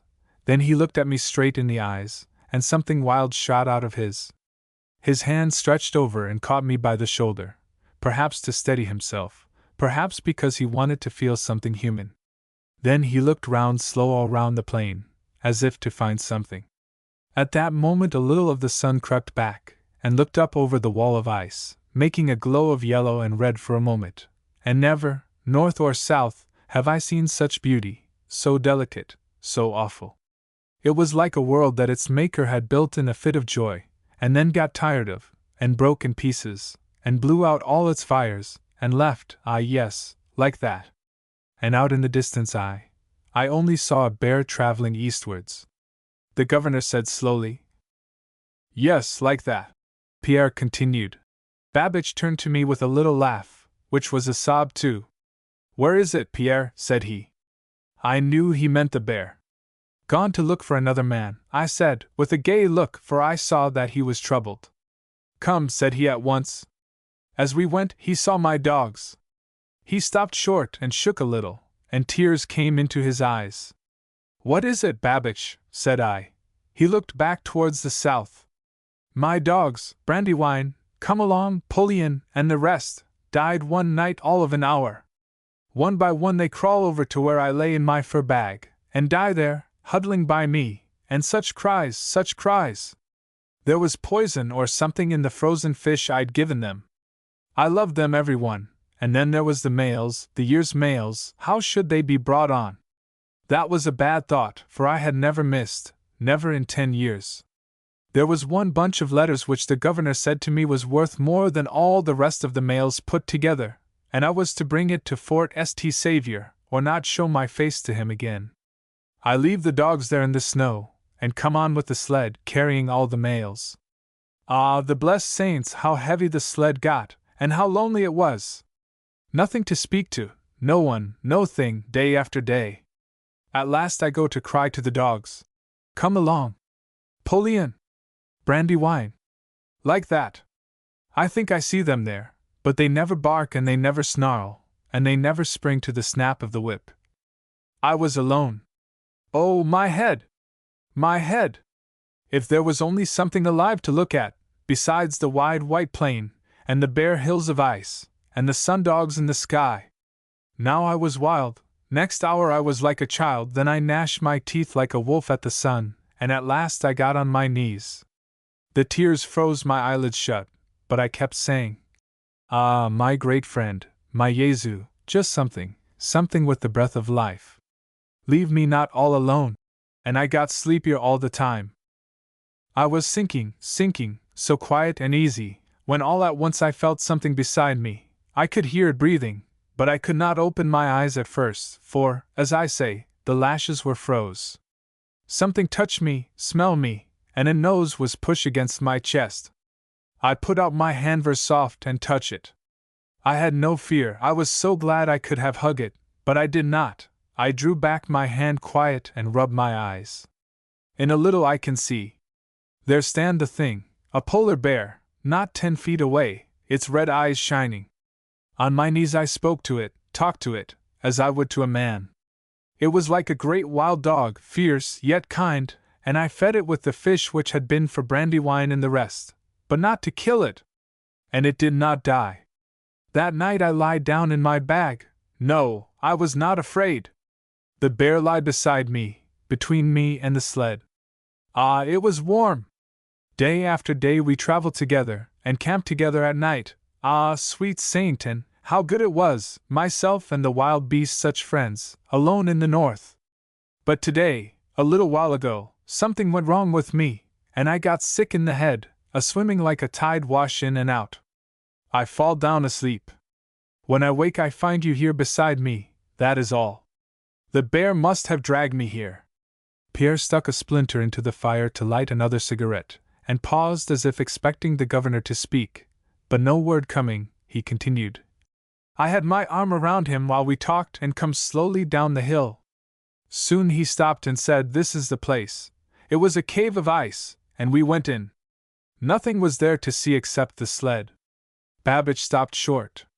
It come to him now that his good comrade was gone. He turned and looked out and called, but there was only the empty night, the ice, and the stars. Then he come back, sat down on the sled, and the tears fall. I lit my spirit lamp, boiled coffee, got pemmican from my bag, and I tried to make him eat. No, he would only drink the coffee. At last he said to me, What day is this, Pierre? It is the day of the great birth, Babbage, I said. He made the sign of the cross, and was quiet, so quiet. But he smiled to himself, and kept saying in a whisper, Ma petite Corinne. Ma petite Corinne. The next day we come on safe, and in a week I was back at Fort St. Saviour with Babbage and all the mails, and that most wonderful letter of the governor's. The letter was to tell a factor that his sick child in the hospital at Quebec was well. The governor responded quietly. Who was Ma petite Corinne, Pierre? His wife, in heaven, and his child, on the Chaudière, MCU. The child came and the mother went on the same day of the great birth. He has a soft heart, that Babbage. And the white bear, so strange a thing. MCU, who can tell? The world is young up here. When it was all young, man and beast were good comrades, maybe. Ah, maybe. What shall be done with little Babbage, Pierre? He will never be the same again on the old trail, MCU. There was silence for a long time, but at last the governor said, musing, almost tenderly, for he never had a child. Ma petite Corinne, little Babbage shall live near his child, Pierre. I will see to that. Pierre said no word, but got up, took off his hat to the governor, and sat down again. At point O bugles. John York, where art thou gone, John York? What's that, Pierre? Said Sir Duke Lawless, starting to his feet and peering round. Hush! Was Pierre's reply. Wait for the rest. There! King of my heart, I am out on the trail of thy bugles. Sir Duke was about to speak, but Pierre lifted a hand in warning, and then through the still night there came the long cry of a bugle, rising, falling, strangely clear, echoing and echoing again, and dying away. A moment, and the call was repeated, with the same effect, and again a third time, then all was still, save for the flight of birds roused from the desire of night, and the long breath of some animal in the woods sinking back to sleep. Their camp was pitched on the south shore of Hudson's Bay, many leagues to the west of Rupert House, not far from the Moose River. Looking north was the wide expanse of the bay, dotted with sterile islands here and there.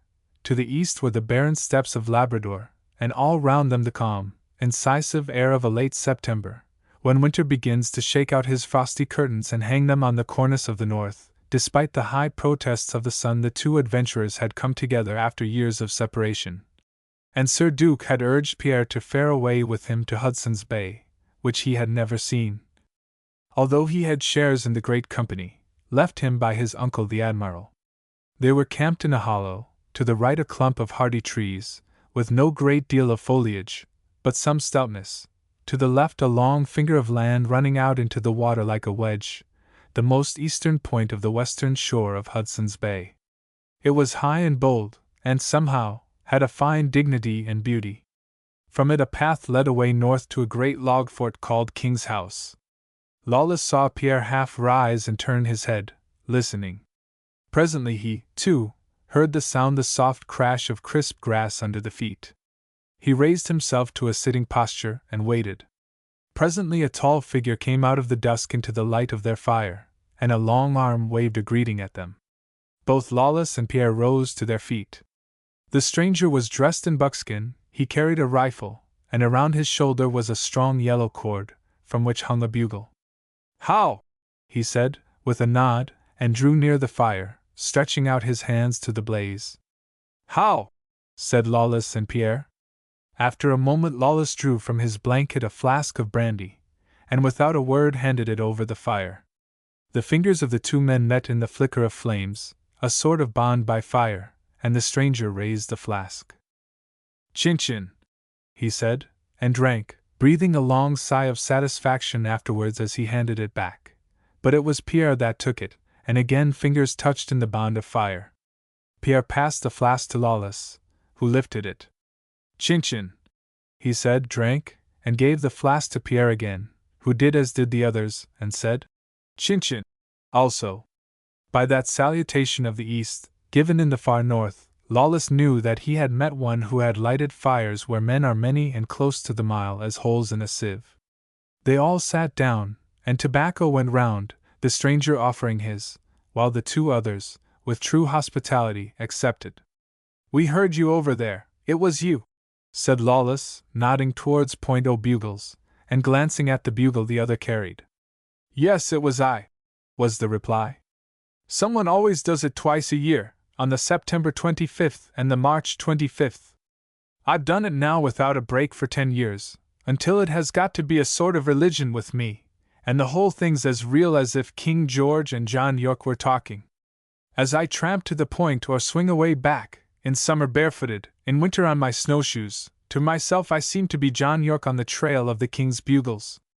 I've thought so much about the whole thing, I've read so many of John York's letters, and how many times one of the King's, that now I scarcely know which is the bare story, and which the bits I've dreamed as I've tramped over the plains or sat in the quiet at King's House, spelling out little by little the man's life, from the cues I found in his journal, in the company's papers, and in that one letter of the King's." Pierre's eyes were now more keen than those of Lawless. For years he had known vaguely of this legend of Point O'Bugles. "You know it all," he said. "Begin at the beginning, how and when you first heard, how you got the real story, and never mind which is taken from the papers and which from your own mind. If it all fits in, it is all true, for the line never fits in right with the square truth. If you have the footprints and the handprints, you can tell the whole man. If you have the horns of a deer, you know it as if you had killed it, skinned it, and potted it." The stranger stretched himself before the fire, nodding at his host as he did so, and then began. "Well, a word about myself first," he said, "so you'll know just where you are. I was full up of life in London town and India, and that's a fact. I'd plenty of friends and little money, and my will wasn't equal to the task of keeping out of the hands of the Jews. I didn't know what to do, but I had to go somewhere, that was clear. Where? An accident decided it. I came across an old journal of my great-grandfather, John York. My name's Dick Adderley, and just as if a chain had been put round my leg and I'd been jerked over by the tipping of the world, I had to come to Hudson's Bay. John York's journal was a thing to sit up nights to read. It came back to England after he'd had his fill of Hudson's Bay and the earth beneath, and had gone, as he himself said on the last page of the journal, to follow the king's buglers in the land that is far off. God and the devil were strong in old John York. I didn't lose much time after I'd read the journal. I went to Hudson's Bay House in London, got a place in the company, by the help of the governor himself, and came out. I've learned the rest of the history of old John York, the part that never got to England, for here at King's House there's a holy tradition that the Real John York belongs to it, and to it alone. Adderley laughed a little. King's House guards John York's memory, and it's as fresh and real here now as though he'd died yesterday, though it's forgotten in England, and by most who bear his name, and the present Prince of Wales maybe never heard of the roan who was a close friend of the Prince Regent, the first gentleman of Europe. That sounds sweet gossip, said Lawless, with a smile. We're waiting. Adderley continued. John York was an honest man, of wholesome sport, jovial, and never shirking with the wine, commendable in his appetite, of rollicking soul and proud temper, and a gay dog altogether, gay, but to be trusted too, for he had a royal heart. In the coltish days of the Prince Regent he was a boon comrade, but never did he stoop to flattery, nor would he hedge when truth should be spoken, as oft-times it was needed with the royal blade, for at times he would forget that a prince was yet a man, topped with the accident of a crown. Never prince had truer friend, and so in his best hours he thought, himself, and if he ever was just and showed his better part, it was to the bold country gentleman who never minced praise or blame, but said his say and devil take the end of it. In truth, the prince was wilful, and once he did a thing which might have given a twist to the fate of England. Hot for the love of women, and with some dash of real romance in him too, else even as a prince he might have had shallower love and service, he called John York one day and said, "Tonight at 7, Squire John, you'll stand with me while I put the seal on the gates of Eden," and when the other did not guess his import, added, "Sir Mark Selby is your neighbor, his daughter's for my arms tonight. You know her, handsome Sally Selby, she's for your prince, for good or ill." John York did not understand at first, for he could not think the prince had anything in mind but some hot escapade of love. When Mistress Selby's name was mentioned his heart stood still, for she had been his choice, the dear apple of his eye, since she had bloomed towards womanhood. He had set all his hopes upon her, tarrying till she should have seen some little life before he asked her for his wife. He had her father's Godspeed to his wooing, for he was a man whom all men knew honest and generous as the sun, and only choleric with the mean thing. She, also, had given him good cause to think that he should one day take her to his home, a loved and honored wife. His impulse, when her name passed the prince's lips, was to draw his sword, for he would have called an emperor to account. But presently he saw the real meaning of the speech, that the prince would marry her that night. Here the storyteller paused again, and Pierre said softly, inquiringly, "You began to speak in your own way, and you've come to another way, like going from an almanac to the Mass." The other smiled. "That's so. I've heard it told by old Shirton at King's House, who speaks as if he'd stepped out of Shakespeare, and somehow I seem to hear him talking, and I tell it as he told it last year to the governor of the company. Besides, I've listened these 7 years to his style. It's a strange beginning, unwritten history of England," said Sir Duke musingly. "You shall hear stranger things yet," answered Adderley. John York could hardly believe it at first, for the thought of such a thing never had place in his mind. Besides, the prince knew how he had looked upon the lady, and he could not have thought his comrade would come in between him and his happiness. Perhaps it was the difficulty, adding spice to the affair, that sent the prince to the appeal of private marriage to win the lady, and John York always held that he loved her truly then, the first and only real affection of his life. The lady, who can tell what won her over from the honest gentleman to the faithless prince? That soul of vanity which wraps about the real soul of every woman fell down at last before the highest office in the land, and the gifted bearer of the office. But the noble spirit in her brought him to offer marriage, when he might otherwise have offered, say, a barony. There is a record of that and more in John Yorke's memoirs which I will tell you, for they have settled in my mind like an old song, and I learned them long ago. I give you John Yorke's words written by his own hands. I did not think when I beheld thee last, dearest flower of the world's garden, that I should see thee bloom in that wide field, rank with the sorrows of royal favor. How did my foolish eyes fill with tears when I watched thee, all rose and golden thy cheeks and hair, the light falling on thee through the chapel window, putting thy pure palm into my prince's, swearing thy life away, selling the very blossoms of earth's orchards for the briar beauty of a hidden vineyard. I saw the flying glories of thy cheeks, the halcyon weather of thy smile, the delicate lifting of thy bosom, the dear gaiety of thy step, and, at that moment, I mourned for thy sake that thou wert not the dullest wench in the land, for then thou hadst been spared thy miseries, thou hadst been saved the torture boot of a lost love and a disacknowledged wifedom. Yet I could not hide from me that thou wert happy at that great moment, when he swore to love and cherish thee, till death you parted. Ah, George, my prince, my king, how wickedly thou didst break thy vows with both of us who loved thee well, through good and ill report, for they spake evil of thee, George. I, the meanest of thy subjects, spake lightly of their king, when with that sweet soul secretly hid away in the farthest corner of thy kingdom, thou soughtst divorce from thy later Caroline, whom thou, unfaithful, didst charge with infidelity. When, at last, thou didst turn again to the partner of thy youth, thy true wife in the eyes of God, it was too late.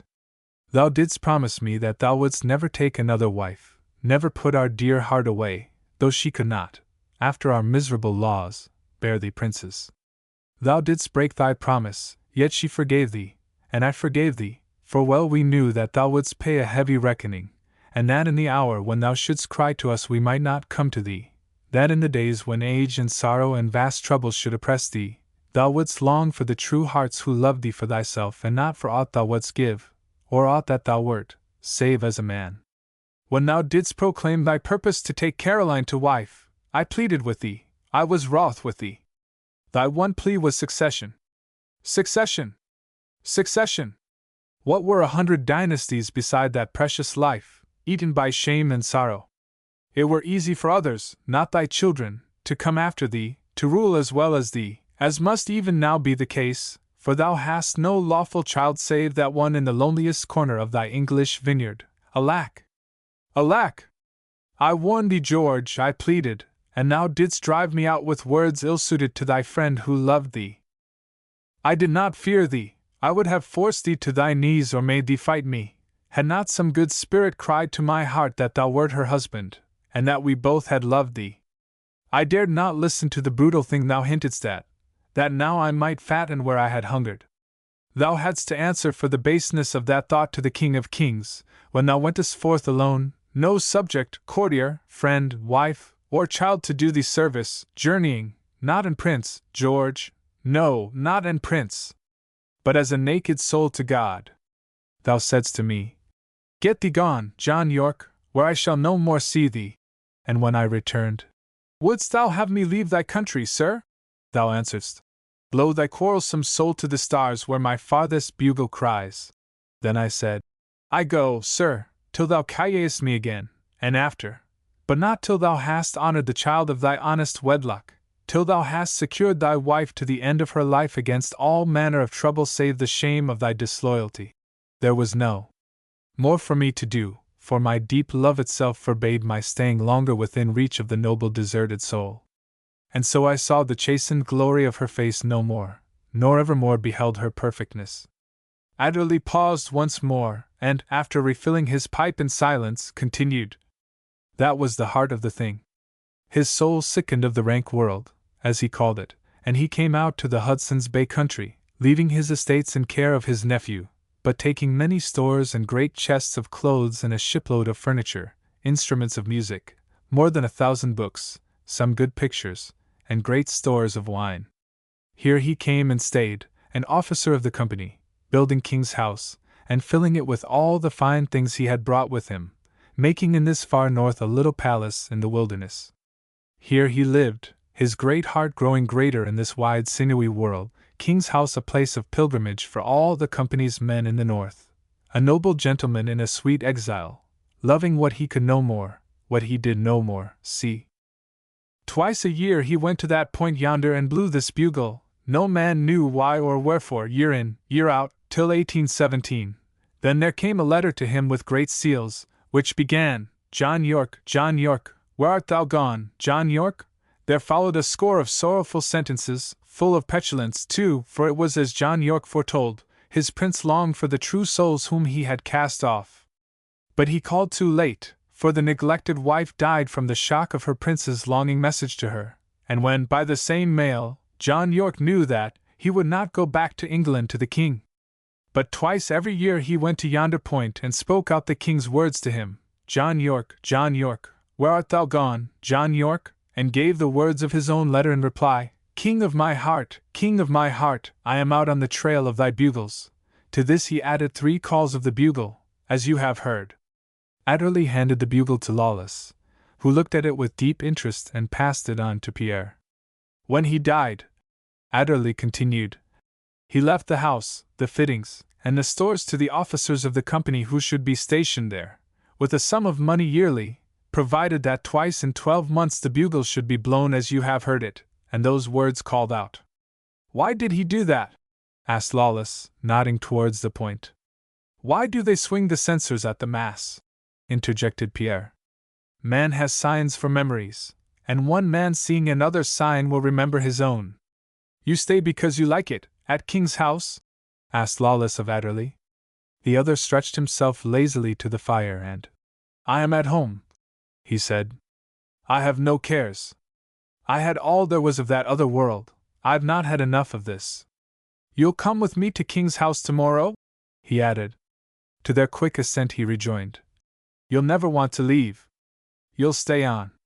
To this Lawless replied, shaking his head. I have a wife and child in England. But Pierre did not reply. He lifted the bugle, mutely asking a question of Adderley, who as mutely replied, and then, with it in his hand, left the other 2 beside the fire. A few minutes later they heard, with 3 calls of the bugle from the point afterwards, Pierre's voice. John York, where art thou gone, John York? Then came the reply. King of my heart, I am out on the trail of thy bugles. The spoil of the puma. Just at the point where the Peace River first hugs the vast outpost hills of the Rockies, before it hurries timorously on, through an unexplored region, to Fort St. John, there stood a hut. It faced the west, and was built halfway up Clear Mountain. In winter it had snows above it and below it, in summer it had snow above it and a very fair stretch of trees and grass, while the river flowed on the same, winter and summer. It was a lonely country.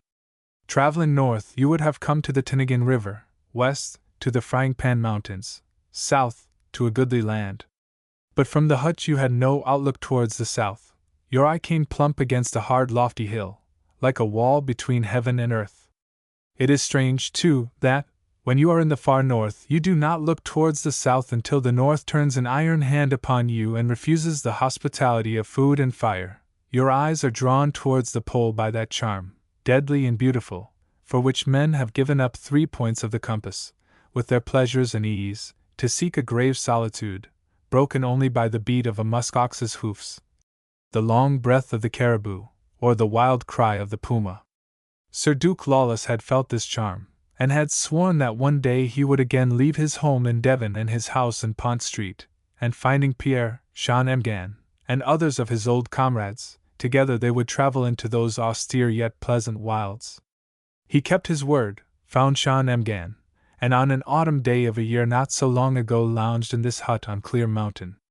They had had 3 months of travel and sport, and were filled, but not sated, with the joy of the hunter. They were very comfortable, for their host, Percet, the French-Canadian, had fire and meat in plenty, and if silent, was attentive to their comfort, a little, black-bearded, grey-headed man, with heavy brows over small vigilant eyes, deft with his fingers, and an excellent sportsman, as could be told from the skins heaped in all the corners of the large hut.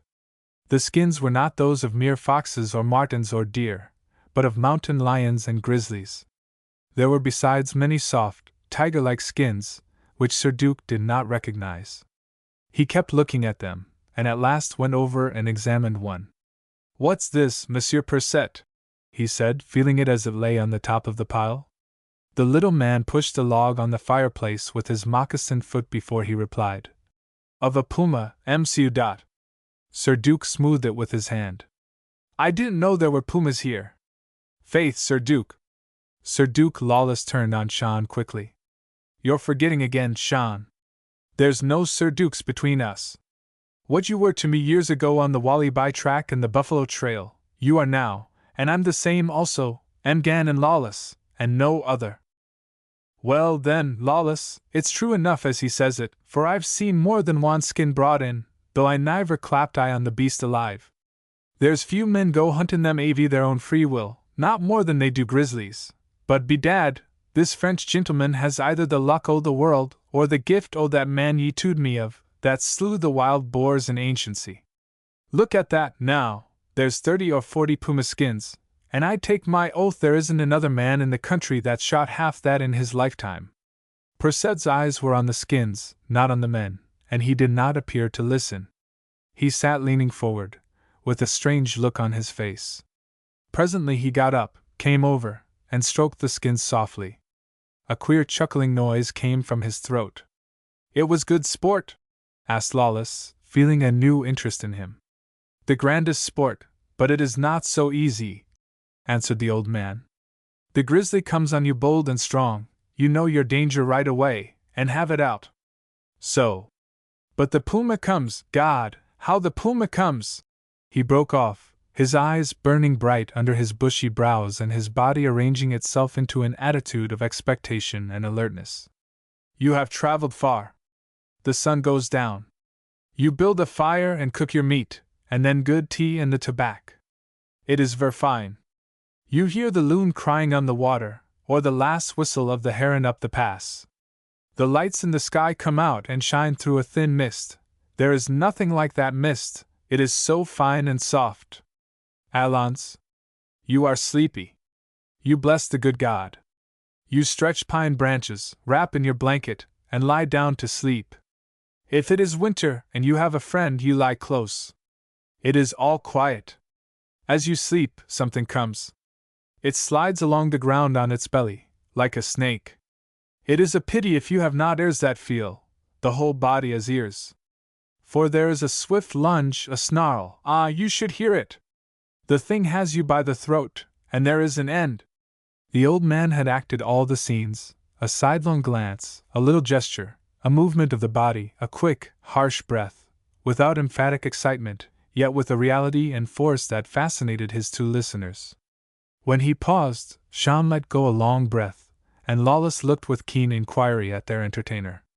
This almost unnatural, yet quiet, intensity had behind it something besides the mere spirit of the sportsman. Such exhibitions of feeling generally have an unusual personal interest to give them point and meaning. "Yes, that's wonderful, Percet," he said. "But that's when the puma has things its own way. How is it when these come off?" He stroked the soft furs under his hand.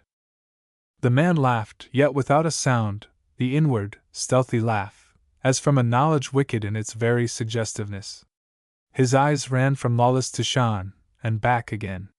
He put his hand on his mouth, as though for silence, stole noiselessly over to the wall, took down his gun quietly, and turned round.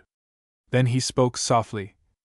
"To kill the puma, you must watch, always watch. You will see his yellow eyes sometimes in a tree, you must be ready before he springs. You will hear his breath at night as you pretend to sleep, and you wait till you see his foot steal out of the shadow, then you have him. From a mountain wall you watch in the morning, and when you see him, you follow, and do not rest till you have found him. You must never miss fire, for he has great strength and a mad tooth. But when you have got him, he is worth all. You cannot eat the grizzly, he is too thick and coarse, but the puma, well, you had him from the pot tonight. Was he not good?" Lawless's brows ran up in surprise. Sean spoke quickly. "Heaven above! he burst out. Was it Puma we had between the teeth? And what's Puma but an almighty cat? Sure, though, it went as tinder as pullets for all that, but I wish you hadn't toot us. The old man stood leaning on his gun, his chin on his hands, as they covered the muzzle, his eyes fixed on something in his memory, the vision of incidents he had lived or seen. Lawless went over to the fire and relit his pipe. Sean followed him. They both watched Perset. Do you think he's mad? Asked Sean in a whisper. Lawless shook his head. Mad? No, but there's more in this puma hunting than appears. How long has he lived here, did he say? For years, and during that time yours and mine are the only white faces he has seen, except one. Except one. Well, whose was the one? That might be interesting. Maybe there's a story in that. Faith, Lawless, there's a story worth a hearin', I'm thinkin', to every white man in this country. For the 3 years I was in the mounted police, I could count a story for all the days o' the calendar, and not all o' them would make you happy to hear. Perset turned round to them. He seemed to be listening to Sean's words. Going to the wall, he hung up the rifle. Then he came to the fire and stood holding out his hands to the blaze. He did not look in the least mad, but like a man who was dominated by some one thought, more or less weird.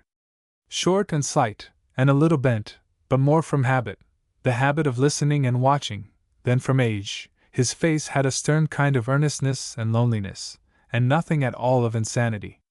Presently Lawless went to a corner, and from his kit drew forth a flask. The old man saw, and immediately brought out a wooden cup. There were 2 on the shelf, and Sean pointed to the other. Perset took no notice. Sean went over to get it, but Perset laid a hand on his arm. Not that.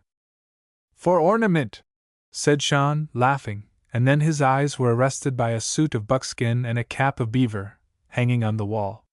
He turned them over, and then suddenly drew back his hand, for he saw in the back of the jacket a knife slit. There was blood also on the buckskin. Holy Mary! He said, and retreated. Lawless had not noticed. He was pouring out the liquor.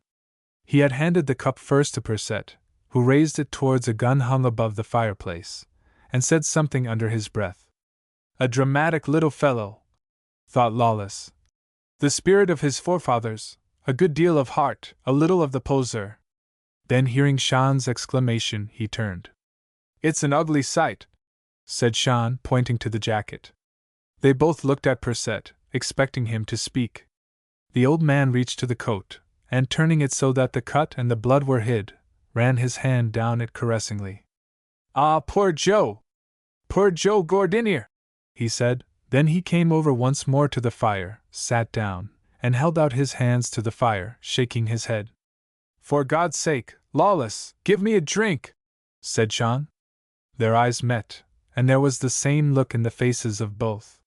When Sean had drunk, he said, So that's what's come to our old friend, Joe, dead, killed, or murdered. Don't speak so loud, said Lawless. Let us get the story from him first.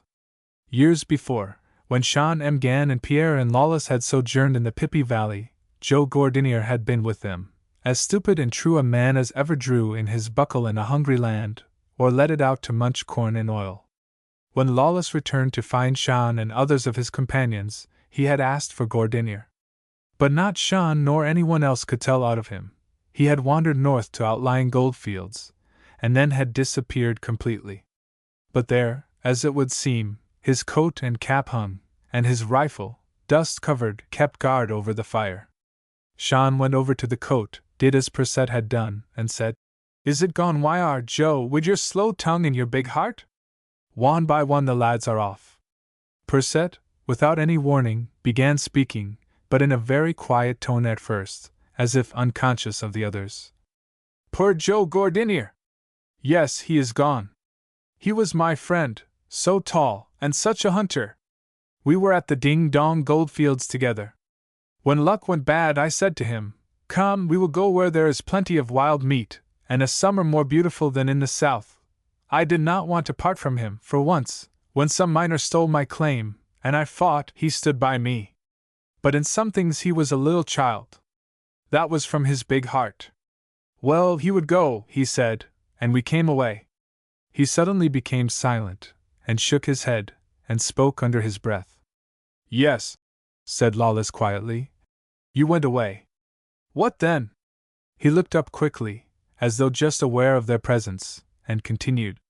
Well, the other followed, as I said, and. No, Perset, interposed Lawless. You didn't say. Who was the other that followed?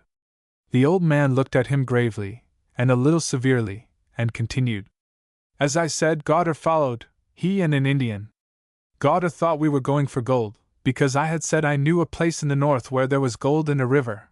I know the place, but that is no matter. We did not go for gold just then. Gauder hated Joe Gordinier. There was a half-breed girl. She was fine to look at. She would have gone to Gordinier if he had beckoned, any time, but he waited.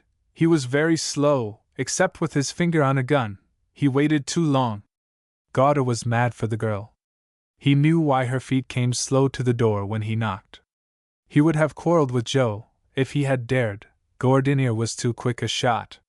He would have killed him from behind. But it was known in the camp that he was no friend of Gordinier, and it was not safe. Again Perset was silent. Lawless put on his knee a new pipe, filled with tobacco. The little man took it, lighted it, and smoked on in silence for a time undisturbed. Sean broke the silence by a whisper to Lawless. Joe was a quiet man, as patient as a priest, but when his blood came up, there was trouble in the land. Do you remember when? Lawless interrupted him and motioned towards Perset. The old man, after a few puffs, held the pipe on his knee, disregarding it. Lawless silently offered him some more whiskey, but he shook his head. Presently he again took up the thread. Bien, we traveled slow up through the smoky river country, and beyond into a wild land. We had bully sport as we went. Sometimes I heard shots far away behind us, but Gordinier said it was my guess, for we saw nobody. But I had a feeling. Never mind. At last we come to the Peace River. It was in the early autumn like this, when the land is full of comfort. What is there like it? Nothing. The mountains have colors like a girl's eyes, the smell of the trees is sweet like a child's breath, and the grass feels for the foot and lifts it with a little soft spring. We said we could live here forever. We built this house high up, as you see, first, because it is good to live high, it puts life in the blood, and, as Gordinier said, it is noble to look far over the world, every time your house door is open, or the parchment is down from the window. We killed wapiti and caribou without number, and cached them for our food. We caught fish in the river, and made tea out of the brown berry. It is very good. We had flour, a little, which we had brought with us, and I went to Fort St. John and got more. Since then, down in the valley, I have wheat every summer, for the Chinook winds blow across the mountains and soften the bitter cold. Well, for that journey to Fort St. John. When I got back I found Gauder with Gordinier. He said he had come north to hunt. His Indian had left, and he had lost his way. Gordinier believed him. He never lied himself. I said nothing, but watched. After a time he asked where the gold field was. I told him, and he started away. It was about 50 miles to the north. He went, and on his way back he come here. He say he could not find the place, and was going south. I know he lied. At this time I saw that Gordinier was changed. He was slow in the head, and so, when he began thinking up here, it made him lonely. It is always in a fine land like this, where game is plenty, and the heart dances for joy in your throat, and you sit by the fire, that you think of some woman who would be glad to draw in and tie the strings of the tent curtain, or fasten the latch of the door upon you two alone. Perhaps some memory stirred within the old man, other than that of his dead comrade, for he sighed, muffled his mouth in his beard, and then smiled in a distant way at the fire. The pure truth of what he said came home to Sean M'Gann and Sir Duke Lawless, for both, in days gone by, had sat at campfires in silent plains, and thought upon women from whom they believed they were parted forever, yet who were only kept from them for a time, to give them happier days. They were thinking of these two women now. They scarcely knew how long they sat there thinking. Time passes swiftly when thoughts are cheerful, or are only tinged with the soft melancholy of a brief separation. Memory is man's greatest friend and worst enemy. At last the old man continued. I saw the thing grew on him. He was not sulky, but he stared much in the fire at night. In the daytime he was different. A hunter thinks only of his sport. Gauder watched him. Gordinier's hand was steady, his nerve was all right.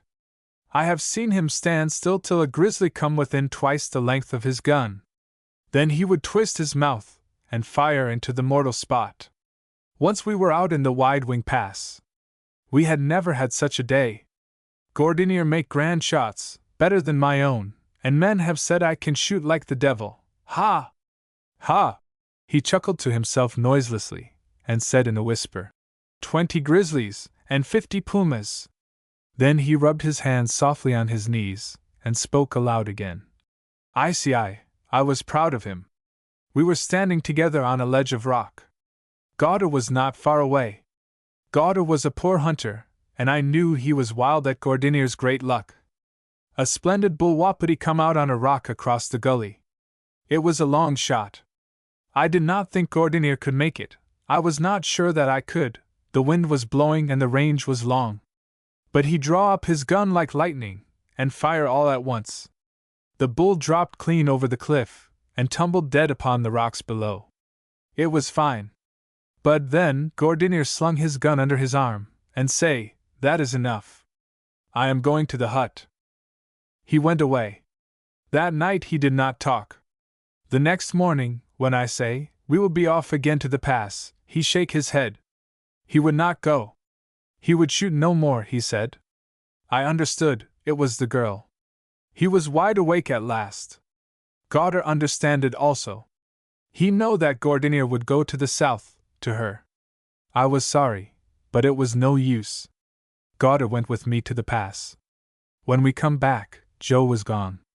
On a bit of birch bark he had put where he was going, and the way he would take. He said he would come back to me. Ah, the brave comrade! Gauder say nothing, but his looks were black. I had a feeling. I sat up all night smoking. I was not afraid, but I know Gauder had found the Valley of Gold, and he might put a knife in me, because to know of such a thing alone is fine. Just at dawn, he got up and go out. He did not come back. I waited, and at last went to the pass. In the afternoon, just as I was rounding the corner of a cliff, there was a shot, then another. The first went by my head, the second caught me along the ribs, but not to great hurt. Still, I fell from the shock, and lost some blood. It was Gauder. He thought he had killed me. When I come to myself I bound up the little fro in the flesh, and start away. I know that Gauder would follow Gordinier. I follow him, knowing the way he must take. I have never forget the next night. I had to travel hard, and I track him by his fires and other things. When sunset come, I do not stop. I was in a valley, and I push on. There was a little moon. At last I saw a light ahead, a campfire, I know. I was weak, and could have dropped, but a dread was on me. I come to the fire. I saw a man lying near it. Just as I saw him, he was trying to rise. But as he did so, something sprang out of the shadow upon him, at his throat. I saw him raise his hand, and strike it with a knife. The thing let go, and then I fire, but only scratched, I think. It was a puma. It sprang away again, into the darkness. I ran to the man, and raised him. It was my friend. He looked up at me and shook his head. He was torn at the throat. But there was something else, a wound in the back. He was stooping over the fire when he was stabbed, and he fell. He saw that it was Gauder. He had been left for dead, as I was. Nom de Dieu! Just when I come and could have saved him, the puma come also. It is the best men who have such luck. I have seen it often. I used to wonder they did not curse God. He crossed himself and mumbled something. Lawless rose, and walked up and down the room once or twice, pulling at his beard and frowning. His eyes were wet. Sean kept blowing into his closed hand and blinking at the fire. Percett got up and took down the gun from the chimney.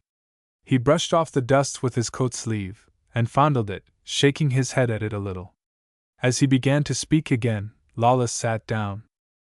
Now I know why they do not curse. Something curses for them. Joe, give me a word for her, and say, well, it is all right, but I wish I had killed the puma. There was nothing more. I followed Gauder for days. I know that he would go and get someone, and go back to the gold.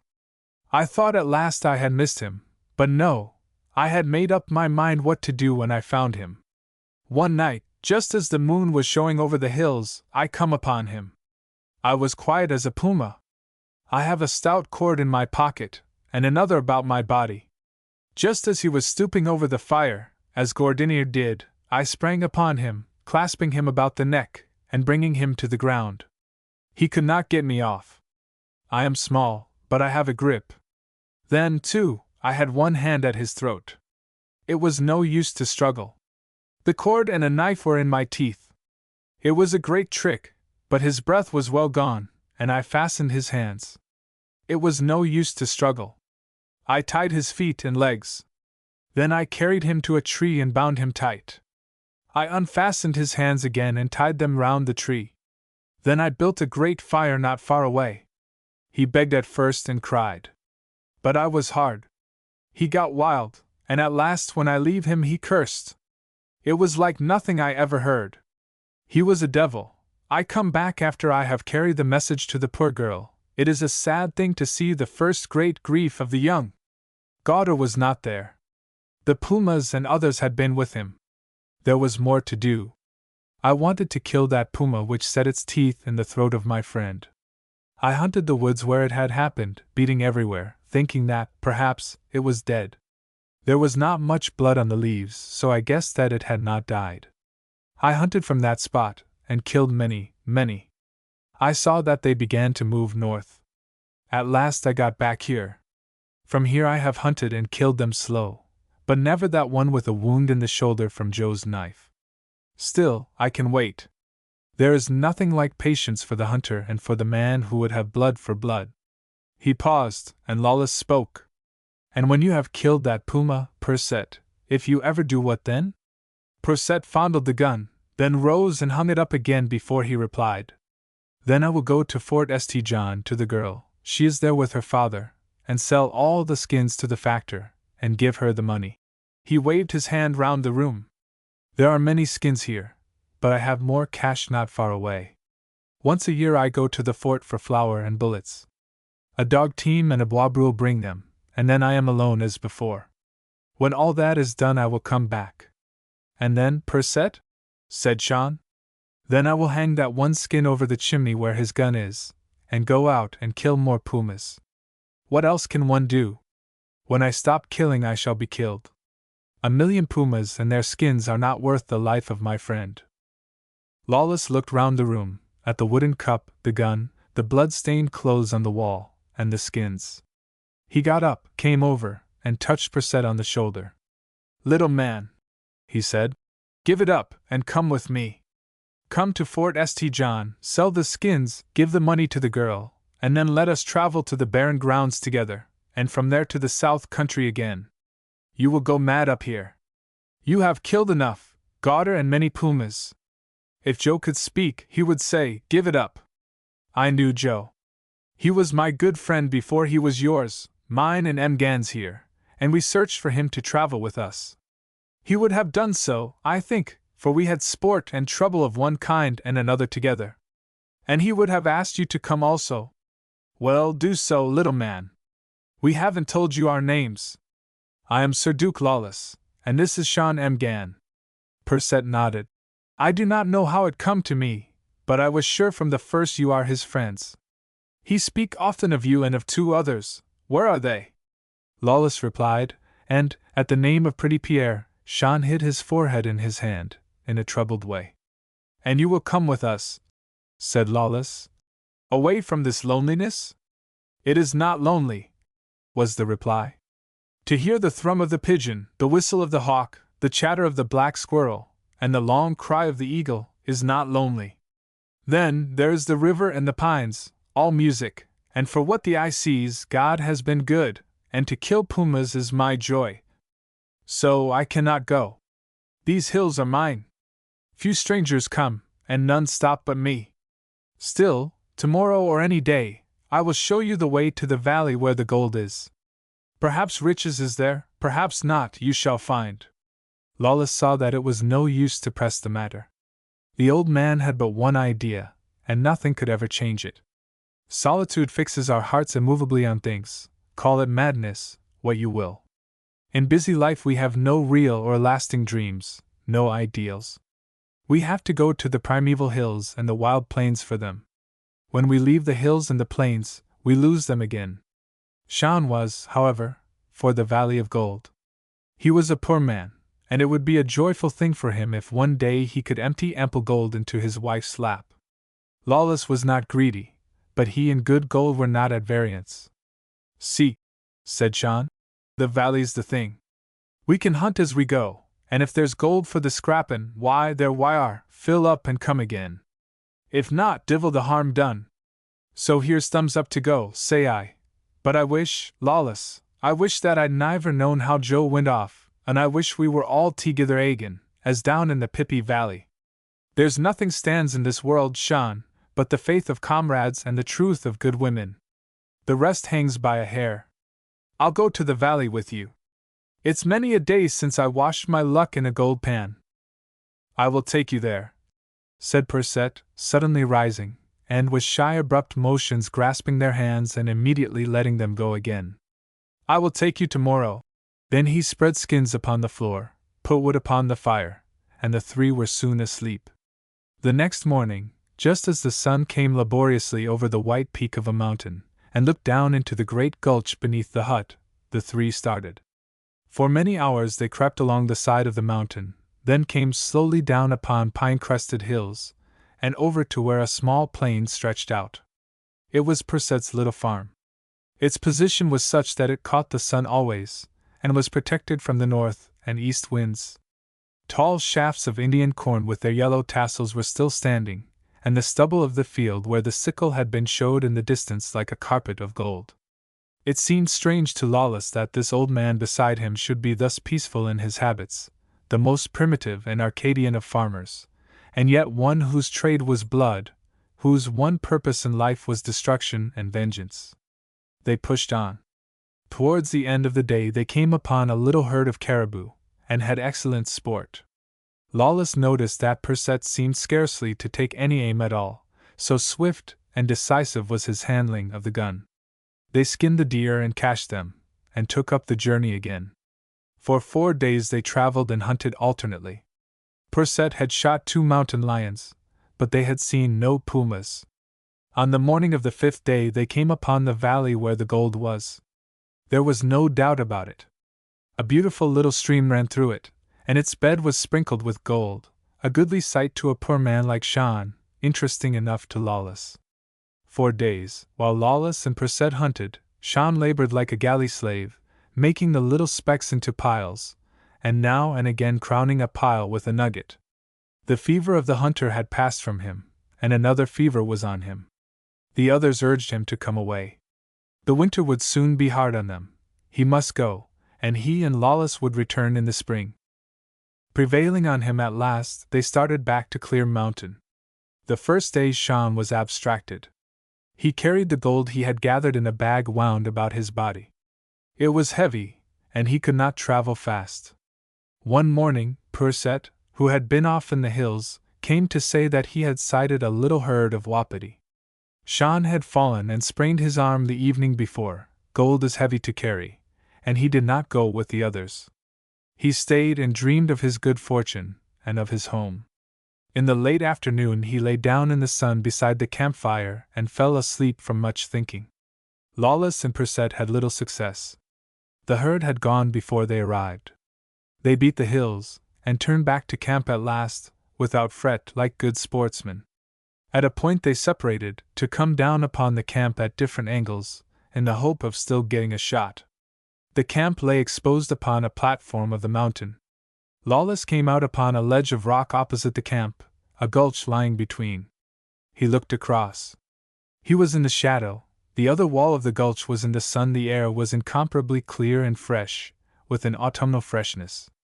Everything stood out distinct and sharply outlined, nothing flat or blurred.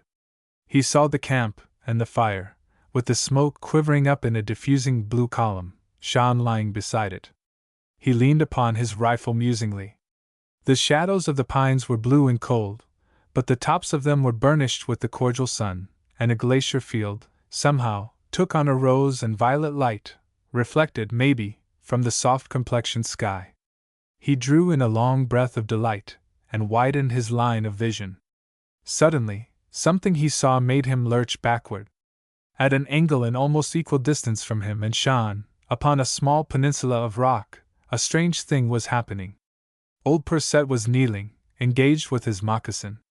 Behind him was the sun, against which he was abruptly defined, looking larger than usual. Clear space and air soft with color were about him. Across this space, on a little sloping plateau near him, there crept an animal. It seemed to Lawless that he could see the lithe stealthiness of its muscles and the ripple of its skin. But that was imagination, because he was too far away. He cried out, and swung his gun shoulderwards in desperation. But at the moment, Percett turned sharply round, saw his danger, caught his gun, and fired as the puma sprang. There had been no chance for aim, and the beast was only wounded. It dropped upon the man. He let the gun fall. It rolled and fell over the cliff. Then came a scene, wicked in its peril to Percett, for whom no aid could come, though two men stood watching the great fight, Sean Emgan, awake now, and Lawless, with their guns silent in their hands. They dare not fire, for fear of injuring the man, and they could not reach him in time to be of help. There against the weird solitary sky the man and the puma fought. When the animal dropped on him, Percett caught it by the throat with both hands, and held back its fangs, but its claws were furrowing the flesh of his breast and legs. His long arms were of immense strength, and though the pain of his torn flesh was great, he struggled grandly with the beast, and bore it away from his body. As he did so, he slightly changed the position of one hand. It came upon a welter scar. When he felt that, new courage and strength seemed given him. He gave a low growl like an animal, and then, letting go one hand, caught at the knife in his belt. As he did so, the puma sprang away from him, and crouched upon the rock, making ready for another leap. Lawless and Sean could see its tail curving and beating.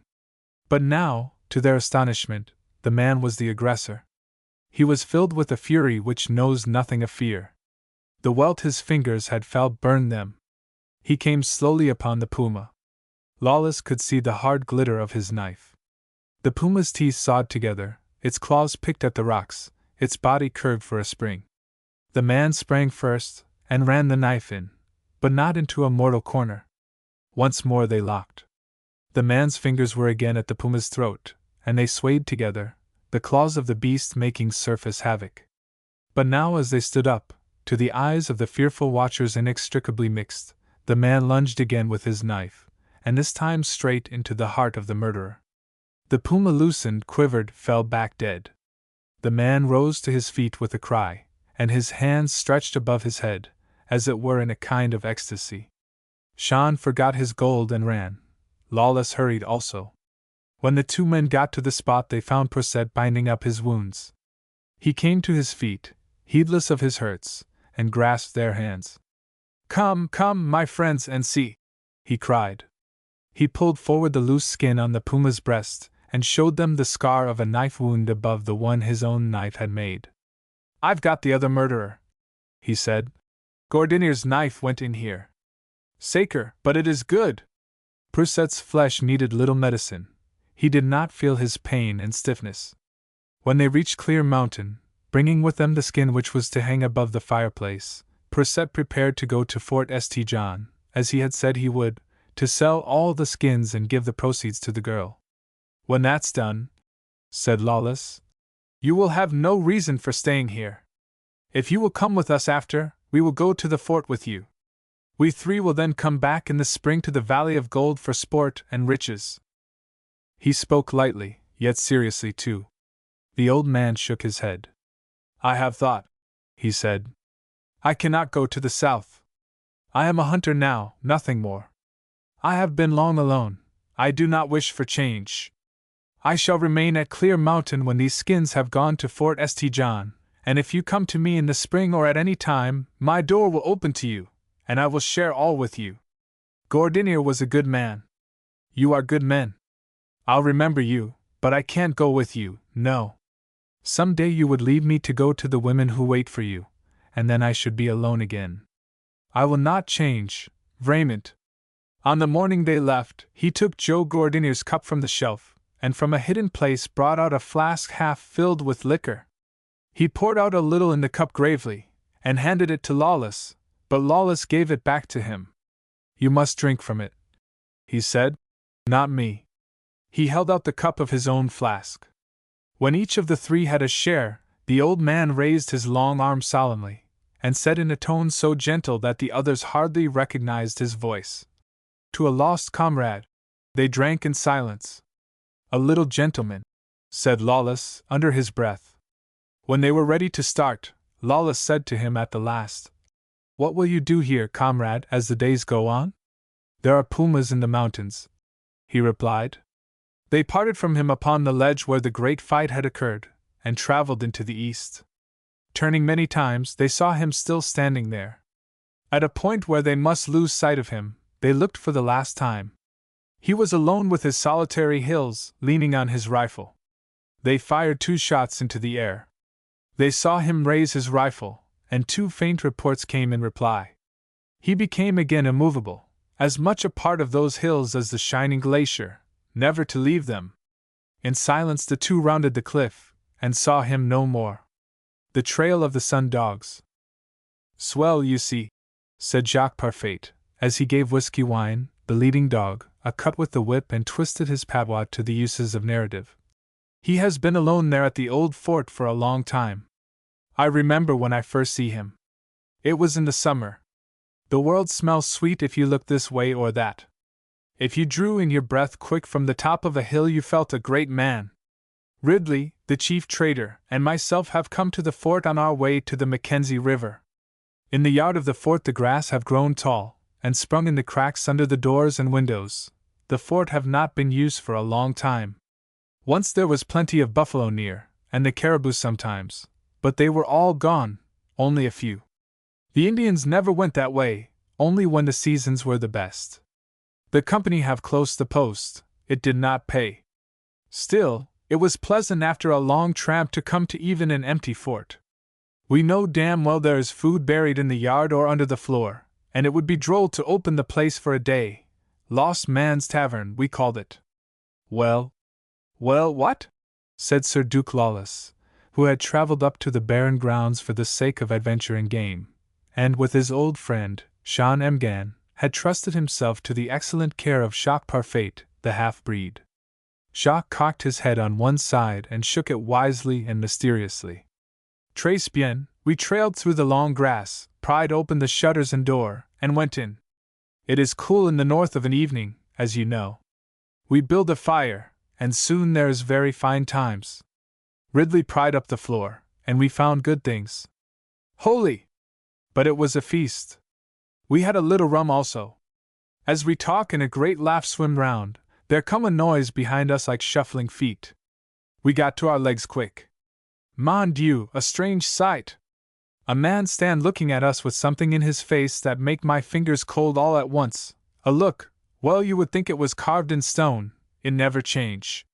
Once I was at Fort Garry, the church of St. Mary is there. They have a picture in it of the great scoundrel Judas as he went to hang himself.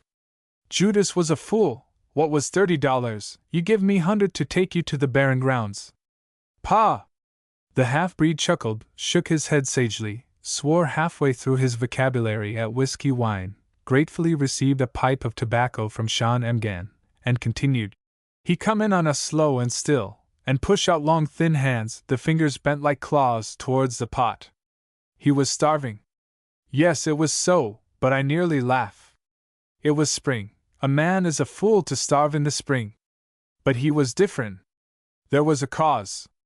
The factor give him soup from the pot and a little rum. He was mad for meat, but that would have killed him, yes. He did not look at you like a man. When you are starving, you are an animal. But there was something more with this dot. He made the flesh creep, he was so thin, and strange, and sulky.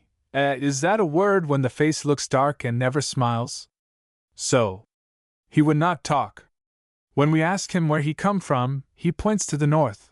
When we ask him where he is going, he shake his head as he not know. A man is mad not to know where he traveled to up here. Something comes quick to him unless, and it is not good to die too soon. The trader said, "Come with us." He shake his head, "No." "Praps you want to stay here," said Ridley loud, showing his teeth all in a minute. He nod. Then the trader laugh thick in his throat and give him more soup. After, he tried to make the man talk, but he was stubborn like that dirty whiskey wine. Sacre bleu! Whiskey wine had his usual portion of whip and anathema before Jacques again took up the thread. It was no use. He would not talk. When the trader get angry once more, he turned to me, and the look in his face make me sorry. I swore. Ridley did not mind that. I was thick friends with him. I say, keep still. It is no good. He has had bad times. He has been lost, and seen mad things. He will never be again like when God make him. Very well, I spoke true. He was like a sun dog. What's that ye say, parfait? Said Sean. A sun dog? Sir Duke Lawless, puzzled, listened eagerly for the reply. The half-breed in delight ran before them, cracking his whip and jingling the bells at his knees. Ah, that's it. It is a name we have for some. You do not know? It is easy. In the high-up country, pointing north, you see sometimes many suns. But it is not many after all, it is only one, and the rest are the same as your face in looking-glasses. 1, 2, 3, plenty. You see? Yes, said Sir Duke. Reflections of the real Sunday. Parfait tapped him on the arm. So, you have the thing. Well, this man is not himself, he have left himself where he seen his bad times. It makes your flesh creep sometimes when you see the sun dogs in the sky. This man did the same. You shall see him tonight. Sir Duke looked at the little half-breed, and wondered that the product of so crude a civilization should be so little crude in his imagination. What happened? He asked. Nothing happened. But the man could not sleep. He sit before the fire, his eyes moving here and there, and sometimes he shiver. Well, I watch him. In the morning we leave him there, and he has been there ever since, the only man at the fort. The Indians do not go, they fear him, but there is no harm in him. He is old now. In an hour we'll be there. The sun was hanging, with one shoulder up like a great red peering dwarf, on the far side of a long hillock of stunted pines, when the three arrived at the fort. The yard was still as Parfait had described it, full of rank grass, through which one path trailed to the open door. On the stockade walls grass grew, as though where men will not live like men nature labors to smother. The shutters of the window were not open, light only entered through narrow openings in them, made for the needs of possible attacks by Indians in the far past. One would have sworn that anyone dwelling there was more like the dead than the living. Yet it had, too, something of the peace of the lonely graveyard. There was no one in the fort, but there were signs of life, skins piled here and there, a few utensils, a bench, a hammock for food swung from the rafters, a low fire burning in the chimney, and a rude spear stretched on the wall. Sure, the place gives you shivers, said Sean. Open go these windows. Put wood on the fire, Parfait, cook the meat that we've brought, and no other, me boy, and when we're filled wid a meal and the love o' God, bring in your lost man, or sun dog, or whatever's he by name or nature. While Parfait and Sean busied themselves, Lawless wandered out with his gun, and drawn on by the clear joyous air of the evening, walked along a path made by the same feet that had traveled the yard of the fort. He followed it almost unconsciously at first, thinking of the strange histories that the far north hoards in its fastnesses, wondering what singular fate had driven the host of this secluded tavern, farthest from the pleasant south country, nearest to the pole, to stand, as it were, a sentinel at the raw outposts of the world. He looked down at the trail where he was walking with a kind of awe, which even his cheerful common sense could not dismiss. He came to the top of a ridge on which were a handful of meager trees. Leaning on his gun, he looked straight away into the farthest distance. On the left was a blurred edge of pines, with tops like ungainly tendrils feeling for the sky. On the right was a long bare stretch of hills veiled in the thin smoke of the evening, and between, straight before him, was a wide lane of unknown country, billowing away to where it froze into the vast archipelago that closes with the summit of the world. He experienced now that weird charm which has drawn so many into Arctic wilds and gathered the eyes of millions longingly. Wife, child, London, civilization, were forgotten for the moment. He was under a spell which, once felt, lingers in your veins always. At length his look drew away from the glimmering distance, and he suddenly became conscious of human presence. Here, almost at his feet, was a man, also looking out along that slumbering waste. He was dressed in skins, his arms were folded across his breast, his chin bent low, and he gazed up and out from deep eyes shadowed by strong brows.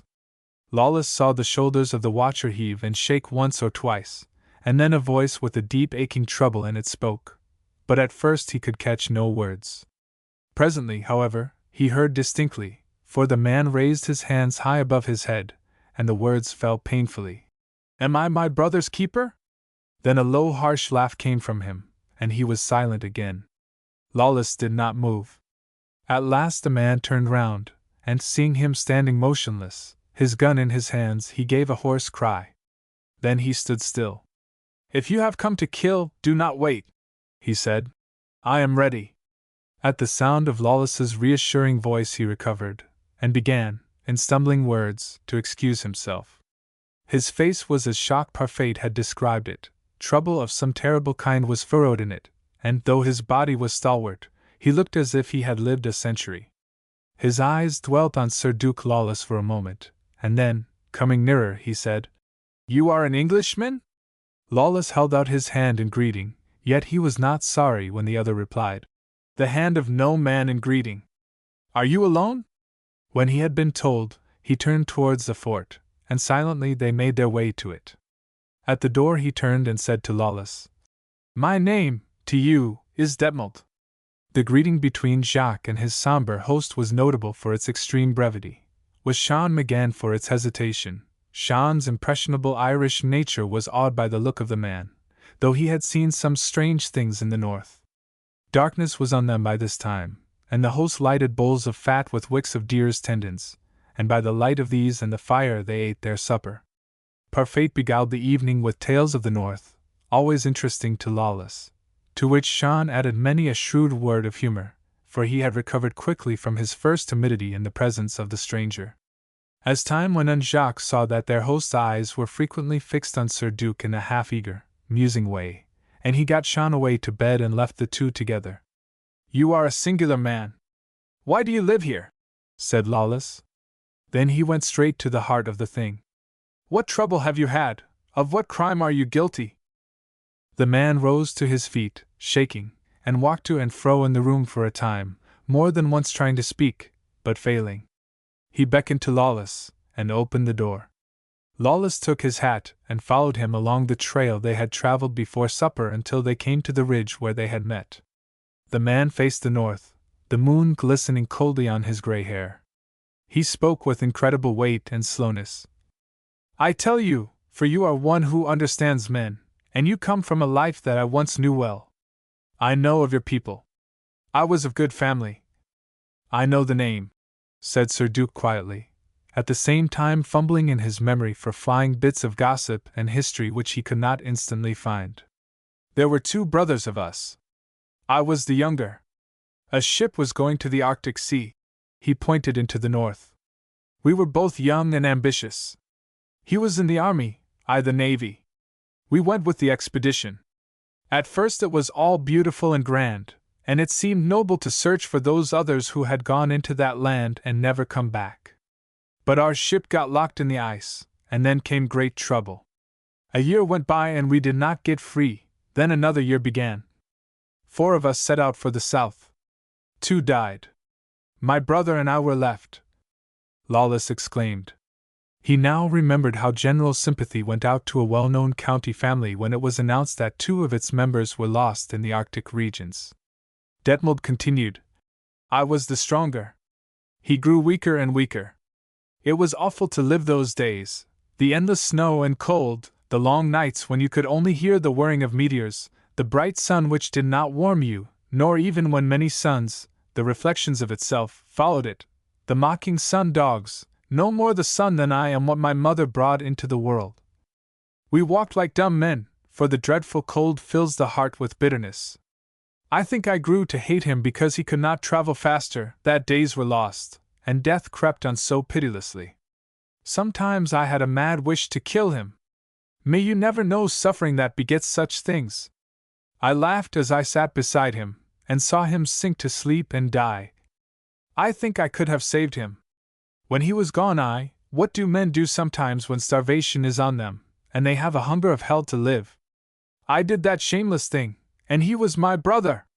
I lived, and was saved. Lawless shrank away from the man, but words of horror got no farther than his throat. And he was glad afterwards that it was so, for when he looked again at this woeful relic of humanity before him, he felt a strange pity. God's hand is on me to punish, said the man. It will never be lifted. Death were easy, I bear the infamy of living. Lawless reached out and caught him gently by the shoulders. Poor fellow! Poor Detmold! He said. For an instant the sorrowful face lighted, the square chin trembled, and the hands thrust out towards Lawless, but suddenly dropped. Go, he said humbly, and leave me here. We must not meet again, I have had one moment of respite. Go. Without a word, Lawless turned and made his way to the fort. In the morning the three comrades started on their journey again, but no one sped them on their way or watched them as they went. The pilot of Bellamur. He lived in a hut on a jutting crag of the Cliff of the King. You could get to it by a hard climb up a precipitous pathway, or by a ladder of ropes which swung from his cottage door down the cliffside to the sands. The bay that washed the sands was called Bellamur. The cliff was huge, somber. It had a terrible granite moroseness. If you traveled back from its edge until you stood within the very heart of Labrador, you would add step upon step of barrenness and austerity. Only at seasons did the bay share the gloom of the cliff. When out of its shadow it was, in summer, very bright and playful, sometimes boisterous, often idle, coquetting with the sands. There was a great difference between the cliff and the bay. The cliff was only as it appeared, but the bay was a shameless hypocrite. For under one shoulder it hid a range of reefs, and, at a spot where the shadows of the cliff never reached it, and the sun played with a grim kind of joy, a long needle of rock ran up at an angle under the water, waiting to pierce irresistibly the adventurous ship that, in some mad moment, should creep to its shores. The man was more like the cliff than the bay, stern, powerful, brooding. His only companions were the Indians, who in summertime came and went, getting stores of him, which he in turn got from a post of the Hudson's Bay Company, 70 miles up the coast. At one time the company, impressed by the number of skins brought to them by the pilot, and the stores he bought of them, had thought of establishing a post at Bellamur, but they saw that his dealings with them were fair and that he had small gain, and they decided to use him as an unofficial agent, and reap what profit was to be had as things stood. Kenyon, the company's agent, who had the post, was keen to know why Gaspard the pilot lived at Bellamur.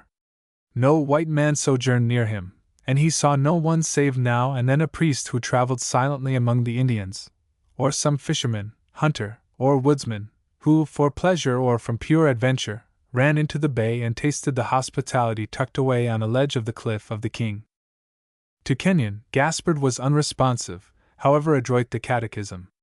Father Corain also, who sometimes stepped across the dark threshold of Gaspard's hut, would have, for the man's soul's sake, dug out the heart of his secret, but Gaspard, open with food, fire, blanket, and tireless attendants, closed like the doors of a dungeon when the priest would have read him.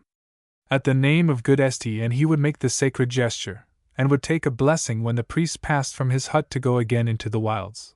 But when pressed to disclose his mind and history, he would always say, "Mcu, I have nothing to confess." After a number of years the priest ceased to ask him, and he remained with the secret of his life, inscrutable and silent. Being vigilant, one would have seen, however, that he lived in some land of memory or anticipation, beyond his life of daily toil and usual dealing. The hut seemed to have been built at a point where east and west and south the great gulf could be seen and watched. It seemed almost ludicrous that a man should call himself a pilot on a coast and at a bay where a pilot was scarce needed once a year. But he was known as Gaspard the Pilot, and on those rare occasions when a vessel did anchor in the bay, he performed his duties with such a certainty as to leave unguessed how many death traps crouched near that shore. At such times, however, Gaspard seemed to look 20 years younger. A light would come into his face, a stalwart kind of pride sit on him, though beneath there lurked a strange, sardonic look in his deep eyes, such a grim furtiveness, as though he should say, "If I but twist my finger we are all for the fishes." But he kept his secret and waited. He never seemed to tire of looking down the gulf, as though expecting some ship. If one appeared and passed on, he merely nodded his head, hung up his glass, returned to his work, or, sitting by the door, talked to himself in low, strange tones. If one came near, making as if it would enter the bay, a hungry joy possessed him. If a storm was on, the joy was the greater. No pilot ever ventured to a ship on such rough seas as Gaspard ventured for small profit or glory. Behind it all lay his secret. There came one day a man who discovered it. It was Pierre, the half-breed adventurer. There was no point in all the wild Northland which Pierre had not touched. He loved it as he loved the game of life. He never said so of it, but he never said so of the game of life, and he played it with a deep subterranean joy. He had had his way with the muskox in the Arctic Circle, with the white bear at the foot of Alaskan hills, with the seal in Baffin's Bay, with the puma on the slope of the Pacific, and now at last he had come upon the trail of Labrador. Its sternness, its moodiness pleased him. He smiled at it, the comprehending smile of the man who has fingered the nerves and the heart of men and things. As a traveler, wandering through a prison, looks upon its grim cells and dungeons with the eye of unembarrassed freedom, finding no direful significance in the clank of its iron, so Pierre traveled down with a handful of Indians through the hard fastnesses of that country, and, at last, alone, came upon the Bay of Bellemeur.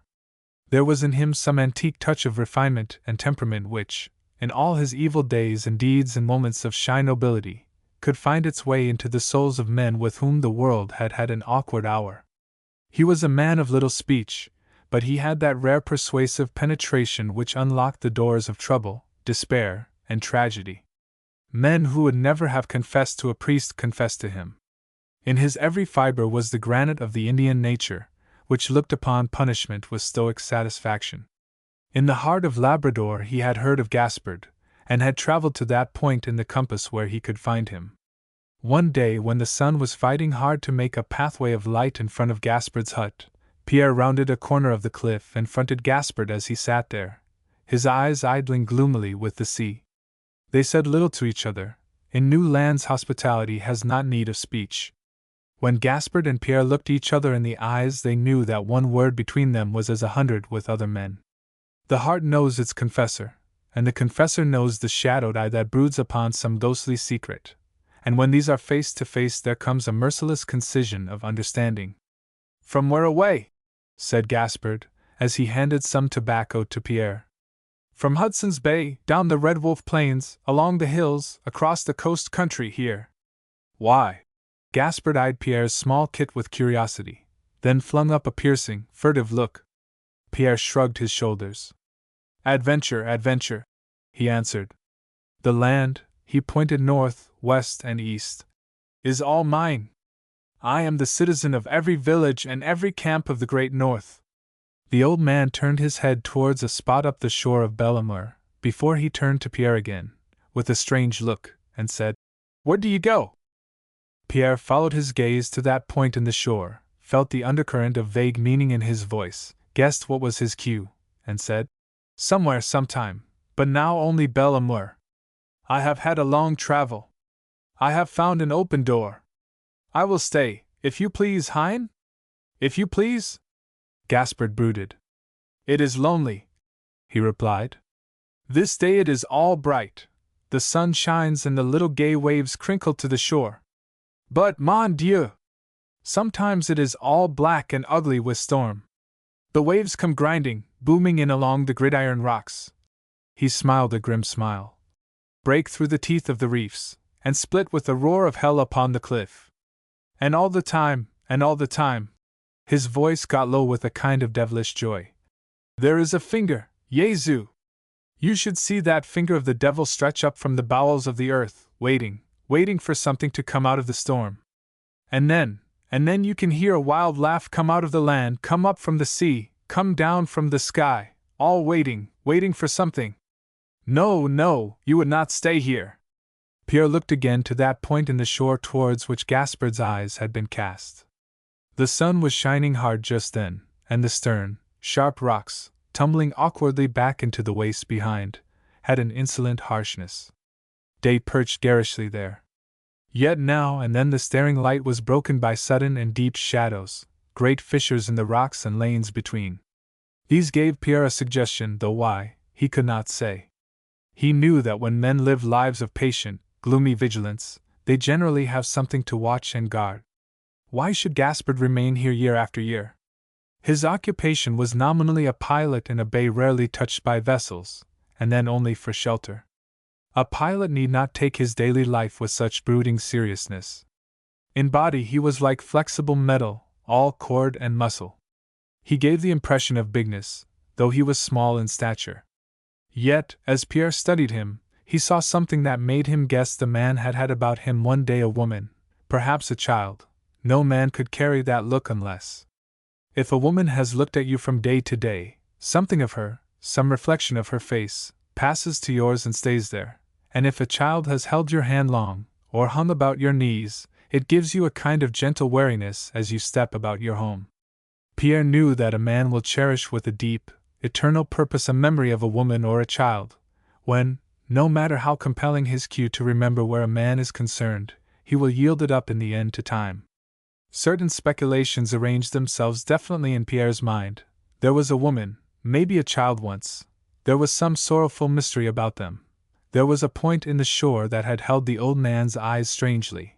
There was the bay with that fantastic finger of the devil, stretching up from the bowels of the world. Behind the symbol lay the thing. What was it? Long time he looked out upon the gulf, then his eyes drew into the bay and stayed there, seeing mechanically, as 100 fancies went through his mind. There were reefs of which the old man had spoken. He could guess from the color and movement of the water where they were. The finger of the devil, was it not real? A finger of rock waiting, as the old man said, for what? Gaspard touched his shoulder. He rose and went with him into the gloomy cabin. They ate and drank in silence. When the meal was finished they sat smoking till night fell. Then the pilot lit a fire, and drew his rough chair to the door. Though it was only late summer, it was cold in the shade of the cliff. Long time they Saturday now, and again Pierre intercepted the quick, elusive glance of his silent host. Once the pilot took the pipe from his mouth, and leaned his hands on his knees as if about to speak. But he did not. Pierre saw that the time was ripe for speech. So he said, as though he knew something. "It is a long time since it happened?" Gaspard, brooding, answered, "Yes, a long time, too long." Then, as if suddenly awakened to the strangeness of the question, he added, in a startled way, "What do you know? Tell me quick what you know." "I know nothing except what comes to me here, pilot." Pierre touched his forehead. "But there is a thing, I am not sure what. There was a woman, perhaps a child, there is something on the shore, there is a hidden point of rock in the bay, and you are waiting for a ship, for the ship, and it does not come, isn't that so?" Gaspard got to his feet, and peered into Pierre's immobile face. Their eyes met. "Mon Dieu!" said the pilot, his hand catching the smoke away from between them. "You are a droll man, you have a wonderful mind. You are cold like ice, and still there is in you a look of fire."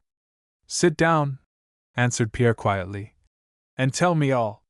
Perhaps I could think it out little by little, but it might take too long, and what is the good?" Slowly Gaspard obeyed. Both hands rested on his knees, and he stared abstractedly into the fire.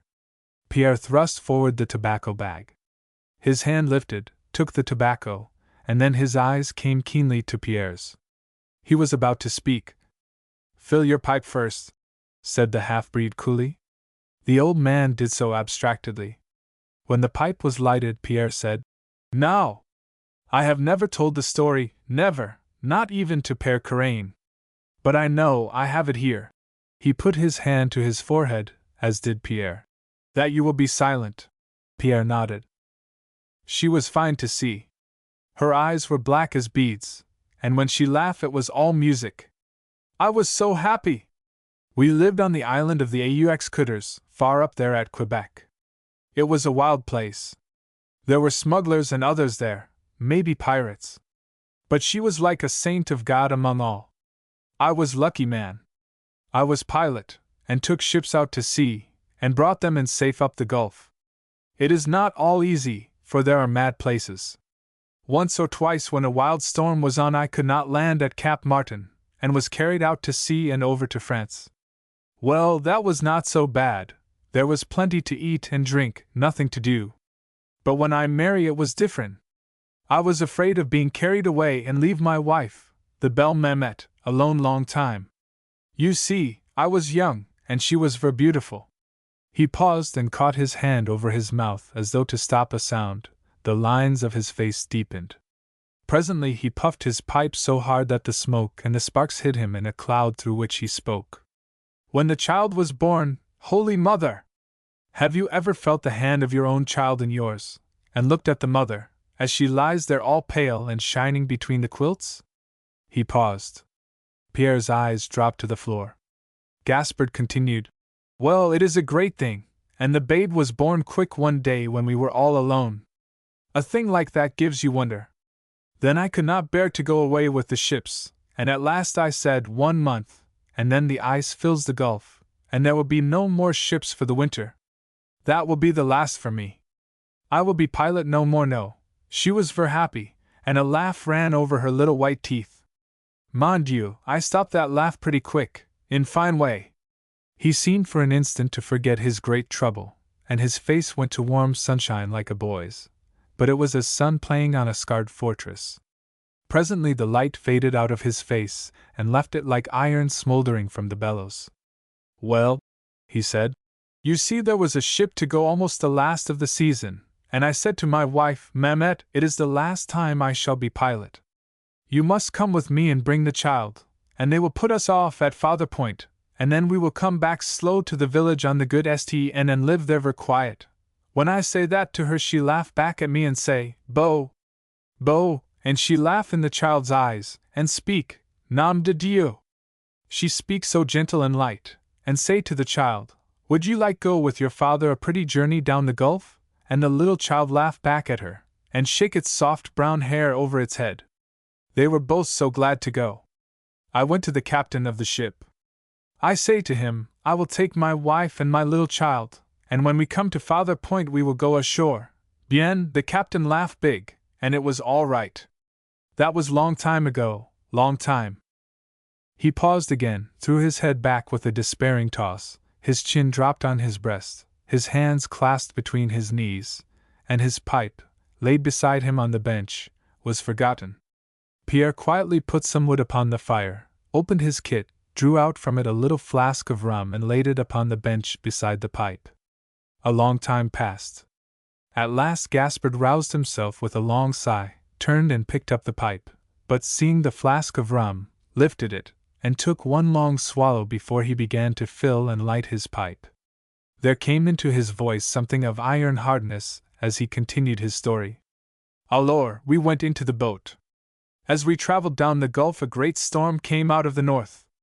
We thought it would pass, but it stayed on. When we got to the last place where the pilot could land, the waves were running like hills to the shore, and no boat could live between the ship and the point. For myself, it was nothing. I am a strong man and a great swimmer. But when a man has a wife and a child, it is different. So the ship went on out into the ocean with us. Well, we laugh a little, and think what a great brain I had when I say to my wife, 'Come and bring the child for the last voyage of Gaspard the pilot.' You see, there we were on board the ship, everything very good, plenty to eat, much to drink, to smoke, all the time. The sailors, they were very funny, and to see them take my child, my little Babette, and play with her as she roll on the deck, Merci, it was grand. So I say to my wife, this will be bon voyage for all. But a woman, she has not the mind like a man. When a man laugh in the sun and think nothing of evil, a woman laugh too, but there come a little quick sob to her lips. You ask her why, and she cannot tell. She know that something will happen. A man has great day, a woman great sight. So my wife, she turned her face away all sad from me then, and she was right, she was right. One day in the ocean we pass a ship, only 2 days out. The ship signal us. I say to my wife, ha ha! Now we can go back, maybe, to the good St. And well, the ships come close together, and the captain of the other ship he have something important with ours.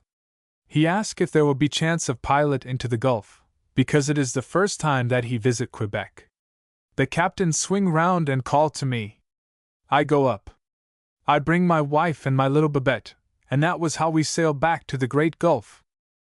When my wife step on board that ship I see her face get pale, and something strange in her eyes.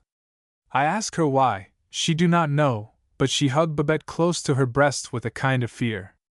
A long, low, black ship, it could run through every sea. Soon the captain come to me and say, you know the coast, the north coast of the Gulf, from Labrador to Quebec? I tell him yes. Well, he say, do you know of a bay where few ships enter safe? I think a moment, and I tell him of Bellemare. Then he say, ver quick, that is the place, we will go to the bay of Bellemare. He was ver kind to my face, he give my wife and child good birth, plenty to eat and drink, and once more I laugh, but my wife, there was in her face something I not understand. It is not easy to understand a woman. We got to the bay. I had pride, I was young. I was the best pilot in the St. Lawrence, and I took in the ship between the reefs of the bay, where they run like a gridiron, and I laugh when I swing the ship all ver quick to the right, after we pass the reefs, and make a curve round, something. The captain pull me up and ask why. But I never tell him that. I not know why I never tell him. But the good God put the thought into my head, and I keep it to this hour, and it never leave me, never, never. He slowly rubbed his hands up and down his knees, took another sip of rum, and went on. I brought the ship close up to the shore, and we go to anchor. All that night I see the light of a fire on the shore. So I slide down and swim to the shore. Under a little arch of rocks something was going on. I could not tell, but I know from the sound that they are to bury something. Then, all at once, it come to me, this is a pirate ship. I come closer and closer to the light, and then I see a dreadful thing. There was the captain and the mate, and another. They turn quick upon 2 other men, 2 sailors, and kill them.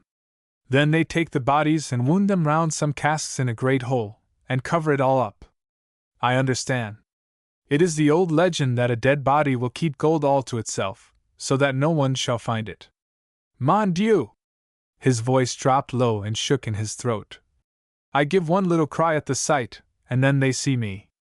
There were 3. They were armed, they sprang upon me and tied me. Then they fling me beside the fire, and they cover up the hole with the gold and the bodies. When that was done they take me back to the ship, then with pistols at my head they make me pilot the ship out into the bay again. As we went they make a chart of the place. We travel along the coast for 1 day, and then a great storm of snow come, and the captains say to me, steer us into harbor. When we are at anchor, they take me and my wife and little child and put us ashore alone, with the storm and the bare rocks and the dreadful night, and leave us there, that we shall never tell the secret of the gold. That night my wife and my child die in the snow. Here his voice became strained and slow. After a long time I worked my way to an Indian camp. 4 months I was a child in strength, all my flesh gone. When the spring come I went and dug a deeper grave for my wife and petite Babette, and leave them there, where they had died. But I come to the Bay of Bellemare, because I knew some day the man with the devil's heart would come back for his gold, and then would arrive my time, the hour of God. He paused. The hour of God, he repeated slowly. I have waited 20 years, but he has not come, yet I know that he will come. I feel it here. He touched his forehead. I know it here. He tapped his heart. Once where my heart was, there is only one thing, and it is hate, and I know, that he will come.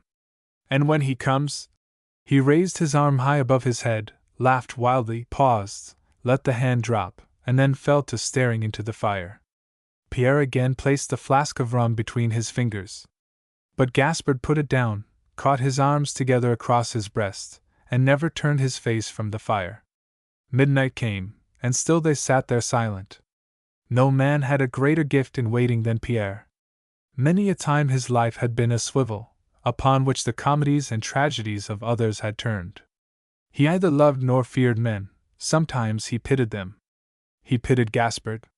He knew what it is to have the heartstrings stretched out, one, by the hand of a Gorgon, while the feet are chained to the rocking world. Not till the darkest hour of the morning did the two leave their silent watch and go to bed. The sun had crept stealthily to the door of the but before they rose again. Pierre laid his hand upon Gaspard's shoulder as they traveled out into the morning, and said, "My friend, I understand. Your secret is safe with me. You shall take me to the place where the gold is buried, but it shall wait there until the time is ripe. What is gold to me? Nothing. To find gold, that is the trick of any fool. To win it or to earn it is the only game. Let the bodies rot about the gold. You and I will wait. I have many friends in the Northland, but there is no face in any tent door looking for me. You are alone, well, I will stay with you. Who can tell, perhaps it is near at hand, the hour of God." The huge hard hand of Gaspard swallowed the small hand of Pierre, and, in a voice scarcely above a whisper, he answered, "You shall be my comrade. I have told you all, as I have never told it to my God. I do not fear you about the gold, it is all cursed. You are not like other men, I will trust you. Sometime you also have had the throat of a man in your fingers, and watched the life spring out of his eyes, and leave them all empty. When men feel like that, what is gold, what is anything? There is food in the bay and on the hills. We will live together, you and I. Come and I will show you the place of hell." Together they journeyed down the crag and along the beach to the place where the gold, the grim god of this world, was fortressed and bastioned by its victims. The days went on, the weeks and months ambled by. Still the two lived together. Little speech passed between them, save that speech of comrades, who use more the sign than the tongue. It seemed to Pierre after a time that Gaspard's wrongs were almost his own. Yet with this difference, he must stand by and let the avenger be the executioner. He must be the spectator merely. Sometimes he went inland and brought back moose, caribou, and the skins of other animals, thus assisting Gaspard in his dealings with the great company. But again there were days when he did nothing but lie on the skins at the hut's door, or saunter in the shadows and the sunlight. Not since he had come to Gaspard had a ship passed the bay or sought to anchor in it. But there came a day. It was the early summer. The snow had shrunk from the ardent sun, and had swillied away to the gulf, leaving the tender grass showing. The moss on the rocks had changed from brown to green, and the vagrant birds had fluttered back from the south. The winter's furs had been carried away in the early spring to the company's post, by a detachment of coureurs de bois. There was little left to do. This morning they sat in the sun looking out upon the gulf. Presently Gaspard rose and went into the hut. Pierre's eyes still lazily scanned the water. As he looked he saw a vessel rounding a point in the distance. Suppose this was the ship of the pirate and murderer? The fancy diverted him. His eyes drew away from the indistinct craft, first to the reefs, and then to that spot where the colossal needle stretched up under the water. It was as Pierre speculated. Brigand, the French pirate, who had hidden his gold at such shameless cost, was, after 20 years in the galleys at Toulon, come back to find his treasure. He had doubted little that he would find it. The lonely spot, the superstition concerning dead bodies, the supposed doom of Gaspard, all ran in his favor. His little craft came on, manned by as vile a mob as ever mutinied or built a wrecker's fire. When the ship got within a short distance of the bay, Pierre rose and called. Gaspard came to the door. "There's work to do, pilot," he said. Gaspard felt the thrill of his voice, and flashed a look out to the gulf. He raised his hands with a gasp. "I feel it," he said. It is the hour of God! He started to the rope ladder of the cliff, then wheeled suddenly and came back to Pierre. You must not come, he said. Stay here and watch. You shall see great things. His voice had a round, deep tone. He caught both Pierre's hands in his and added, It is for my wife and child. I have no fear. Adieu, my friend. When you see the good Père Caraine, say to him, But no, it is no matter, there is one greater. Once again he caught Pierre hard by the shoulder, then ran to the cliff and swung down the ladder. All at once there shot through Pierre's body an impulse, and his eyes lighted with excitement. He sprang towards the cliff. Gaspard, come back! He called, then paused, and with an enigmatical smile, shrugged his shoulders, drew back, and waited. The vessel was hove to outside the bay, as if hesitating. Brigand was considering whether it were better, with his scant chart, to attempt the bay, or to take small boats and make for the shore. He remembered the reefs, but he did not know of the needle of rock. Presently he saw Gaspard's boat coming. Someone who knows the bay, he said. I see a hut on the cliff. Hello, who are you? Brigand called down as Gaspard drew alongside. A Hudson's Bay Company's man, answered Gaspard. How many are there of you? Myself alone. Can you pilot us in? I know the way. Come up. Gaspard remembered Brigand, and he veiled his eyes lest the hate he felt should reveal him. No one could have recognized him as the young pilot of 20 years before. Then his face was cheerful and bright, and in his eye was the fire of youth. Now a thick beard and furrowing lines hid all the look of the past. His voice, too, was desolate and distant. Brigand clapped him on the shoulder. How long have you lived off there? He asked, as he jerked his finger towards the shore. A good many years. Did anything strange ever happen there? Gaspard felt his heart contract again, as it did when Brigand's hand touched his shoulder. Nothing strange is known. A vicious joy came into Brigand's face. His fingers opened and shut. Safe, by the holy heaven! He grunted. By the holy heaven! Repeated Gaspard under his breath. They walked forward. Almost as they did so there came a big puff of wind across the bay, one of those sudden currents that run in from the ocean and the Gulf Stream. Gaspard saw, and smiled. In a moment the vessel's nose was towards the bay, and she sailed in, dipping a shoulder to the sudden foam. On she came past reef and bar, a pretty tumbrel to the slaughter. The spray feathered up to her sails, the sun caught her on deck and beam. She was running dead for the needle of rock. Brigand stood at Gaspard's side. All at once Gaspard made the sacred gesture and said, in a low tone, as if only to himself, Pardon, mon capitaine, mon Jesu! Then he turned triumphantly, fiercely, upon Brigand. The pirate was startled. What's the matter? He said. Not Gaspard, but the needle rock replied. There was a sudden shock. The vessel stood still and shivered, lurched, swung shoulder downwards, reeled and struggled. Instantly she began to sink. The boats! Lower the boats! Cried Brigand. This cursed fool has run us on a rock. The waves, running high, now swept over the deck. Brigand started aft, but Gaspard sprang before him. Stand back! He called. Where you are you die! Brigand, wild with terror and rage, ran at him. Gaspard caught him as he came. With vast strength he lifted him and dashed him to the deck. Die there, murderer! He cried. Brigand crouched upon the deck, looking at him with fearful eyes. Who are you? He asked. I am Gaspard the pilot. I have waited for you 20 years. Up there, in the snow, my wife and child died. Here in this bay you die. There was noise and racketing behind them, but they too heard nothing. The one was alone with his terror, the other with his soul. Once, twice, thrice, the vessel heaved, then went suddenly still. Gaspard understood. One look at his victim, then he made the sacred gesture again, and folded his arms. Pierre, from the height of the cliff, looking down, saw the vessel dip at the bow, and then the waters divided and swallowed it up. Gaspard should have lived, he said. But who can tell? Perhaps Mamet was waiting for him. The cruise of the 99 Aye, the search. She was only a big gulf yawl, which a man and a boy could manage at a pinch, with old-fashioned high bulwarks, but lying clean in the water. She had a tolerable record for speed, and for other things so important that they were now and again considered by the government at Quebec. She was called the 99. With a sense of humor, the curé had called her so, after an interview with her owner and captain, Tarbo the smuggler.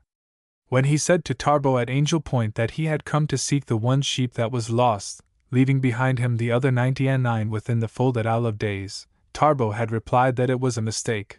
He was the 99, for he needed no repentance, and immediately offered the curé some old brown brandy of fine flavor. They both had a whimsical turn, and the curé did not ask Tarbo how he came by such perfect liquor. Many high in authority, it was said, had been soothed even to the winking of an eye when they ought to have sent a Nordenfelt against the 99. The day after the curé left Angel Point he spoke of Tarbo and his craft as the 99, and Tarbo, hearing of this, for somehow he heard everything, immediately painted out the old name, and called her the 99, saying that she had been so blessed by the curé. Afterwards the 99 had an increasing reputation for exploit and daring.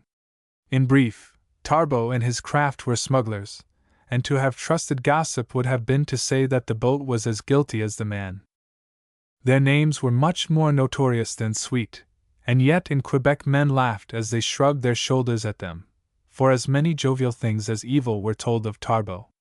When it became known that a dignitary of the church had been given a case of splendid wine, which had come in a roundabout way to him, men waked in the night and laughed, to the annoyance of their wives, for the same dignitary had preached a powerful sermon against smugglers and the receivers of stolen goods. It was a sad thing for Monsignor to be called a 99er, as were all good friends of Tarbo, high and low. But when he came to know, after the wine had been leisurely drunk and becomingly praised, he brought his influence to bear in civic places, so that there was nothing left to do but to corner Tarbo at last. It was in the height of summer, when there was little to think of in the old fortress city, and a dart after a brigand appealed to the romantic natures of the idle French folk, common and gentle. Through clouds of rank tobacco smoke, and in the wash of their bean soup, the habitants discussed the fate of Black Tarbo, and officers of the garrison and idle ladies gossiped at the citadel, and at Murray Bay of the freebooting gentlemen, whose 99 had furnished forth many a table in the great walled city. But Black Tarbo himself was down at Anticosti, waiting for a certain merchantman. Passing vessels saw the 99 anchored in an open bay, flying its flag flippantly before the world, a rag of black sheepskin, with the wool on, in profane keeping with its name. There was no attempt at hiding, no skulking behind a point, or scurrying from observation, but an indolent and insolent waiting for something. "Black Tarbo's getting reckless," said one captain coming in, and another, going out, grinned as he remembered the talk at Quebec, and thought of the sport provided for the 99 when she should come upstream, as she must in due time, for Tarbo's home was on the Isle of Days, and was he not fond and proud of his daughter Joan to a point of folly? He was not alone in his admiration of Joan, for the curé at Isle of Days said high things of her. Perhaps this was because she was unlike most other girls, and women too, in that she had a sense of humor, got from having mixed with choice spirits who visited her father and carried out at Angel Point a kind of Freemasonry, which had few rights and many charges and countercharges. She had that almost impossible gift in a woman, the power of telling a tale whimsically. It was said that once, when Orville Lafarge, a new inspector of customs, came to spy out the land, she kept him so amused by her quaint wit, that he sat in the doorway gossiping with her, while Tarbo and 2 others unloaded and safely hid away a cargo of liquors from the 99. And one of the men, as cheerful as Joan herself, undertook to carry a little keg of brandy into the house, under the very nose of the young inspector, who had sought to mark his appointment by the detection and arrest of Tarbo single-handed. He had never met Tarbo or Tarbo's daughter when he made his boast. If his superiors had known that Loco Bissonnet, Tarbo's jovial lieutenant, had carried the keg of brandy into the house in a water pail, not 15 feet from where Lafarge sat with Joan, they might have asked for his resignation. True, the thing was cleverly done, for Bissonnet made the water spill quite naturally against his leg, and when he turned to Joan and said in a crusty way that he didn't care if he spilled all the water in the pail, he looked so like an unwilling water carrier that Joan for one little moment did not guess.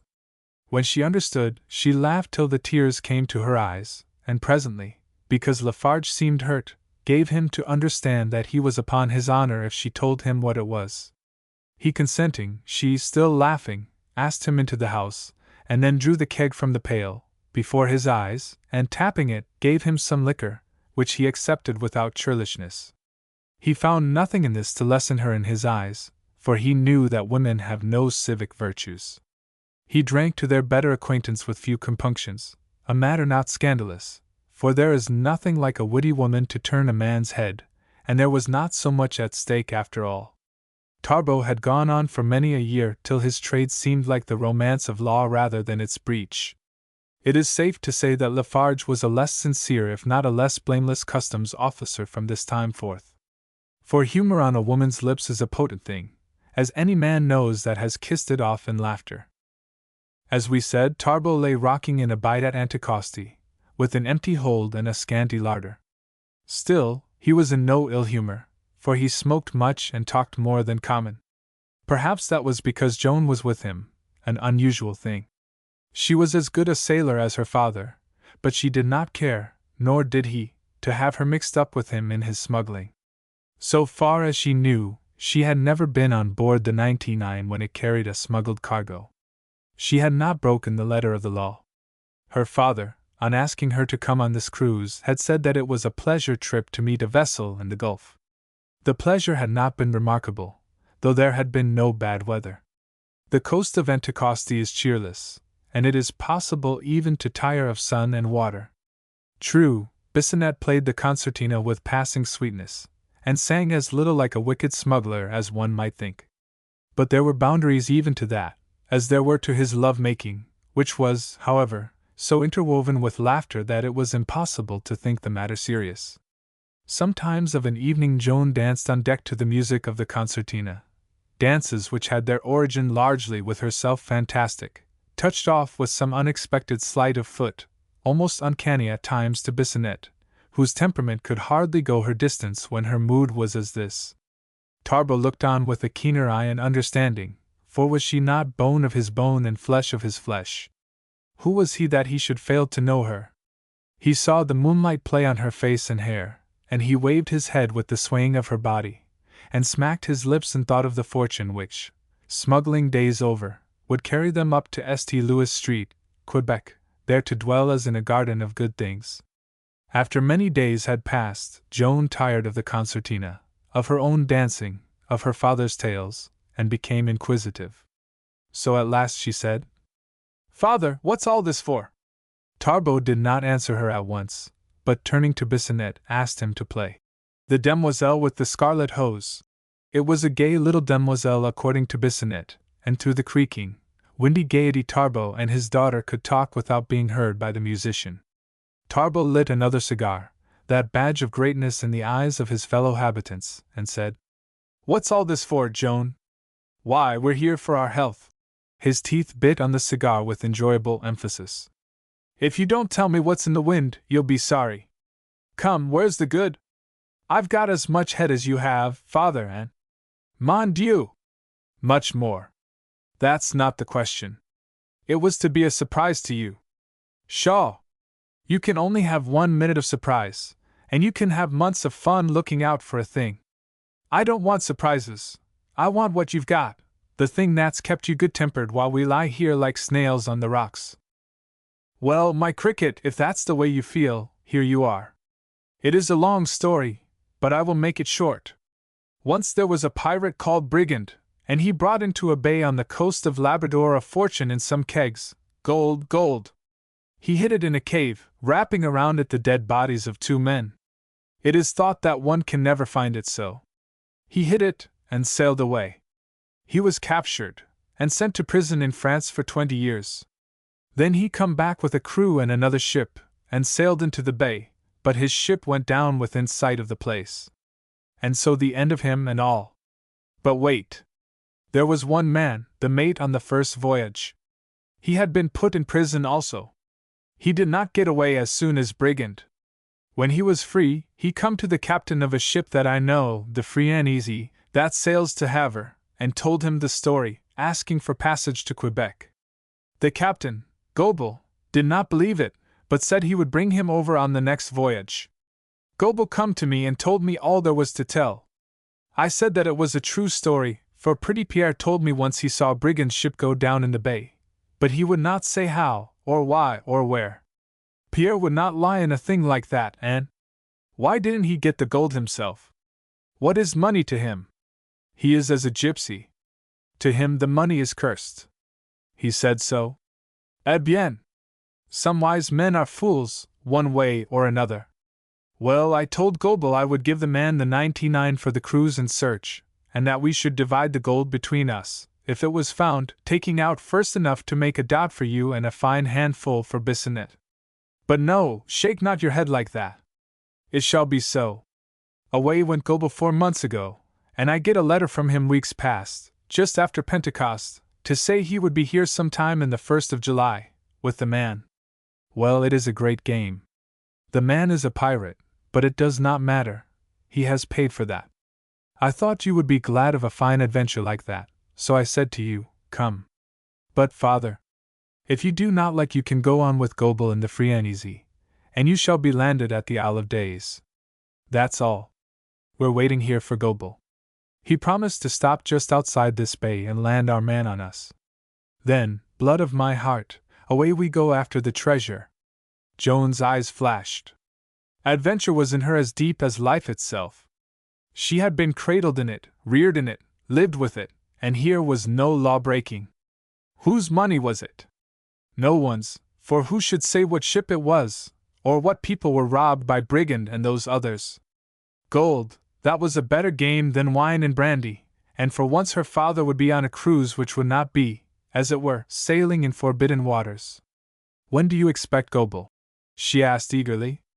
He ought to have been here a week ago. Maybe he has had a bad voyage, or something. He's sure to come? Of course. I found out about that. She's got a big consignment to people in Quebec. Something has gone wrong, but she'll be here, yes. What will you do if you get the money? She asked. Tarbo laughed heartily. My faith! Come play up those scarlet hose, Bissonnette. My faith, I'll go into Parliament at Quebec. Thunder! I will have sport with them. I'll reform the customs. There shan't be any more smuggling. The people of Quebec shall drink no more good wine, no one except Black Tarbo, the member for Isle of Days. Again he laughed, and his eyes spilled fire like revolving wheels. For a moment Joan was quiet. Her face was shining like the sun on a river. She saw more than her father, for she saw release. A woman may stand by a man who breaks the law, but in her heart she always has bitterness, for that the world shall speak well of herself, and what she loves is the secret desire of every woman. In her heart she never can defy the world as does a man. She had carried off the situation as became the daughter of a daring adventurer, who in more stirring times might have been a Du Lut or a Rob Roy, but she was sometimes tired of the fighting, sometimes wishful that she could hold her position easier. Suppose the present good cure should die and another less considerate arrive, how hard might her position become? Then, she had a spirit above her station, as have most people who know the world and have seen something of its forbidden side, for it is notable that wisdom comes not alone from loving good things, but from having seen evil as well as good. Besides, Joan was not a woman to go singly to her life's end. There was scarcely a man on Isle of Days and in the parish of St. Eunice, on the mainland, but would gladly have taken to wife the daughter of Tarbo the smuggler, and it is likely that the cure of either parish would not have advised against it. Joan had had the taste of the lawless, and now she knew, as she sat and listened to Bissonnette's music, that she also could dance for joy, in the hope of a taste of the lawful. With this money, if it were got, there could be another life, in Quebec. She could not forbear laughing now, as she remembered that first day she had seen Orville Lafarge, and she said to Bissonnette, Los, do you mind the keg in the water pail? Bissonnette paused on an outpull, and threw back his head with a soundless laugh, then played the concertina into contortions. That Lafarge! Hum! He is very polite, But Shaw, it is no use that, in whiskey running. To beat a great man, a man must be great. Tarbo Noir can lead M.C. Lafarge all like that. It seemed as if he were pulling the nose of the concertina. Tarbo began tracing a kind of maze with his fingers on the deck, his eyes rolling outward like an endless puzzle. But presently he turned sharp on Joan. "How many times have you met him?" he asked. "Oh, 6 or 7, 8 or 9, perhaps." Her father stared. 8 or 9? By the holy! Is it like that? Where have you seen him?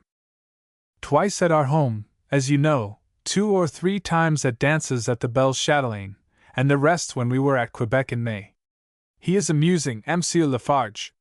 "Yes, 2 of a kind," remarked Tarbo drily, and then he told his schemes to Joan, letting Bissonnette hang up the demoiselle with the scarlet hose, and begin the coming of the gay cavalier. She entered into his plans with spirit, and together they speculated what bay it might be, of the many on the coast of Labrador. They spent 2 days longer waiting, and then at dawn a merchantman came sauntering up to anchor. She signaled to the 99. In 5 minutes Tarbo was climbing up the side of the Free and Easy, and presently was in Gobel's cabin, with a glass of wine in his hand. "What kept you, Gobel?" he asked. "You're 10 days late, at least. Storm and sickness, broken mainmast and smallpox." Gobel was not cheerful. Tarbo caught at something. "You've got our man?" Gobel drank off his wine slowly.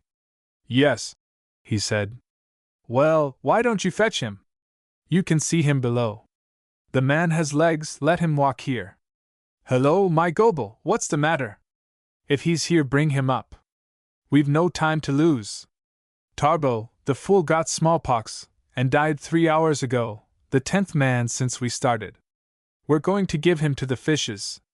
They're putting him in his linen now." Tarbo's face hardened. Disaster did not dismay him, it either made him ugly or humorous, and one phase was as dangerous as the other. "Do you mean to say," he groaned, "that the game is up? Is it all finished? Sweat, oh my soul, my skin crawls like hot glass. Is it the end, eh? The beast, to die." Gobel's eyes glistened. He had sent up the mercury, he would now bring it down. "Not such a beast as you think. A live pirate, a convict, as comrade in adventure, is not sugar in the teeth. This one was no better than the worst. Well, he died. That was awkward. But he gave me the chart of the bay before he died, and that was damn square." Tarbo held out his hand eagerly, the big fingers bending claw-like. "Give it me, Gobel," he said. "Wait. There's no hurry. Come along, there's the bell, they're going to drop him." He coolly motioned, and passed out from the cabin to the ship's side. Tarbo kept his tongue from blasphemy, and his hand from the captain's shoulder, for he knew only too well that Gobel held the game in his hands. They leaned over and saw 2 sailors with something on a plank. "We therefore commit his body to the deep, in the knowledge of the judgment day. Let her go," grunted Gobel, and a long straight canvas bundle shot with a swishing sound beneath the water. "It was rough on him, too," he continued. "He waited 20 years to have his chance again. Damn me, if I didn't feel as if I'd hit him in the eye somehow, when he begged me to keep him alive long enough to have a look at the rhino. But it wasn't no use. He had to go, and I told him so. Then he did the fine thing, he give me the chart. But he made me swear on a book of the mass that if we got the gold we'd send 1/2 his share to a woman in Paris, and the rest to his brother, a priest at Nancy. I'll keep my word, but yes. Tarbo? You can keep your word for me. What you think, Gobel, there is no honor in Black Tarbo, and you've known me 10 years. Haven't I always kept my word like a clock?" Gobel stretched out his hand. "Like the sun, sure. That's enough. We'll stand by my oath. You shall see the chart." Going again inside the cabin, Gobel took out a map grimed with ceaseless fingering, and showed it to Tarbo, putting his finger on the spot where the treasure lay. "The Bay of Belle Amour!" cried Tarbo, his eyes flashing. "Ah, I know it. That's where Gaspard the pilot lived. It's only 40 leagues or so from here." His fingers ran here and there on the map. Yes, yes, he continued. It's so, but he hasn't placed the reef right. Ah, here is how Brigand's ship went down. There's a needle of rock in the bay. It isn't here. Gobel handed the chart over. I can't go with you, but I take your word, I can say no more. If you cheat me, I'll kill you, that's all. Let me give a bond, said Tarbell quickly. If I saw much gold, perhaps I couldn't trust myself, but there's someone to be trusted, who'll swear for me. If my daughter Joan give her word. Is she with you? Yes, in the 99 now. I'll send Bissonnette for her. Yes, yes, I'll send, for gold is worse than bad whiskey when it gets into a man's head. Joan will speak for me. 10 minutes later, Joan was in Gobel's cabin, guaranteeing for her father the fulfillment of his bond. An hour afterwards, the Free and Easy was moving upstream with her splintered masts and ragged sails, and the 99 was looking up and over towards the Bay of Bellamur. She reached it in the late afternoon of the next day. Bissonnette did not know the object of the expedition, but he had caught the spirit of the affair, and his eyes were like spots of steel as he held the sheet or took his turn at the tiller. Joan's eyes were now on the sky, now on the sail, and now on the land, weighing as wisely as her father the advantage of the wind, yet dwelling on that cave where skeletons kept ward over the spoils of a pirate ship. They arrived, and Tarbell took the 99 warily in on a little wind off the land. He came near sharing the fate of Brigand, for the yawl grazed the needle of the rock that, hiding away in the water, with a nose out for destruction, awaits its victims. They reached safe anchorage, but by the time they landed it was night, with, however, a good moon showing. All night they searched, three silent, eager figures, drawing step by step nearer the place where the ancient enemy of man was baracked about by men's bodies. It was Joan who, at last, as dawn drew up, discovered the hollow between two great rocks where the treasure lay. A few minutes' fierce digging, and the kegs of gold were disclosed, showing through the ribs of two skeletons. Joan shrank back, but the two men tossed aside the rattling bones, and presently the kegs were standing between them on the open shore. Bissonnette's eyes were hungry. He knew now the wherefore of the quest. He laughed outright, a silly, loud, hysterical laugh. Tarbell's eyes shifted from the sky to the river to the kegs, from the kegs to Bissonnette. On him they stayed a moment. Bissonnette shrank back. Tarbell was feeling for the first time in his life the deadly suspicion which comes with ill-gotten wealth. This passed as his eyes and Joan's met, for she had caught the melodrama, the overstraying. Bissonnette's laugh had pointed the situation, and her sense of humor had prevailed. La la, she said, with a whimsical quirk of the head, and no apparent relevancy. The remedy was good. Tarbell's eyes came again to their natural liveliness, and Bissonnette said, "My throat's like a piece of sandpaper." Tarbell handed over a brandy flask, after taking a pull himself, and then sitting down on one of the kegs, he said, "It is as you see, and now Angel Point very quick. To get it there safe, that's the thing." Then, scanning the sky closely, "It's for a handsome day, and the wind goes to bear us up fine." "Good! Well, for you, Bissonnette, there shall be $1,000. You shall have the Belle Chatelaine in and the little lady at Point Pierrot. For the rest, you shall keep a quiet tongue, eh? If not, my Bissonnette, we shall be the best of strangers, and you shall not be happy." "Hein?" Bissonnette's eyes flashed. "The Belle Chatelaine? Good! That is enough. My tongue is tied, I cannot speak, it is fastened with 1,000 pegs. Very good, 1,000 gold pegs, and you shall never pull them. The little lady will have you with them, not without, and unless you stand by me, no one shall have you at any price, by God!" He stood up, but Joan put out her hand. "You have been speaking, now it is my turn. Don't cry cook till you have the venison home. What is more, I gave my word to Gobel, and I will keep it. I will be captain. No talking! When you've got the kegs in the cellar at Angel Point, good! But now, come, my comrades, I am your captain!" She was making the thing a cheerful adventure, and the men now swung the kegs on their shoulders and carried them to the boat. In another half-hour they were under way in the gaudy light of an orange sunrise, a simmering wind from the sea lifting them up the river, and the grey-red coast of Labrador shrinking sullenly back. About this time, also, a government cutter was putting out from under the mountain wall at Quebec, its officer in command having got renewed orders from the minister to bring in Tarbo the smuggler. And when Mr. Martin, the inspector in command of the expedition, was ordered to take with him Mr. Orvie Lafarge and 5 men, effectively armed, it was supposed by the romantic minister that the matter was as good as done. What Mr. Orvie Lafarge did when he got the word was to go straight to his hat peg, then leave the office, walk to the little club where he spent leisure hours, called office hours by people who wished to be precise as well as suggestive, sit down, and raise a glass to his lips. After which he threw himself back in his chair and said, "Well, I'm particularly damned." A few hours later they were away on their doubtful exploit. 2. The defense.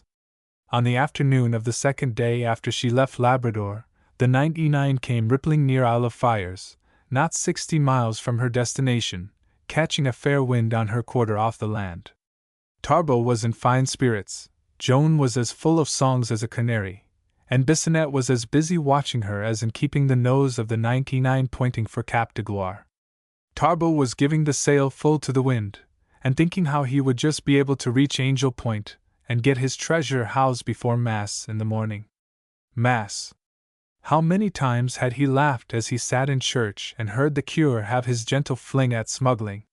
To think that the hiding place for his liquor was the unused, almost unknown, cellar of that very church, built 100 years before as a refuge from the Indians, which he had reached by digging a tunnel from the shore to its secret passage.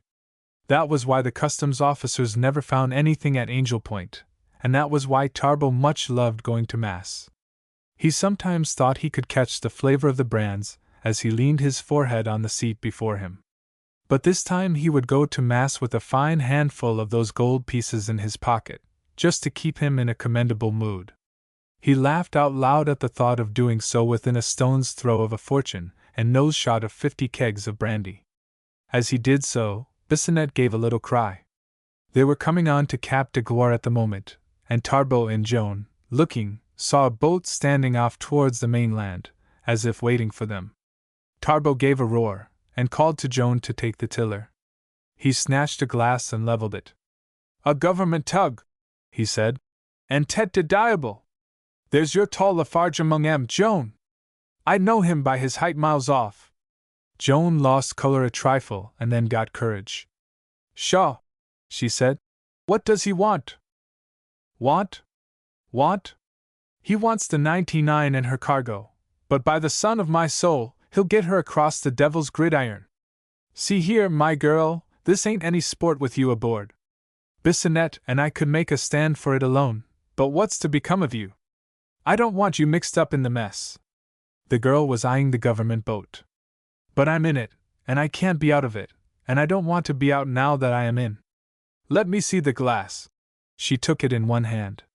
"Yes, it must be M. Lafarge," she said, frowning. "He might have stayed out of this.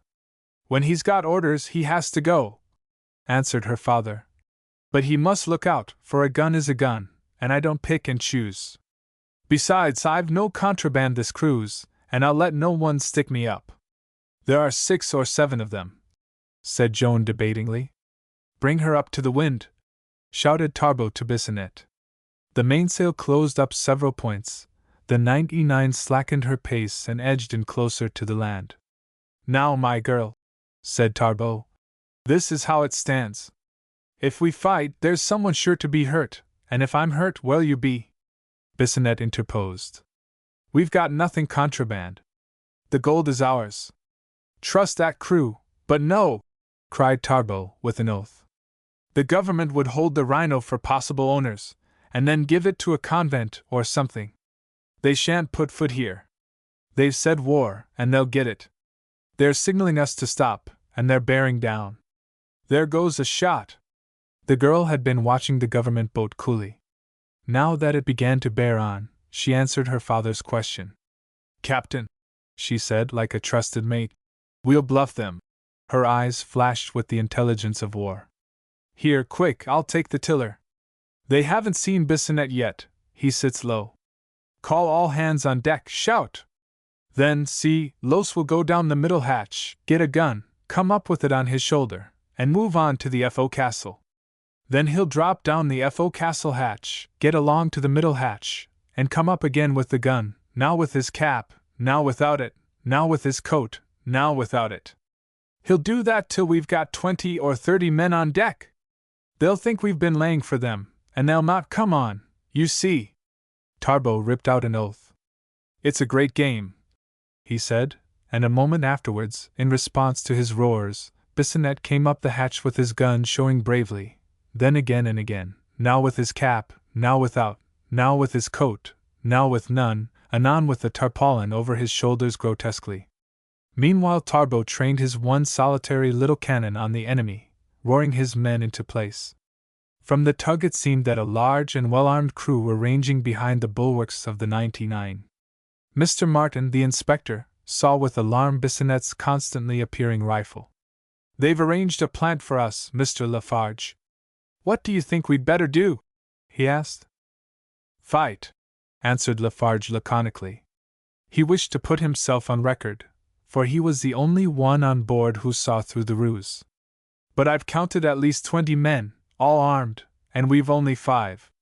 "As you please, sir," said Lafarge bluntly, angry at being tricked, but inwardly glad to be free of the business, for he pictured to himself that girl at the tiller. He had seen her as she went aft, in a police court at Quebec. Yet his instinct for war and his sense of duty impelled him to say, "Still, sir, fight." "No, no, Mr. Lafarge," excitedly rejoined his chief. "I cannot risk it. We must go back for more men and bring along a Gatling." "Slow down," he called. Lafarge turned on his heel with an oath, and stood watching the 99. "She'll laugh at me till I die," he said to himself presently, as the tug turned upstream and pointed for Quebec. "Well, I'm jiggered," he added, as a cannon shot came ringing over the water after them. He was certain also that he heard loud laughter. No doubt he was right, for as the tug hurried on, Tarbo ran to Joan, hugged her like a bear, and roared till he ached.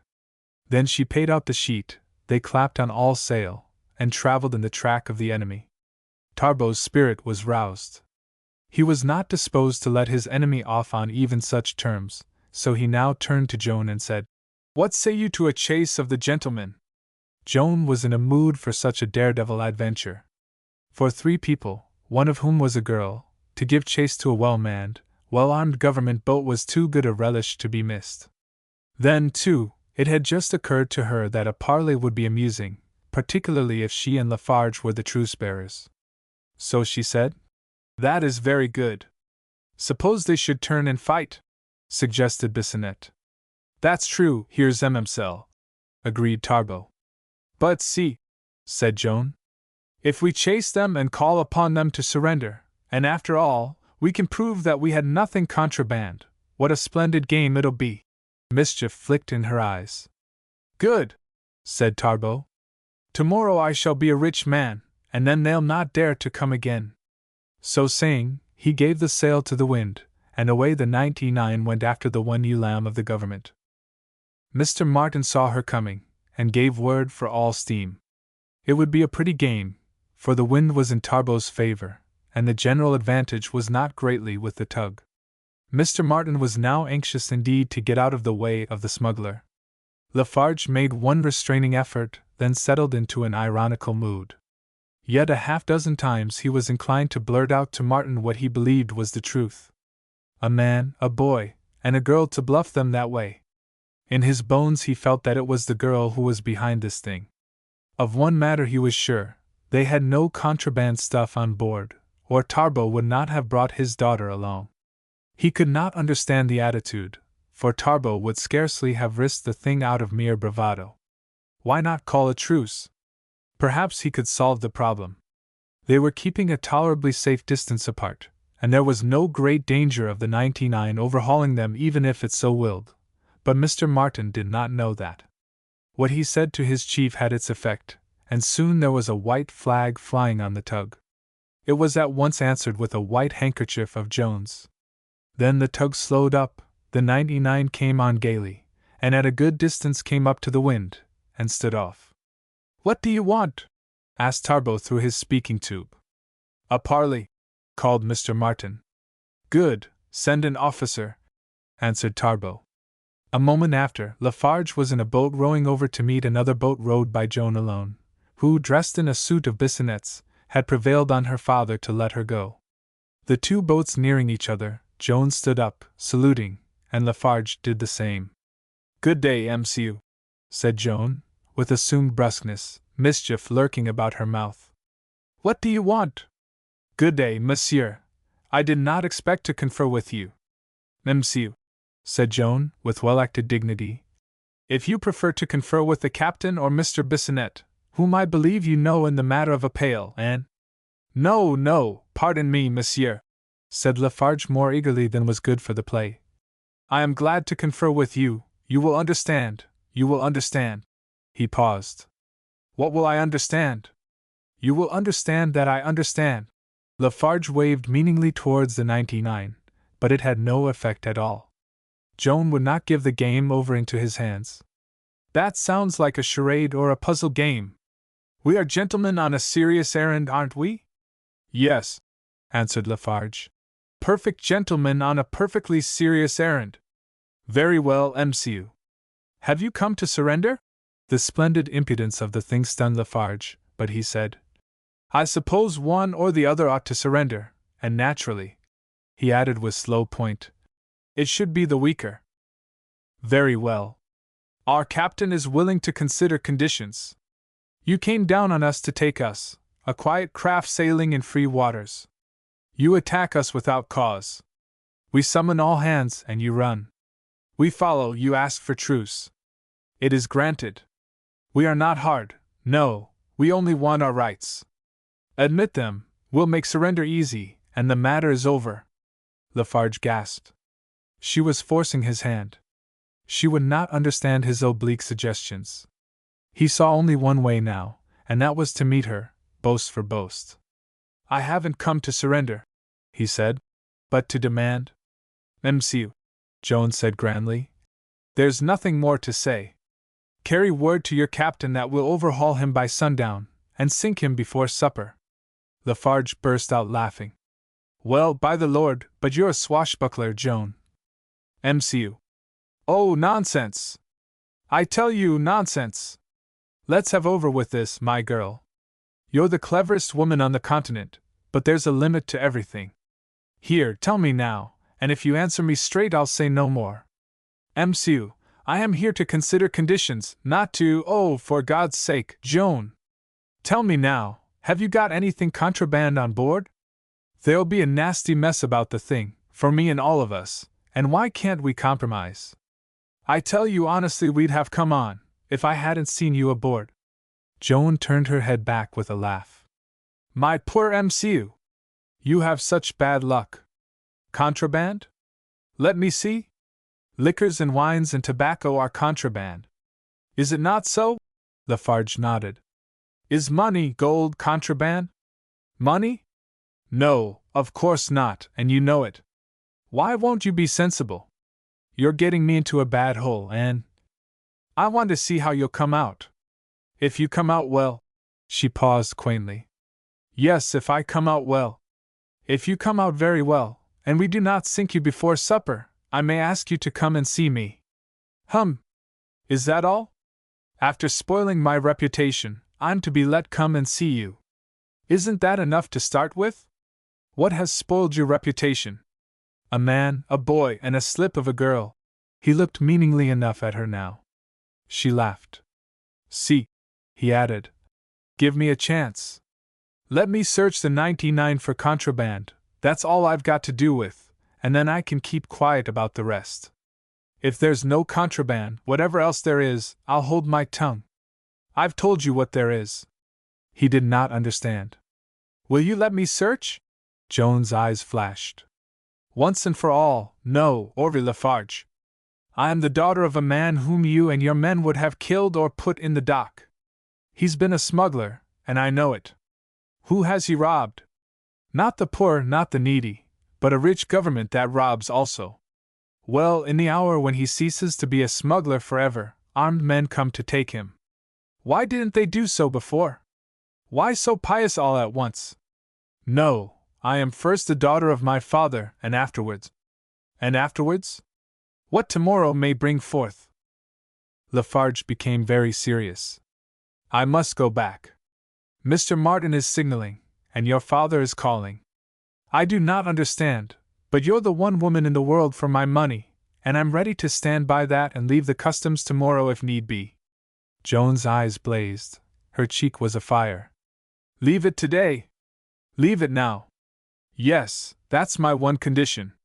If you want me, and you say you do, come aboard the 99, and for today be one of us tomorrow what you will. What I will? What I will, Joan. Do you mean it? Yes. Shaw. Your duty? Don't I know how the ministers and the officers have done their duty at Quebec? It's all nonsense.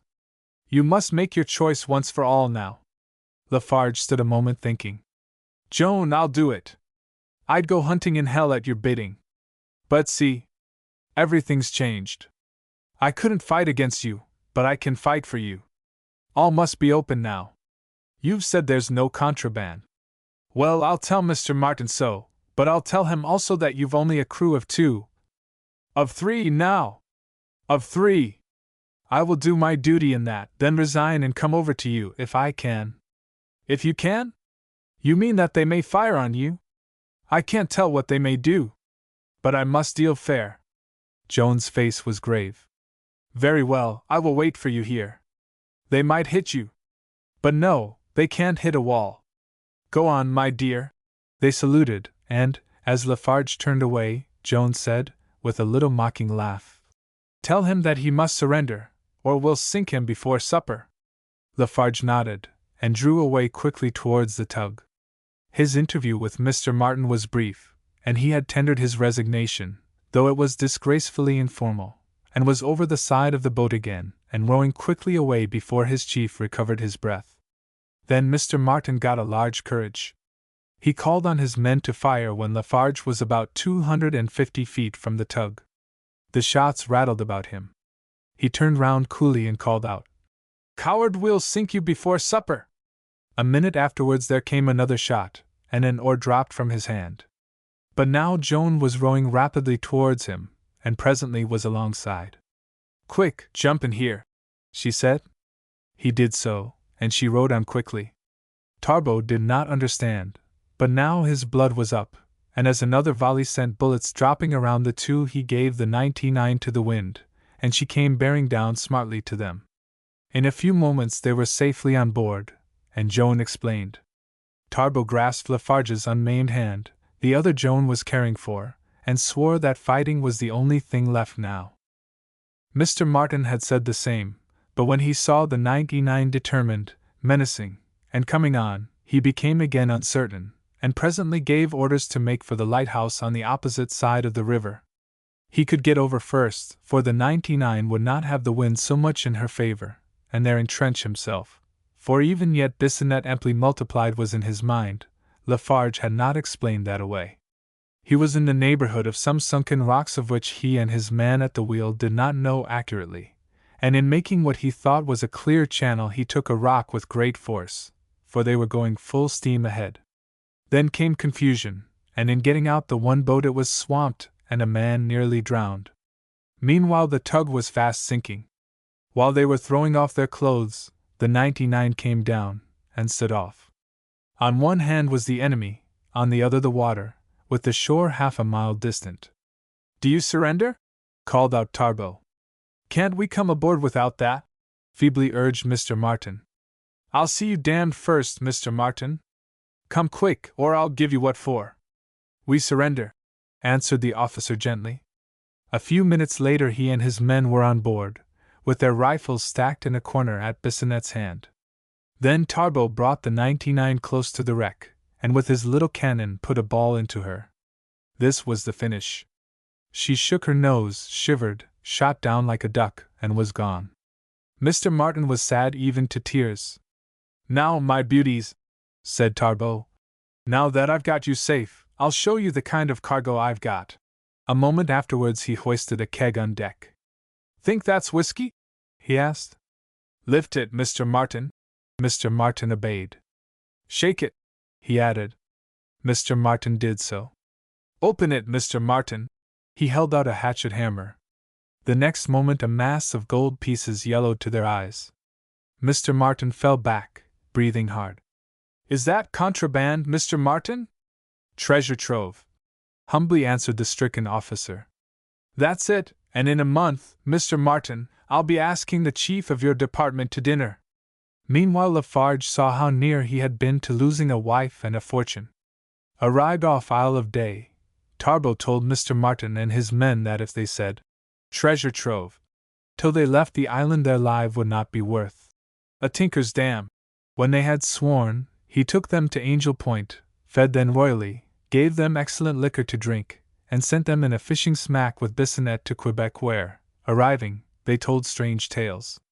Bissonnette bore a letter to a certain banker in Quebec, who already had done business with Tarbo, and next midnight Tarbo himself, with Gobel, Lafarge, Bissonnette, and another, came knocking at the banker's door, each carrying a keg on his shoulder and armed to the teeth.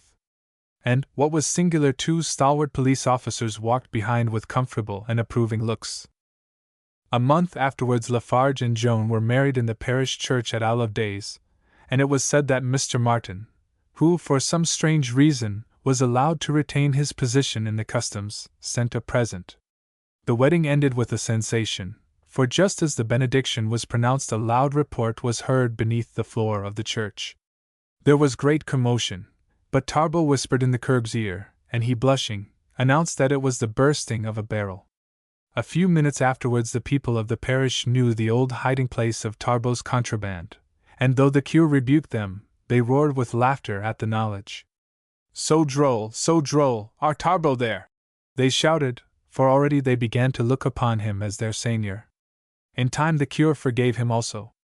Tarbo seldom left Isle of Days save when he went to visit his daughter, in St. Louis Street, Quebec, not far from the Parliament House, where Orville Lafarge is a member of the ministry.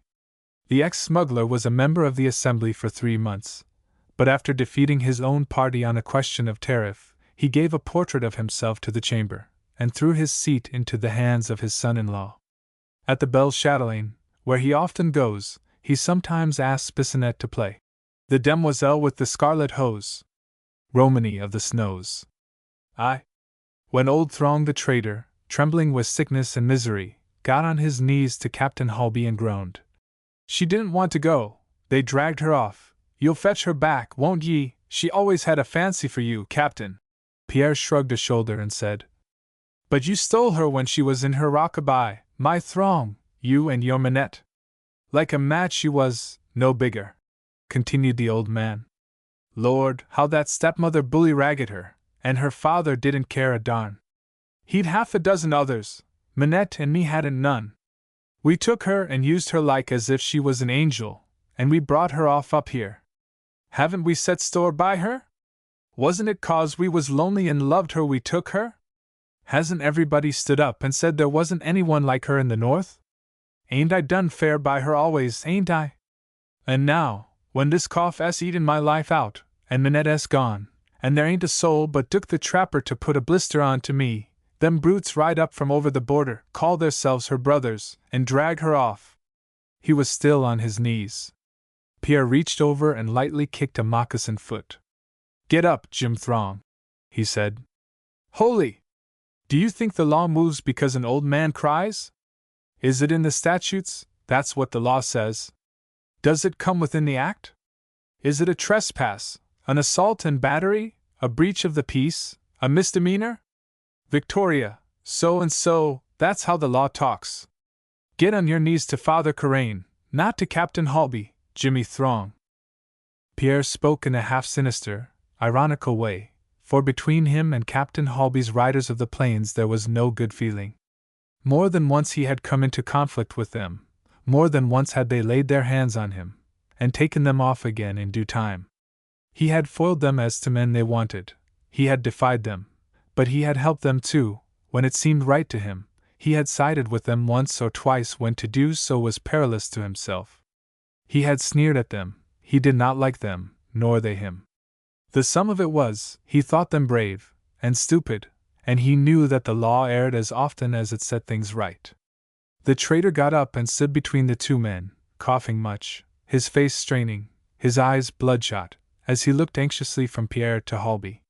He was the sad wreck of a strong man. Nothing looked strong about him now save his head, which, with its long gray hair, seemed badly balanced by the thin neck through which the terrible cough was hacking. Only half a lung left, he stammered as soon as he could speak. And Duke can't fix the bone set, chamomile, and whiskey, as she could. And he waters the whiskey, curse his soul. The last 3 words were spoken through another spasm of coughing. And the blister, how he mucks the blister! Pierre sat back on the table, laughing noiselessly, his white teeth shining.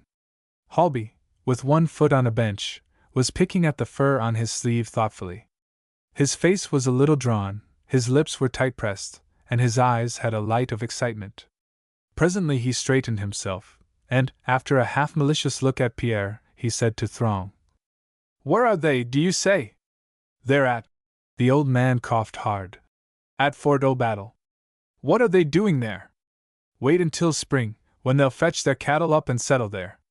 "They want, Lydia, to keep house for them?" The old man writhed. "Yes, God's sake, that's it. And they want Liddy to marry a devil called Barat, with 1,000 cattle or so, Pito the courier told me yesterday. Pito saw her, and he said she was white like a sheet, and called out to him as he went by. Only half a lung I got, and her bone set and chamomile save it for a bit, meb. It's clear," said Holby, "that they trespassed, and they haven't proved their right to her." "Tonnerre, what a thinker!" said Pierre, mocking. Holby did not notice. His was a solid sense of responsibility. "She is of age?" he half asked, half mused. "She's 21, answered the old man, with difficulty. "Old enough to set the world right," suggested Pierre, still mocking. "She was forced away, she regarded you as her natural protector, she believed you her father, they broke the law," said the soldier. "There was Moses, and Solomon, and Caesar, and Socrates, and now," murmured Pierre in assumed abstraction. A red spot burned on Holby's high cheekbone for a minute, but he persistently kept his temper. "I'm expected elsewhere," he said at last. "I'm only one man, yet I wish I could go today, even alone." But you have a heart," said Pierre. "How wonderful, a heart! And there's the half a lung, and the bone set and chamomile tea, and the blister, and the girl with an eye like a spot of rainbow, and the sacred law in a Remington rifle. Well, and to do it in the early morning, to wait in the shelter of the trees till some go to look after the horses, then enter the house, arrest those inside, and lay low for the rest." Holby looked over at Pierre astonished. Here was raillery and good advice all in a piece. "It isn't wise to go alone, for if there's trouble and I should go down, who's to tell the truth? 2 could do it, but 1, no, it isn't wise, though it would look smart enough." "Who said to go alone?" asked Pierre, scrawling on the table with a burnt match. "I have no men." Pierre looked up at the wall. "Throng has a good Snyder there," he said. "Bosh! Throng can't go." The old man coughed and strained. "If it wasn't only half a lung, and I could carry the bone set long with us." Pierre slid off the table, came to the old man, and taking him by the arms, pushed him gently into a chair. "Sit down, don't be a fool, Throng," he said. Then he turned to Holby. "You're a magistrate, make me a special constable. I'll go, Monsieur le Capitaine, of no company." Holby stared. He knew Pierre's bravery, his ingenuity and daring.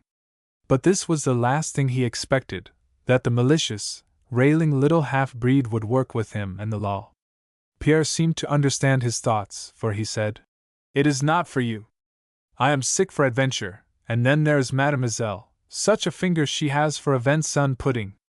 Without a word Holby wrote on a leaf in his notebook, and presently handed the slip to Pierre. "That's your commission as a special constable," he said, "and here's the seal on it." He handed over a pistol.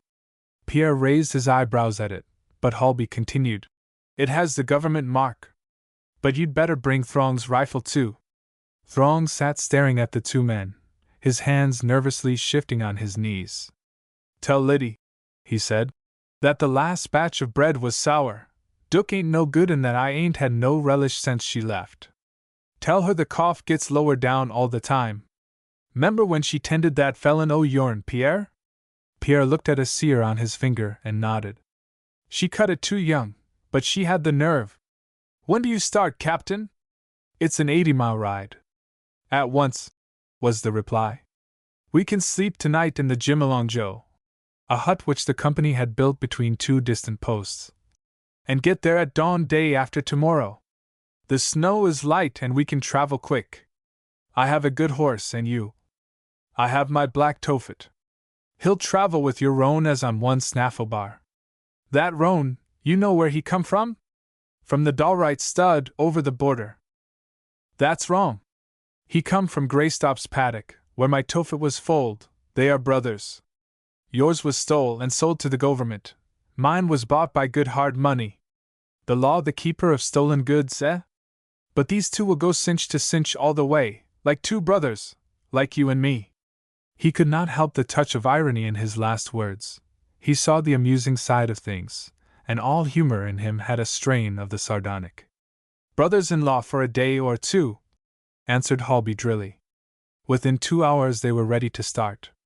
Pierre had charged Dook the incompetent upon matters for the old man's comfort, and had himself, with a curious sort of kindness, steeped the boneset and chamomile in whiskey, and set a cup of it near his chair. Then he had gone up to Throng's bedroom and straightened out, and shook and made the cornhusk bed, which had gathered into lumps and rolls. Before he came down he opened a door near by and entered another room, shutting the door, and sitting down on a chair. A stovepipe ran through the room, and it was warm, though the window was frosted and the world seemed shut out. He looked round slowly, keenly interested. There was a dressing table made of an old box. It was covered with pink calico, with muslin over this. A cheap looking glass on it was draped with muslin and tied at the top with a bit of pink ribbon. A common bone comb lay near the glass, and beside it a beautiful brush with an ivory back and handle. This was the only expensive thing in the room. He wondered, but did not go near it yet.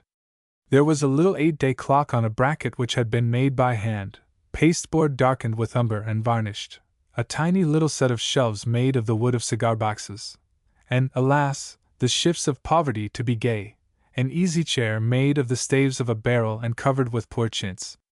Then there was a photograph or two, in little frames made from the red cedar of cigar boxes, with decorations of putty, varnished, and a long panel screen of birch bark of Indian workmanship. Some dresses hung behind the door.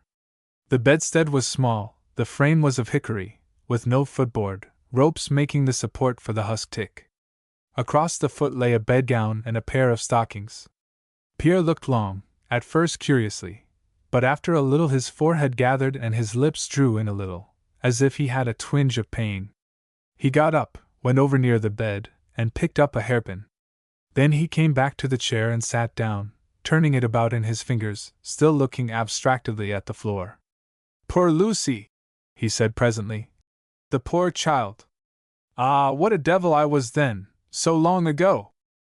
This solitary room, Lydia's, had brought back the time he went to the room of his own wife, dead by her own hand after an attempt to readjust the broken pieces of life, and sat and looked at the place which had been hers, remembering how he had left her with her wet face turned to the wall, and never saw her again till she was set free forever. Since that time he had never sat in a room sacred to a woman alone. What a fool, to think," he said at last, standing up. "But this girl must be saved. She must have her home here again." Unconsciously he put the hairpin in his pocket, walked over to the dressing table and picked up the hairbrush. On its back was the legend, "L.T. from C.H." He gave a whistle. "S.O.S.O.?" he said. "C.H. Monsieur le Capitaine, is it like that?" A year before, Lydia had given Captain Halby $1 to buy her a hairbrush at Winnipeg, and he had brought her one worth $10. She had beautiful hair, and what pride she had in using this brush! Every Sunday morning she spent a long time in washing, curling, and brushing her hair, and every night she tended it lovingly, so that it was a splendid rich brown like her eye, coiling nobly above her plain, strong face with its good color. Pierre, glancing in the glass, saw Captain Halby's face looking over his shoulder. It startled him, and he turned round. There was the face looking out from a photograph that hung on the wall in the recess where the bed was. He noted now that the likeness hung where the girl could see it the last thing at night and the first thing in the morning. "So far as that, he said. "And MCU is a gentleman, too. We shall see what he will do. He has his chance now, once for all." He turned, came to the door, softly opened it, passed out, and shut it, then descended the stairs, and in half an hour was at the door with Captain Halby, ready to start. It was an exquisite winter day, even in its bitter coldness. The sun was shining clear and strong, all the plains glistened and shook like quicksilver, and the vast blue cup of sky seemed deeper than it had ever been. But the frost ate the skin like an acid, and when Throm came to the door, Pierre drove him back instantly from the air. "I only wanted to say to Liddy," hacked the old man, "that I'm thinkin' a little lasses de kinder help, the boneset and chamomile. Tell her that the cattle ll all be hers, and the house, and I ain't got no one but." But Pierre pushed him back and shut the door, saying, "I'll tell her what a fool you are, Jimmy Throm."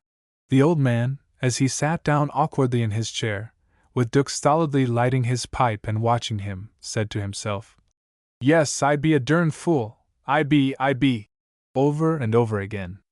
And when the dog got up from near the stove and came near to him, he added, "I be, Towser, I be a dern fool, for I ought to ha' stole 2 or 3, and then I'd not be alone, and nothin' but sour bread and pork to eat. I ought to ha' stole 3.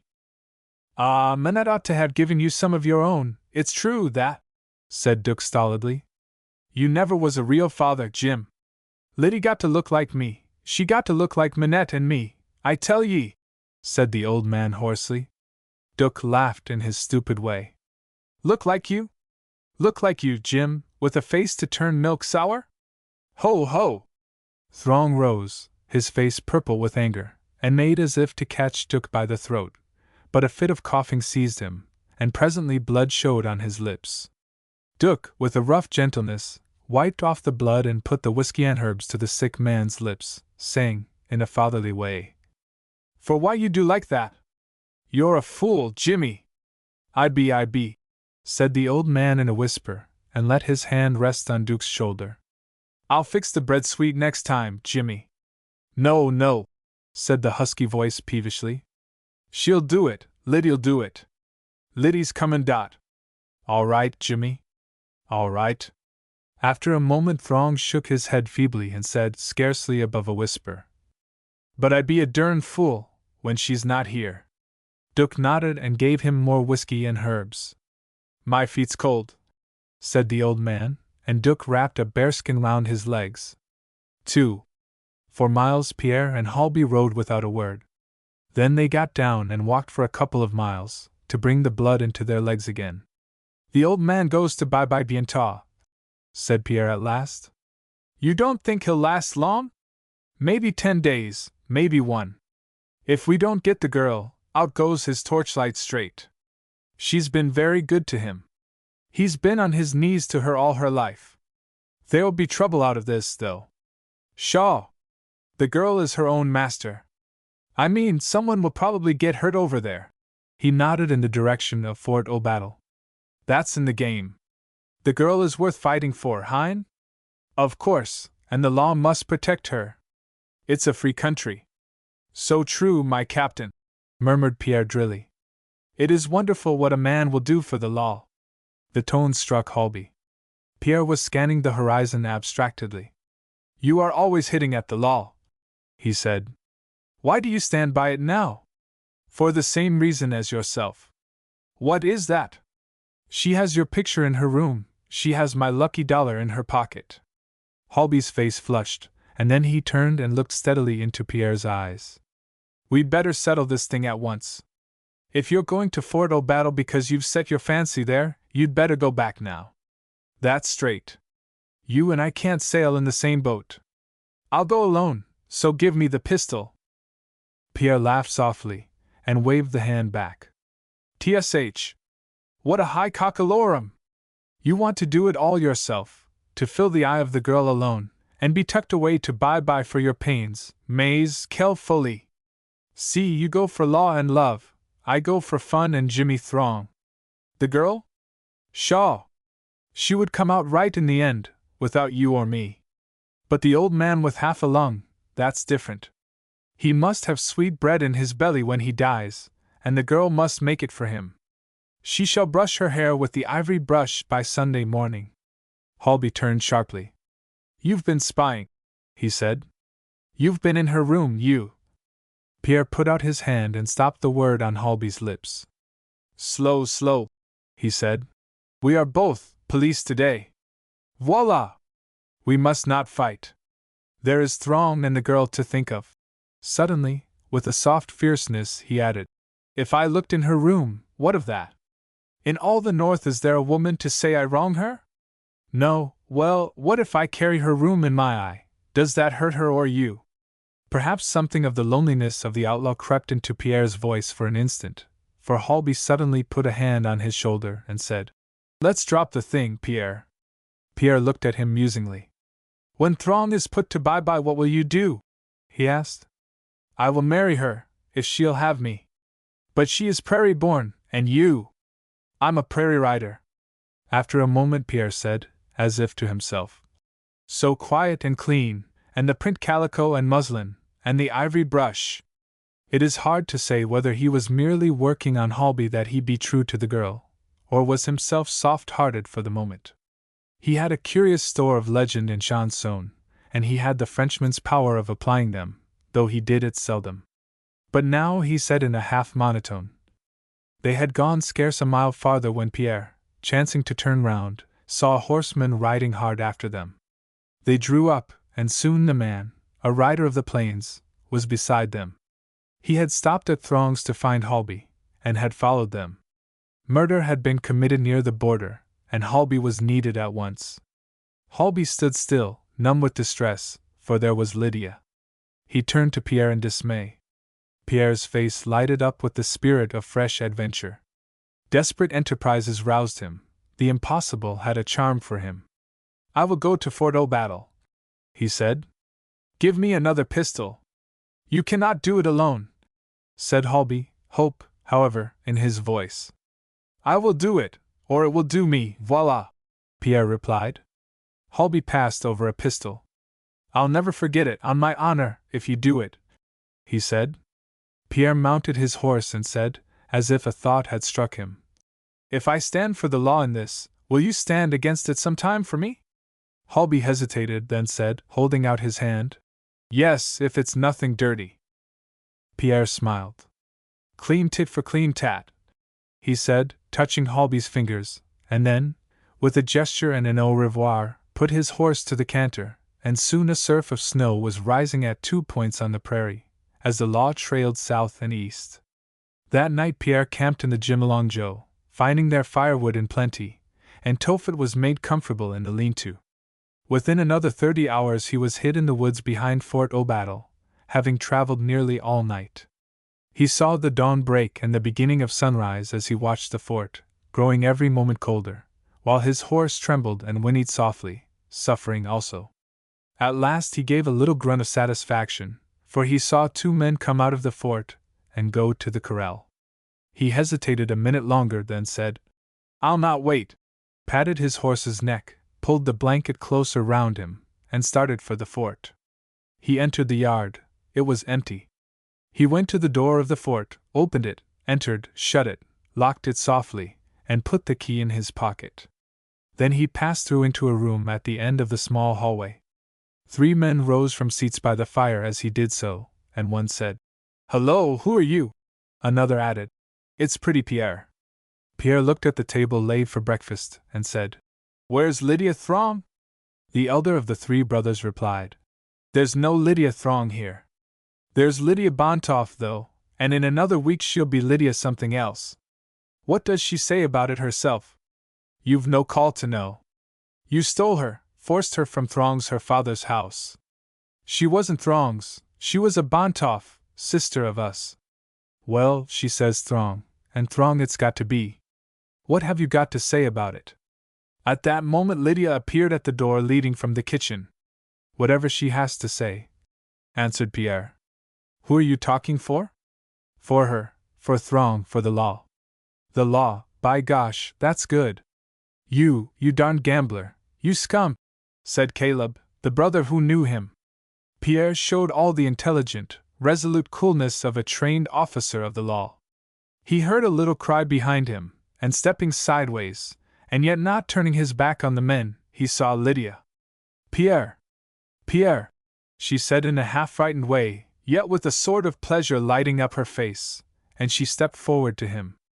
One of the brothers was about to pull her away, but Pierre whipped out his commission. Wait, he said. That's enough. I'm for the law.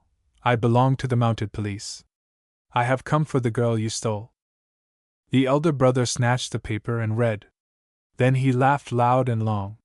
So you've come to fetch her away, he said. And this is how you do it. He shook the paper. Well, bye. Suddenly he stopped. Come, he said.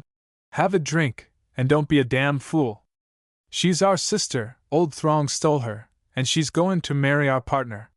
Here, Caleb, fish out the brandy wine, he added to his younger brother, who went to a cupboard and brought the bottle. Pierre, waving the liquor away, said quietly to the girl, You wish to go back to your father, to Jimmy Throng? He then gave her Throng's message and added, He sits there rocking in the big chair and coughing. And then there's the picture on the wall upstairs and the little ivory brush. She put out her hands towards him. I hate them all here, she said. I never knew them. They forced me away. I have no father but Jimmy Throng. I will not stay. She flashed out in sudden anger to the others. I'll kill myself and all of you before I marry that Bharat. Pierre could hear a man tramping about upstairs. Caleb knocked on the stovepipe and called to him to come down. Pierre guessed it was Bharat. This would add one more factor to the game. He must move at once. He suddenly slipped a pistol into the girl's hand, and with a quick word to her, stepped towards the door. The elder brother sprang between, which was what he looked for. By this time every man had a weapon showing, snatched from wall and shelf. Pierre was cool. He said, Remember, I am for the law. I am not one man. You are thieves now. If you fight and kill, you will get the rope, everyone. Move from the door or I'll fire. The girl comes with me. He had heard a door open behind him. Now there was an oath and a report, and a bullet grazed his cheek and lodged in the wall beyond. He dared not turn round, for the other men were facing him. He did not move, but the girl did. Coward! She said, and raised her pistol at Bharat, standing with her back against Pierre's. There was a pause, in which no one stirred, and then the girl, slowly walking up to Bharat, her pistol leveled, said, You low coward, to shoot a man from behind, and you want to be a decent girl's husband. These men that say they're my brothers are brutes, but you're a sneak. If you stir a step, I'll fire. The cowardice of Bharat was almost ridiculous. He dared not harm the girl, and her brothers could not prevent her harming him. Here there came a knocking at the front door. The other brothers had come, and found it locked. Pierre saw the crisis, and acted instantly. The girl and I, we will fight you to the end, he said. And then what's left of you the law will fight to the end. Come, he added, the old man can't live a week. When he's gone then you can try again. She will have what he owns. Quick, or I arrest you all and then. Let her go, said Bharat. It ain't no use. Presently the elder brother broke out laughing. Damned if I thought the girl had the pluck, and damned if I thought Bharat was a crawler. Put an eye out of him, Liddy, and come to your brother's arms. Here, he added to the others. Up with your popguns, this shind is off, and the girl goes back till the old man tucks up. Have a drink, he added to Pierre, as he stood his rifle in a corner and came to the table. In half an hour Pierre and the girl were on their way, leaving Bharat quarreling with the brothers, and all drinking heavily. The two arrived at Throng's late the next afternoon. There had been a slight thaw during the day, and the air was almost soft, water dripping from the eaves down the long icicles. When Lydia entered, the old man was dozing in his chair. The sound of an axe out behind the house told where Duke was. The whiskey and herbs was beside the sick man's chair, and his feet were wrapped about with bearskins. The girl made a little gesture of pain, and then stepped softly over and, kneeling, looked into Throng's face. The lips were moving. "Dad," she said, "are you asleep?" "I'd be a dern fool, I'd be," he said in a whisper, and then he began to cough. She took his hands. They were cold, and she rubbed them softly. "I feel so a mighty holler," he said, gasping. "And that bread's sour agin." He shook his head pitifully. His eyes at last settled on her, and he recognized her. He broke into a giggling laugh.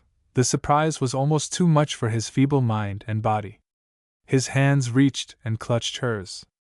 "Liddy! Liddy!" he whispered, then added peevishly. "The bread's sour, and the bone set and camomile's no good. Ain't tomorrow Bakeem Day?" he added. "Yes, Dad," she said, smoothing his hands. "What damned liars they be, Liddy! You're my gel, ain't ye?" "Yes, Dad." "I'll make some boneset liquor now." "Yes, yes," he said, with childish eagerness and a weak, wild smile. That's it, that's it." She was about to rise, but he caught her shoulder. "I been a good dad to ye, hain't I, Liddy?" he whispered. "Always." "Never had no ma but Minette, did ye?" "Never, Dad." "What dongade liars they be!" he said, chuckling. She kissed him, and moved away to the fire to pour hot water and whiskey on the herbs. His eyes followed her proudly, shining like wet glass in the sun. He laughed, such a wheezing, soundless laugh. He! "I ain't no dern fool, bless the Lord," he said. Then the shining look in his eyes became a gray film, and the girl turned round suddenly, for the long, wheezy breathing had stopped. She ran to him, and lifting up his head saw the look that makes even the fool seem wise in his cold stillness. Then she sat down on the floor, laid her head against the arm of his chair, and wept. It was very quiet inside. From without there came the twang of an axe, and a man's voice talking to his horse.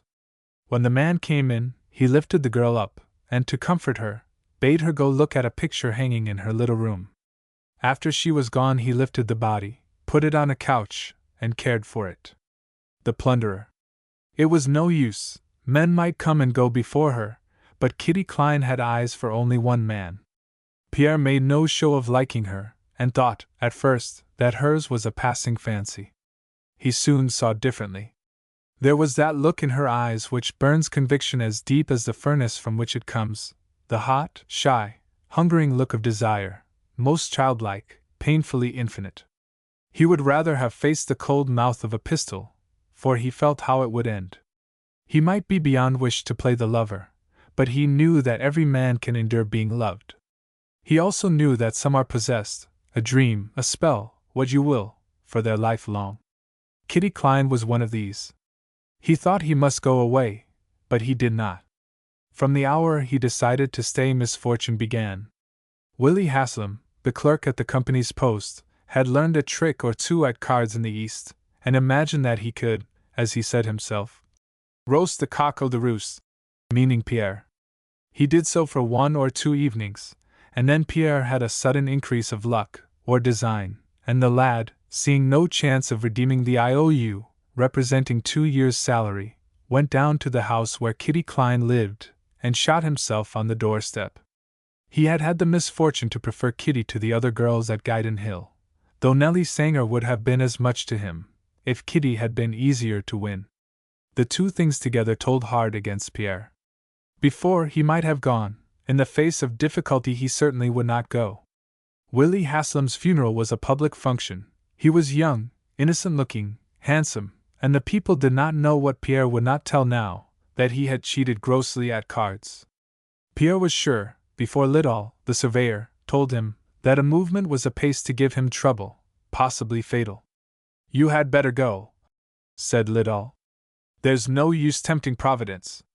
"They are tempting the devil," was the cool reply. "And that is not all joy, as you shall see." He stayed. For a time there was no demonstration on either side. He came and went through the streets, and was found at his usual haunts, to observers as cool and nonchalant as ever. He was a changed man, however. He never got away from the look in Kitty Klein's eyes. He felt the thing wearing on him, and he hesitated to speculate on the result, but he knew vaguely that it would end in disaster. There is a kind of corrosion which eats the granite out of the blood, and leaves fever. "What is the worst thing that can happen a man, eh?" he said to Liddell one day, after having spent a few minutes with Kitty Klein. Liddell was an honest man. He knew the world tolerably well. In writing once to his partner in Montreal, he had spoken of Pierre as an admirable, interesting scoundrel. Once, when Pierre called him mon ami, and asked him to come and spend an evening in his cottage, he said, "Yes, I will go. But pardon me, not as your friend. Let us be plain with each other. I never met a man of your stamp before. A professional gambler, yes? Bien? You interest me, I like you, you have great cleverness. A priest once told me I had a great brain. There is a difference. Well? You are like no man I ever met before. Yours is a life like none I ever knew. I would rather talk with you than with any other man in the country, and yet you would not take me to your home? That is all right. I expect nothing. I accept the terms. I know what I am and what you are. I like men who are square. You would go out of your way to do me a good turn." It was on his tongue to speak of Katie Klein, but he hesitated. It was not fair to the girl, he thought, though what he had intended was for her good. He felt he had no right to assume that Liddell knew how things were. The occasion slipped by. But the same matter had been in his mind when, later, he asked, "What is the worst thing that can happen to a man?" Liddell looked at him long, and then said, "To stand between two fires." Pierre smiled. It was an answer after his own heart. Liddell remembered it very well in the future. "What is the thing to do in such a case?" Pierre asked. "It is not good to stand still. But what if you are stunned, or do not care? You should care. It is not wise to strain a situation." Pierre rose, walked up and down the room once or twice, then stood still, his arms folded, and spoke in a low tone. "Once in the Rockies I was lost. I crept into a cave at night. I knew it was the nest of some wild animal, but I was nearly dead with hunger and fatigue. I fell asleep.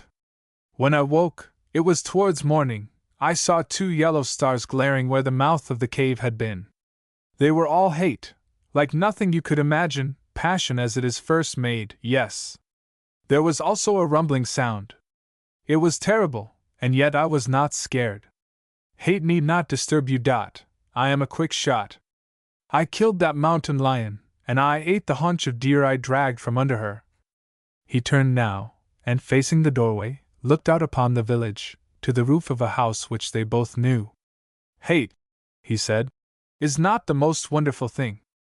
I saw a woman look once as though she could lose the whole world, and her own soul.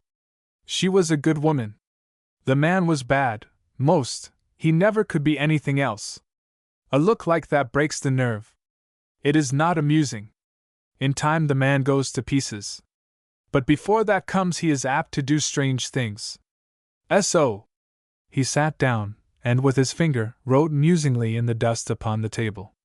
Liddell looked keenly at him, and replied more brusquely than he felt. "Do you think it fair to stay fair to her? What if I should take her with me?" Pierre flashed a keen, searching look after the words. "It would be useless devilry." "Let us drink," said Pierre, as he came to his feet quickly. "Then for the House of Lords, the new and fashionable tavern." They separated in the street, and Pierre went to the House of Lords alone. He found a number of men gathered before a paper pasted on a pillar of the veranda. Hearing his own name, he came nearer. A ranchman was reading aloud an article from a newspaper printed 200 miles away. The article was headed, "A Villainous Plunderer." It had been written by someone at Guidon Hill. All that was discreditable in Pierre's life it set forth with rude clearness. He was credited with nothing pardonable. In the crowd there were mutterings unmistakable to Pierre. He suddenly came among them, caught a revolver from his pocket, and shot over the reader's shoulder 6 times into the pasted strip of newspaper. The men dropped back. They were not prepared for warlike measures at the moment. Pierre leaned his back against a pillar and waited.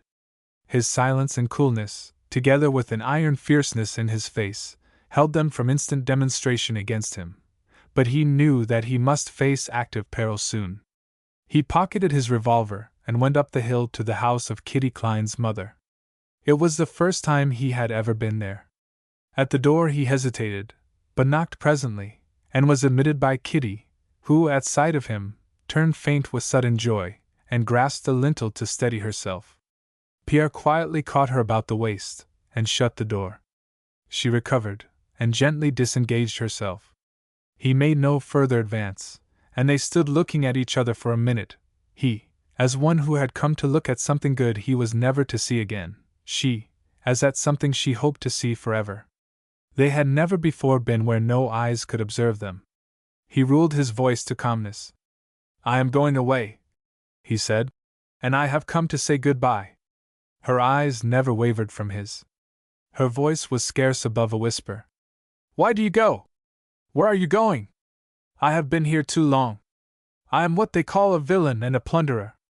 I am going to mon Dieu, I do not know." He shrugged his shoulders, and smiled with a sort of helpless disdain. She leaned her hands on the table before her. Her voice was still that low, clear murmur. "What people say doesn't matter." She staked her all upon her words. She must speak them, though she might hate herself afterwards. "Are you going, alone?" "Where I may have to go I must travel alone." He could not meet her eyes now. He turned his head away. He almost hoped she would not understand.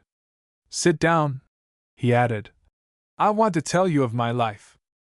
He believed that, telling it as he should, she would be horror-stricken, and that the deep flame would die out of her eyes. Neither he nor she knew how long they sat there, he telling with grim precision of the life he had led.